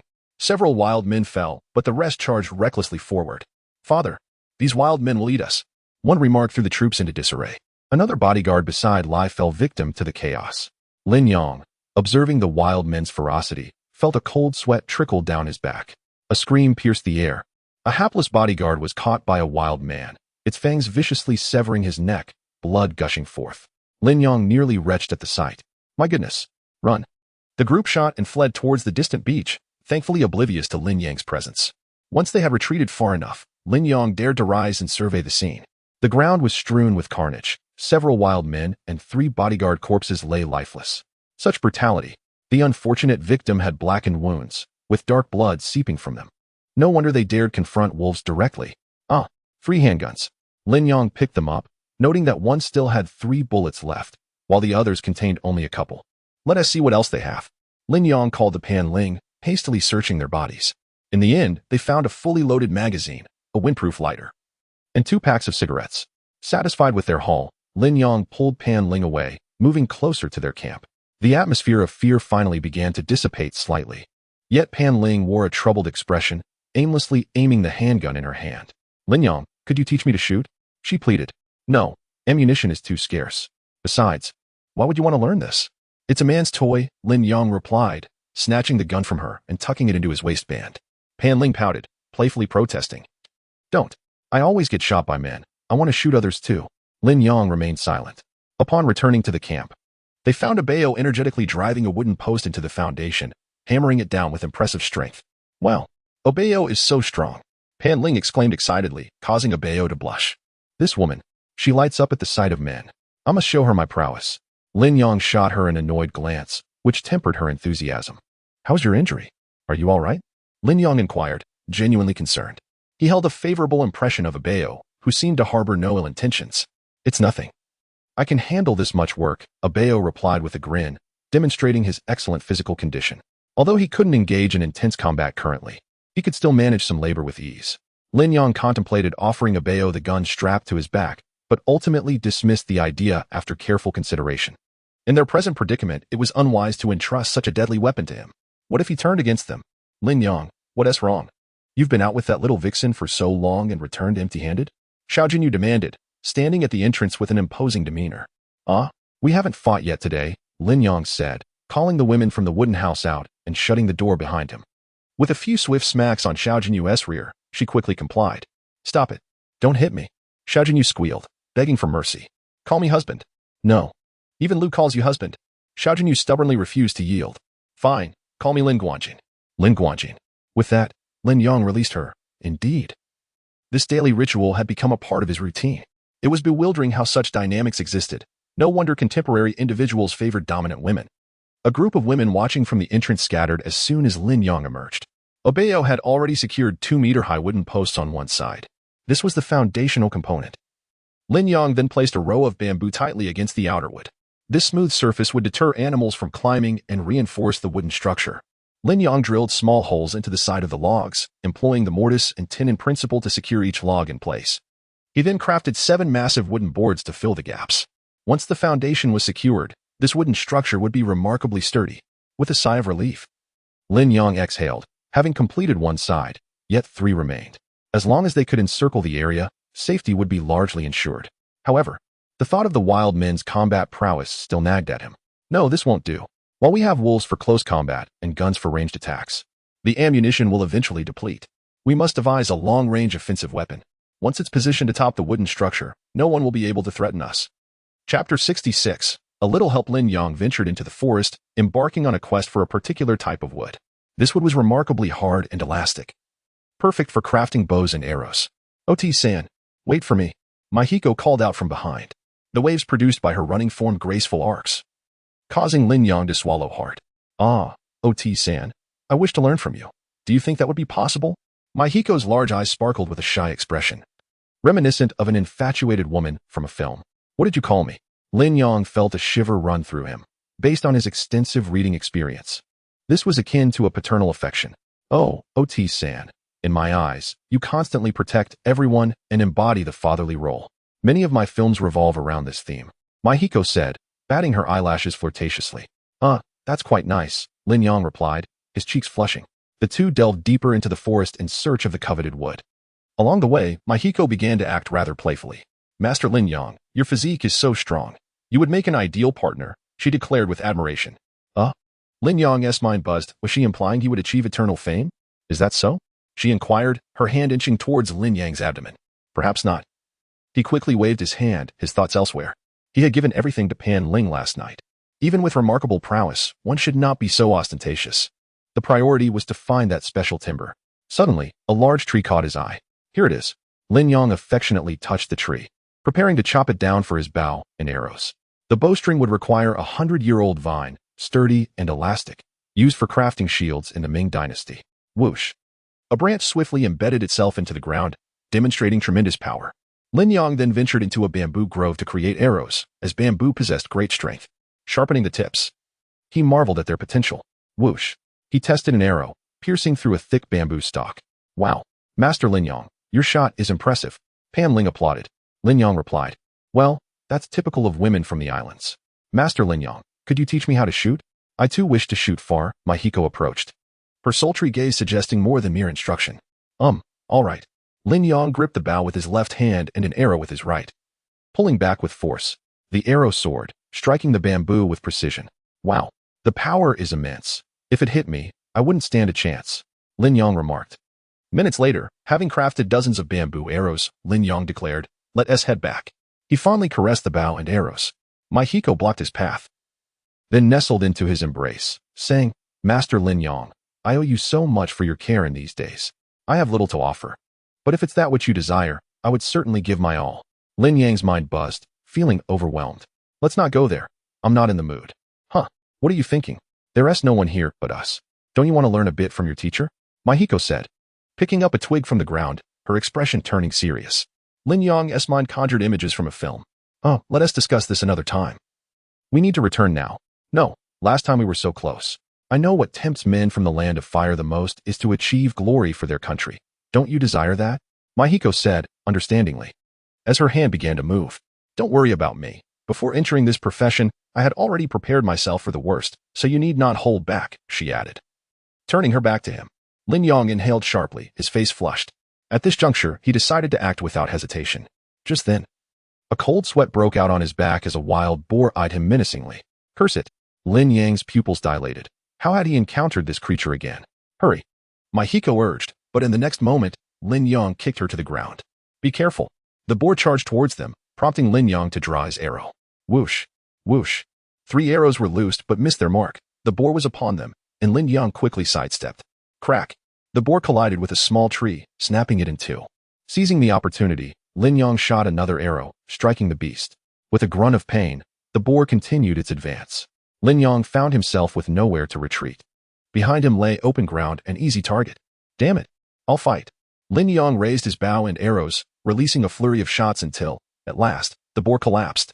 Sweat trickling down his brow, Lin Yong shot a few more arrows to ensure the creature was lifeless before exhaling in relief. He carefully bound the boar with the vine, marveling at its sharp quills. An idea struck him. If he removed the quills and affixed them to the arrowheads, it would greatly enhance their lethality. Having secured the boar, Lin Yong turned to Mahiko. "Stop dawdling. Let us go, or we'll soon have more beasts around." Reluctantly, Mahiko tidied her clothes and obediently followed Lin Yong. "Damn that boar," she muttered, unable to contain her frustration. She had witnessed Lin Yong's prowess firsthand. He was a man of substance, far superior to her previous partners. As they slowly returned to camp, a group of women gazed at the boar with curiosity, intrigued by the spectacle. "My husband is remarkable. He can hunt even such creatures." "Indeed, my husband is extraordinary." "Oh dear, my brother-in-law, let your sister praise you well." The women surrounded Lin Yong, showering him with compliments. However, Wang Jinlian appeared troubled, her complexion pale. Lin Yong suspected the toxin had resurfaced. He regretted not having extracted it immediately, allowing it to linger in her body. Once it flared up, the only recourse would be for him to assist in alleviating her distress. "Sister Jinlian, come with me." Wang Jinlian, sensing his intention, knew she needed Lin Yang's help. Chapter 67. The Accursed Woman's Path. "Sister Jinlian, has your affliction flared up again?" Lin Yong inquired with concern. Wang Jinlian, her face suffused with shame, nodded slightly. Not wishing to trouble Lin Yong further, yet she found herself unable to reach her needs. "Follow me," she beckoned. The two closed the door of the wooden house behind them. A softness escaped Jinlian as she inhaled deeply, color returning to her cheeks. However, Lin Yong was flushed, his demeanor far from composed. "Thank you, Lin Yong," Jinlian said, adjusting her clothing while stealing a glance at Lin Yang's abdomen, her face burning with embarrassment. I'll step outside for a moment. If you need anything, just call for me," Lin Yong said, bending slightly as he exited, eager to escape the awkwardness. Watching him leave, Jinlian felt a ripple of emotions within her. Had Lin Yong desired anything earlier, she would not have resisted, surrendering half-heartedly to the moment. Why hasn't that scoundrel arrived yet? I have no desire to uphold this accursed woman's path, Jinlian sighed heavily. Lin Yong stepped outside and began to clear the corpse of a porcupine, meticulously extracting its quills to affix them to arrows, thereby enhancing their lethality. With a swift shot, Lin Yong released an arrow that struck the ground with surprising force, the quill embedding nearly 30 centimeters deep. Their safety was thus marginally increased. Venturing into the thicket, he replicated the process, crafting several arrows to distribute among the women. "You have practiced sufficiently with the wolf spears. Now it's time to learn archery. This is a ranged weapon, allowing you to assist from a distance without engaging in close combat. Stand with your left leg forward, right leg back, and draw the bowstring firmly while aiming at your target." With a whoosh, Lin Yong shot an arrow into a nearby tree. Wow! The women gasped in awe. immediately eager to emulate him. "Ah!" Jinlian exclaimed, clutching her chest in pain, her face aflame. It seemed her fullness had proven overwhelming. The other women glanced down at themselves, their expressions darkening. "Everyone, please be cautious," Lin Yang urged, offering Jinlian a few comforting words before returning to construct the wooden structure. As night fell, the building was taking shape, with only the side walls remaining unfinished. The women were growing increasingly accurate with their shots, especially Pan Ling. "Share your archery secrets with everyone so they can learn," Lin Yang suggested, recognizing her rapid progress. "The secret is that I've been shot so many times that I've developed a knack for hitting others," she quipped. Lin Yang could only scratch his head in bemusement. After dinner, the group gathered on the beach to share lewd jokes, led by Pan Ling, eliciting laughter from the other women, including Xiao Jinyu, who couldn't help but stifle her giggles. Eventually, fatigue overtook them, and they began to retire into the cramped wooden house, where several women squeezed onto a single bed. Lin Yang, too, had to share their space, though arranging for a bao was proving to be a challenge. "What should we do?" Lin Yang pondered before suggesting. "A bao? You take watch tonight. If anyone approaches, call for us." Understanding his intent, a bao took her post at the door. The women vied for the spots closest to Lin Yang. Their competition heated. "Enough of the bickering.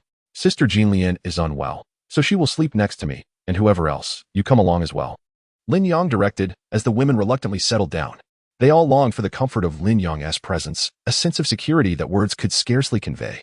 Lying on a pelt of white wolf, Lin Yang observed Xiao Jinyu on one side and Wang Jinlian on the other. After deliberation, he wrapped an arm around Jinlian. Recognizing her vulnerability, should her affliction strike again, he would be ready to assist. Xiao Jinyu's expression shifted, unwilling to be outdone. She nestled against Lin Yang and drifted into slumber.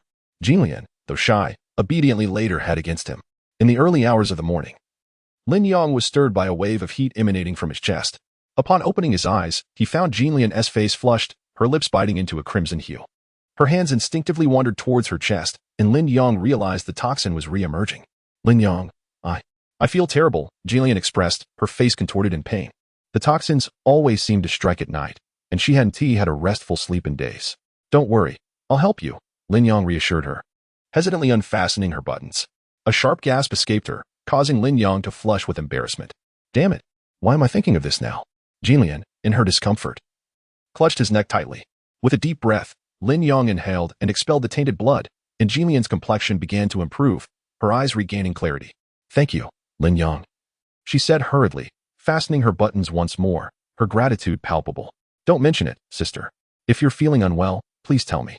I will do everything I can to help," he replied earnestly. She replied sweetly, nestling into his embrace, drifting back to sleep. The following morning, Lin Yang was the first to emerge from the wooden house. Observing the cultivated land, now properly tended and seeded, he anticipated a bountiful harvest. In recent days, he had fed the calf generously, and it appeared to be thriving. The 2 young wild chickens had also grown, laying 2 eggs just yesterday. With this realization, Lin Yang's aspirations of ruling this land grew ever more tangible. Yet, there was still much to be done. Their food reserves were dwindling rapidly due to the recent construction efforts. "We must stockpile provisions," he declared, recognizing the need for preparation against potential harsh weather that could threaten their survival. Summoning the women, he outlined their roles. "Now that we find ourselves on this deserted island, we must prepare for the long haul. I will take charge of hunting, while a bao will oversee construction and protect the women's safety. At least enough to fend off any beasts that may come our way. The women will assist in clearing crops and training, supporting a bao as needed." With tasks assigned, the group nodded in agreement. "All right, let us begin preparations," Lin Yang instructed. Then retreated to the bamboo grove to craft dozens of arrows to aid the women in their training. Meanwhile, Zhao Xing and his companions lay sprawled across the beach, exhausted. Only 3 of the 6 bodyguards remained, but the 3 women had survived. Lai, too, was in a weakened state. The wild men had pursued them relentlessly throughout the night, and had it not been for the sacrifice of one woman, they would have likely continued their chase. "This is dire," Zhao Xing lamented, on the verge of tears. He had once believed Lai to be invincible, yet this was the outcome. "Damn it, why the long face? Even your mother wouldn't dare to look like that." Lai spat, glaring at him. "Why did you abandon my sister?" he demanded, frustration boiling over. "Have you forgotten your promises to us? Damn it." Chapter 68. What Lin Yang wants, he shall have. Lai Tian was taken aback, his countenance darkening. "Lai Tian, when my sisters and I served you, you did not wear this expression. In the face of danger, you cast my sister aside. What? Do you treat us as mere playthings?" Mary exclaimed, her voice laced with fury. Lai Tian coughed lightly, his tone turning icy. Mary, this is not my concern. I am merely protecting you. Otherwise, if the savages catch up to us, we would all perish. Mary trembled with rage upon hearing his words. How could this heartless man not consider his own safety? Oblivious, Lai Tian sat beside him, embracing a woman from the Korean nation, whispering sweet nothings. Damn it. Mary cursed at Lai Tian. You scoundrel. Slap. Lai Tian struck her across the face, irritation evident in his voice. Wretched woman, I have shown you mercy. Out of consideration for you sisters, I have been willing to spend so much on your upkeep. How dare you insult me? I would not hesitate to end you. As he spoke, he reached for his gun, only to be halted by the Korean woman. Samaida. She has been with you for 5 years. Though she may not have achievements, she has endured hardships and secured many projects. Projects? Were they not merely obtained through her looks? My company is filled with beautiful women from various countries. We are not lacking. Lai Tian waved dismissively, signaling his bodyguards to dispose of Mary. At that moment, Zhao Xing rushed over, eager to ingratiate himself. Father, this woman is so beautiful. Why not let me handle her? Zhao Xing swallowed hard, yearning for his first experience with a foreign woman. Whatever, I don't want to see her again, Lai Tian carelessly instructed, turning his attention back to the Korean woman, discussing trivial matters. Zhao Xing was left speechless, panting with anticipation, yet the outcome was far from satisfactory. What the hell is happening? After a while, he sat in despair on the ground, unable to believe his predicament. A crocodile had struck his thigh, leaving him in shock. How pathetic, so young yet rendered useless. Lai Tian lay back, chuckling coldly. Stop dawdling, dispose of this woman. She has developed ulterior motives, and I cannot have such a person by my side. Otherwise, she may betray you at a critical moment. With that, he cast a glance at the 2 women beside him. The woman who had intended to plead for mercy instantly became submissive. Zhao Xing could only reluctantly escort Mary into the jungle. Zhao Xing, you are so handsome. How could you possibly fail? Perhaps I could help you check. Mary suddenly turned her head and remarked. She was acutely aware of Zhao Xing's cowardice and lecherous nature, always lurking to spy on Lai Tian's escapades with women. Zhao Xing, seeing no one behind, hastily set down his gun and anxiously unfastened his pants. Bang! Mary struck Zhao Xing down to the ground, leaving him momentarily stunned. Seizing the opportunity, she swiftly vanished into the jungle. Meanwhile, Lin Yong was rejoicing in the bounty he had captured and the traps he had set. Suddenly, he heard the desperate cries of a woman. Help! Help! Lin Yong sprinted towards the sound, bow and arrow in hand, only to find a savage, disheveled figure confronting the woman, its visage terrifying. The imposing sight caused the woman to faint in fear. Without hesitation, Lin Yong knocked an arrow, aimed, and released. The arrow flew true, striking down the savage. He rushed forward to assess the woman's injuries, relieved to find she bore no wounds, merely frightened. Quite striking. The woman was Caucasian, tall yet alarmingly thin, aligning with the aesthetic preferences of the people of the hot summer. Lin Yong hesitated but ultimately decided to take her with him. He secured the prey in a tree, ensuring its safety. As he journeyed back, Lin Yong gleaned from her murmured words that her name was Mary. Just as he was about to exit the jungle, he discovered some medicinal herbs, which he applied to Wang Jilian's wounds, certainly effective. In a daze, Mary sensed she was alive, cradled by a man whose strength and masculine aura captivated her. Finally, they arrived at the wooden house. After a long wait, Mary still refused to open her eyes. Could she be dead from fright? Lin Yong mused, touching her forehead and performing artificial respiration. In the next moment, Mary's eyes flew open, incredulity etched upon her face. Oh, you have finally awakened. I saved you, Lin Yong explained. Thank you, dear. Mary blew him a kiss. Wow, still a foreign beauty. Pan Ling teased with a smile. You are awake at last. This is Lin Yong, your savior. Be sure to express your gratitude. Without him, you would have been devoured by savages. Wang Jilian chimed in. Well, you are Lin Yong? Mary's mouth dropped open in astonishment. There is an old man named Lai Tian who wishes to kill you. He is truly vile, treating women as mere tools for his desires and discarding us at will.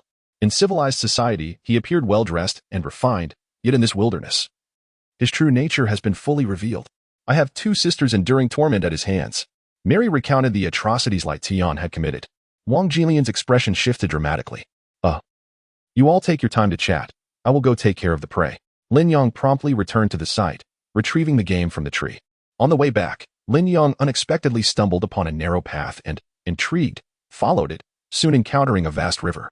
The river flowed steadily, and as he walked, he noticed numerous tributaries merging into the sea. Goodness, what a flowing river, he exclaimed. But wait, Lin Yong pondered, I recognize this geographical setting. It is merely the southeastern coastal region. Yet, it is inhabited, and such a scene would not exist. Furthermore, there are wolves and savages here. This cannot be an inland area. The resources here are plentiful, even diverse trees abound. Logically, this place should have been discovered and developed long ago. Whatever, let it be. There are women waiting for me at the wooden house. Lin Yang, content with his catch, strolled back, only to suddenly spot Lai Tian and his entourage approaching. Father, rest assured, there are plenty of women over at Lin Yang's side. I see beauties, Japanese maidens, alluring young wives, and sophisticated matrons. Just eliminate him, and all shall be mine, Zhao Xing shamelessly declared. Chapter 69, The Dance of the Wooden House. Damn it, that scoundrel. Lin Yang cursed fiercely and immediately turned to relay the news. The prowess of these 3 bodyguards should not be underestimated. Few can escape the clutches of the wild men. He must hasten back to alert everyone, lest the women suffer dire consequences. Crack. A branch snapped beneath Lin Yang's feet. Who is there? The 3 bodyguards instantly became alert. It's Lin Yang. Quick. Kill him. Zhao Xing spotted Lin Yang's figure. Several bodyguards drew their guns and fired. Bang, bang, bang. Lin Yang swiftly took cover behind a large tree, crouching low to the ground. Whoosh. A bullet narrowly grazed Lin Yang's forehead. Damn it. You all should just die. Lin Yang reached for the gun at his back, drawing it and unleashing a torrent of fire in return, emptying the magazine. Damn. This kid has a gun too. Lai Tian cursed loudly. Lin Yang reloaded, now armed with 6 bullets. Lin Yang, surrender now. If you comply, great benefits await you. Zhao Xing shouted from behind the tree. Damn it. This bastard sounds just like a traitor. Furious, Lin Yang fired a shot in the direction of the voice. Zhao Xing, you filthy dog. I should have tossed you into the river back then.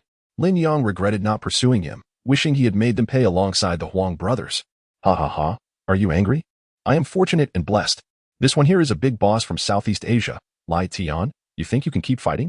If I take you down, I'll take them to your camp, and all the women will be ours. Zhao Xing shouted frantically, already fantasizing about that scenario. Lin Yang's mind buzzed. It seemed inevitable he couldn't escape. They were like tigers lurking in the shadows, armed and poised to attack their camp at any moment. The best course of action was to eliminate them on the spot. At the very least, he needed to exhaust their ammunition, rendering them like a tiger without teeth, greatly diminishing their combat effectiveness. Lai Tian cast a sidelong glance at Lin Yang's position, fully concealed, clearly a seasoned fighter. Lin Yang, is it? I see you possess some skill. Why not join us in conquering this island? As for the women, they will all be ours. I've heard there's a queen from the Sun Never Sets empire on this island. Wouldn't that be delightful? Lai Tian grinned as he painted a grand picture for Lin Yang. Father, we can't do this. This is unacceptable. Lin Yang is doomed.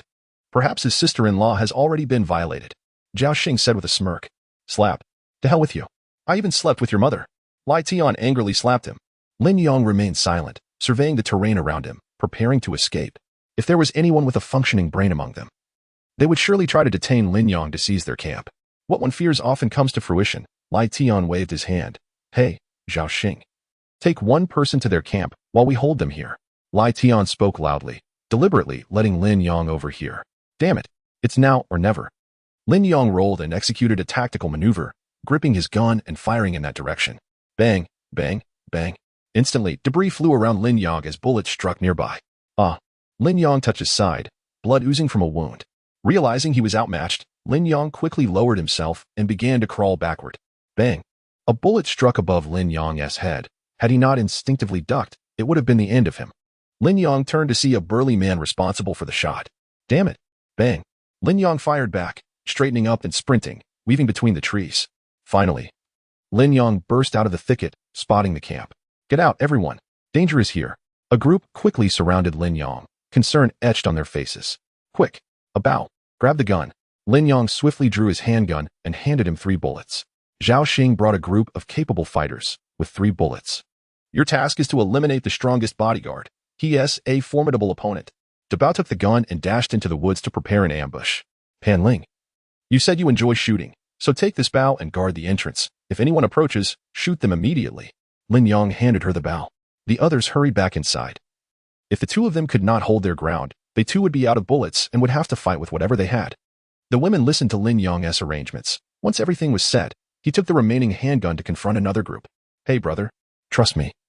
Once we take down this camp, we'll take the women for ourselves, and we'll enjoy them together, guaranteed to be a thrilling experience. Zhao Xing approached slowly with a bodyguard along one side. Rest assured, Xing Go, I won't breathe a word of this to lie. Lin Yang struck first. Kicking the bodyguard down, Zhao Xing, furious, swung a punch, only to be thrown to the ground by Lin Yang's shoulder throw. Bang, bang, bang. Gunfire erupted from a Bao's side. In that moment of distraction, the two men had already fled. With no choice, Lin Yang quickly returned for support. Following the gunfire, Lin Yang located Pan Ling. Damn, baby, why is your stomach covered in blood? Pan Ling asked in shock. Several wooden splinters were even sticking out. Remnants of the bullets in the jungle. It's nothing. Where's a Bao? Lin Yang inquired. Over there. Pan Ling pointed to the grass, indicating a Bao's location. What about those men? Are they all dead? I don't know. A Bao only fired one shot. They should have been scared off. Pan Ling replied seriously. Her gaze fixed on the opposite side, clearly in a state of focus. Good. Well done, Ling Ling. You've truly impressed me. I'll reward you handsomely later. Lin Yang said with appreciation. Giggling, stop it. I'm not that kind of person. Pan Ling teased, leaving Lin Yang exasperated. Seeing that everything was fine, Lin Yang returned to the wooden house. Oh my God, what happened to my benefactor? Mary exclaimed, staring at Lin Yang's abdomen with concern. The other women were equally shocked. Lin Yang's face had turned pale, especially his side, a gruesome sight. Lin Yang, you must lie down. I'll help you remove the splinters, otherwise, you'll die. Following her instructions, Lin Yang lay down, and the women formed a circle around him. Especially terrifying was the dagger held by Lu Shanshan, heated by fire. Don't be too nervous, Lin Yang. Lin Yang's teeth chattered. How painful would this be to have that on his stomach? Could he even survive?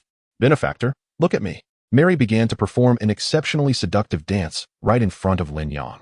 The other women eagerly followed suit, dancing in the room clad only in tank tops. Mary, in particular, was alluring, leaning against the wall, her voluptuous form presented to Lin Yang. Lin Yang's gaze was drawn in, his face flushed, and his entire body felt ablaze. Chapter 70, A Secret Revealed. Gulp. Lin Yang swallowed hard, his attention captivated by the alluring display of the beautiful woman. In the next moment, Lu Shanshan abruptly yanked out the splinters, causing Lin Yang to wince in agony. I'm sorry, dear husband. I couldn't pull them all out at once. Lu Shanshan exclaimed nervously, her hands slipping in the process. Oh my. Lin Yang felt tears welling up. It seemed as if she was taking revenge on him. Lin Yang, look at me, Wang Jinlian said, turning to him. Unbuttoning her clothing and pulling his head to her chest, Lin Yang's mind went blank, as if he had fallen into a cloud of cotton. Suddenly, with a surge of determination, Lu Shanshan pulled out the last splinter, blood gushing forth uncontrollably. Wang Jinlian cried out in distress as Lin Yang unexpectedly bit her. The women scrambled to stem the flow of blood, and after a few minutes, color gradually returned to Lin Yang's face. He was finally able to stand and move about slightly.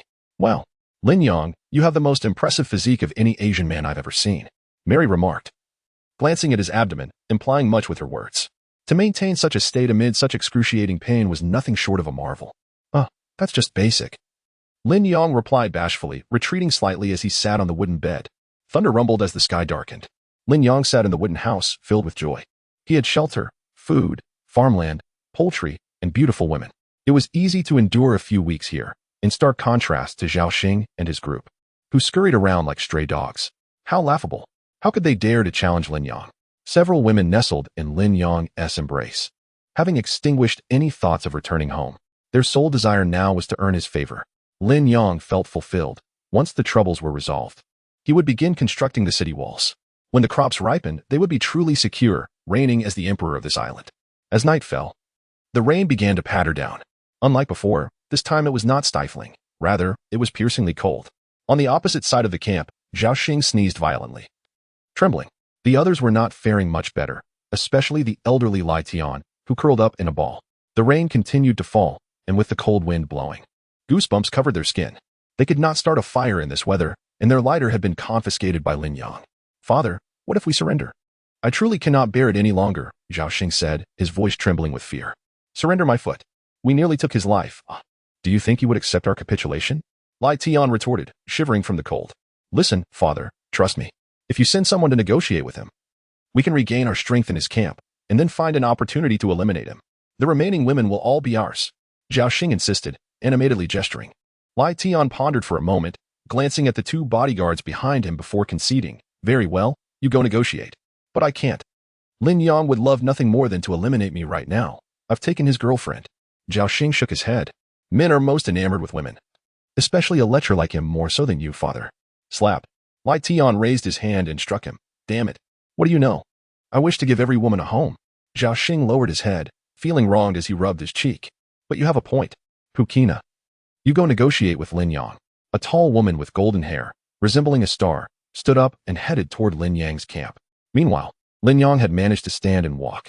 Observing the gentle rain outside, he contemplated future developments. Lin Yang, I have a secret to tell you, Wang Jinlian said softly. Sitting beside him, Lin Yang wiped his mouth, thinking she needed help with the toxins again. Actually, Lai Tian was my husband, and I am his wife. I am so sorry he hurt you. If you have any anger, you can take it out on me, Wang Jinlian confessed, her strap slipping down her shoulder. Gulp. Lin Yang swallowed again, his pupils dilating. No, Sister Jinlian, let us not do that.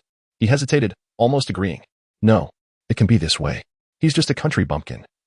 Older than my father, and I don't like him at all. When I was in school, that scoundrel drugged me and took advantage of me while I was unconscious. If it weren't for his wealth, I would have reported him to the police long ago. Wang Jinlian wiped a tear, sobbing softly. Lin Yang felt a surge of anger. How could Lai Tian be so inhumane? Sister Jinlian, there is no need for such revenge. Just find a good man to marry when we go back. Lin Yang said sympathetically. No, I want revenge. I want to have a child with you. When we return to civilization, I can inherit his fortune. By then, he will have lost both face and wealth, Wang Jinlian declared with determination. That seems rather immoral, Lin Yang hesitated, finding the idea disturbing. It's fine. I really like you. Our child would surely be healthy. Lai Tian is so old and lacks vitality. If he were to pass away one day, I would have no children and nowhere to stand. I hope you can help me, Wang Jinlian pleaded, casting Lin Yang an unusual look. Honestly, Lin Yang felt tempted. Wang Jinlian had a voluptuous figure but appeared slender, a true gem among women. Stop hesitating. I may not know much, but I know how to make a man unable to resist. I'm a teacher of human anatomy, well-versed in stimulating sensitive areas, Wang Jinlian flirted, her eyes sparkling seductively. Fine. Since Lai Tian is so wicked, I suppose this could be my revenge. But now is not the time, with all these women around. It wouldn't be appropriate. Once the rain stops, we'll find a place, and I must truly experience your skills, Lin Yang said earnestly, his own desires igniting. Thank you, Wang Jinlian said, biting her lip, gazing at Lin Yang with deep affection. Lin Yang, a woman from the land of the morning calm, is looking for you. A moment later, Pan Ling entered with Pukina. A pair of long, alluring legs stood before Lin Yang, causing him to swallow hard.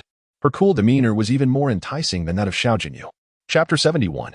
How can women enter the camp? What do you want from me? Lin Yang stood up, his expression grim as he inquired. Park China scrutinized him from head to toe, her glasses resting at her abdomen. Simida, Lin Yang, belatedly realizing the discomfort stirred by Wang Jinlian earlier, immediately bent down. Oh my God. Nana. Mary approached and took Park China's hand, joyfully embracing her. Simida. Mary, you're alive.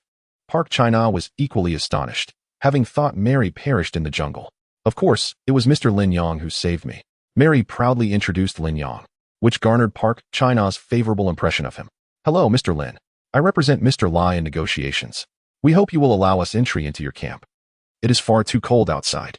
The condition is that we cooperate to traverse the deserted island or find a way home, Park China stated with a stiff demeanor. Forget it. I have no interest in such matters, Lin Yang replied impatiently, tapping his nose. Traversing the island? Wasn't he already overwhelmed enough? Going home? To return to servitude? How splendid it was to reign as emperor here. Nana, why not stay here and enjoy the pleasures with me, rather than suffering with Lai Tian? In this place, Lin Yang was the chief. Just look at how well the sisters were getting along, as every face radiated joy. Park China wavered, but slowly shook her head. There's no need. Lai Tian has administered drugs to me.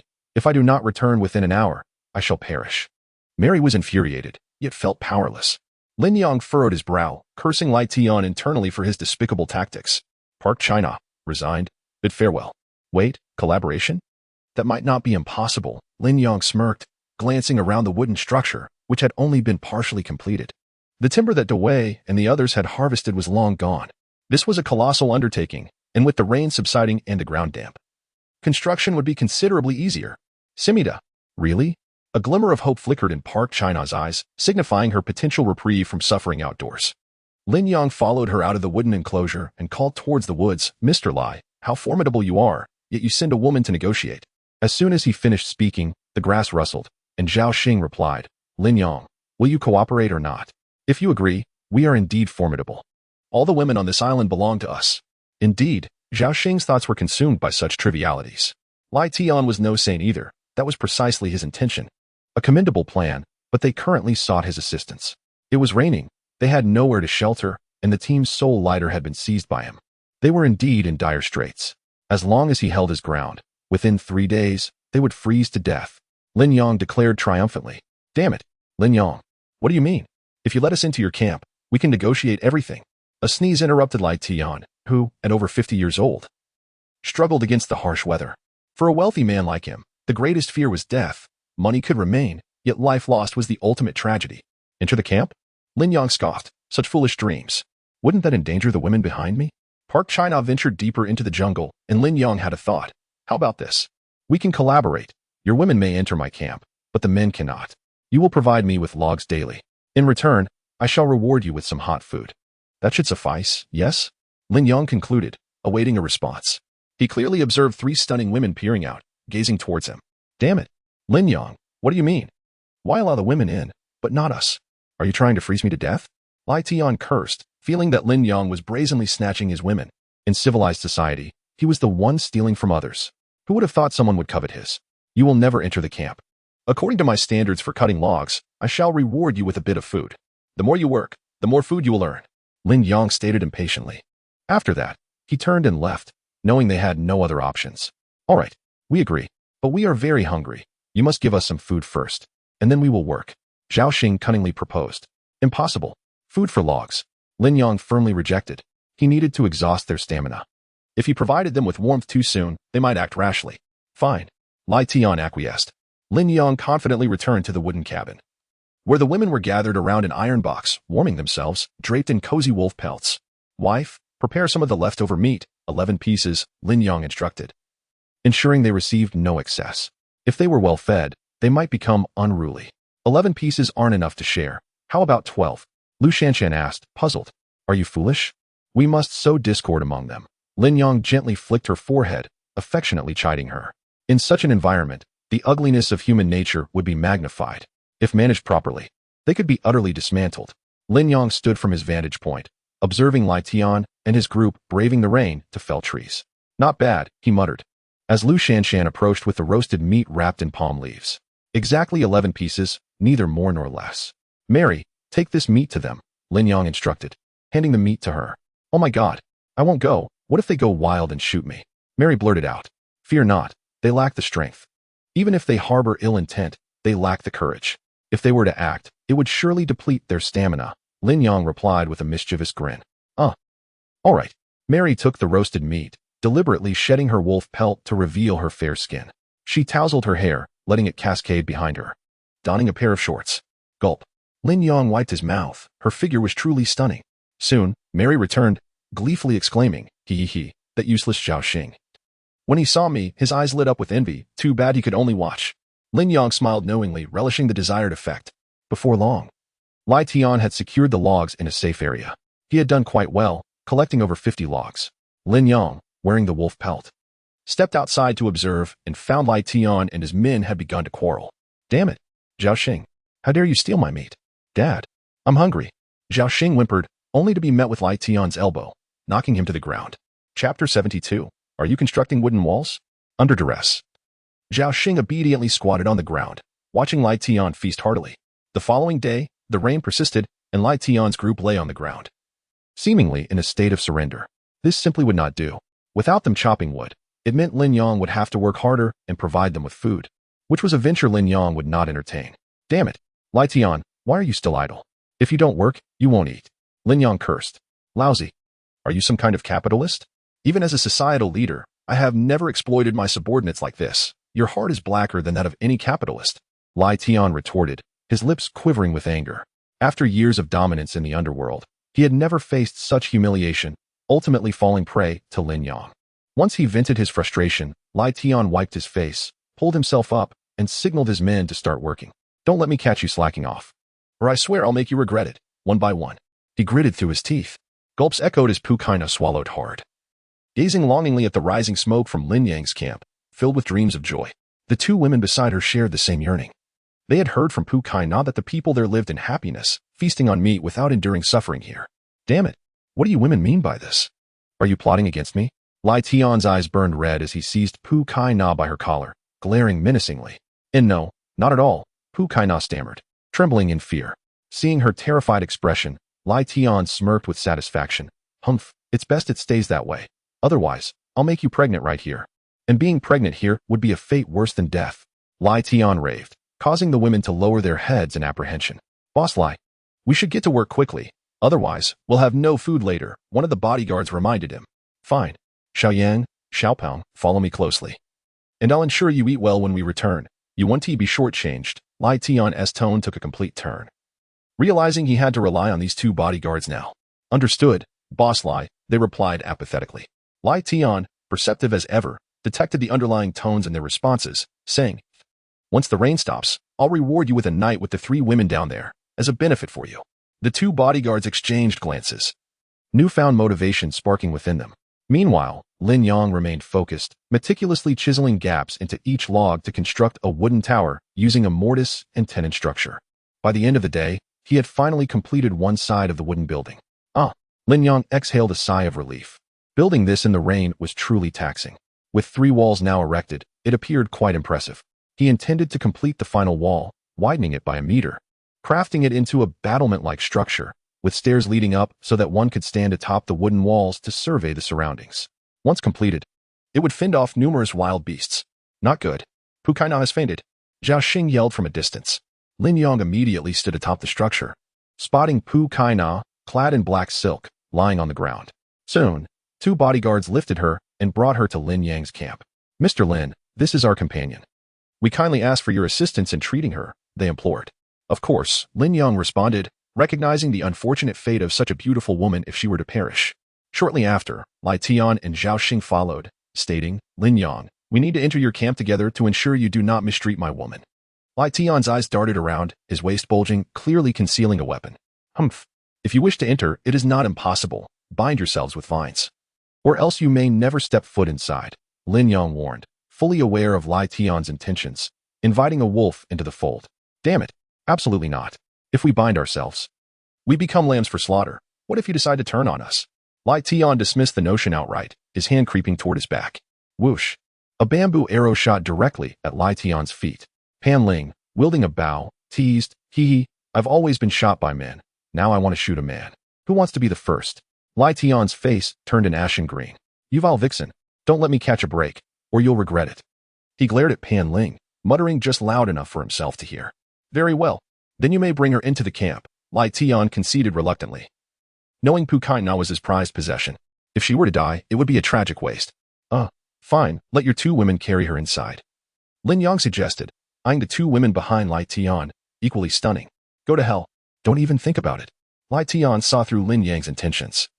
They were all cunning foxes on the same mountain, well aware of one another's tricks. With a glance, Lai Tian signaled his bodyguards to retreat. He whispered something into Pu Kai-na's ear, his expression shifting dramatically. Once they distanced themselves, Lin Yang carried Pu Kai-na into the wooden house. My dear, prepare some herbal medicine and make her something to eat, Lin Yang instructed. The women looked at Pu Kai-na's condition, their hearts swelling with compassion. Wow, this sister is so beautiful, Yang Qian exclaimed, and Lin Yang's gaze fell upon Pu Kai-na as well. Gulp. Lin Yang swallowed hard. A dirty black silk clung to her long legs, her figure tall and graceful, her delicate oval face utterly enchanting, surpassing even the allure of a star. No wonder Lai Tian was so reluctant to let her go. Across the camp, Lai Tian watched Lin Yang's camp with hawkish intensity, surveying where the most opportune point of attack might be. Come here, let us begin practicing archery. Lin Yang waved his hand, beckoning the women to gather. Among them, only Pan Ling had mastered the art of shooting. After several battles, Lin Yang understood that the women were too timid, and the wolf's fang would not unleash its full potential.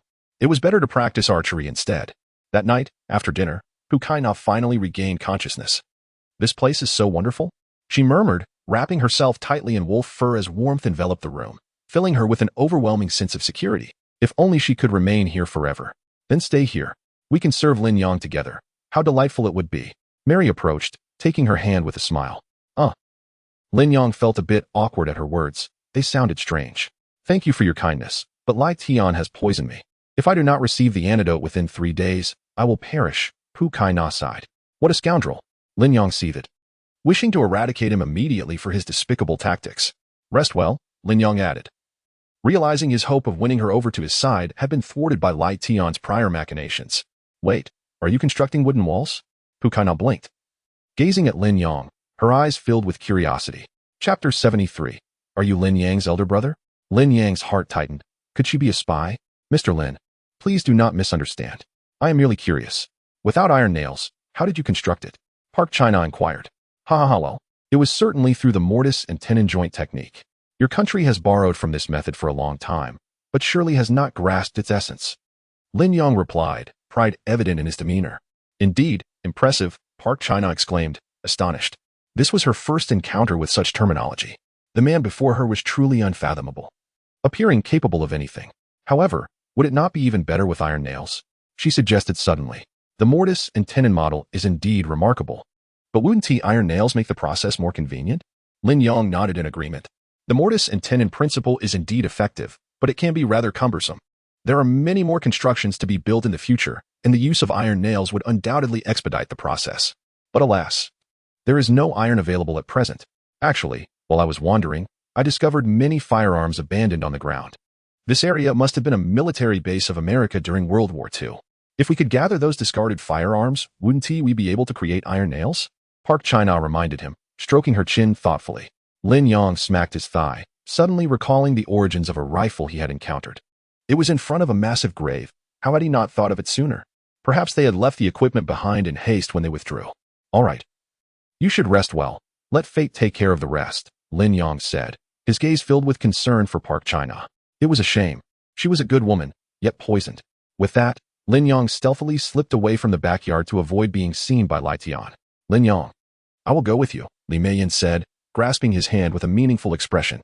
Very well, let us proceed, Lin Yang replied, fully aware of her intentions. As they walked forward, Li Meiyin remarked, Lin Yang, there are increasingly more women in the house. You do not find me tiresome, do you? Of course not. Lin Yang replied decisively. Among them, only Li Meiyin captivated him. Moreover, she understood him well, managing her tone and gestures adeptly. Li Meiyin smiled knowingly and leaned against a tree, turning her back to him. You must be feeling pent up after these days, having not gone out alone with me. Let me check if you're exhausted. Lin Yang's face flushed as he let her inspect him. For a full hour. The birds in the forest were startled and took flight. Lying on the ground, Li Meiyin chuckled. Hee, you are still so reckless. Is being reckless not permissible? Who told you to entice me at the office with those black stockings? This is your punishment. Lin Yang grinned. Oh dear, you little lecher. I knew you harbored ulterior motives towards me. Had I known you were so formidable, I would have secretly surrendered to you long ago, Li Meiyin laughed, realizing that since being with Lin Yang, she had wasted her previous days. Lin Yang scratched his head, a wry smile on his face. If they were still in a civilized society, she would have given it to a dog before ever considering him. Wow, how have you recovered so quickly? Do you want to continue? Li Meiyin covered her lips, continuing, that won't do. We cannot continue, as I am feeling quite weak. Initially thinking that the previous encounter was fleeting, she now realized it was merely the beginning.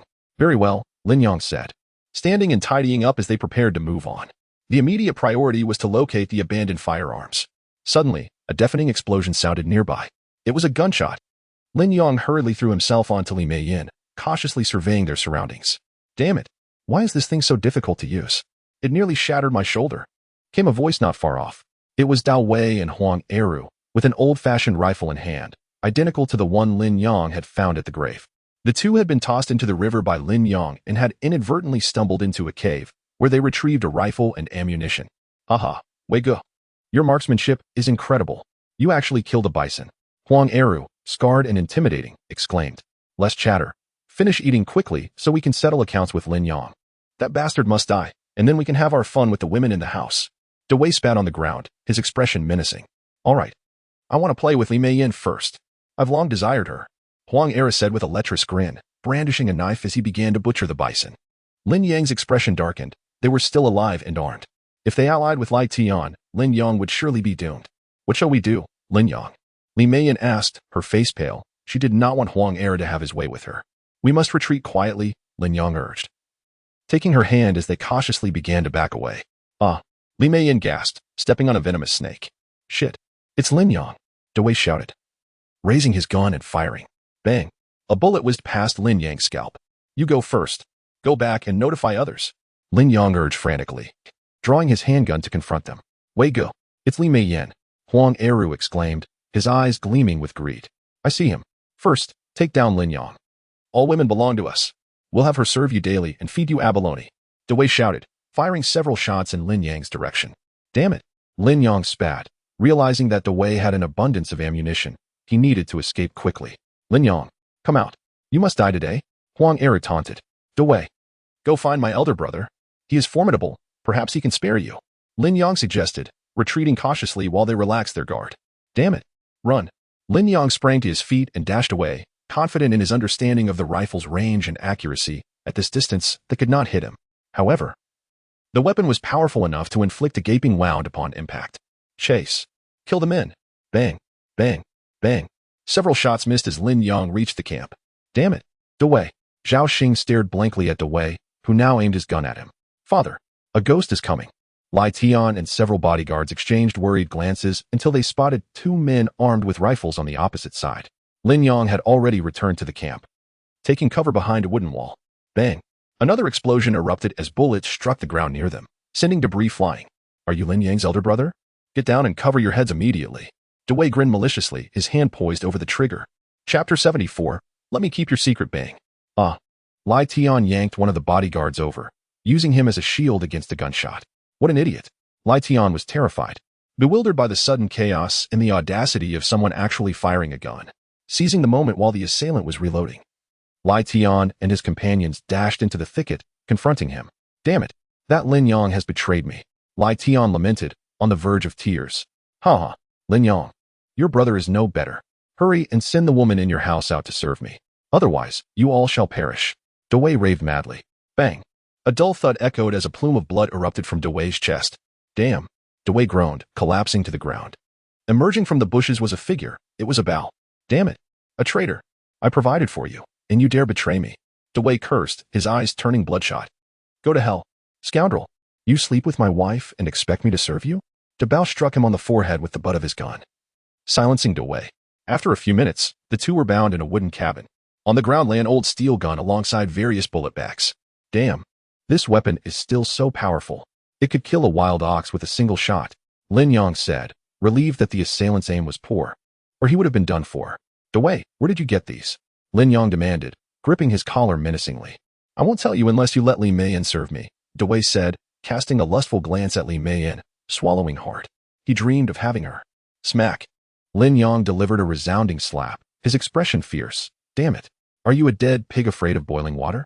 If you have the guts, kill me. Knowing his days were numbered, Dewey remained silent. What a real man. Lin Yang gave him a thumbs up, retrieving a dagger and pointing it at Dewey's abdomen. I agree to let Li Mei Yan accompany you, but I must confiscate your tools for crime. Lin Yang flashed a wicked smile, instilling fear in Dewey, who was about to speak. There, on a small path, there's a river that looks quite intimidating. But there's an entrance. Once inside, it's filled with those things. Smack. Can you say something useful? Lin Yang snapped irritably. I barely graduated middle school. I can get lost just looking at a navigation app. Dewey whined, resembling a wronged wife. Sighing, Lin Yang found himself at a loss. Achu, Dad, what are you doing here?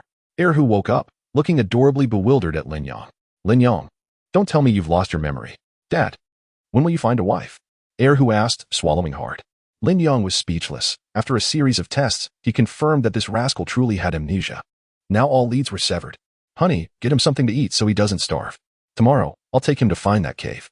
Lin Yang rubbed his head, looking troubled, and continued, let us keep Erhu for now.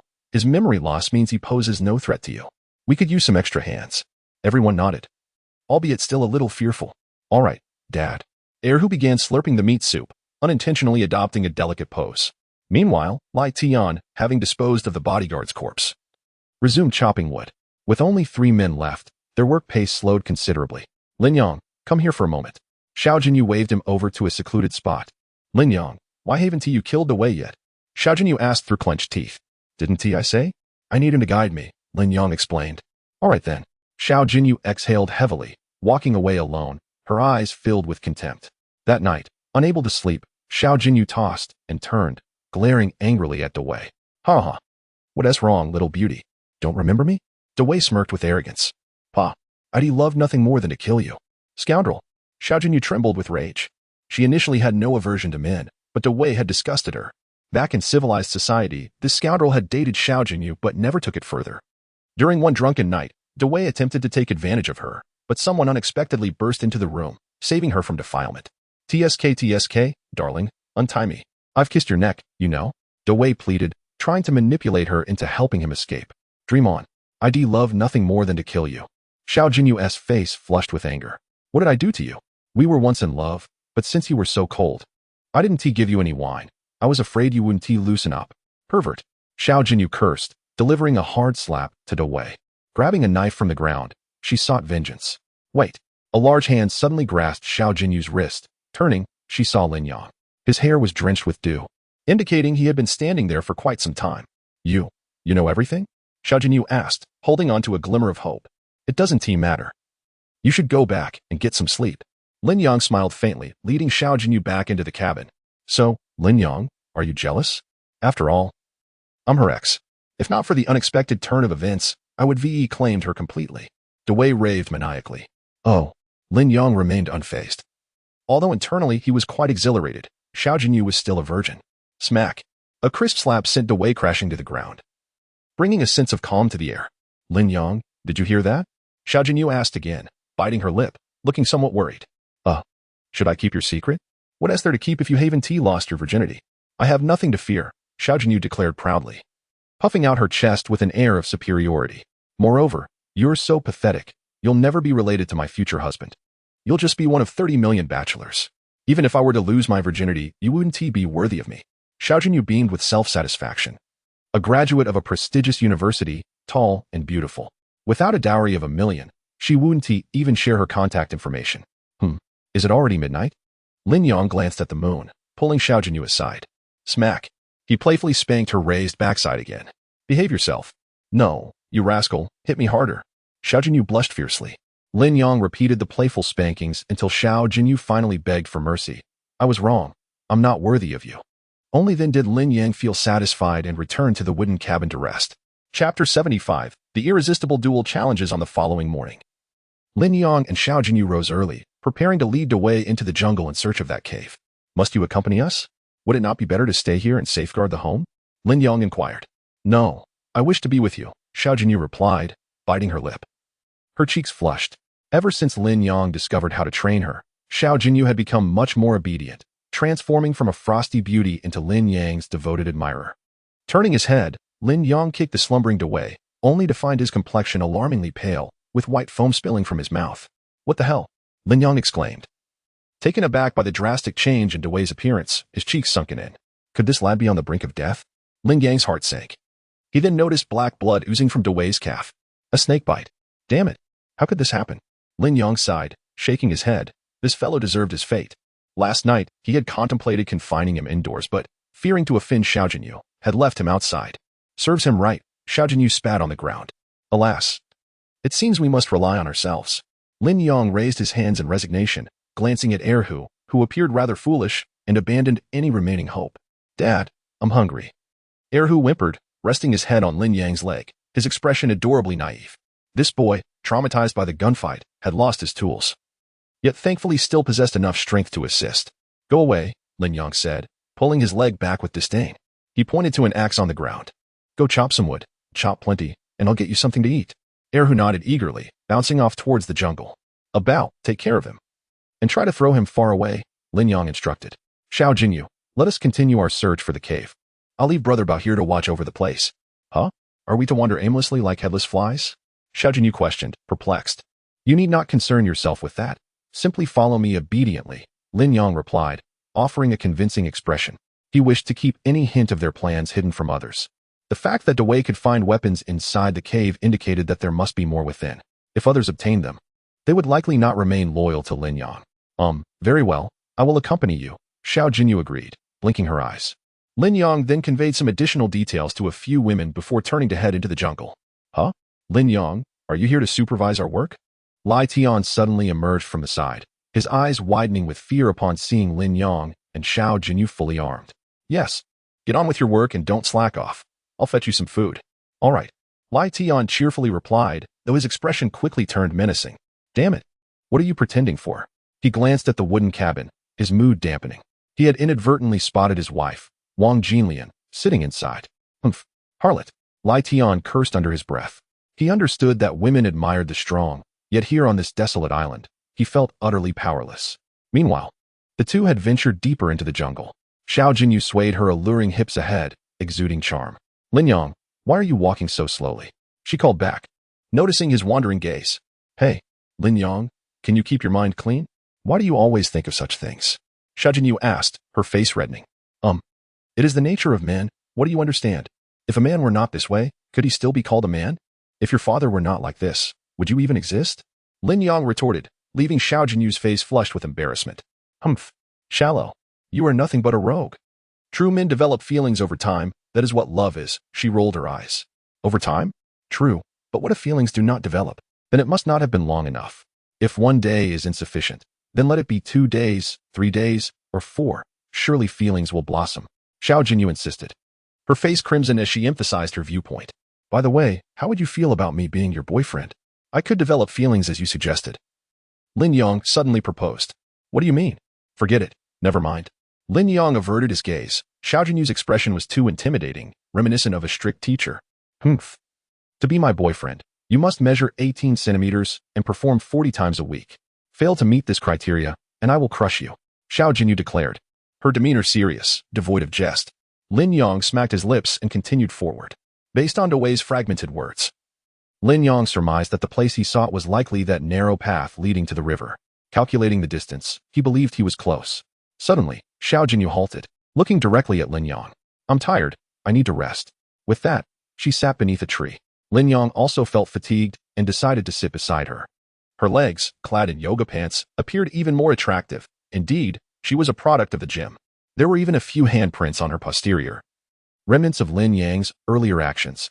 Hey, why do you always wear those pants without washing them? Xiao Jinyu shot him a fierce glare. I have no other pants. The clothes in the iron box are too revealing, and I dislike them entirely. All right, the sophisticated lady dislikes such attire, Lin Yang teased. Xiao, you lack an understanding of romance. Men will surely lose interest in you. Xiao Jinyu swallowed hard, avoiding his gaze. Men are too filthy. I do not like them. No.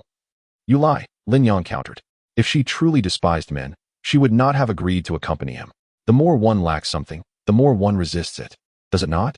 His words caused Xiao Jinyu's face to flush with embarrassment. Fine, you have seen through me. I may say otherwise, but in my heart, I desire men. Yet every time I see men treating women so well, I grow to hate them even more. Why do they not cherish me but instead shower affection on other women? Xiao Jinyu confessed, her face a tapestry of crimson. Lin Yang was astonished. This woman seemed to wish for all men to orbit around her. You are simply too aloof. Many are too intimidated to pursue you, only able to admire you from afar. A sophisticated vice president, a graduate of a prestigious university, a yoga enthusiast. And yet you disdain men. This is quite the conundrum. Are you included in that? Xiao Jinyu asked, turning to him with a significant expression. Of course. You are stunning. With a figure that is alluring, any man would harbor such thoughts. I am no monk. Naturally, I have such inclinations, Lin Yang admitted frankly. Men are drawn to challenges. For mature women and sophisticated ladies, they are two irresistible temptations. Chapter 76. How could I not be moved? Xiao Jinyu turned her head, surprised by Lin Yang's candid admission. Lin Yang, I am aware of your feelings for me. I have noticed your actions over the past few days. If you wish, I can agree to your advances, but it cannot be within these confines. Otherwise, I might find myself in a perilous situation.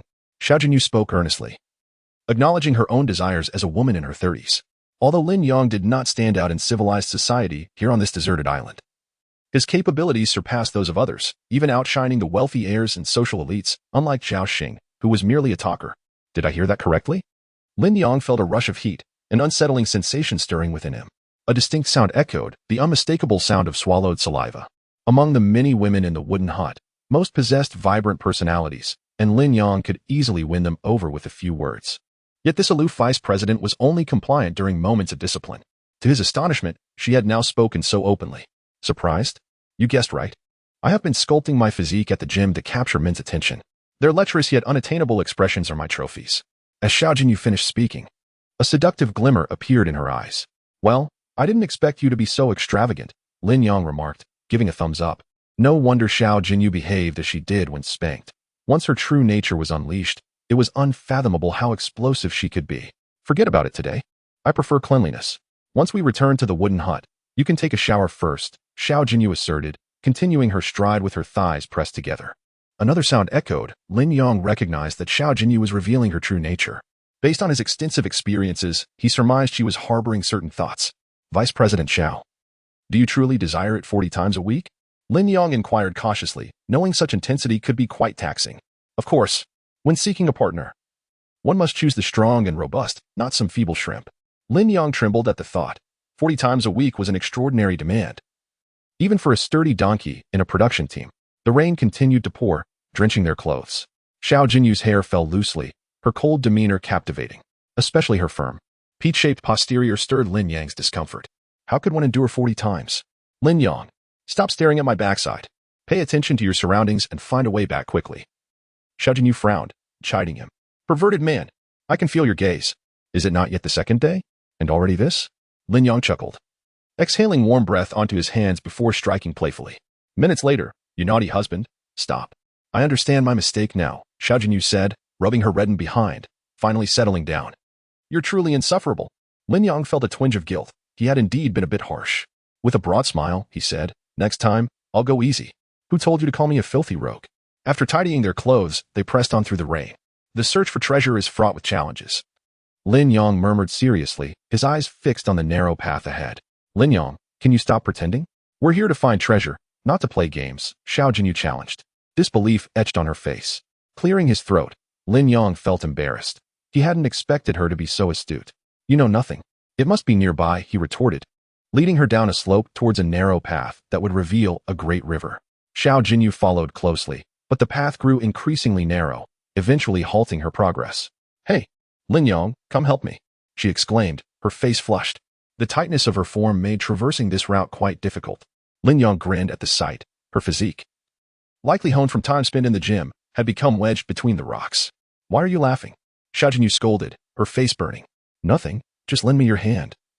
Lin Yang replied, turning back to grasp her hand and pull her free. With a rip, her gray yoga pants tore against the stone, exposing a hint of white beneath. Why did you pull so hard? So annoying, she complained, covering her rear. Apologies, we must hurry. We're almost there. Lin Yang diverted the topic, continuing forward.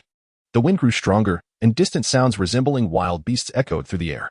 We're close, Lin Yang exclaimed, recognizing that such sounds indicated the presence of a cave ahead. Perhaps hiding what he sought. At last, the narrow path widened, revealing a river with a magnificent waterfall cascading down. How terrifying. Xiao Jinyu stepped back, gripping Lin Yang's arm tightly. Indeed, let us enter the cave quickly, Lin Yang urged, pulling her inside. Their clothes became soaked from the waterfall spray, and a chill swept through them. Achoo.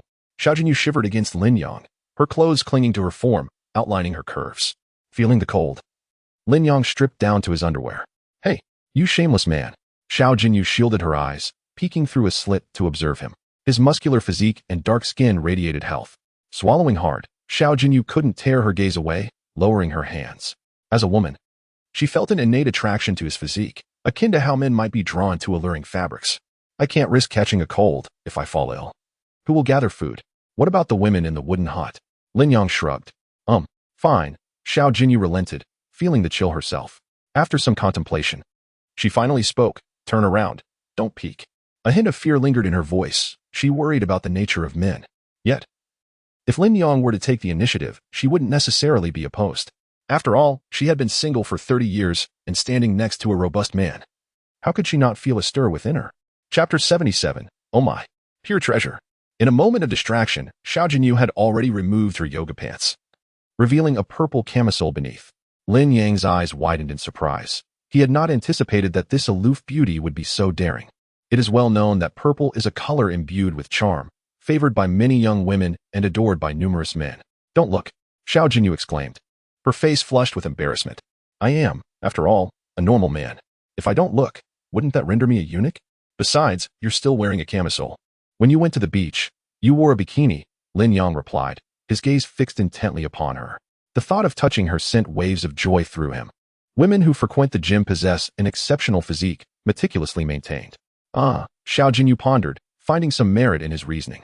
After all, Showing Lin Yang wasn't such a big deal, and she decided to display herself confidently. Vice President Xiao, why do you wear something so tight? Are you unaware of its potential harm to your health? What harm? Are you suggesting that being like Wang Jinlian is the epitome of health? Xiao Jinyu retorted, her frustration evident. Since graduating high school, her body had matured distinctly, setting her apart from those around her. She felt that her appearance drew undue attention. Hence her fondness for form-fitting attire, attempting to downplay her allure. However, paradoxically, the more she tried to conceal it, the more pronounced her development became. You're not damaging your body. You're harming 2 generations. Children go hungry, and adults suffer too, Lin Yang earnestly advised, inching closer to her. Lin Yang, why are men always so fixated on this? I cannot comprehend it. Even more perplexing is how women seem to enjoy it. Is that genuine or merely an act? Xiao Jinyu inquired with a serious expression. Would you like to try? Lin Yang suggested tentatively, placing his hand beside her. To his surprise, Xiao Jinyu did not flinch. Her curiosity piqued. She found the sensation quite intriguing. Lin Yang inhaled sharply. How is it? He asked cautiously. Xiao Jinyu gasped, feeling an odd sensation that was nonetheless fascinating. Yet, her expression remained stern as she bit her lip. Stop dawdling. Sit down and rest before we proceed, Lin Yang urged, gesturing to divert her attention. Xiao Jinyu nodded, suddenly glancing at her abdomen, her eyes widening in astonishment. For the past few mornings, she had noticed Lin Yang's abdomen inexplicably swollen. Initially, she thought he was unwell, only to later discover it was a sign of health. Now, in this cave, they seemed like kindling and flames, an electric tension in the air. Lin Yang, you mustn't let your mind wander. This is not the place for such thoughts. If I were to become pregnant, it could be disastrous, Xiao Jinyu warned him in advance. That is if we don't, Lin Yang began. But suddenly a thought struck him, and he stood up abruptly. You, Xiao Jinyu exclaimed sharply. Outside the cave, the waterfall continued its relentless plunge into the sea, while the spring water within the cave gushed forth, creating a humid atmosphere. Lin Yang, how can you be so reckless? Didn't we agree to avoid such things here? Xiao Jinyu said, wincing in pain as her lips were already bitten. Her eyes were filled with reproach. My apologies. I was indeed hasty, Lin Yang said, scratching his head sheepishly. Rest assured, I will certainly bring you back, and even if we cannot return, we'll live lavishly here. The two of them adjusted their attire and, brandishing torches, ventured deeper into the cave. Lin Yang, do you think there could be wild beasts inside? Xiao Jinyu trembled as she spoke. Lin Yang pondered for a moment before responding, I doubt it. The narrow path we just traversed wouldn't accommodate large animals, let alone provide them a place to nest. Suddenly, a swarm of bats erupted from the darkness, and Xiao Jinyu instinctively clung to Lin Yang. A piercing screech nearly shattered Lin Yang's eardrums. Don't worry, they are like mice, afraid of the light. They'll flee from us, Lin Yang reassured her. Cautiously, they traversed further into the cave, and soon the walls appeared as though they had been expertly chiseled by human hands, marked by distinct traces reminiscent of a hoe's labor. A gust of cold air swept through, nearly extinguishing their torch, which had been burning brightly, but now flickered dimly. Lin Yang, perhaps we should not venture any further, Xiao Jinyu suggested anxiously, knowing that the deeper they went, the scarcer the oxygen would become. If the torch went out, they would be trapped. No, we have come so far.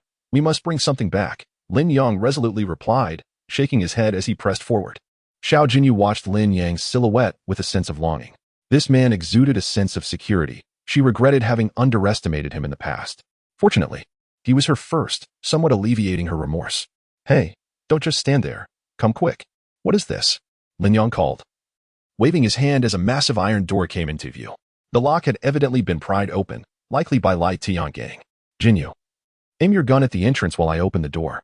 Whatever you see, just shoot, Lin Yang instructed, uncertain whether Lai Tiangang had indeed arrived here. If there were savages inside, it would spell disaster. Xiao Jinyu quickly raised her weapon, her expression tense. With a creaking sound, the door slowly swung open, unleashing a wave of foul air. Fortunately, nothing rushed out. Rats! Xiao Jinyu exclaimed, jumping onto Lin Yang in fright. What's wrong? Is my shoulder strong enough for you? Dear? Lin Yang teased with a grin. Get lost, you scoundrel. Xiao Jinyu's face flushed crimson, her fear gradually dissipating. Once the rats scurried away, Lin Yang lifted the torch, revealing a pile of items draped in green military fabric. Ripping the fabric away, he uncovered wooden crates reminiscent of those used to store weapons in war films. Come, hand me the bayonet, Lin Yang instructed, prying open a box to reveal rows of pristine steel rifles. Opening another box yielded a trove of golden bullets. Lin Yang picked up a rifle and pulled the bolt back. Click! The chamber fell out. Damn it, this American piece is quite substandard. Such shoddy craftsmanship, Lin Yang lamented, shaking his head in exasperation. After sifting through the contents, he finally found a usable firearm. Oh my, Xiao Jinyu suddenly exclaimed. Lin Yang quickly lifted his gun and approached, focusing intently. My goodness, pure treasure. One crate was filled with Risku magazines from the last century, their explicit content surpassing even the most daring of contemporary publications. It seemed American soldiers had quite the taste. Lin Yang eagerly grabbed several issues. Chapter 78, truly unworthy. Xiao Jinyu's face flushed with embarrassment as she shot a fierce glare at Lin Yang. Was he not satisfied yet? She had once found such behavior repulsive, but now she felt no objection to Lin Yang's actions. With a mischievous smile, she thought it wise to seek alternatives. Lin Yang tirelessly pried open the box with a knife, and suddenly his eyes lit up. To his astonishment, it was filled with iron nails. With these nails, the construction of the wooden walls could progress swiftly. Additionally, there were several axes, pickaxe handles, and entrenching tools nearby. Splendid. Lin Yang eagerly grabbed his military pack, removing the foul-smelling blankets inside to fill it with these treasures. Are you really going to take all of this back? Xiao Jinyu inquired. It's impractical to take everything at once. Let's prioritize these essentials and gather others later, Lin Yang replied, having packed a full bag of iron nails. Xiao Jinyu carried 2 rifles and wore a bandolier. As they retraced their steps to the cave, they were confronted by a bizarre creature blocking their path. Ah! Xiao Jinyu collapsed in fright. Lin Yang crouched down, squinting at the beast before them. It was indeed terrifying. Adorned with stripes like a tiger and a face so pale it was alarming. Most fearsome were its 2 green tusks. It resembled both a tiger and a wolf. Yet its skin bore the patterns of a leopard. Damn! Lin Yang lifted his rifle to shoot, but the beast lunged at them. Watch out! Thud! Lin Yang hurled his backpack, causing the creature to crash to the ground. Bang, bang, bang. He drew his handgun and fired 3 shots. The beast collapsed, bleeding a greenish fluid. Lin Yang approached to examine it closely. Goodness, this creature is quite peculiar.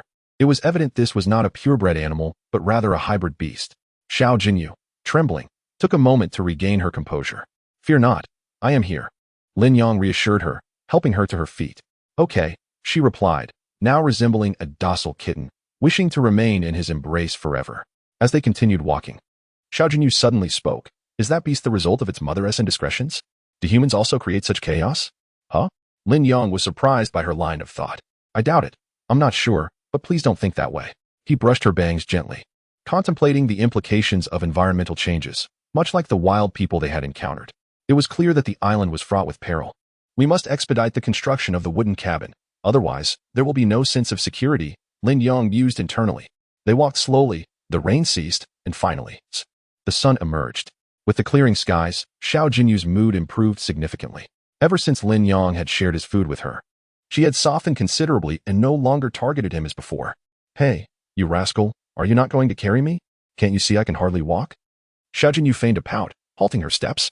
This was not mere theatrics. Her legs ached terribly, feeling as if they were swollen. Now, she was no longer the vice president of the company or a lofty queen, but merely Lin Yang's woman. Lin Yang, what were you doing in the jungle with Li Meiyin that day? Xiao Jinyu asked, resting on his back, her tone laden with meaning. I wasn't doing anything, just looking for resources, and then I ran into Da Wei and the others, Lin Yang answered evasively, briefly summarizing the events. And what else? Nothing more, he replied, feeling a flush of guilt creep up his neck. That day, Li Meiyin returned limping, and I thought she had simply tripped. But now, I realized there must be something more between you two. Xiao Jinyu bit her lip, voicing her thoughts. Initially, she firmly believed Li Meiyin had merely stumbled, but the events of today had enlightened her. All right, I admit it. What of it? Will you despise me for this? Lin Yang asked. Not at all. For some reason, I feel it's deserved. If anyone is to blame, it's me for not having given you what you deserved sooner, allowing that older woman to seize the opportunity. Besides, you are so remarkable. We women are naturally drawn to strong men, and you are indeed quite robust, Xiao Jinyu replied, her understanding evident. Upon hearing this, Lin Yang was astonished. No wonder wealthy individuals seldom faced marital discord. It was because they possessed an inherent allure that compelled women to willingly cooperate. Even when they committed transgressions, women often attributed the blame to themselves. In this desolate island, Lin Yang was akin to a wealthy man from a civilized society. Is this the nature of humanity? Lin Yang shook his head with a wry smile. An hour later, they finally returned to the camp, only to find chaos at the entrance. The neatly stacked logs were now scattered haphazardly on the ground. Damn, we've been robbed. Lin Yang exclaimed, quickly bending down to assess the situation. Yang Ge, I'm here. A heavy voice called out, sending a jolt of worry through Lin Yang. What happened? He asked urgently. A blood mist was emanating from Bao's arm, but fortunately, it was merely a scrape and not serious. Lai Tian took advantage of your absence and ambushed us. He just rushed in. Lin Yang wasted no time and hurried toward the commotion. Haha. So, without Lin Yang here, who among you wishes to join me? Lai Tian beamed at the gathering of women. See this? Follow me, and you'll enjoy the finest luxuries. Zhao Xing chimed in, already envisioning the impending conflict. Don't even think about it. I would never follow you. Lu Shanshan stood defiantly, her tone sharp. Damn it, you ungrateful wretch. Lai Tian, infuriated, fired a shot into the air. Anyone willing to join me will be rewarded handsomely. The crowd began to waver, fear gripping them at the threat. I will. Yang Qian stepped forward, attempting to curry favor with Lai Tian. Brother Tian, I'll go with you. Can you spare me? The other women looked on in shock. Damn, Yang Qian truly is unworthy.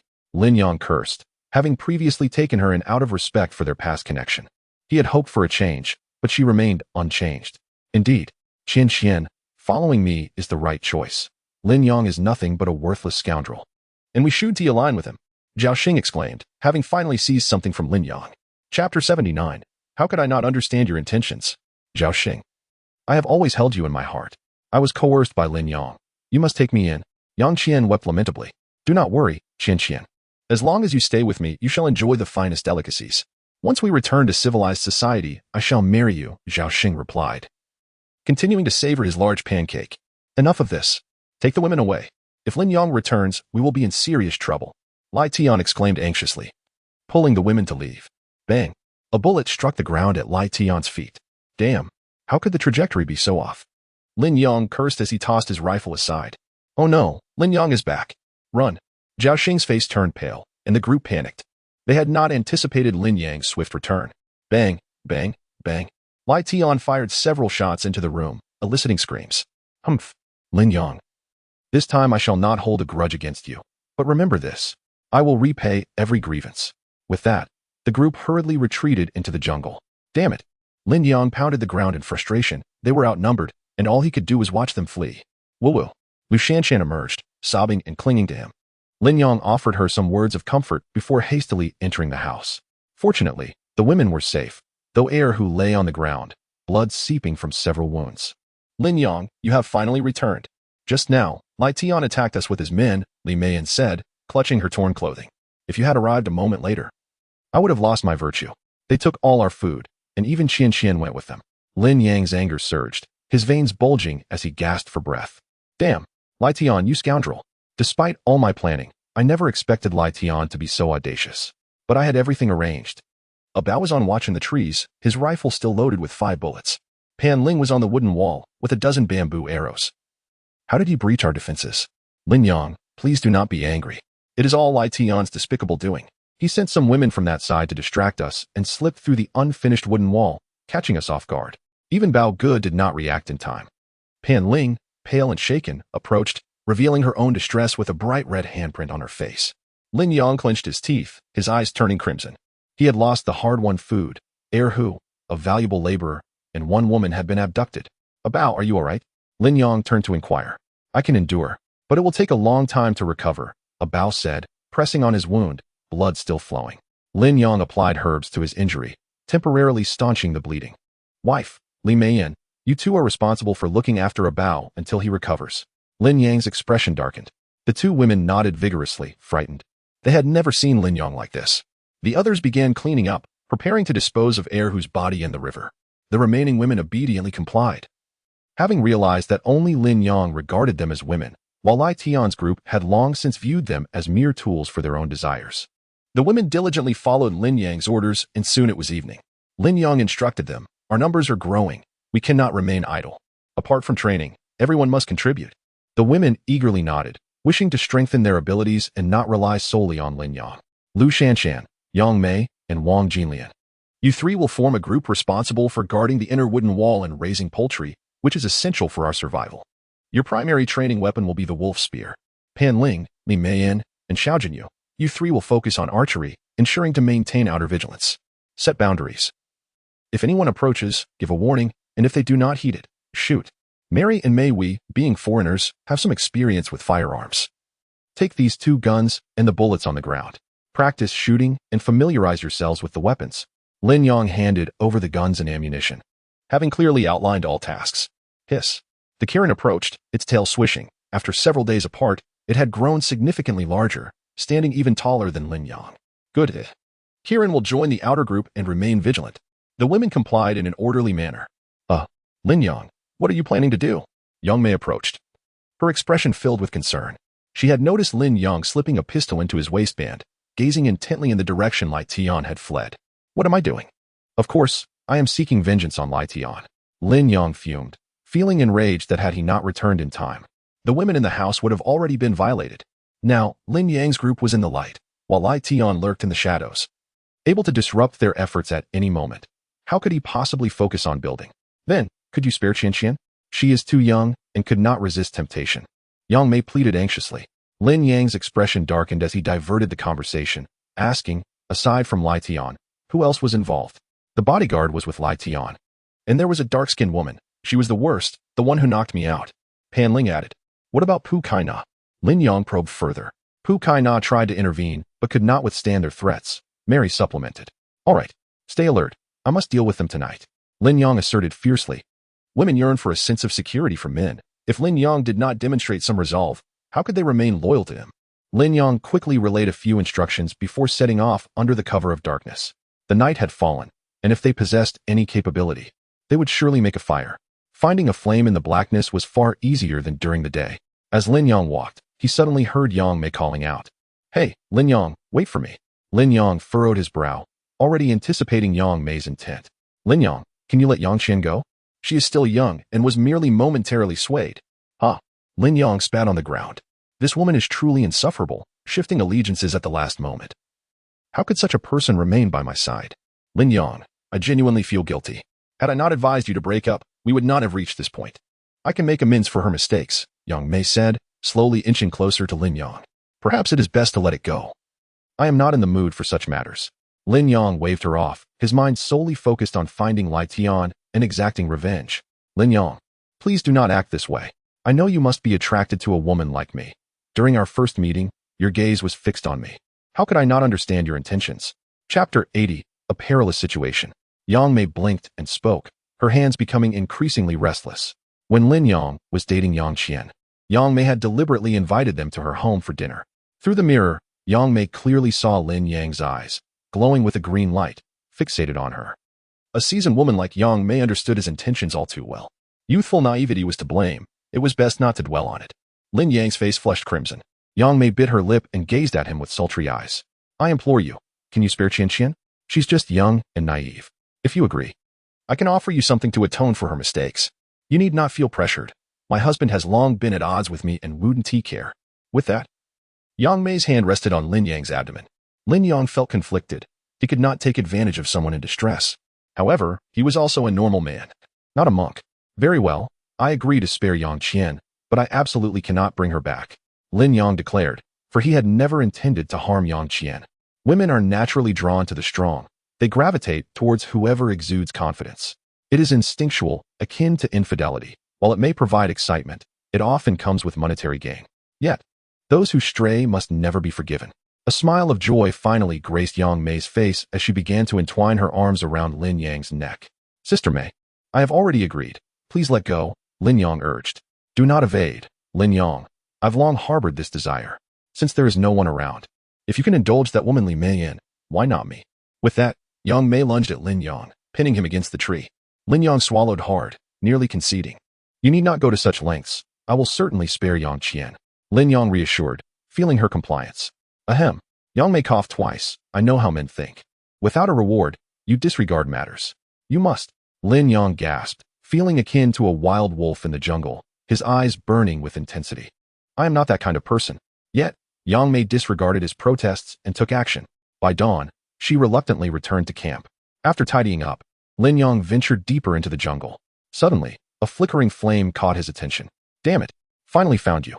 On the opposite side, Lai Tian and his group were still awake, with Yang Qian looking aggrieved and seemingly dissatisfied. Damn it, that wretched woman. Did you dare say you received nothing from Lin Yang? Zhao Xing cursed, visibly displeased. I didn't tea. You've merely diminished.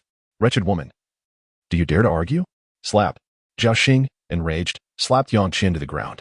Regret consumed her, but there was no escape from the humiliation she endured here. Her mind replaying the joyful moments in the wooden house. Park China approached, her expression troubled. Lai Tian seized her, threatening. Where do you think you're going? Don't think I don't know you've had thoughts of escape. You better behave. I'm just going to relieve myself. Is that not permissible? Park China retorted, her face pale. Relieve yourself? Fine, let Xiaowei accompany you. Lai Tian, irate, gestured to the remaining bodyguard, his intentions clear. With only one bodyguard left, Lai Tian had to maintain control. The sole reward was this. Park China understood his meaning and resisted with all her might. I refuse to go. No, you must. Lai Tian was unsatisfied as the bodyguard began to violently tear at Park China's clothes. Boom. A loud bang erupted, blood misting from the bodyguard's thigh. Lai Tian quickly dodged. Meanwhile, a dark-skinned woman hurled a torch at Lin Yang. Bang! Another shot rang out, and the dark woman collapsed to the ground. Seizing the opportunity, Lai Tian grabbed a wooden stick and struck Lin Yang's hand, causing the gun to fall. You dare come over here? Seeking death? Lai Tian boomed, landing a painful blow to Lin Yang's chest. Both men spotted the fallen gun, scrambling for it. Xiaowei, come help. Lai Tian exerted every ounce of strength. Though his age was against him, the bodyguard, clutching his thigh in pain, drew a gun from his waistband, aiming at Lin Yang. This is it. Lin Yang shut his eyes. Bang. The anticipated agony did not come. Yang Qin fell, shot in the chest. Damn it. Lin Yang, fueled by adrenaline, seized the gun and fired several rounds at the bodyguard. Lai Tian struck Lin Yang to the ground, picked up the fallen gun, and grinned wickedly. Finally, I have the upper hand. No one in Southeast Asia has ever bested me, yet here you are, young man. Lin Yang trembled, cold sweat trickling down his back. By the way, where have you hidden my wife? Why couldn't I find her last time? Lin Yang was taken aback. Wasn't Wang Jinlian always in the wooden house? Had he not seen her? Or was she deliberately avoiding him? I don't know. Just kill me. Lin Yang replied defiantly, taking a step forward. He wondered if Mao could dodge bullets. He was prepared to fight to the death. Click. 2 consecutive clicks. The gun had no bullets left. Lin Yang raised his fist to strike Lai Tian, but he easily blocked it. Damn. Did you think I lacked real skill? Otherwise, how could I have carved out a territory in Southeast Asia? Lai Tian spat, and the fight ensued. They exchanged blows, neither yielding. Lin Yang fought with military precision, while Lai Tian was wild and merciless, striking at vital points. Thud. They both fell to the ground after a fierce exchange. Lai Tian spat blood. Youth is feared in battle. Have you heard? Lin Yang stood, ready to finish this scoundrel. Meanwhile, Zhao Xing charged with a stick, but was so terrified of Lin Yang that he stumbled and fell. You useless fool. Xiaowei has a gun. Why don't you pick it up? Lai Tian grunted in pain. Only then did Zhao Xing regain his senses and stagger toward the gun. Lin Yang had no choice but to temporarily ignore Lai Tian, delivering a kick that sent Zhao Xing sprawling. At that moment, Lai Tian stood and delivered a heavy blow to the back of Lin Yang's head. Chapter 81. A light sip. Lin Yang staggered and fell to the ground. Seizing the moment, Lai Tian attempted to grasp Xiaowei's gun. Hurry up and act, shouted Park China as she lunged onto Lai Tian, with the other women joining her in the fray. Damn it, you wretched harlots dare to betray me. Lai Tian roared, breaking free from their grasp. Bang, bang, bang. The gunfire erupted, and one of the women beside Park China collapsed. Click. The handgun jammed again, and Lai Tian emptied the magazine. Lin Yang stood up, pulling Park China behind him as he faced Lai Tian. Zhao Xing followed closely behind Lai Tian, ready for action. The two factions confronted each other, neither daring to make a reckless move. Lin Yang couldn't help but feel regret. Had he known it would come to hand-to-hand combat, he would not have exerted himself so much with Yang Mei. Damn it, China, if you kill Lin Yang now, I'll reward you with a villa and 100 million in cash. Lai Tian tempted. Park China, standing behind Lin Yang, could certainly succeed if she attempted a sneak attack. Lin Yang exhaled a heavy breath, his heart sinking. He was utterly exhausted, merely enduring a test of endurance against Lai Tian. I will definitely follow you, Park China assured, knowing Lai Tian was a despicable man who used people only for his gain. You filthy wretch, Lai Tian cursed, glancing back at Zhao Xing with a sigh. This useless fool was of no help. Damn it, die. Lai Tian charged forward, his teeth bared. Despite being over 50, his combat experience was far too rich. His wild moves were formidable, making even Lin Yang struggle. Thud. The two exchanged blows, and Lai Tian stumbled to the ground, blood spilling from his mouth. Lin Yang leaned against a tree, barely holding on. Seeing this, Zhao Xing rolled up his sleeves and joined the fray. Wait. Cough, cough. Lai Tian clutched his chest. In pain. Lin Yang, we don't need to be enemies. We can cooperate. Continuing this fight will only benefit others. Dream on. Lin Yang ground his teeth. He could not trust this scoundrel. Then return my wife to me, and we can coexist peacefully without bloodshed. Not possible. Lin Yang shook his head in refusal. Lai Tian's words were undoubtedly deceitful. A man of his status would never lack for women, even discarding a gem like Park Chai-na. Wang Jinlian was also attractive but paled in comparison to Park Chai-na. Perhaps Wang Jinlian possessed something he desired. Fine. Lin Yang, how about this? You take good care of my wife, and that should suffice. Lai Tian said, allowing Zhao Xing to assist him as he staggered away. Lin Yang felt a sense of unwillingness but was utterly drained of strength. Clinging stubbornly would lead to his own demise. He glanced at the gun on the ground, disregarding everything, and kicked it into his pocket. Are you all right? Park Chai-na approached, supporting him. Lin Yang had no time to respond, his gaze fixated on Yang Qian. Lying on the ground, his heart heavy with sorrow. Yang Qian, I am sorry. I should not have pursued pleasure or been materialistic. Yang Qian's eyes glazed over, blood trickling from her lips. I understand you. You merely sought a better life. Don't repeat this in the next life. With that, Yang Qian closed her eyes for good. Sighing, Lin Yang took a moment to dig a grave for her. The two prepared to return to the camp, having inadvertently allowed Lai Tian to escape. Nonetheless, it was not entirely unfavorable. At least Lai Tian was now accompanied only by Zhao Xing, who likely had no bullets left. They would return with a woman and the food that had been taken from them. After this battle, Lai Tian would likely refrain from causing trouble for a while, granting them ample time for rebuilding. In that sense, it wasn't too great a loss. As they walked back to the camp, a sudden rustling caught their attention. Not good. Quickly, climb a tree, Lin Yang urged as he pulled Park Chai-na up to a branch. Through the dense foliage, they observed a group of wild men finishing off a bear. It seems to be another pack, Lin Yang whispered, noting that this group's fighting prowess appeared stronger, their physiques taller, and their organization more cohesive. Most alarming was the sight of their bulging muscles and veins protruding from their necks.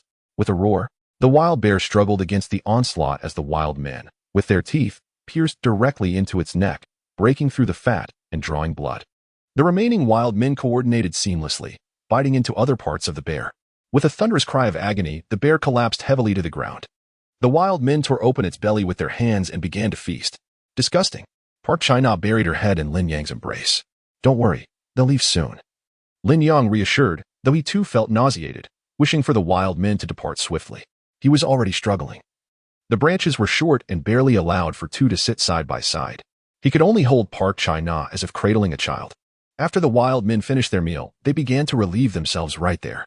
This made Park Chai-na blush deeply, as it seemed there were few women among them. Engaging in acts of multiple partners, Park Chai-na, being a woman herself, felt her face flush at the sight. Lin Yang was not faring much better. Feeling intensely awkward with Park Chai-na right in front of him. Please, can you stop this? Park Chai-na bit her lip. Not entirely averse to Lin Yang's closeness, but aware that their current circumstances did not allow for such thoughts. Lin Yang's face turned red as he attempted to restrain himself.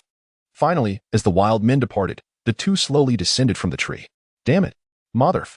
Park Chai-na gasped, covering her mouth, her eyes shimmering with strange emotions.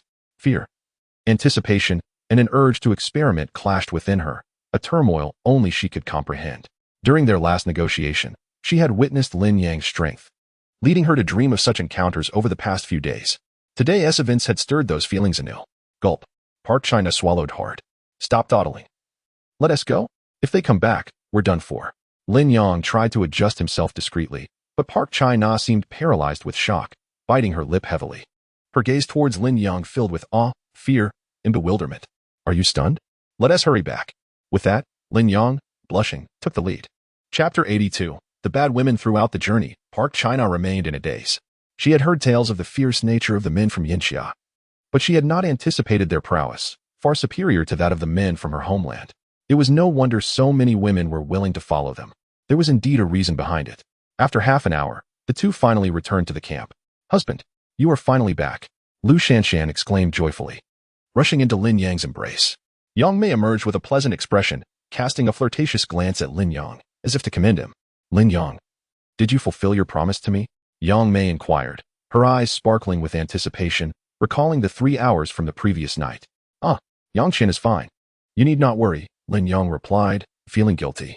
After much contemplation, he chose not to disclose the truth about Yang Qian. Well, nah. You are finally part of our team, Mary exclaimed, embracing Park China excitedly. All right, let me introduce. Park China will be joining our family from now on.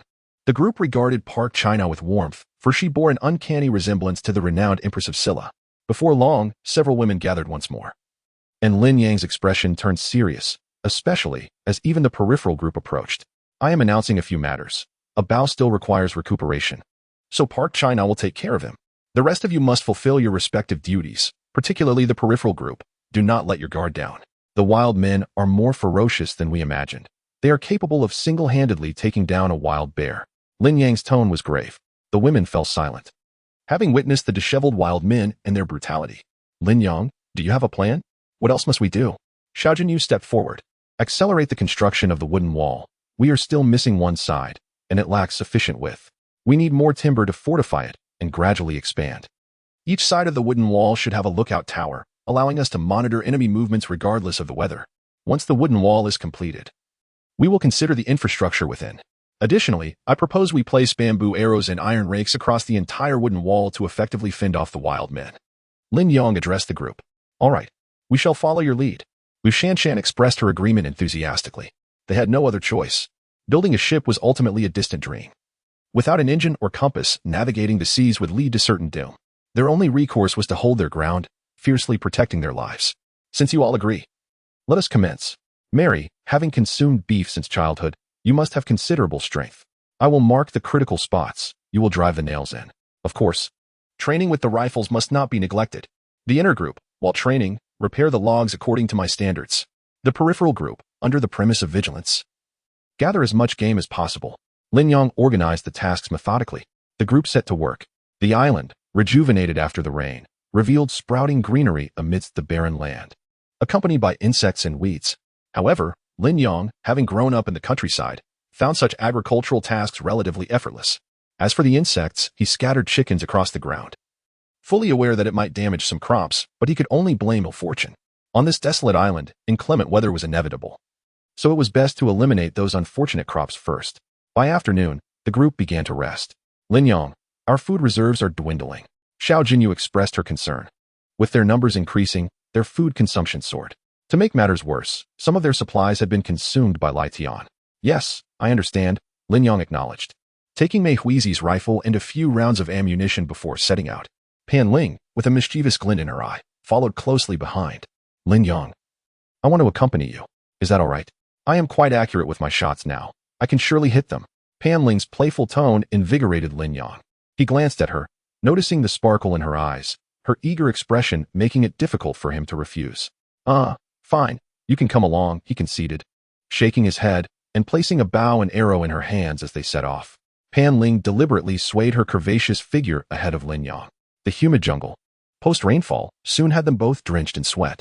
Well, it's so hot, Pan Ling remarked, removing her top to reveal a black camisole, her porcelain skin exposed. Lin Yang, are you all right? Do you feel nothing for me at all? She asked, batting her eyelashes. Her alluring demeanor made Lin Yang draw in a sharp breath. Of course I feel something, he retorted, rolling his eyes. Let's find food first. The beast of the jungle will surely be out foraging now that it has just rained. We can talk later. Lin Yang gritted his teeth. Pan Ling turned her head, skipping forward. Her playful stride was tormenting for Lin Yang. Had she glanced back, she would have noticed that he was quite taken by her. Lin Yang, I believe Xiao Jinyu is a promiscuous woman, Pan Ling suddenly exclaimed, turning her head. What did you say? Lin Yang frowned, feeling displeased but curious to hear her thoughts. Xiao Jinyu appears aloof, yet she harbors ulterior motives. Otherwise, how could she have entangled herself with the Wei? Do not be deceived by her facade. She is nothing but a schemer. Lin Yang nodded slightly, acknowledging the validity of her observation. It was indeed improbable for someone to ascend to the position of vice president without some cunning. Her strategies were overt, yet difficult to counter. But what of Pan Ling? Was she not merely De Wei's mistress? It was evident that Pan Ling felt targeted by Xiao Jinyu, which was why she spoke ill of her behind her back. Enough, we are in the same boat now. Such talk should cease, Lin Yang said with a frown. Pan Ling, however, paid no heed and continued. Humph, you don't realize it, but she pretends to care for Lu Shanshan while secretly harboring resentment. Have you not noticed how she flirts with you? Wearing yoga pants, she parades in front of you, trying to lure you away from Shanshan. Can you not drive her away? She is a bad woman. Having vented her thoughts, Pan Ling leaned against Lin Yang's shoulder, exhaling softly. I'll let you in on a secret. I am also a bad woman, but I just wish to follow you. I hope to earn your favor. Chapter 83. That silhouette is her. All I ask is for a bit more concern from you, to feel fulfilled. I assure you, I can meet any of your demands. Pan Ling asserted. More concern? Huh. Lin Yang scoffed. Why did you regard me with such disdain when we first met? Did you see something repulsive? Lin Yang questioned, his tone sharp as he stood behind Pan Ling. He vividly recalled their initial encounter, during which Pan Ling had declared that his contemptuous gaze had deeply unsettled her. This incident had lingered in Lin Yang's mind, for he loathed that dismissive look. It felt like an affront. Such a gaze directed at him deserved reprimand. Lin Yang, can we not dwell on this? Pan Ling replied, her face flushed, taken aback that Lin Yang would bring up old grievances. At that time, she had been with De Wei, brimming with arrogance. Not dwell on it. Why should I? Just because you are beautiful? Lin Yang retorted. Your disdainful words pierced me deeply, evoking memories of feeling oppressed back at the company. His veins throbbed with anger. He had no desire to revisit this topic. Yet Pan Ling's actions had conjured those memories in his mind. I truly apologize, Lin Yang. I had no idea it would be this serious, Pan Ling lamented, her heart in turmoil as she hurriedly admitted her fault. Typically open and unrestrained, she now blushed with rare embarrassment. Serious? You are like a wealthy family, oblivious to the suffering of others. How can you look down on those who struggle? Lin Yang snapped. I'm sorry, Before Pan Ling could finish, a gust of wind swept through, causing the trees to sway, and even the leaves were blown away. Nearby, a sheep witnessed the scene. Its wide eyes filled with fear as it hurriedly fled. After what felt like an eternity, Lin Yang's emotions finally settled. That was frightful, Pan Ling admitted, shaking her head. Still shaken, with a sense of satisfaction, Lin Yang stood up, declaring, All right, let us continue our hunt. Darkness approaches. I want you to carry me. After all, you are so mean, Pan Ling said. Her request was not a mere act but stemmed from a deeper, unspoken reason. Suddenly, the sound of footsteps broke the tranquility, causing Lin Yang to become alert. However, he only caught a glimpse of a graceful figure, unable to see your face. Do not worry, there is no one here. You are just weary, Pan Ling reassured him. Lin Yang nodded slightly and proceeded to carry her, continuing their search for prey in the forest. Pan Ling's arms tightened around his neck, and she felt an overwhelming sense of fulfillment, despite a slight sting. After walking several miles, Pan Ling suddenly exclaimed, Hey, Lin Yang. Look over there. Lin Yang crouched down, following her gaze, and was astonished to see a goat mating. Don't you find this somewhat familiar? Lin Yang blushed. You are truly insufferable, Pan Ling playfully hit him. Lin Yang retrieved his rifle, loaded it, and aimed at the goat behind. Ling. Aim for the one in front. Ensure your shot is true. With determination, Pan Ling drew back her bow, focusing intently. Bang. Whoosh. As expected. Both goats cried out in pain before collapsing heavily to the ground. Ling, you are magnificent. Lin Yang praised her joyfully. Of course, I could not be the only one to miss, Pan Ling replied, her eyes sparkling. You are quite the vixen, Lin Yang said hastily, approaching to ensure the goats were indeed dead. Finally, they had secured their catch. These two goats would provide sustenance for nearly a week. After a brief cleanup, Lin Yang gathered some vines nearby to bind the goats together, making it easier to transport them back and conserve energy. Hey, we should do this next time, Pan Ling remarked, as if discovering a new world. Lin Yang clicked his tongue, enjoying the playful banter. All right, let us build the wooden walls first. He couldn't afford to waste energy on this, as the camp was still incomplete, leaving him uncertain, leading the way with the goats. Lin Yang noticed Pan Ling limping slightly behind. Oh no, Lin Yang, did you forget something? Pan Ling hurried to catch up, her expression troubled. I forgot, Lin Yang admitted, having also lost track of that detail. Ugh, if I become pregnant here, it would be dire, she lamented. In civilized society, childbirth could be perilous. Here, on this desolate island, the risks were magnified. It cannot be that fortuitous. Do not worry. I am here for you, Lin Yang comforted her, promising to take good care of her, which eased her anxiety. Half an hour later, they returned to the camp. Lin Yang dragged the goats to the beach, beginning to process them. The skins would provide warmth.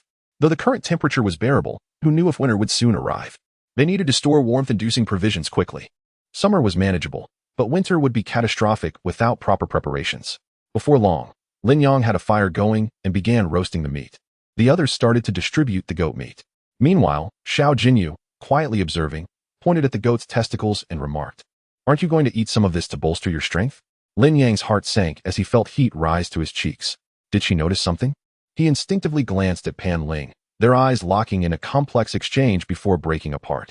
At that moment, Xiao Jinyu handed the goat's testicles to him, her tone sharp. You are so capable. You must replenish your strength, right? Xiao Jinyu emphasized her words, causing Lin Yang to feel increasingly anxious. With a fierce bite of her lip, she silently condemned Lin Yang. Unbeknownst to them, after they had left, Xiao Jinyu had quietly followed, fearing Lin Yang might encounter danger. To her shock, she discovered them engaging in such trivial antics. She had watched for over an hour, her face burning with embarrassment upon returning to the camp. What are you waiting for? Start eating, Xiao Jinyu insisted, shoving the meat into Lin Yang's mouth. The other women burst into laughter, while Lu Shanshan looked on, bewildered. Suddenly, Lin Yang recalled something. Leaping to his feet. Oh no, that silhouette is her. His face flushed with embarrassment. How could she have followed them? This would surely tarnish his impression of her. Compared to Pan Ling, Xiao Jinyu was truly his ideal type. What a predicament. Chapter 84. No, I'm utterly weary of this. Lin Yang dared not raise his gaze to meet Xiao Jinyu's eyes as he silently consumed his food. At long last, he persevered through this torturous period and began securing the wooden walls with nails. The 3 sides had been completed, and Lin Yang proceeded to construct the framework of the 4th side in the same manner.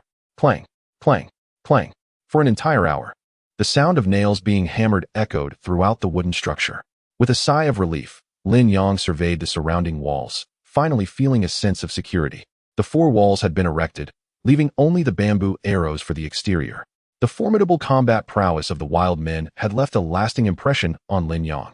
Their leaping abilities were terrifying. Embedding sharp bamboo arrows into the outer walls would surely deter any would-be climbers. This was indeed a grand undertaking. He still had to widen the wooden walls and construct a watchtower atop them. Lin Yang rubbed his head, envisioning the blueprint for the future. If he could bring this vision to fruition, he would be the sole king of the island. Lin Yang, we're heading to the rocks to bathe. Please keep watch for us, announced Lu Shanshan, leading a group of women towards the rocky area. Glub. A crisp sound echoed. Mr. Lin, you must not peek. Xiao Jinyu abruptly turned her head, her face still marked with irritation. Rest assured, I, Lin Yang, have always conducted myself with integrity. I am certainly not the sort of base character to stoop to such actions. We are all comrades sharing the same trench. I would never engage in such disgraceful behavior, Lin Yang proclaimed, thumping his chest with fervor. His words earned him cheers from the crowd, especially from Lu Shanshan, who felt pride in Lin Yang's uprightness. Humph. You certainly know how to speak, Xiao Jinyu retorted nonchalantly, carrying her suitcase towards the shore. Lin Yang sighed, realizing that he no longer needed to draft a script for his lies. The 4 wooden walls enclosed the rocky area tightly. Out of boredom, Lin Yang climbed atop one of the wooden walls to gaze at the rocky zone. Wow, the stunning women frolicked in the water, causing Lin Yang's grin to stretch from ear to ear. He could hardly fathom how joyous he would be once the infrastructure here was fully established. Suddenly, a piercing gaze shot towards him, sending chills down Lin Yang's spine. It was Xiao Jinyu. Startled, he quickly crouched down. Oh no, she couldn't have seen me. Could she? Lin Yang fretted. This woman was not to be trifled with. When he peeked out again, Xiao Jinyu had turned her back to him, standing in the best vantage point while washing, revealing her smooth, creamy back. Ah, indeed quite alluring. Lin Yang had seen enough and jumped down from the wooden wall. Oh, this won't do. The height is too great. I must build a staircase. It would make it easier for everyone to keep watch.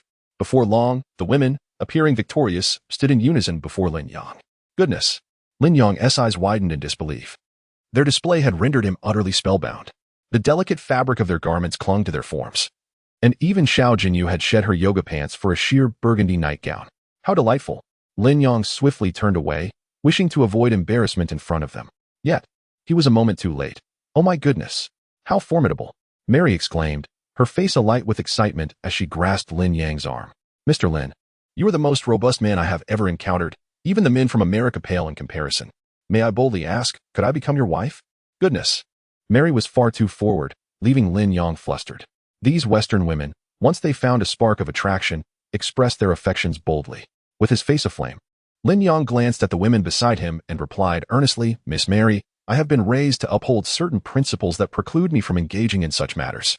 Men from our land have always adhered to a righteous path. Do you know of Chow Chow? He exemplified this well. Let us defer this discussion for another time. And I ask that you respect a man of honor. Upon finishing, Lin Yang slipped his hands into his pockets and turned away, fearing that further conversation would lead to his downfall. As night fell, distant howls echoed, inciting a sense of fear among the women. Thankfully, the wooden walls had been erected around them, allowing their hearts to gradually ease. That evening, several women gathered together for idle chatter. And the usually aloof Xiao Jinyu surprisingly engaged in conversation. The burgundy nightgown she wore appeared immensely enticing. Could it be that she had let her guard down? Lin Yong pondered. Their eyes met, and Xiao Jinyu shot a fierce glare at Lin Yong, still evidently upset. Ahem, I will take the watch tonight. You all should rest well, Lin Yong declared, assuming his role with determination as he picked up his rifle and climbed atop the wooden wall. The coolness of the deserted island night enveloped him, and he laid a wolf pelt down carefully as he settled in. Before long, he heard a sound. It was Xiao Jinyu. Oh, what brings you here? Are you taking over for me? Lin Yong was startled. She had come to him voluntarily. Humph. Xiao Jinyu huffed, ignoring Lin Yong's attempt at conversation. In silence, she finally spoke. As a man, how can you lack a sense of responsibility? Associating with a woman like Pan Ling, her face flushed with embarrassment, making it difficult for her to continue. She felt a pang of distress. Was Pan Ling truly that remarkable? We merely went out to gather supplies, nothing more. If you doubt me, I can take you to find those supplies, Lin Yong replied, scratching his head. Shut your mouth. Xiao Jinyu's eyes widened as she bit her lip, hesitating to speak. Gathering supplies? You still remember what happened in the cave? Lin Yang's face turned stiff, and he dared not lift his head. Lin Yong, let me make myself clear. If you dare to touch another woman, I will have words with you. Xiao Jinyu threatened, pointing her finger at him. What if they approach me? Lin Yong questioned, aghast. This woman was threatening to shatter his dreams of grandeur. How could that be allowed? As long as you possess self-discipline, you can certainly refuse. Xiao Jinyu asserted. No way. I am a man, and if I were to do that, wouldn't I be akin to a eunuch? Besides, I am still young. My self-control is not exactly strong, Lin Yong replied, feeling flustered. If that were to happen, wouldn't it be indistinguishable from being a monk? You still have hands, don't you? Worst case, just use those. Don't think I am unaware. Men typically resort to that, Xiao Jinyu remarked, her face flushed with embarrassment. No, I am utterly fed up with this. Lin Yong waved his hand in refusal. Engaging in such behavior would make his time on this deserted island entirely futile. Chapter 85. Reentry. Xiao Jinyu stuck out her tongue, furrowing her brow as she inquired, What do you wish to do? Their gazes intertwined, and a jolt ran through Xiao Jinyu's heart. Well, may I seek you out? Lin Yong abruptly snapped back to reality. Xiao Jinyu's numerous hints were unmistakable. She was subtly indicating her desire for exclusivity. What are you rambling about? Seeking me out is absolutely out of the question. The cold and aloof Xiao Jinyu feigned reluctance, yet a faint blush crept onto her cheeks, her bashful demeanor reminiscent of a young girl. In truth, I harbor a fondness for you. Compared to others, you evoke a stronger sentiment in me. Her lofty demeanor was even more striking than that of Lu Shanshan. Xiao Jinyu unconsciously bit her lip, casting Lin Yong an odd look as she remarked, Humph. How shameless. Don't think I'm unaware of what you were up to in the woods this afternoon. That was merely an accident. I have no feelings for her. She only sought my assistance, and in that environment, anyone might have ulterior motives. Remember, we too. Lin Yong replied earnestly. Silence. I do not wish to hear it, Xiao Jinyu interjected, turning her back to him. Yet her mind was buzzing with thoughts. This Lin Yong was exceedingly audacious. How dare he bring up that incident? She had always been pampered, with everyone treating her with utmost courtesy. Who would dare speak to her in such a brazen manner? Lin Yong was truly outrageous. You are quite bold, Xiao Jinyu said, her brow furrowed. Lin Yong cast a sidelong glance at Xiao Jinyu, slowly leaning closer to her. You need not maintain that demeanor. Who prompted you to always present yourself as the icy beauty at the office? People can barely approach you. In the past, I would hardly dare to even glance your way. That image has lingered in my mind. But now, things are different. I no longer need to hide. Xiao Jinyu shot him a glare, her words caught in her throat. Alas, with no other option, she gradually leaped down from the wooden wall. Not long after, the sky began to brighten, and Lin Yong prepared to return indoors for rest. You are still awake? Lin Yong noticed Wang Jinlian sitting at the door, her eyes shimmering with tenderness. I can't sleep. The howling of wolves is too loud.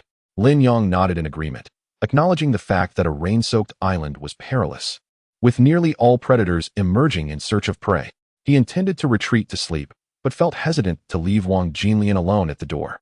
Truth be told, Wang Jinlian was quite attractive, particularly her breathtaking figure, which eclipsed even that of Mary, the Western beauty.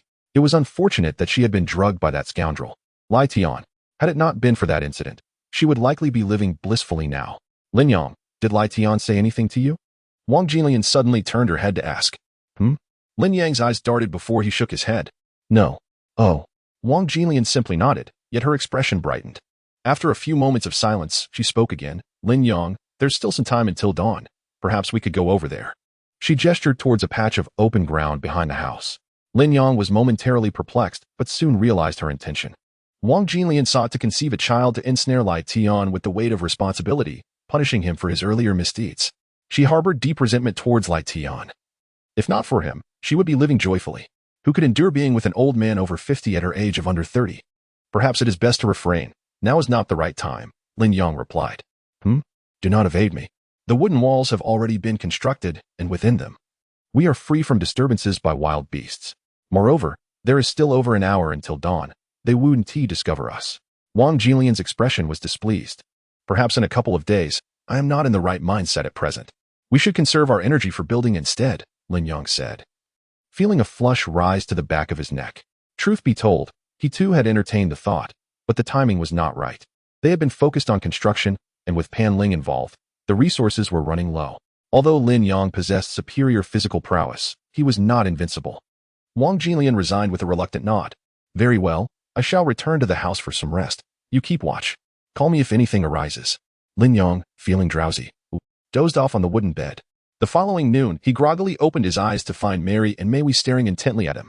What on earth are you two doing? Lin Yong rubbed his eyes in surprise. Mr. Lin, you are truly impressive, Mary remarked, her gaze fixated on his abdomen, smiling broadly. Lin Yong felt a wave of embarrassment. It seemed he had overindulged in lamb testicles the previous day. What is the matter? He felt slightly dazed as the two women stood before him with rifles in hand. Brother, we have run out of ammunition. Could you spare us some? Mei Wei blinked flirtatiously, her words laden with double meanings. Perhaps I am overthinking things. Xiao Jinyu rolled her eyes, counting the supplies they had retrieved from the cave. Lin Yong, the iron nails we brought back are nearly used up, and many facilities remain unbuilt. We need to gather more. Fully armed. Xiao Jinyu donned a thick layer of wolf fur to ward off the insects in the cave. All right, everyone, prepare yourselves and take your weapons. Lin Yong quickly organized the group. The women seemed indifferent, merely tidying up. Yet there were still unknown dangers lurking. The last encounter with the mutated beasts had been quite a shock for them. Lin Yong busied himself crafting 5 torches, applying the stored lamb fat to extend their burn time. Listen up, I have an announcement. We are unaware of the dangers in the cave, and there may be monsters lurking. We must be well prepared. Shanshan, Jinlian, Mei Yuan, each of you must be accompanied by an archer for protection, while I lead the way. Lin Yong distributed the torches evenly, instructing, every 2 people should carry 1. Remember, at the first sound of disturbance, shoot arrows without hesitation. Having finished speaking, he loaded 3 bullets into the magazine of his pistol, offering the women a semblance of reassurance. After several minutes, the group arrived at the cave's entrance. But this time, it was markedly different. The once raging waterfall had vanished, and the water level of the river below had significantly receded, presenting a desolate sight. Everyone, take care. Enter the cave as I have instructed, and remember, at the first sound, shoot arrows without hesitation. Lin Yong cautioned the group with a serious expression, sensing that something was amiss. Chapter 86, The Warlord of the Deserted Island. Damn it. Since we have come this far, we cannot return empty-handed. Lin Yong took a few deep breaths of the warm air and strode boldly into the depths. The torch gradually illuminated the pitch-black cave, and the women dared not breathe loudly, proceeding forward with trepidation. Suddenly, a sharp, piercing sound echoed. The group instantly fell into disarray. What happened? Everyone crouched down. Lin Yong felt a cold sweat break out as the cavern reverberated with an overwhelming echo. What an ugly creature.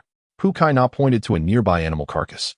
Lin Yong focused his gaze, recognizing it as the tiger wolf beast he had slain. Remarkably, the body had not decayed. This cave was indeed extraordinary. No wonder it could store weapons. Calm down, everyone. If we encounter anything frightening in this cave, shoot your arrows directly, Lin Yong said gravely. The group continued forward, finally arriving, trembling, at the stone door. Once we open this door, we shall find weapons, but do ensure your safety. Do not act alone, and refrain from touching anything. After imparting a few cautionary words, Lin Yong opened the stone door. Splash! My heavens! Lin Yong nearly collapsed in shock. Within the door appeared a waterfall, its mighty waters seemingly gushing forth. Lin Yang anxiously shut his eyes, yet felt no water cascading upon him. When he opened his eyes again, the spectacle had vanished. An illusion? Lin Yang murmured softly, could it be that the waterfall outside had shifted here? The women, however, seemed oblivious, each entering to search for weapons. Was it a hallucination? Lin Yang, still shaken, rubbed his head in confusion. Lin Yang, I found iron nails. Yang Mei exclaimed, opening a wooden box and spilling out the nails. Everyone hurry. Don't hesitate. Take whatever you can. Xiao Jinyu urged swiftly. She understood the dangers lurking in this cave. The tiger-wolf beast they had encountered last time seemed to be quite young. If they were to confront an adult, it would likely be as formidable as an elephant. And that would spell disaster. Lin Yang shared her sentiment, gripping his handgun and vigilantly watching the stone door, wary of any sudden intrusions. Look, Lin Yang darling. See what I found. Pan Ling proudly brandished 2 smoke grenades, swaying them side to side. For heaven's sake, handle them with care. Lin Yang gently took the grenades from her. Bam. Are you trying to blow us up? Lin Yang scolded sternly as he playfully slapped Pan Ling's backside. Lin Yang darling, use a bit of force, it stings. The rest hastily packed their finds when suddenly, a yellowed book on the ground caught Mary's attention. Upon opening it, she gasped in horror and dropped the book. Minutes later, the group, laden with their spoils, prepared to leave. Everyone, stay orderly, Lin Yang instructed. Rising to exit. Roar. A thunderous growl reverberated through the cave, reminiscent of a tiger's roar or a pack of wolves howling. It felt as if it were emanating from the mountain peak. Fear not. This is merely the village chief using his little companion to frighten the widows, Lin Yang playfully remarked, striving to ease the tension among the women. Several of them managed to steady themselves. Suddenly, a rustling sound emerged from the stone wall, causing the group to hold their breath in fear. As the noise drew nearer, Lin Yang realized it was a small kangaroo. Damn it, Lin Yang cursed under his breath. This kangaroo was about the size of a dog, reaching just to his knee. For heaven's sake, why not practice boxing instead of this? Xiao Jinyu sighed in relief, having thought it was a relative of the tiger-wolf beast. You little rascal, scaring me like that. You're coming with us to guard the door, Lin Yang declared, tossing the small kangaroo into his military pack. Though it appeared harmless now, once it matured, it could stand at least 6 feet tall. A single punch could easily incapacitate someone. If properly trained, it could be even more useful than a unicorn. The group exited the cave, engaging in light-hearted banter. Before leaving, Lin Yang cast a nervous glance at the mountain peak, reaching into the clouds. Sigh. I truly wonder if that creature is a product of genetic mutation or if its mother truly strayed. Lin Yang rubbed his face in frustration. The tiger-wolf beast was far from normal, and the tribe of wild men was clearly another result of genetic aberration. Yet, he refrained from pondering too deeply. For the time being, he focused on the task at hand. After they departed, a beast atop the mountain glared at them with glowing green eyes, baring its teeth as it watched them leave. Back at the camp, Lin Yang tethered the kangaroo at the entrance. Bang! The kangaroo jumped, crashing into Lin Yang's knee. Ouch! Lin Yang winced, rubbing his knee. Despite its small size, this little creature was solid muscle. It nearly knocked him to the ground. Damn it! You little rascal. You've got quite a bit of strength. I'll call you Boxer, Lin Yang grumbled, beginning to train the kangaroo. Children must be educated from a young age. And the same principle applies to animals. The women busily checked the rifles, selecting several in good condition. Lin Yang, we accounted for the weapons. 7 usable rifles and half a backpack of ammo. Additionally, we have 2 grenades and 2 backpacks filled with nails, Xiao Jinyu reported proudly. Excellent. Distribute the rifles to the outer team. They have a background in archery, so they should handle firearms effectively, Lin Yang exclaimed excitedly, envisioning widening the wooden walls and erecting watchtowers around. Soon, they would be able to stand guard atop the wooden barricades. Now, they truly resembled a formidable militia on this deserted island. The women began practicing with the lasso and firearms. Lin Yang entered the bamboo grove to cut bamboo, recognizing its importance in reinforcing the wooden walls. Hey, someone come help me with the bamboo. I'm moving too slowly on my own, Lin Yang shouted to the busy women. I'm coming. Wang Jinlian quickly responded, turning to cast a meaningful glance at Lin Yang. Lin Yang felt his face flush red, recalling her earlier request, his heart racing. However, with external threats looming, he had little time for distractions. Focus on building the defenses. We can't afford to lose strength against the wild men. Sister Jinlian, perhaps you should practice with the lasso to bolster your combat skills, Lin Yang suggested. Indeed, I'll join you. It'll be a good workout. Pukaina stood up, her torn black stockings still adorning her legs, exuding an alluring charm. Very well, having you alongside me will be beneficial. Your delicate frame could use some strengthening while cutting bamboo. Pukaina approached, her golden hair framing her fair complexion, captivating at a glance. She was intelligent and graceful, embodying a perfect blend of allure and elegance, more passionate than Xiao Jinyu, yet less flamboyant than Li Meiyin, striking a harmonious balance of gentleness among the women. Chapter 87. Another side part. China crouched on the ground, sharpening bamboo into pointed arrows with a dagger. Lin Yong felt no disdain for this woman from the land of the morning calm. In fact, he found himself rather fond of her. Perhaps it was due to her recent integration into the group that she appeared particularly subdued. Crack. Another bamboo had been transformed into an arrow. And Lin Yong assessed the pile on the ground. A wall full should suffice. Shauna, you should take a break as well. Haste makes waste, he suggested, settling down. Park China nodded and sat beside him. For some inexplicable reason, she cherished these moments alone with this man. Perhaps it was the allure he exuded. A charm that was unmatched by the likes of Lai Tian and his crew. By the way, when you were with Lai Tian, did you overhear anything about Wang Jinlian? Lin Yong inquired, turning his head. It's rather strange that despite the multitude of women around him, he seems particularly concerned about Wang Jinlian. I believe he once murmured in his sleep about a shared secret with her, something akin to a code. Park China rolled her eyes thoughtfully. Is there anything else? Lin Yong asked, suddenly standing up in anticipation. No, it seems the code pertains to wealth. Something about endless riches, she replied vaguely. Lin Yong found himself perplexed. On this deserted island, money held no value, akin to worthless paper. The two chatted for a while before returning to the camp with their bamboo arrows. Several women had eagerly awaited Lin Yang's return, their concerns heightened by Park China's striking beauty, reminiscent of a star from her homeland. They worried he might succumb to temptation. Were you all waiting for me?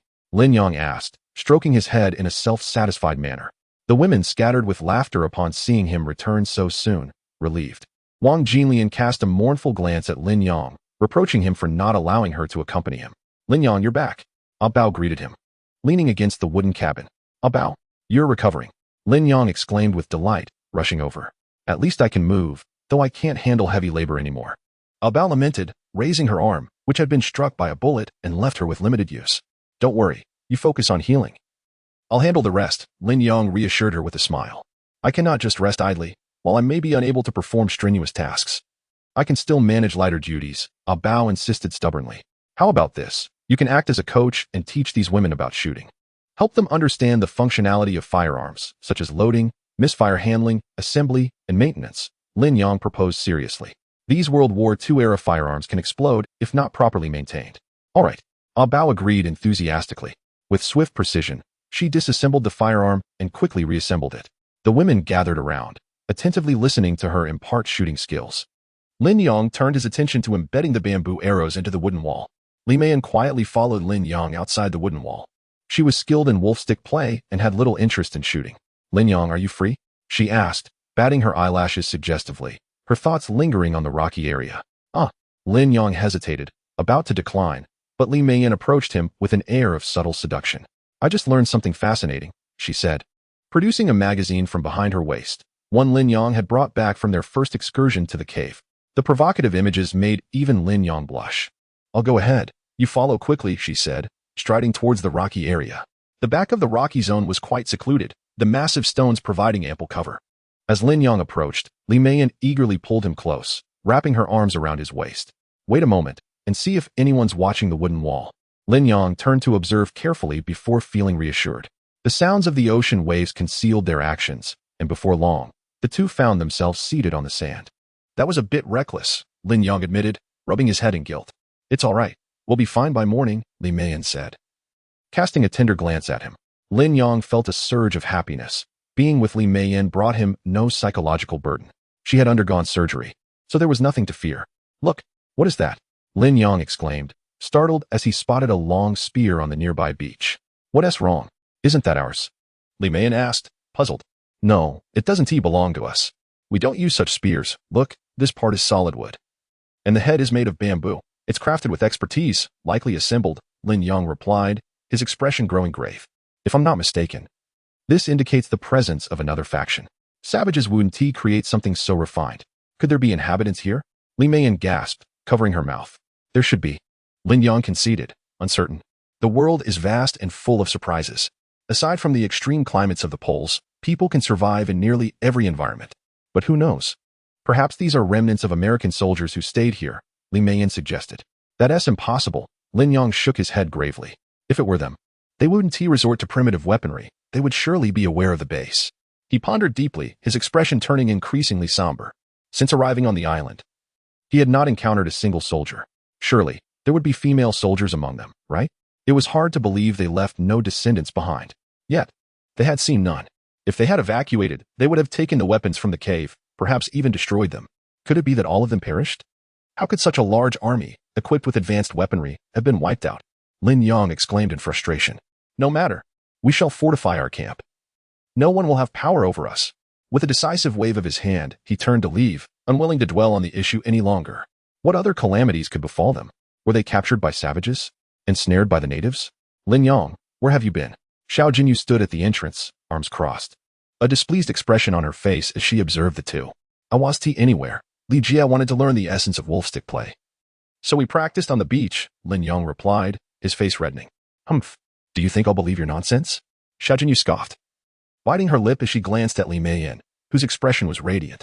She had already guessed the truth. Lin Yong felt a flush of embarrassment, mustering the courage to approach Xiao Jinyu. With a swift motion, he slapped her on the backside. Having not done so in days, she dared to question him. You rascal. Stop hitting me. I admit I was wrong. Xiao Jinyu exclaimed, her large watery eyes pleading for mercy. The other women stood in shock, astonished to see this typically aloof woman reveal such a side of herself. Chapter 88. Taking a divergent path. Xiao Jinyu, realizing the gravity of the situation, cast a reproachful glance at Lin Yong. Everyone, cease your idle chatter and gather around, he urged. Lin Yong produced a long spear, presenting it before the group. Behold. This spear was not crafted by your hands, was it? I suspect it belongs to the indigenous people of this island, possibly akin to certain tribes in Africa. We must remain vigilant. Complacency could lead to dire consequences, he warned, his expression somber. The tribespeople are likely uneducated and possess a low level of civilization. If those delicate women fall into their hands, the repercussions would be unimaginable. Fear flickered across the faces of several women. Surely, we have nothing to fear. We are armed. A spear pales in comparison to a rifle. Once I train them, we shall have no cause for concern, Abeo proclaimed confidently. Their current arsenal was formidable, 7 rifles, a cache of ammunition, and 2 grenades. The wooden perimeter was nearly fortified, presenting no significant issues. While Abeo's assessment is valid, we cannot underestimate the tribespeople. They may possess formidable beasts or even command insects, Lin Yong cautioned. Abeo's countenance grew grave. The tribes are the most enigmatic. Those who thrive on this island are anything but benign. The presence of ferocious beasts and savage tribesmen is daunting enough. If even our heavily armed soldiers have gone missing, what hope do we have? Lin Yong, what is your counsel? We shall heed your guidance, Lu Shanshan inquired. Very well. Maintain the perimeter as it is, and continue our vigilance. Abeo will oversee firearms training. In addition to training, we shall not rest. We need to prepare bamboo arrows to reinforce the wooden wall. Furthermore, attend to the crops and livestock. Allocate tasks among yourselves. Do not burden me alone, Lin Yong instructed. The women, previously indifferent to their assignments, now recognized the gravity of their predicament. They understood that inactivity could lead to peril for all. Lin Yong, I have a piece of paper for you. Take a look. Mary approached, handing him a densely written sheet. I can't read this, Lin Yong admitted, scratching his head. Are you not foreign? Please translate it, he urged. After a moment's hesitation, Mary bit her lip and began to read. It states that Japan bombed Pearl Harbor, and the United States is struggling in World War II, leading to extreme anger among its leaders. They were dispatched to establish a military base on an island in the Pacific but encountered storms and inexplicably ended up here. The ship carried numerous animals and plant scientists seeking to compensate for troop deficiencies through cross-species breeding. Mary's voice dwindled as she realized the disturbing implications of her revelation. Goodness. Lin Yong felt a chill run down his spine. These Americans have been deranged since the last century. It explains the presence of fearsome creatures in the cave. What else does it say? Where are those individuals now? Mary glanced back at the paper, her tone somber. They encountered fierce tribespeople, and some experimental subjects escaped the lab, resulting in significant casualties. Fortunately, they are nearing the completion of a warship. Warship? Where is it? Speak quickly. Lin Yong pressed, his excitement palpable. That section is torn out. Mary replied, her expression troubled. All right, continue reading. Lin Yong sighed, feeling dejected. The prospect of finding a warship was tantalizing, but it was not a means of returning home.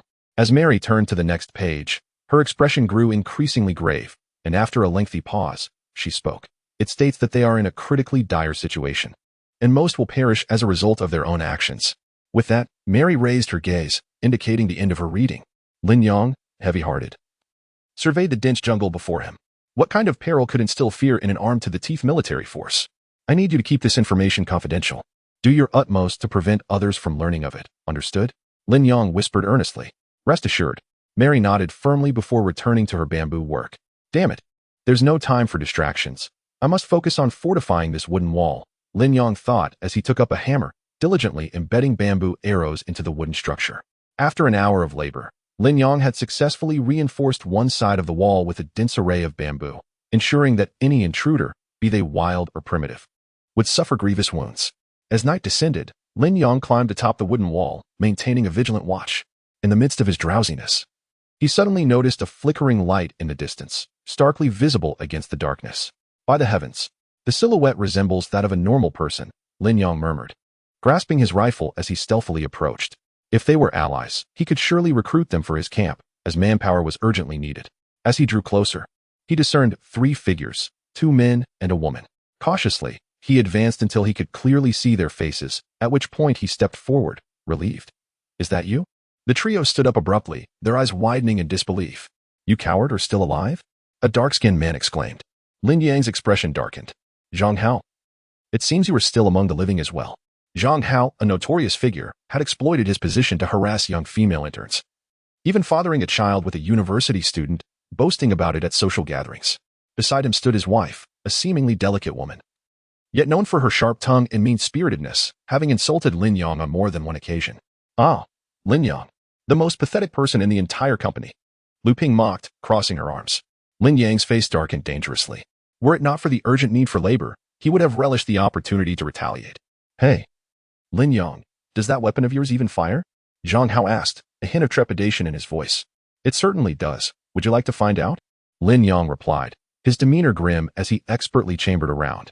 Upon witnessing the authenticity of the weapon, the 3 exchanged alarmed glances. Lin Yong, please, no jokes. How about we team up, just to be safe? Lu Ping, leaning against Lin Yong, fluttered her lashes seductively. Originally, they had been a group of 6 or 7. But Zhang Hao's inability to control his baser instincts had led to their disbandment. Never mind, I have already formed my own team. Lin Yong dismissed them with a wave, eager to distance himself from the group. Chapter 89. Unwavering submission. A glimmer of excitement sparked in Zhang Hao's eyes as he placed a hand on Lin Yang's shoulder, proposing, join us. With your firearm and our capabilities, we can strike back, eliminate your group, and conserve some provisions.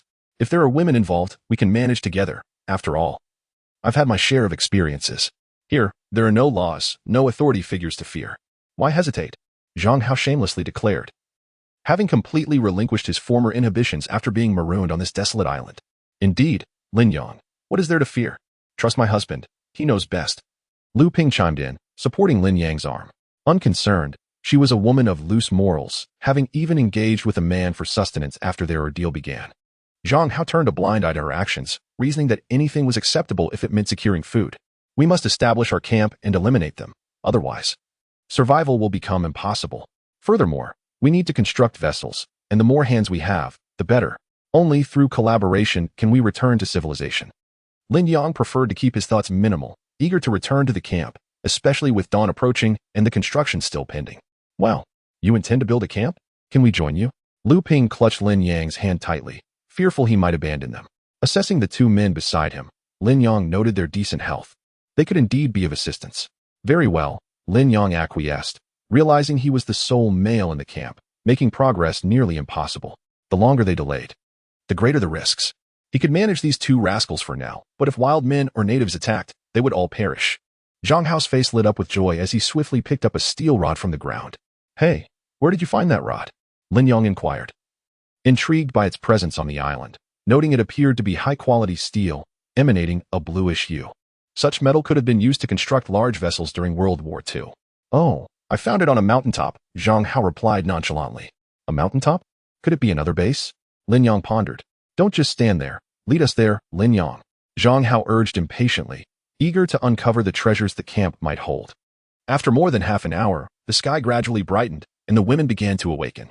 Well, Vice President Xiao, you're still alive, Zhang Hao exclaimed, his eyes wide with disbelief. Zhang Hao, Xiao Jinyu replied excitedly. He had once worked under her. Yes, Vice President Xiao, I missed you terribly. Zhang Hao gulped, recalling his infatuation with her. If he could win her over, he would gladly risk anything. He moved to embrace Xiao Jinyu, but Lin Yong interjected, wrapping his arms around her. May we please prepare some roasted lamb for these 3? They need to regain their strength. We must ensure they are well fed to assist with our labor. The The wooden walls are up, but we need to expand them and build watchtowers. This will require a substantial amount of timber. Gulp. Zhang Hao swallowed hard, his eyes gleaming with greed. There are so many women here. It felt like he had stumbled into a realm of femininity, especially with Li Meiyan among them, the most familiar woman in the company. Xiaoli, come and help me, Zhang Hao said, shamelessly sitting down, salivating at the prospect before him. Brother, our good days have arrived. With so many women, how shall we enjoy ourselves? Why not start now? If we can eliminate Lin Yang, they will all be ours. Zhang Hao mused, though he knew it was too soon. I told you to read more. You insist on watching films. Do you not understand the tale of the snipe and the clam, where the turtle benefits? Let's first establish this camp, then close the gates and deal with Lin Yang. Afterward, we'll have food, drink, and women. Isn't that better than our current situation? Zhang Hao's mouth stretched into a grin, envisioning a bright future. Brother, you are truly clever. Thinking so far ahead, with so many women, we would be utterly exhausted. Xiaoli flattered. Thank goodness I followed you back then. Otherwise, I would have missed out on treasures worth millions. Humph, this is nothing. Good fortune should be shared. By the way, you've always had a crush on your sister-in-law, right? I'll set you up with Lu Ping, Zhang Hao said with a sly grin. Casting a furtive glance at Li Meiyan. Brother, you're so generous. I also want that woman in black stockings and that foreign beauty. Xiaoli licked his lips, his eyes aflame with desire. Lin Yang, observing their animated conversation, realized their intentions were far from honorable. This group of rascals would be expelled once the camp was established. As for Lu Ping, that matter could be addressed later. Upon entering the wooden cabin, the two men unreservedly laid down on Lin Yang's wolf pelts to rest. Hey, Zhang Hao, have you no shame? This is Lin Yang's bed. There's no place for you here, Li Meiyan asserted, hands on her hips at the doorway. Oh, team leader Li, do not be so stern. Be a bit gentler. Your man has been absent for so long. I can protect you. Zhang Hao sneered disdainfully. Li Meiyan glared at him with disgust, her eyes filled with contempt. After the three finished their meal, they remained in the cabin, plotting. Husband, we must seize the initiative. Just like before, Lu Ping said fiercely. Indeed, we shall act shortly. Xiaoli, you will assist me. Your sister-in-law will be yours, Zhang Hao shamelessly proclaimed. Lu Ping and Xiaoli exchanged knowing glances, ignorant of each other's previous clandestine rendezvous in civilized society. Once their plans were set, they exited the wooden cabin, calling out. Hey, stop lounging around and get to work. Zhang Hao stood at the entrance, barking orders, yet no one paid him any mind. He felt invisible, disregarded by all. Damn it, have I not shown you enough respect? Zhang Hao slammed his fist against the wooden cabin, his hand instantly swelling with pain. Ouch, he winced, gritting his teeth. Did you hear that? My boss demands you stand up and work. Xiaoli supported Zhang Hao, commanding with authority. Lin Yang rose, prepared to discipline the three men. They needed a good thrashing before they would comply with any semblance of diligence. Lin Yang, take the lead and show these women who is truly in charge, Zhang Hao proclaimed, standing proudly on the steps, surveying the group of women before him. Do not defy me. I am the strongest and most capable among you. You will heed my words, or be expelled from this camp, forced to either submit to my authority or leave. Chapter 90, a satisfying venting. Zhang Hao, with an air of arrogance, reprimanded like a tyrant. On what grounds? Who do you think you are, you spineless shrimp? Yang Mei turned her head and retorted fiercely. Humph. Yang Mei, you foul woman, dare to talk back. What is it to you? Just because we are tall and strong, just because we have two men with us.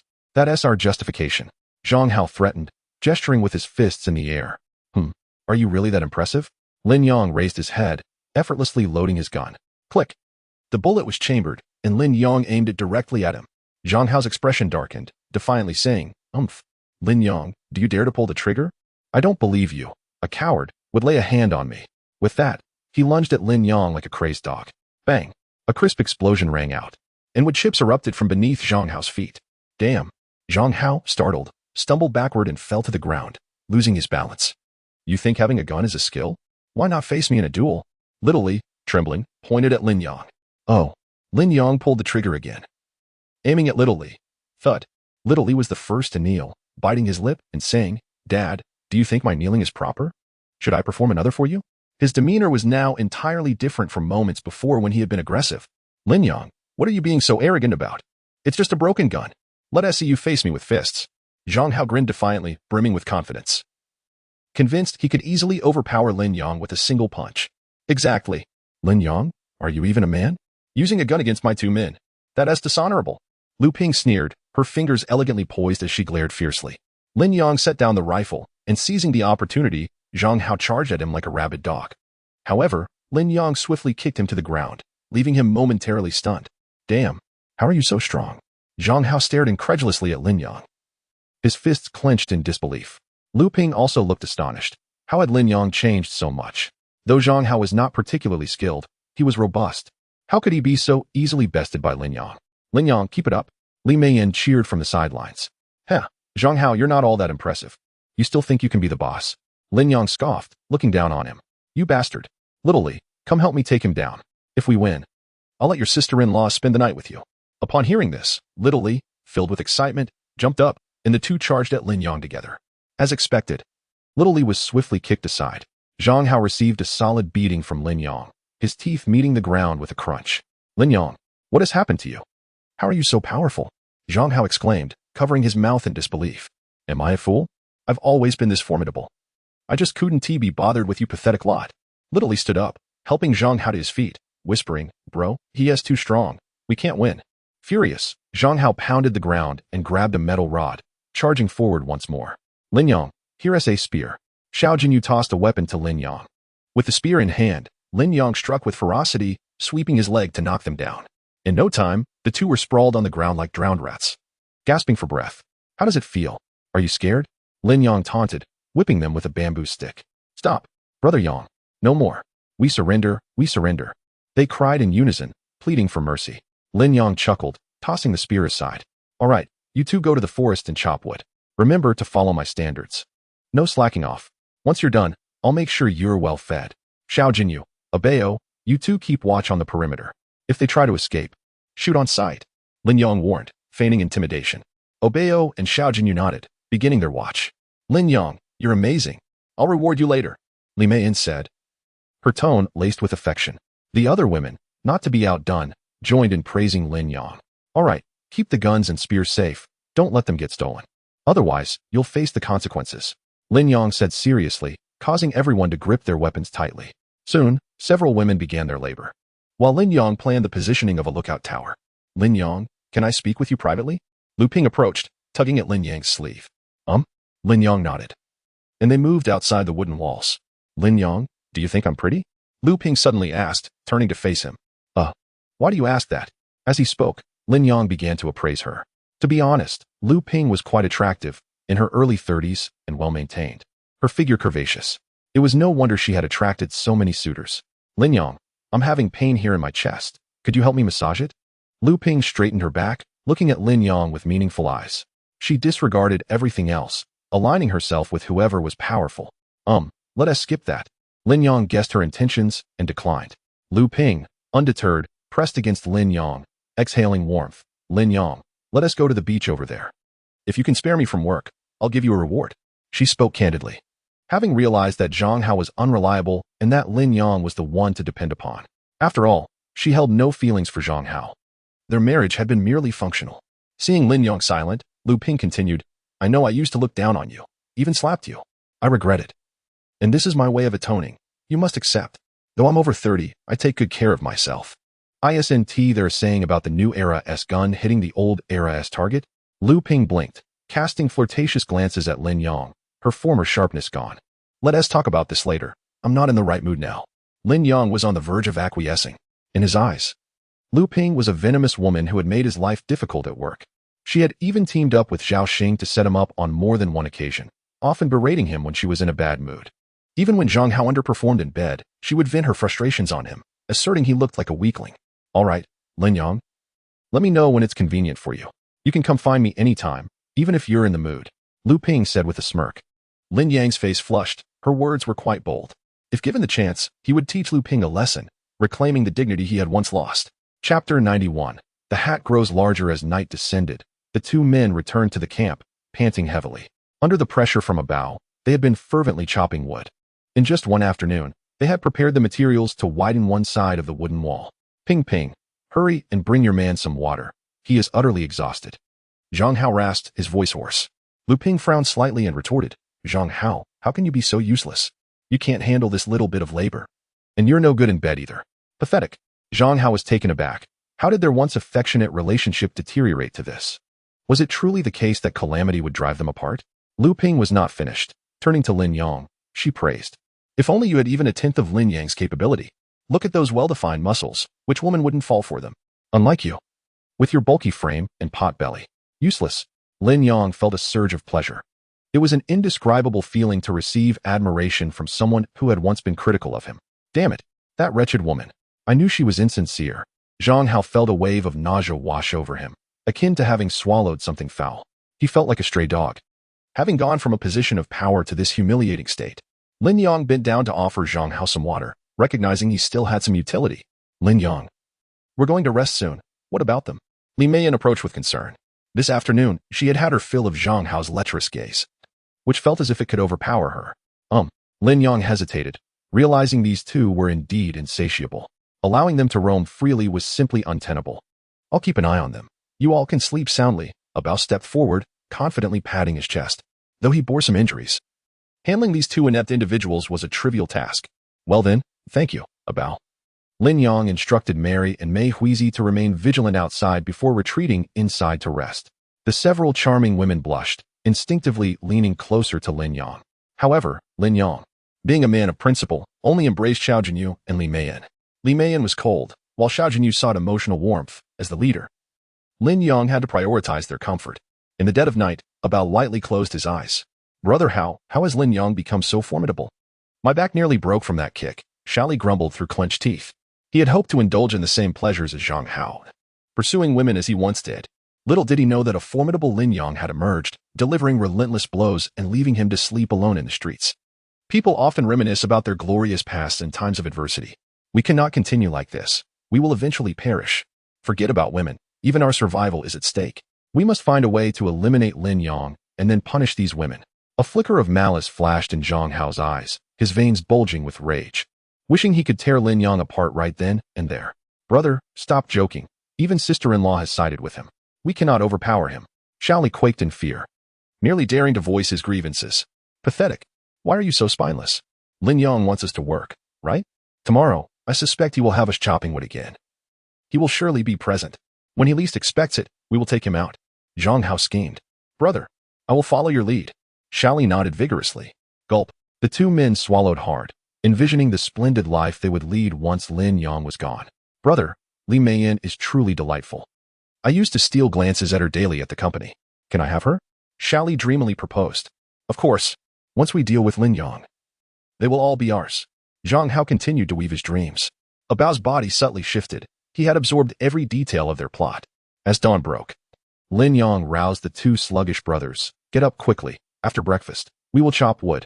He handed them some freshly roasted lamb, knowing their labor would require sustenance. Here, Zhang Hao, this axe is for you. Xiaoli will handle the transportation. Lin Yang distributed the tools, securing his handgun at his waist and strapping his rifle, fully loaded, across his back. Zhang Hao swung the axe in the air, a cold smile on his lips. I'll be behind you too, ensuring your safety. Chop away. The two exchanged glances, cautiously making their way into the thicket. As they walked, Zhang Hao slowed his pace, prompting Lin Yang to do the same. Maintaining a safe distance behind them, Lin Yang followed closely, quietly mocking these two foolish men. Abao had already informed him of their scheming thoughts. Had it not been for their labor potential, Lin Yang would have dealt with them already. Lin Yang, I need to rest for a bit. You and Xiaoli needn't wait for me. Zhang Hao plopped down on the ground, playing the part of a slacker. Lin Yang frowned. Was he planning a sneak attack? Click. The crisp sound of a bullet being chambered. I suddenly feel invigorated. Upon seeing Lin Yang's serious demeanor, Zhang Hao quickly dashed ahead. Lin Yang. I know there are plenty of women on the ship. If we cooperate, they will all be ours. With our combined strength, we would be invincible on this island. After we eliminate the men, the women will fall in line. Zhang Hao attempted to brainwash Lin Yang. That is a rather appealing notion. But we must first complete the wooden wall before discussing such matters, Lin Yang replied, exasperated.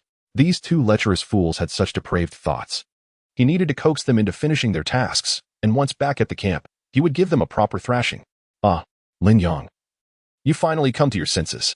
Once the wooden wall is built, we can close the doors, blindfold ourselves, and play hide and seek with the women. How delightful that would be. Zhang Hao's eyes sparkled as he worked even harder.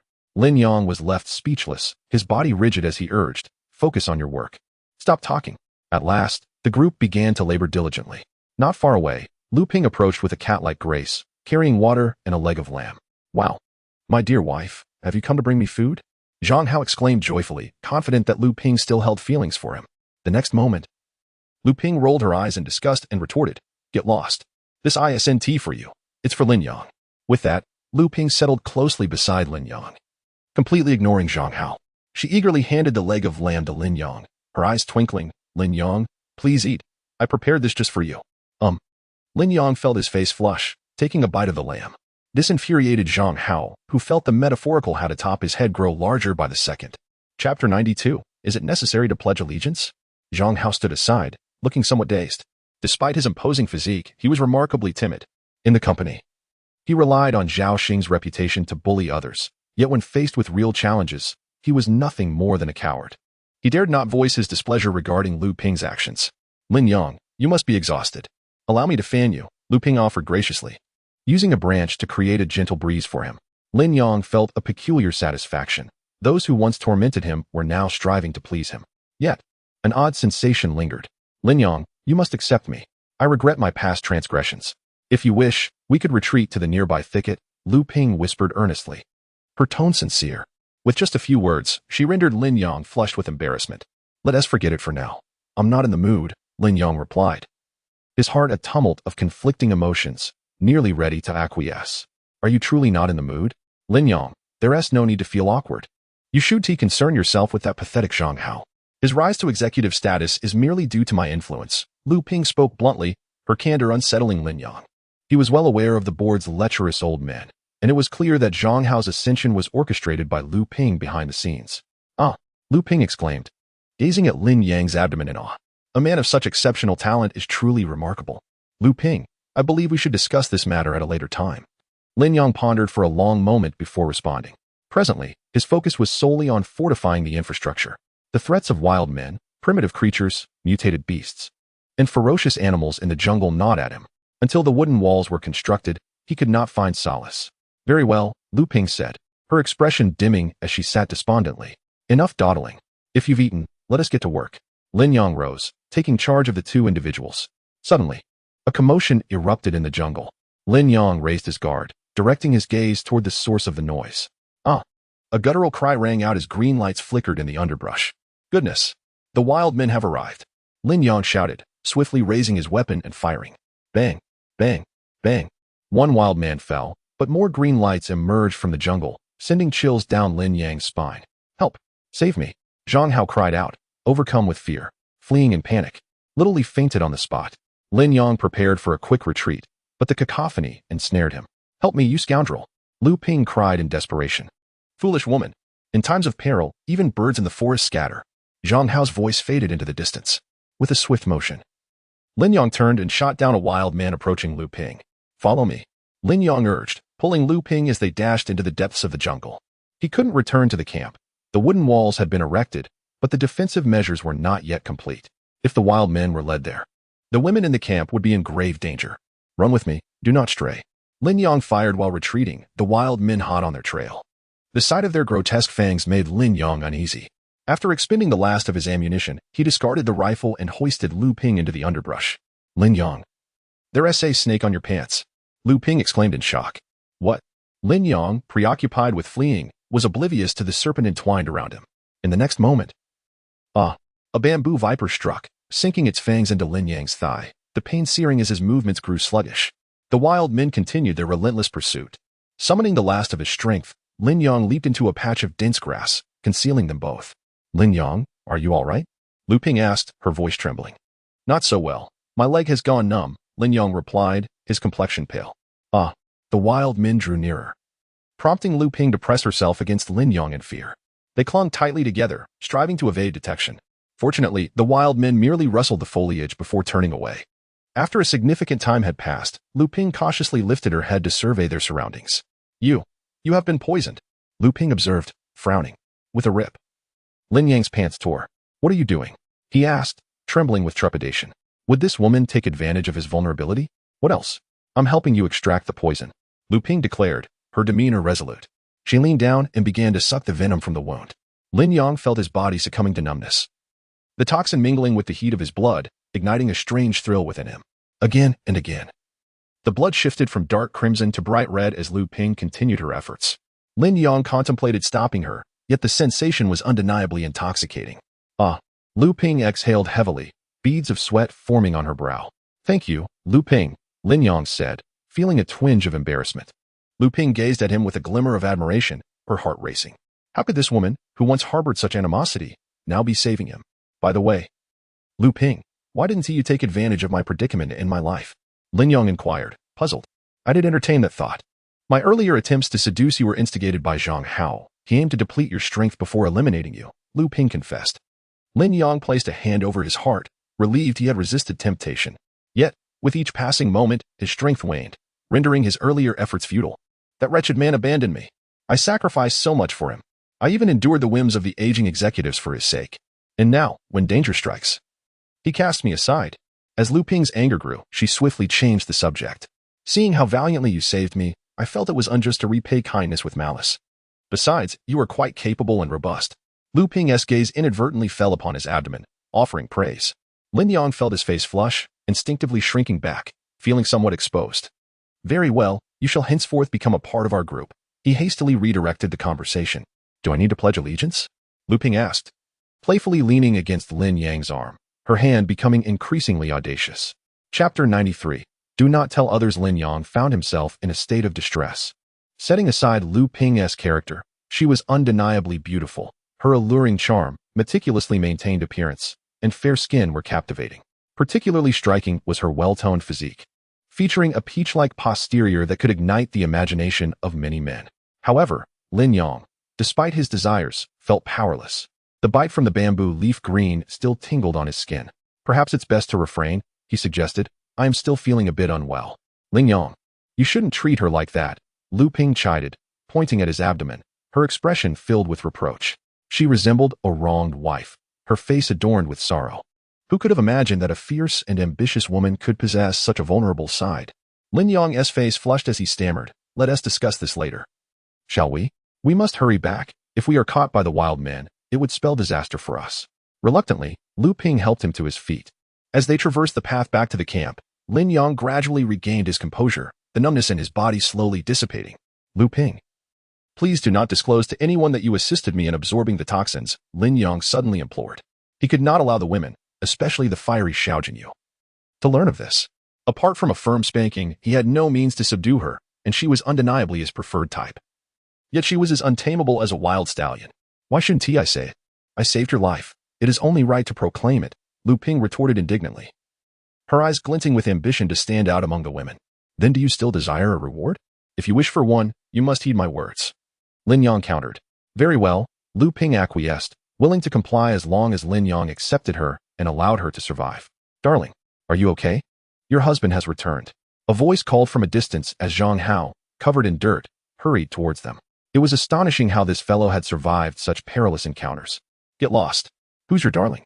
From now on, I belong to Lin Yang. Lu Ping snapped, her demeanor shifting dramatically. Don't be like that. I was merely searching for weapons. Look, I brought Shaoli to rescue you. Zhang Hao boasted, flexing his muscles. How could a man as strong as I abandon you? Enough with the chatter. Quickly carry the wood back. I need to strengthen the wooden walls. Lin Yang said tersely. Fine, Zhang Hao replied, his expression sour. He was a coward at heart. All bluster without substance, willing to bow to anyone stronger than him. As he toiled, he believed Lu Ping was still enacting his scheme. Earlier, he had contemplated fleeing but couldn't bear to leave Lin Yang's camp and the women within the wooden house.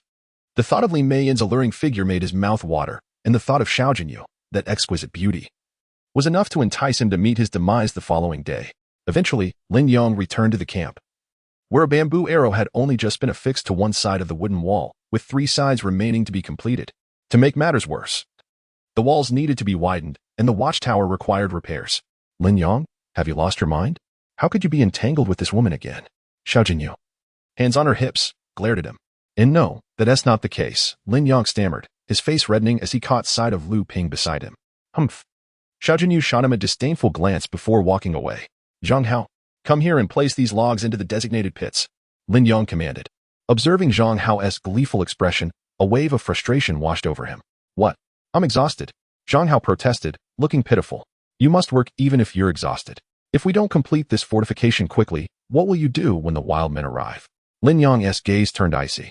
Only then did Zhang Hao obediently comply. They were now reinforcing the wooden wall directly facing the wooden house, the most vulnerable area. Throughout the afternoon, the sounds of construction resonated throughout the yard, while the other women continued with their tasks. Yang, I believe we should unite. Xiaoli approached Lin Yang, bowing and scraping in flattery. Lin Yang was taken aback. Had this fellow finally awakened to the importance of unity? Today's encounter with the wild men was terrifying, far more frightening than those savage beasts. We must band together to ensure our survival, Xiaoli proclaimed passionately. Indeed, your reasoning is sound, Lin Yang agreed. Intrigued by his newfound fervor, Xiaoli glanced at Zhang Hao and continued, Brother, Zhang Hao's the one disrupting our unity. He has been urging me to eliminate you and seize the women in the wooden house. Such a person is too dangerous. Lin Yang felt a surge of joy. He had been pondering how to create discord between the two, and now they were revealing cracks in their alliance. What do you propose we do? Lin Yang inquired seriously. I believe I should supervise him. Make him work daily, but I will need your consent, Xiaoli stuttered, finally revealing his true intentions. Lin Yang was surprised. On this deserted island, the most grotesque aspects of human nature had emerged. Xiaoli and Zhang Hao, who had once been inseparable at the company, were now ready to betray one another. Very well, I permit you to oversee him, but you must also fulfill your own duties, Lin Yang stated with a serious expression. With Lin Yang's approval, Xiaoli stood tall, nodding eagerly. Hey, Zhang Hao, why are you working so slowly? If Yang sees you, you will be punished, Xiaoli shouted, wielding his newfound authority. Damn it, you're asking for death, Zhang Hao retorted, turning to confront him. At that moment, Lin Yang approached Abeo, handing him a pistol. Abeo, you must keep a close watch on these two rascals. If you sense anything amiss, shoot immediately. Lin Yang's face was grim. Understood. No problem, Abeo replied earnestly. And if they attempt to deceive these women and secretly take her weapons, Lin Yang began. I will shoot them too. Abeo interjected before Lin Yang could finish. Fine. Lin Yang gritted his teeth in agreement. It was time to set an example. As night fell, Lin Yang finally allowed them to rest. Xiao Jinyu tossed them a couple of small fish, while Lin Yang feasted on fragrant meat. Why do we get these two stinky fish while you indulge in delicious food? Zhang Hao seethed, springing to his feet. Chapter 94. The tribesmen appear. Lin Yang. Your actions are exceedingly excessive, Zhang Hao lamented. After toiling so hard, you reward me with merely a minuscule fish? He pondered for a moment but ultimately lacked the courage to act, instead indulging in his complaints. Zhang Hao, all the provisions are sourced by me. As the leader of this team, the distribution is solely my prerogative, and it is none of your concern. If you find it unsatisfactory, you are free to leave. There is no need for you to remain here, Lin Yang replied coolly, reclining with his legs crossed. Zhang Hao hesitated, quickly suppressing his irritation. He was no fool. The wilderness was fraught with dangers, and departing from the camp would be tantamount to courting death. How about this, Lin Yang? If you grant me a rifle, I could accompany you on a hunt. We would secure more food and eliminate the feral beasts outside. Wouldn't that be splendid? Zhang Hao suggested slyly, seeking to deceive Lin Yang into relinquishing a firearm. Continuing in this manner would leave him utterly powerless, unable to confront Lin Yang. Yes, brother. I too desire a rifle. Strength lies in numbers. If beasts approach, we can assist. Little Li chimed in, gesticulating animatedly. Lin Yang observed the two schemers harmonizing their deceitful intentions and couldn't help but smirk. Guns? In our team, firearms are reserved for those who are rigorously trained and, more importantly, loyal to me. Do not broach this matter again. If I hear it once more, I shall not be polite. Lin Yang's expression darkened ominously. With no alternative, Zhang Hao and Little Li resigned themselves to igniting a fire at the entrance to keep warm. Meanwhile, Lin Yang and the women luxuriated on their beds, feasting on ample fish and meat. Without comparison, Zhang Hao's small salted fish felt utterly insignificant. Damn it, Little Li, did you not think to serve me the roasted fish first? I am the esteemed general personally selected by Brother Yang. Your disobedience reflects poorly on him, Zhang Hao barked, attempting to assert dominance. Go to hell. And you think you represent Brother Yang? Your wife has run off with someone else. What a farce. Little Li retorted disdainfully, his voice rising. Curse you. Seeking death, Zhang Hao exclaimed, trembling with rage as he lunged at Little Li. The two tumbled to the ground, kicking up dust. Xiao Jinyu, displeased, approached the door only to be pulled back by Lin Yang. You won't be able to stop them. Let them fight it out, Lin Yang remarked, relishing the unfolding drama. These two were notorious for their wickedness, and with the previous misdeeds revealed by Lu Ping, they had become universally reviled. The women were often toyed with before being disposed of, while the men were swiftly eliminated and discarded into the river. It was crucial that these two remained at odds, preferably engaged in daily brawls, lest they conspire against him. After a prolonged struggle, Zhang Hao ultimately gained the upper hand. After all, His physique was robust compared to Little Li. Lin Yang glanced at the meat in his hand, a clever idea forming in his mind. And he tossed the meat onto the ground. Brother Yang, what is this? Zhang Hao asked, bewildered. This is my reward for the victor. Only the winner shall feast on the meat, while the loser is left with nothing, Lin Yang proclaimed, feigning nonchalance. Ah, thank you, Brother Yang. From this day forth, I shall labor diligently, never resorting to deceit. You may rest assured. Zhang Hao rejoiced, devouring the meat eagerly. Meanwhile, Little Li's expression darkened ominously, his gaze turning frigid. Lin Yang chuckled inwardly. His intent was clear. The strong would feast. With just a fragment of meat, he could ignite discord between them, a resounding victory for him. Whoever triumphs shall dine on meat. Little Li muttered under his breath, his eyes narrowing vindicatively at Zhang Hao. Lin Yang's stratagem had reignited Little Li's fighting spirit. Ah! Little Li shouted in fury, lunging at Zhang Hao once more, and the two were soon entangled in another scuffle. Friendship, at this moment, felt utterly trivial. Human nature. Stripped bare, is inherently selfish, particularly in such dire circumstances. Lin Yang stood aside, reveling in the spectacle. These two had irrevocably severed their bond. The microcosm of their camp finally found a semblance of stability. Alone, neither could stir any significant upheaval, and perhaps in their quest for favor, they would labor tirelessly. Unexpectedly astute, aren't you? Xiao Jinyu admired, casting a glance at Lin Yang. Of course, Lin Yang maintained an impassive facade, secretly elated. That night, for precaution, he instructed About to keep watch over the two. The following morning, Zhang Hao and Little Li emerged, their faces marred with bruises, clearly having fought throughout the night. You two should unite. We are all family sharing the same trench, are we not? Lin Yang feigned reproach. The two shared disdainful glances, turning their heads away. Lin Yang felt a surge of delight but retained a serious demeanor. Enough. Get back to work. In a few days, we shall construct a watchtower. And whoever contributes the most shall receive a reward. Upon hearing this, both men were instantly invigorated, racing to their tasks with fervor. About Xiao Jinyu. You remain vigilant at home, exercise utmost caution. I shall venture into the nearby jungle to gather provisions. These supplies are our lifeline. Lin Yang quickly prepared and ventured deep into the thicket. With a Bao and Xiao Jinyu as formidable protectors back home, he felt no fear. By midday, Lin Yang's haul proved satisfactory. He had captured a wild boar. This would suffice for a week. He returned with a smile, only to suddenly notice large footprints in the muddy terrain. These did not resemble those of wild men. Could there be civilized survivors? As he pondered this, a sudden noise sliced through the air. Blasted! A spear struck the ground beside him, sending a chill down his spine. Lin Yang hastily raised his rifle and fired in the direction from which the spear had come. Bang! Bang! Bang! A figure tumbled from the trees. It was a tribesman. The commotion stirred the trees around, revealing tall, dark-skinned individuals with unkempt hair, clad in tiger and leopard skins. Most astonishingly, a fierce beast accompanied them. A fearsome roar erupted, sending shivers down his spine.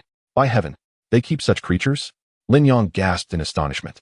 In an instant, 7 or 8 tribesmen gathered, brandishing their spears menacingly at Lin Yang. Simultaneously, the beast prepared to pounce. Bang! Lin Yang stood and fired a shot, hastily retreating. The beast gave chase, relentless in its pursuit. Oh no! Lin Yang turned to fire again, bringing one beast down. Yet, instead of deterring the others, it only fueled their ferocity, as they charged towards him with renewed vigor. Chapter 95. The sacrifices. The tribesmen witnessed the downfall of the meticulously nurtured beast, a fierce hybrid of tiger and wolf, emitting a resonant roar. Oh no! The remaining beasts circled around them, relentlessly charging towards Lin Yang. Damn it! This is the end. In a panic, Lin Yang sprinted towards the camp. However, a sudden thought struck him. If this group of tribesmen discovered the camp, all his efforts would be in vain. Cursing under his breath, Lin Yang hastily altered his course, soon encountering a thicket of thorns. Howling, the beasts were drawing closer, and Lin Yang quickly shielded himself as he leaped into the thorns. Fortunately, the gaps in the thicket were wide enough for him to maneuver through safely. The tribesmen, lacking any sense of strategy, leaped in after him, only to be met with painful pricks. The remaining tribesmen stood at a distance, baring their teeth at Lin Yang. Oh, still daring to provoke. Lin Yang raised his rifle, aligning his sights. Bang! One tribesman collapsed to the ground. A howl of fury erupted from the others as they brandished their spears and lunged forward. Yet, despite their strength, the spears merely plunged into the thorny ground. But a World War II rifle is still a weapon. It could certainly strike the tribesman across from him. Bang! Bang! 2 shots rang out, and the tribesman instantly became more subdued. With a sense of triumph, Lin Yang contemplated finding a way back to the camp. However, what happened next left him utterly bewildered. Hiss! A sound echoed as the tribesmen removed their animal skins and draped them over the beast's head. The creature, as if driven mad, forcibly carved a path through the thorns. My goodness! So clever! Bang! Bang! Bang! Lin Yong emptied his magazine, sending several beasts crashing to the ground. Yet the tribesmen, accompanied by the remaining beasts, pursued along the newly forged path. Lin Yong immediately fled for his life. Whoosh! A piercing sound cut through the air, and he felt a chill at his back. Turning to look, he was shocked to see a syringe. Damn it, could this be a tranquilizer? Before he could finish the thought, his mind clouded, and he collapsed to the ground. After what felt like an eternity, Lin Yong perceived a spinning world, as if reality had been upended. As he opened his eyes and surveyed his surroundings, he realized that the tribesmen had bound his limbs with vines, securing him to a wooden pole. Two tribesmen effortlessly hoisted him up. Surrounded by the beasts, a chorus of hisses filled the air. This is it. Lin Yang's heart sank. It was all over. Tears streamed down his face as he thought of the charming women back in the wooden house. It felt like a heavy stone lodged in his heart. Alas! Resigned, Lin Yong quietly closed his eyes, awaiting his fate. Bang! With a dull thud, Lin Yong was unceremoniously thrown to the ground. Fortunately, the effects of the tranquilizer had subsided, granting him a sliver of vitality. However, he remained bound, with two tribesmen standing guard, spears in hand. Nearby, a few dilapidated jeeps bore the American rice symbol. He wondered if those vehicles were still operational. Wincing in pain, Lin Yong shifted his gaze to the other side. The tribesmen gathered around a fire, singing and dancing, while several dark-skinned women posed provocatively in the center. Two tribesmen, adorned with animal bones, caressed the women's faces, leading to indecent acts. Well, all men seemed to enjoy such spectacles. Yet their revelry was indeed quite brazen, displaying their antics in public. Lin Yong? Is that you, Lin Yong? A sultry voice emerged from a nearby wooden cage. You are Li Qingmei. Lin Yang's eyes widened in disbelief. Li Qingmei was the public relations manager at his company, known for her charm and social finesse, often engaging in indulgent affairs. She and Xiao Jinyu were the company's two silver flowers, while Yang Mei and Li Meiyan were the golden ones. Li Qingmei quietly moved to Lin Yong's side and whispered, Lin Yong, you must find a way to help me escape. I do not wish to die here. Did you see those women over there? They've all been. I fear I am next. She gestured towards a nearby haystack, where several female corpses lay sprawled, their colorful garments torn beyond recognition. It was unfathomable what those women had endured. Lin Yong dared not waste time and began to rub against the vines. To his dismay, the vines proved sturdy. He could not free himself in a moment. Qingmei, help me bite through. Lin Yong turned his back, and Li Qingmei readily began to gnaw at the vines. Snap! The vines broke, yet Lin Yong clutched the remnants tightly. He could not reveal his freedom just yet. With so many tribesmen around, even if he succeeded, escape would be nearly impossible. He pondered whether those jeeps could still function. From his observation, the vehicles appeared battered, yet their main structures seemed intact, with the tires showing no signs of deflation. He just needed to find out if there was gasoline here. Gurgle, gurgle. The sound of a gasoline barrel rolling in caught his attention as the tribesmen poured fuel onto the fire, igniting a roaring blaze. Oh no, they were using gasoline for their festivities. Lin Yong had a pistol at his waist, loaded with 7 bullets. After a moment of contemplation, he devised a daring plan. Qingmei, inform the others in the cage to make a run for it amidst the chaos, in groups of 2 or 3, scattering in all directions. Remember, stay with me. Don't rush to escape first. We must remain patient in the cage. Lin Yong spoke with a serious demeanor. What chaos? If we don't take advantage of the confusion, what will we do? Just wait here to die? Li Qingmei replied with a hint of dissatisfaction. Don't ask questions. If you want to survive, follow my lead. Lin Yong's eyes turned cold. He could disregard others, but he had to protect Li Qingmei. She had shown kindness when Zhao Xing was making Lin Yong's life difficult. As the sky darkened, the tribesmen continued their revelry. The wild boar Lin Yong had captured was now roasted, its skin crispy. Damn it. Enjoy your feast while you can. Lin Yong cursed, drawing his pistol and aiming at the nearby gasoline barrel. Bang! Boom! The explosion felled several tribesmen, sending a few beasts flying as well. Bang! Bang! 2 more shots dispatched the guards by the cage. Everyone, run. If we don't move now, we'll miss our chance. Lin Yong shouted, creating chaos. Dozens of civilized individuals erupted into disarray, scattering in all directions. Lin Yong, let us go. Li Qingmei grasped Lin Yong's hand, urgency in her voice. Not yet. Wait a moment. Lin Yong pulled Li Qingmei down as they crouched together, quietly assessing the situation. These people were, in truth, mere sacrifices. Chapter 96. Escape from peril. The tribal people quickly divided their tasks, and even the ferocious beast began to stir.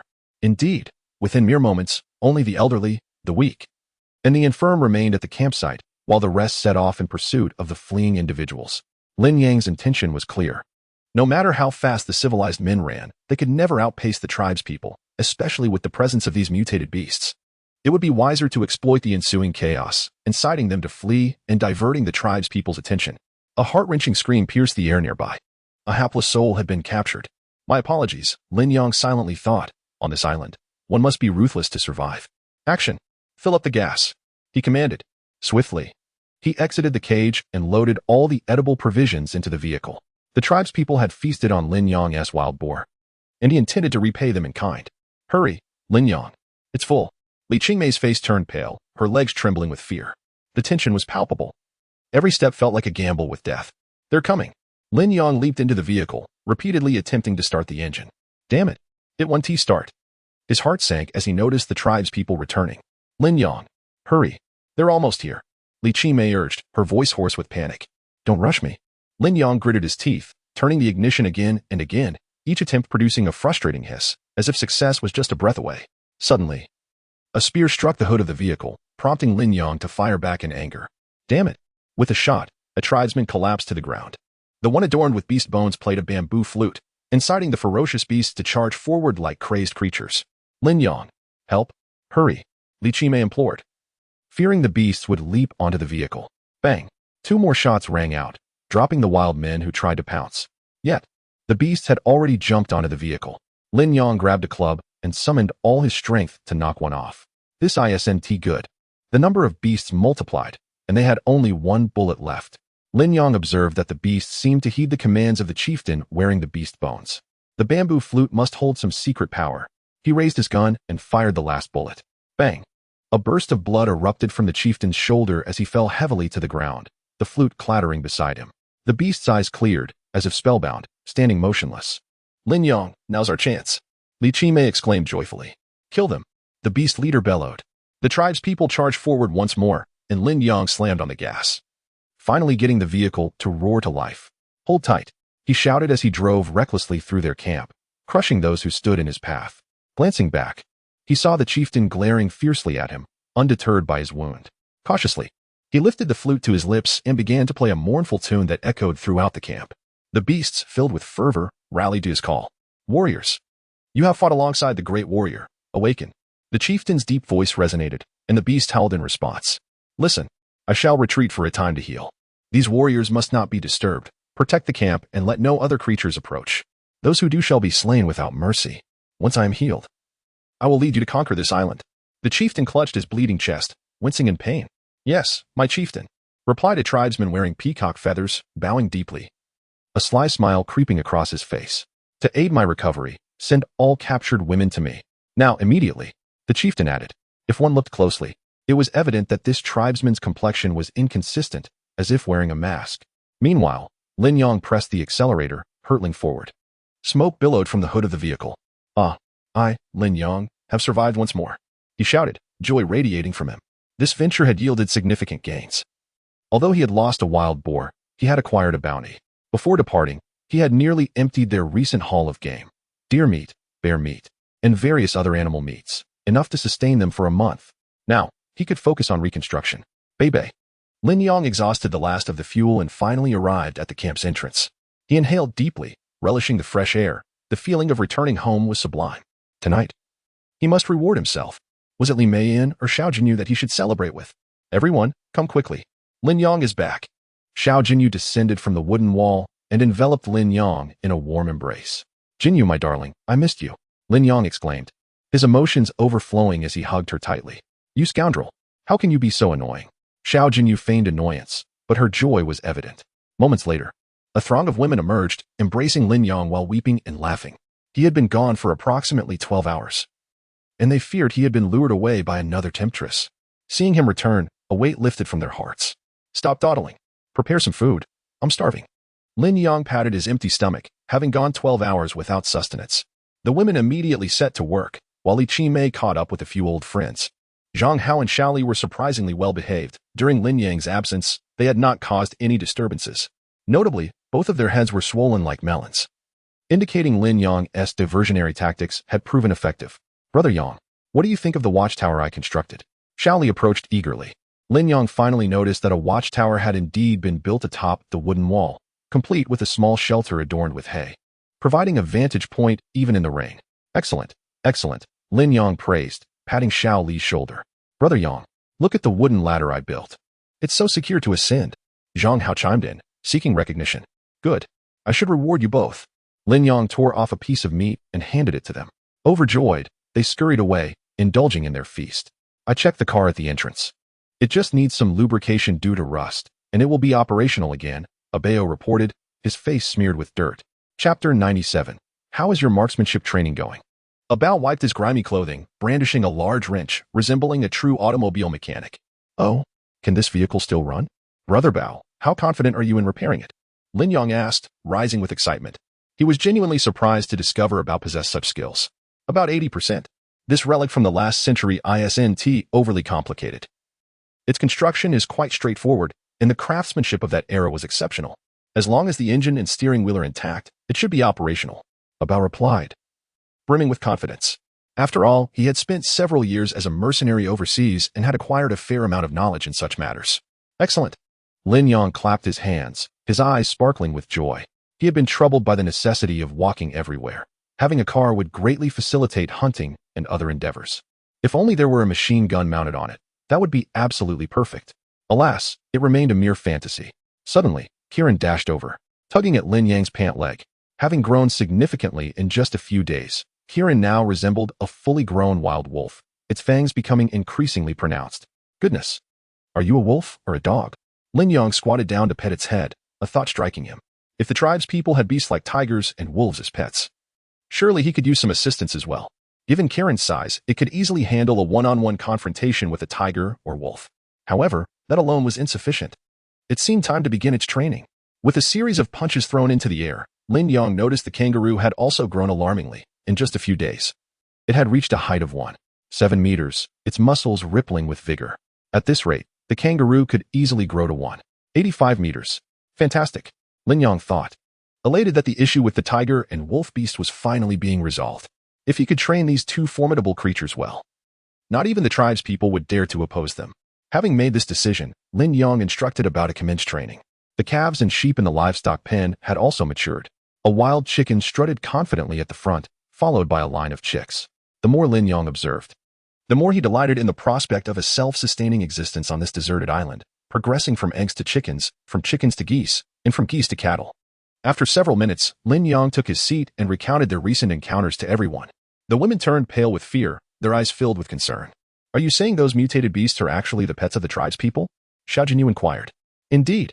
Their numbers are substantial, while the tribe's people are fewer. Perhaps around 100 or so, Lin Yang replied thoughtfully. Based on what he had observed, this seemed accurate. Moreover, there were alarmingly few women among them, suggesting that their population growth would be limited. Oh my. The group gasped, covering their mouths, realizing the magnitude of the threat posed by over 100 tribespeople. They wondered when an attack might occur. Cough, cough. Everyone, do not panic. For now, we are unharmed. As long as we build strong walls and stockpile food, we shall be fine. Besides, our guns and bows are not to be trifled with. Lin Yang stood, rallying their spirits. The wooden walls had already been reinforced, and watchtowers were under construction, with bamboo arrows lining the outer walls.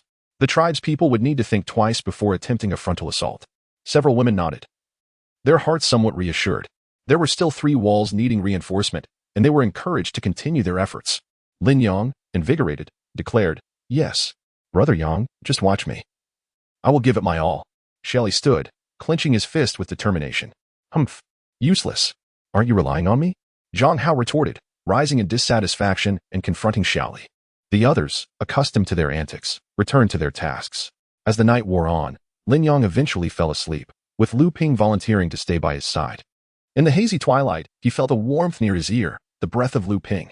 She propped herself up, casting sultry glances at him. Lin Yang. When do we start? She whispered. This woman seemed consumed by such thoughts, seeking to win Lin Yang's acceptance in this manner.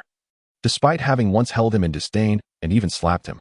Let's talk about it in a few days, Lin Yang murmured, succumbing to his drowsiness. He was utterly exhausted from their recent escape from the tribespeople and longed for some time to recuperate. Undeterred, Lu Ping draped her hand over his shoulder, loosening the collar of his shirt. Lin Lin Yong inhaled a fragrant scent, opening his eyes to find her leaning closer.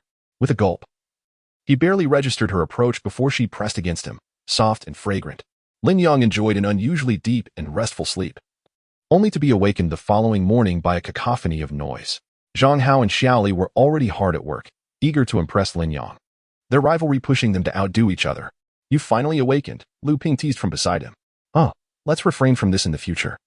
It could be discovered, Lin Yong cautioned softly. Why worry? There's been no substantial breakthrough yet. If it were possible, I would relish an audience. Lu Ping unabashedly revealed her nature. She was the type of woman who prioritized personal gain, aligning herself with the strongest. Let us talk later. Lin Yang's face flushed with embarrassment as he hurriedly exited, though inwardly he felt elated. Who could have imagined that a year ago, the very woman who had slapped him would now be seeking his favor? Pan Ling, Mari, Mei Wei, how is your marksmanship training coming along? Lin Yong suddenly halted the three women, pointing at their guns. Rest assured, Lin Yong, I guarantee I can hit my target. Fire away, Pan Ling replied confidently. The other two women nodded, equally assured. Under Abao's tutelage, their shooting skills had improved significantly. Very well, Pan Ling. You will oversee the watchtower on the main wall, armed with a rifle. Stand high and see far. If any danger arises, signal immediately, Lin Yong instructed sternly. Understood. Pan Ling responded earnestly, taking her position in the watchtower. Lin Yong then gathered the remaining two, gesturing with a stick as they selected a dense tree for observation. Come. Mari, you will climb this tree and keep an eye on the flanks. All right. Mari nodded and quickly ascended the tree.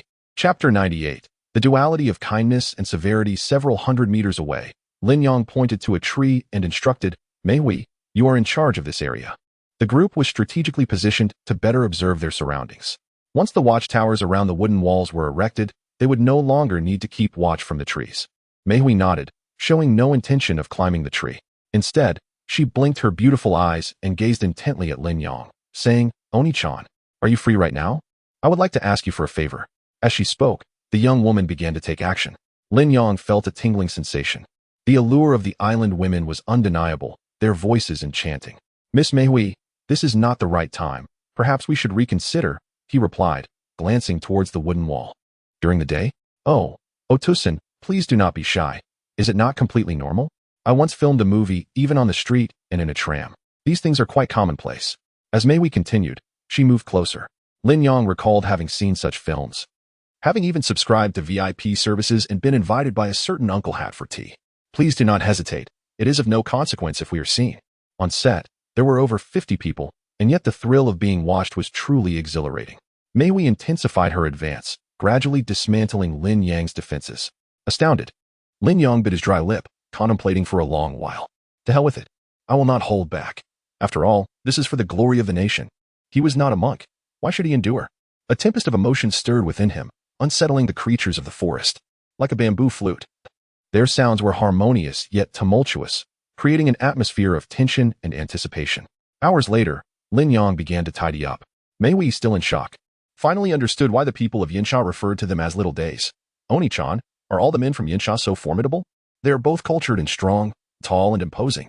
Of course, all men from Yinsha are remarkable. I am merely the least among them, Lin Yong replied, the truth resonating in his words. Incredible. The genetics of the Yinsha people are truly exceptional. Mei Wei covered her mouth, contemplating the possibility of changing her own inferior lineage by aligning herself with Lin Yong. After a brief conversation, Mei Wei reluctantly climbed the tree. Having experienced once, she yearned for a second and third time. Lin Yong, having settled matters, returned to camp to continue his busy schedule. Everyone was acutely aware of the perilous situation around them. Tribal people, wild men, tigers, wolves, and other ferocious beasts could easily spell their doom. With a concerted effort, Zhang Hao and Xiaoli had widened the wooden walls in no time. Lin Yong drilled small holes into them, inserting the crafted mortise and tenon joints, reinforcing both width and stability. Who are you? Pan Ling, on guard at the watchtower, suddenly shouted, aiming her rifle at a few individuals across the way. Lin Yong quickly grabbed his weapon and rushed out. A group of ragged individuals appeared to be supporting each other, seemingly having escaped from the tribal people. Please take us in, 6 of them pleaded, clinging to one another in desperation. Lin Yong assessed the situation and recognized that these individuals had narrowly evaded capture. It seemed fate had granted them a chance at survival. Considering the need for labor in their construction efforts, he decided their addition would expedite progress. All right, let them in, he gestured. The women lowered their weapons, allowing the newcomers to stumble inside. Wait, we will first discuss terms. I will provide for you, but you must work for me in return, or do not expect my kindness. Lin Yong wiped his knife clean, his expression stern. The newcomers expressed profound gratitude and immediately pledged their loyalty. Shanshan, take a few sisters to prepare some meat for them to regain their strength. Lin Yong commanded, and Lu Shanshan promptly complied. This may not be easy, Lin Yong mused, stroking his chin. The group, having faced life and death together, appeared to share a deep bond. However, this was problematic. Should they recover, they might turn against him. Here comes the meat. At that moment, Lu Shanshan returned with food. The men's eyes lit up at the sight of sustenance, swallowing hard, clearly having gone too long without a proper meal. Lin Yong stopped Lu Shanshan, taking the meat into his own hands, and regretfully said, I'm sorry, but we can only accept 4 of you. We cannot take in the remaining 2. What? We 6 have fought for our lives. We cannot be separated. 2 of them protested vehemently while the others echoed their sentiments. Lin Yang's expression darkened. It appeared these 6 were united in their resolve. I would rather proceed with fewer workers than risk harboring dissent. He cleared his throat, preparing to speak, but was suddenly taken aback by the chaos that ensued. How dare you strike me? What is wrong with you? One shouted. Don't think I didn't see the stone in your hand. Another retorted. I've long found you intolerable.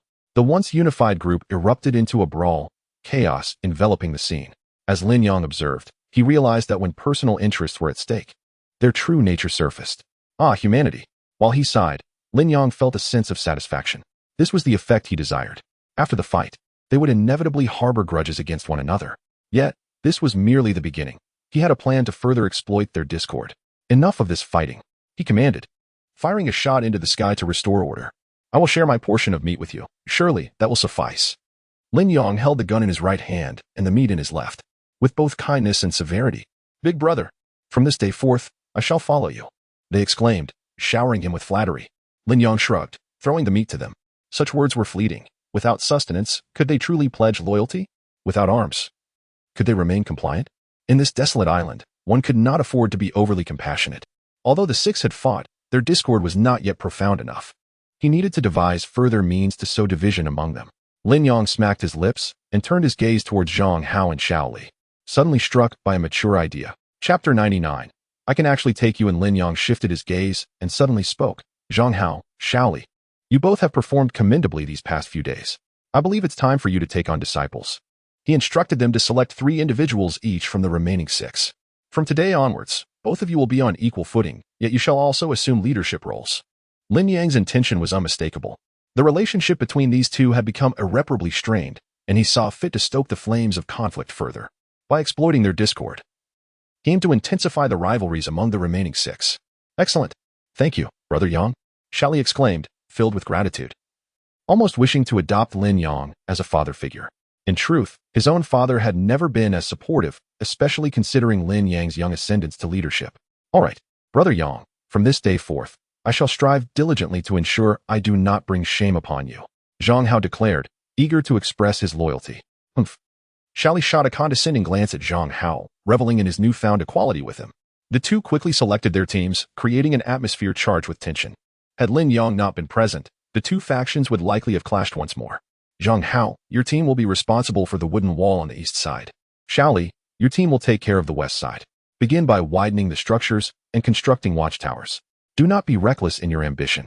If you focus solely on superficial achievements and the sturdiness does not meet my expectations, you will face consequences. Lin Yong spoke sternly. Everyone nodded in agreement and hurried to their tasks.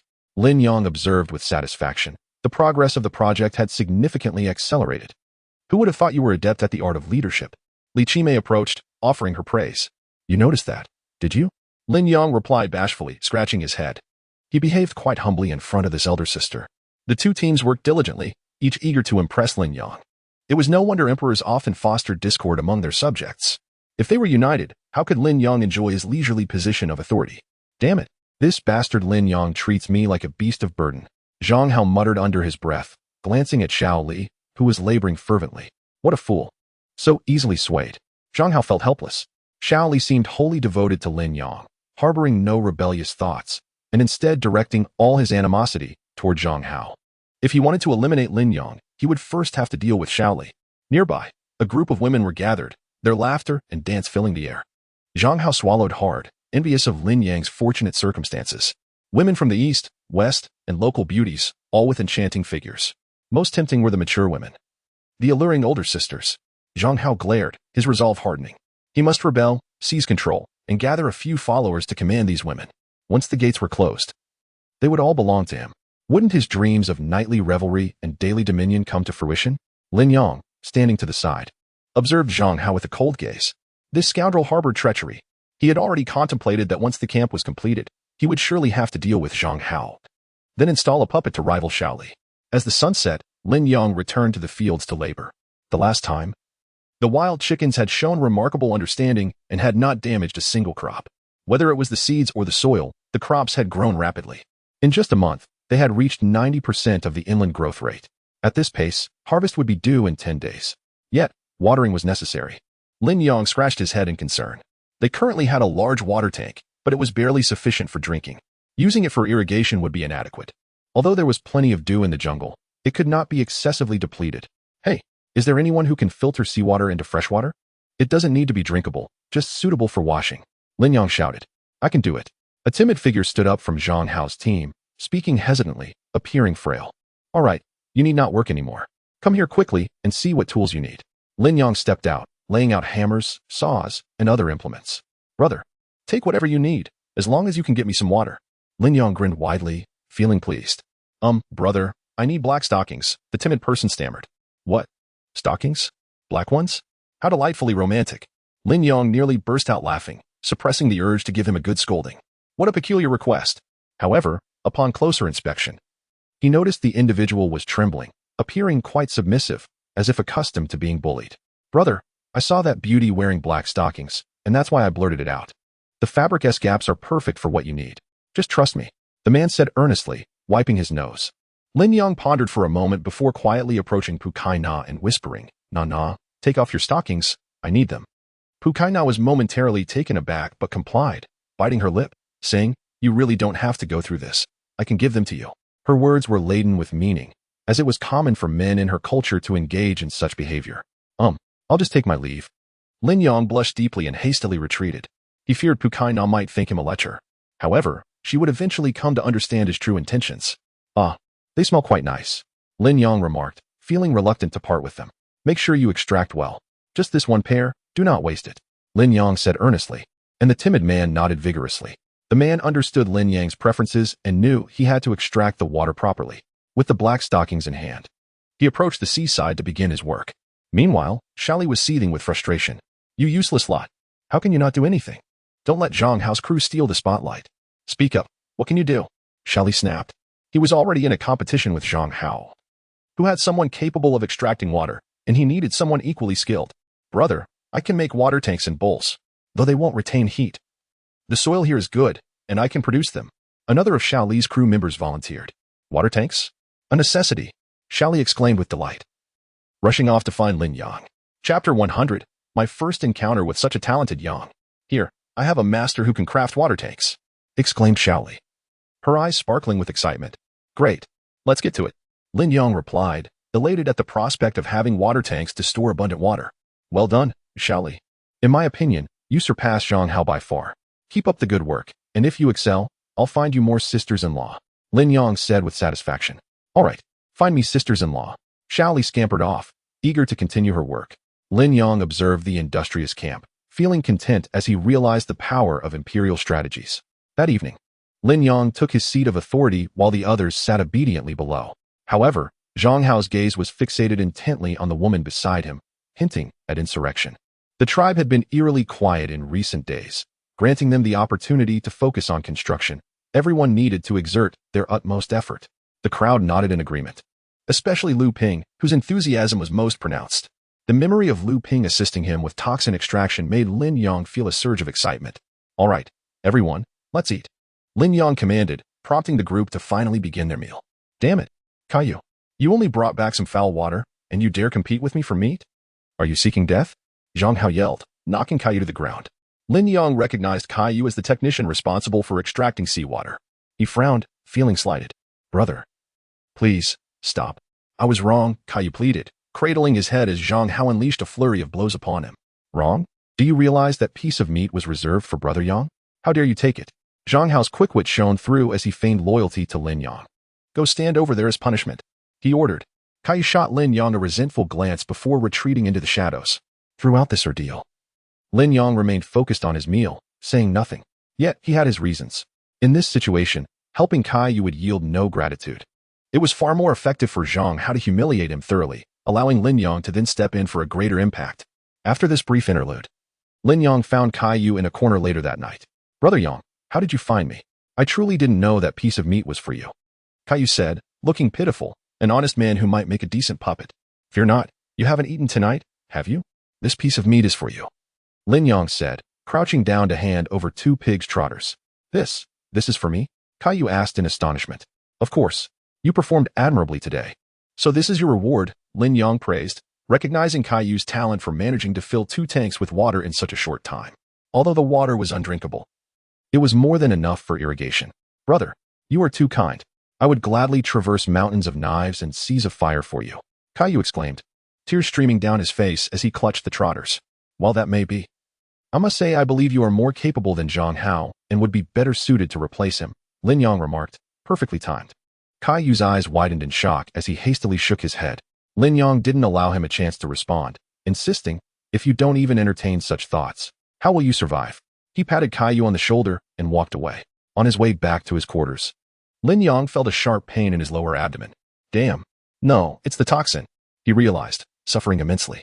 The last time he assisted Wang Jinlian, it took days to rid himself of the toxins. This poison was not only lethal but also ignited desires within a person. Helpless, Lin Yang called for Lu Ping. Oh, Lin Yang, you finally remembered me. What do you wish to do tonight? Lu Ping's eyes sparkled as she playfully bit her lip, feigning modesty. Lin Yang, flustered and sweating, pointed to his abdomen. Lu Ping understood immediately, and they retreated to a nearby thicket. With a swift motion, Lu Ping forcefully removed Lin Yang's trousers, revealing the wound on his thigh. 1, 2.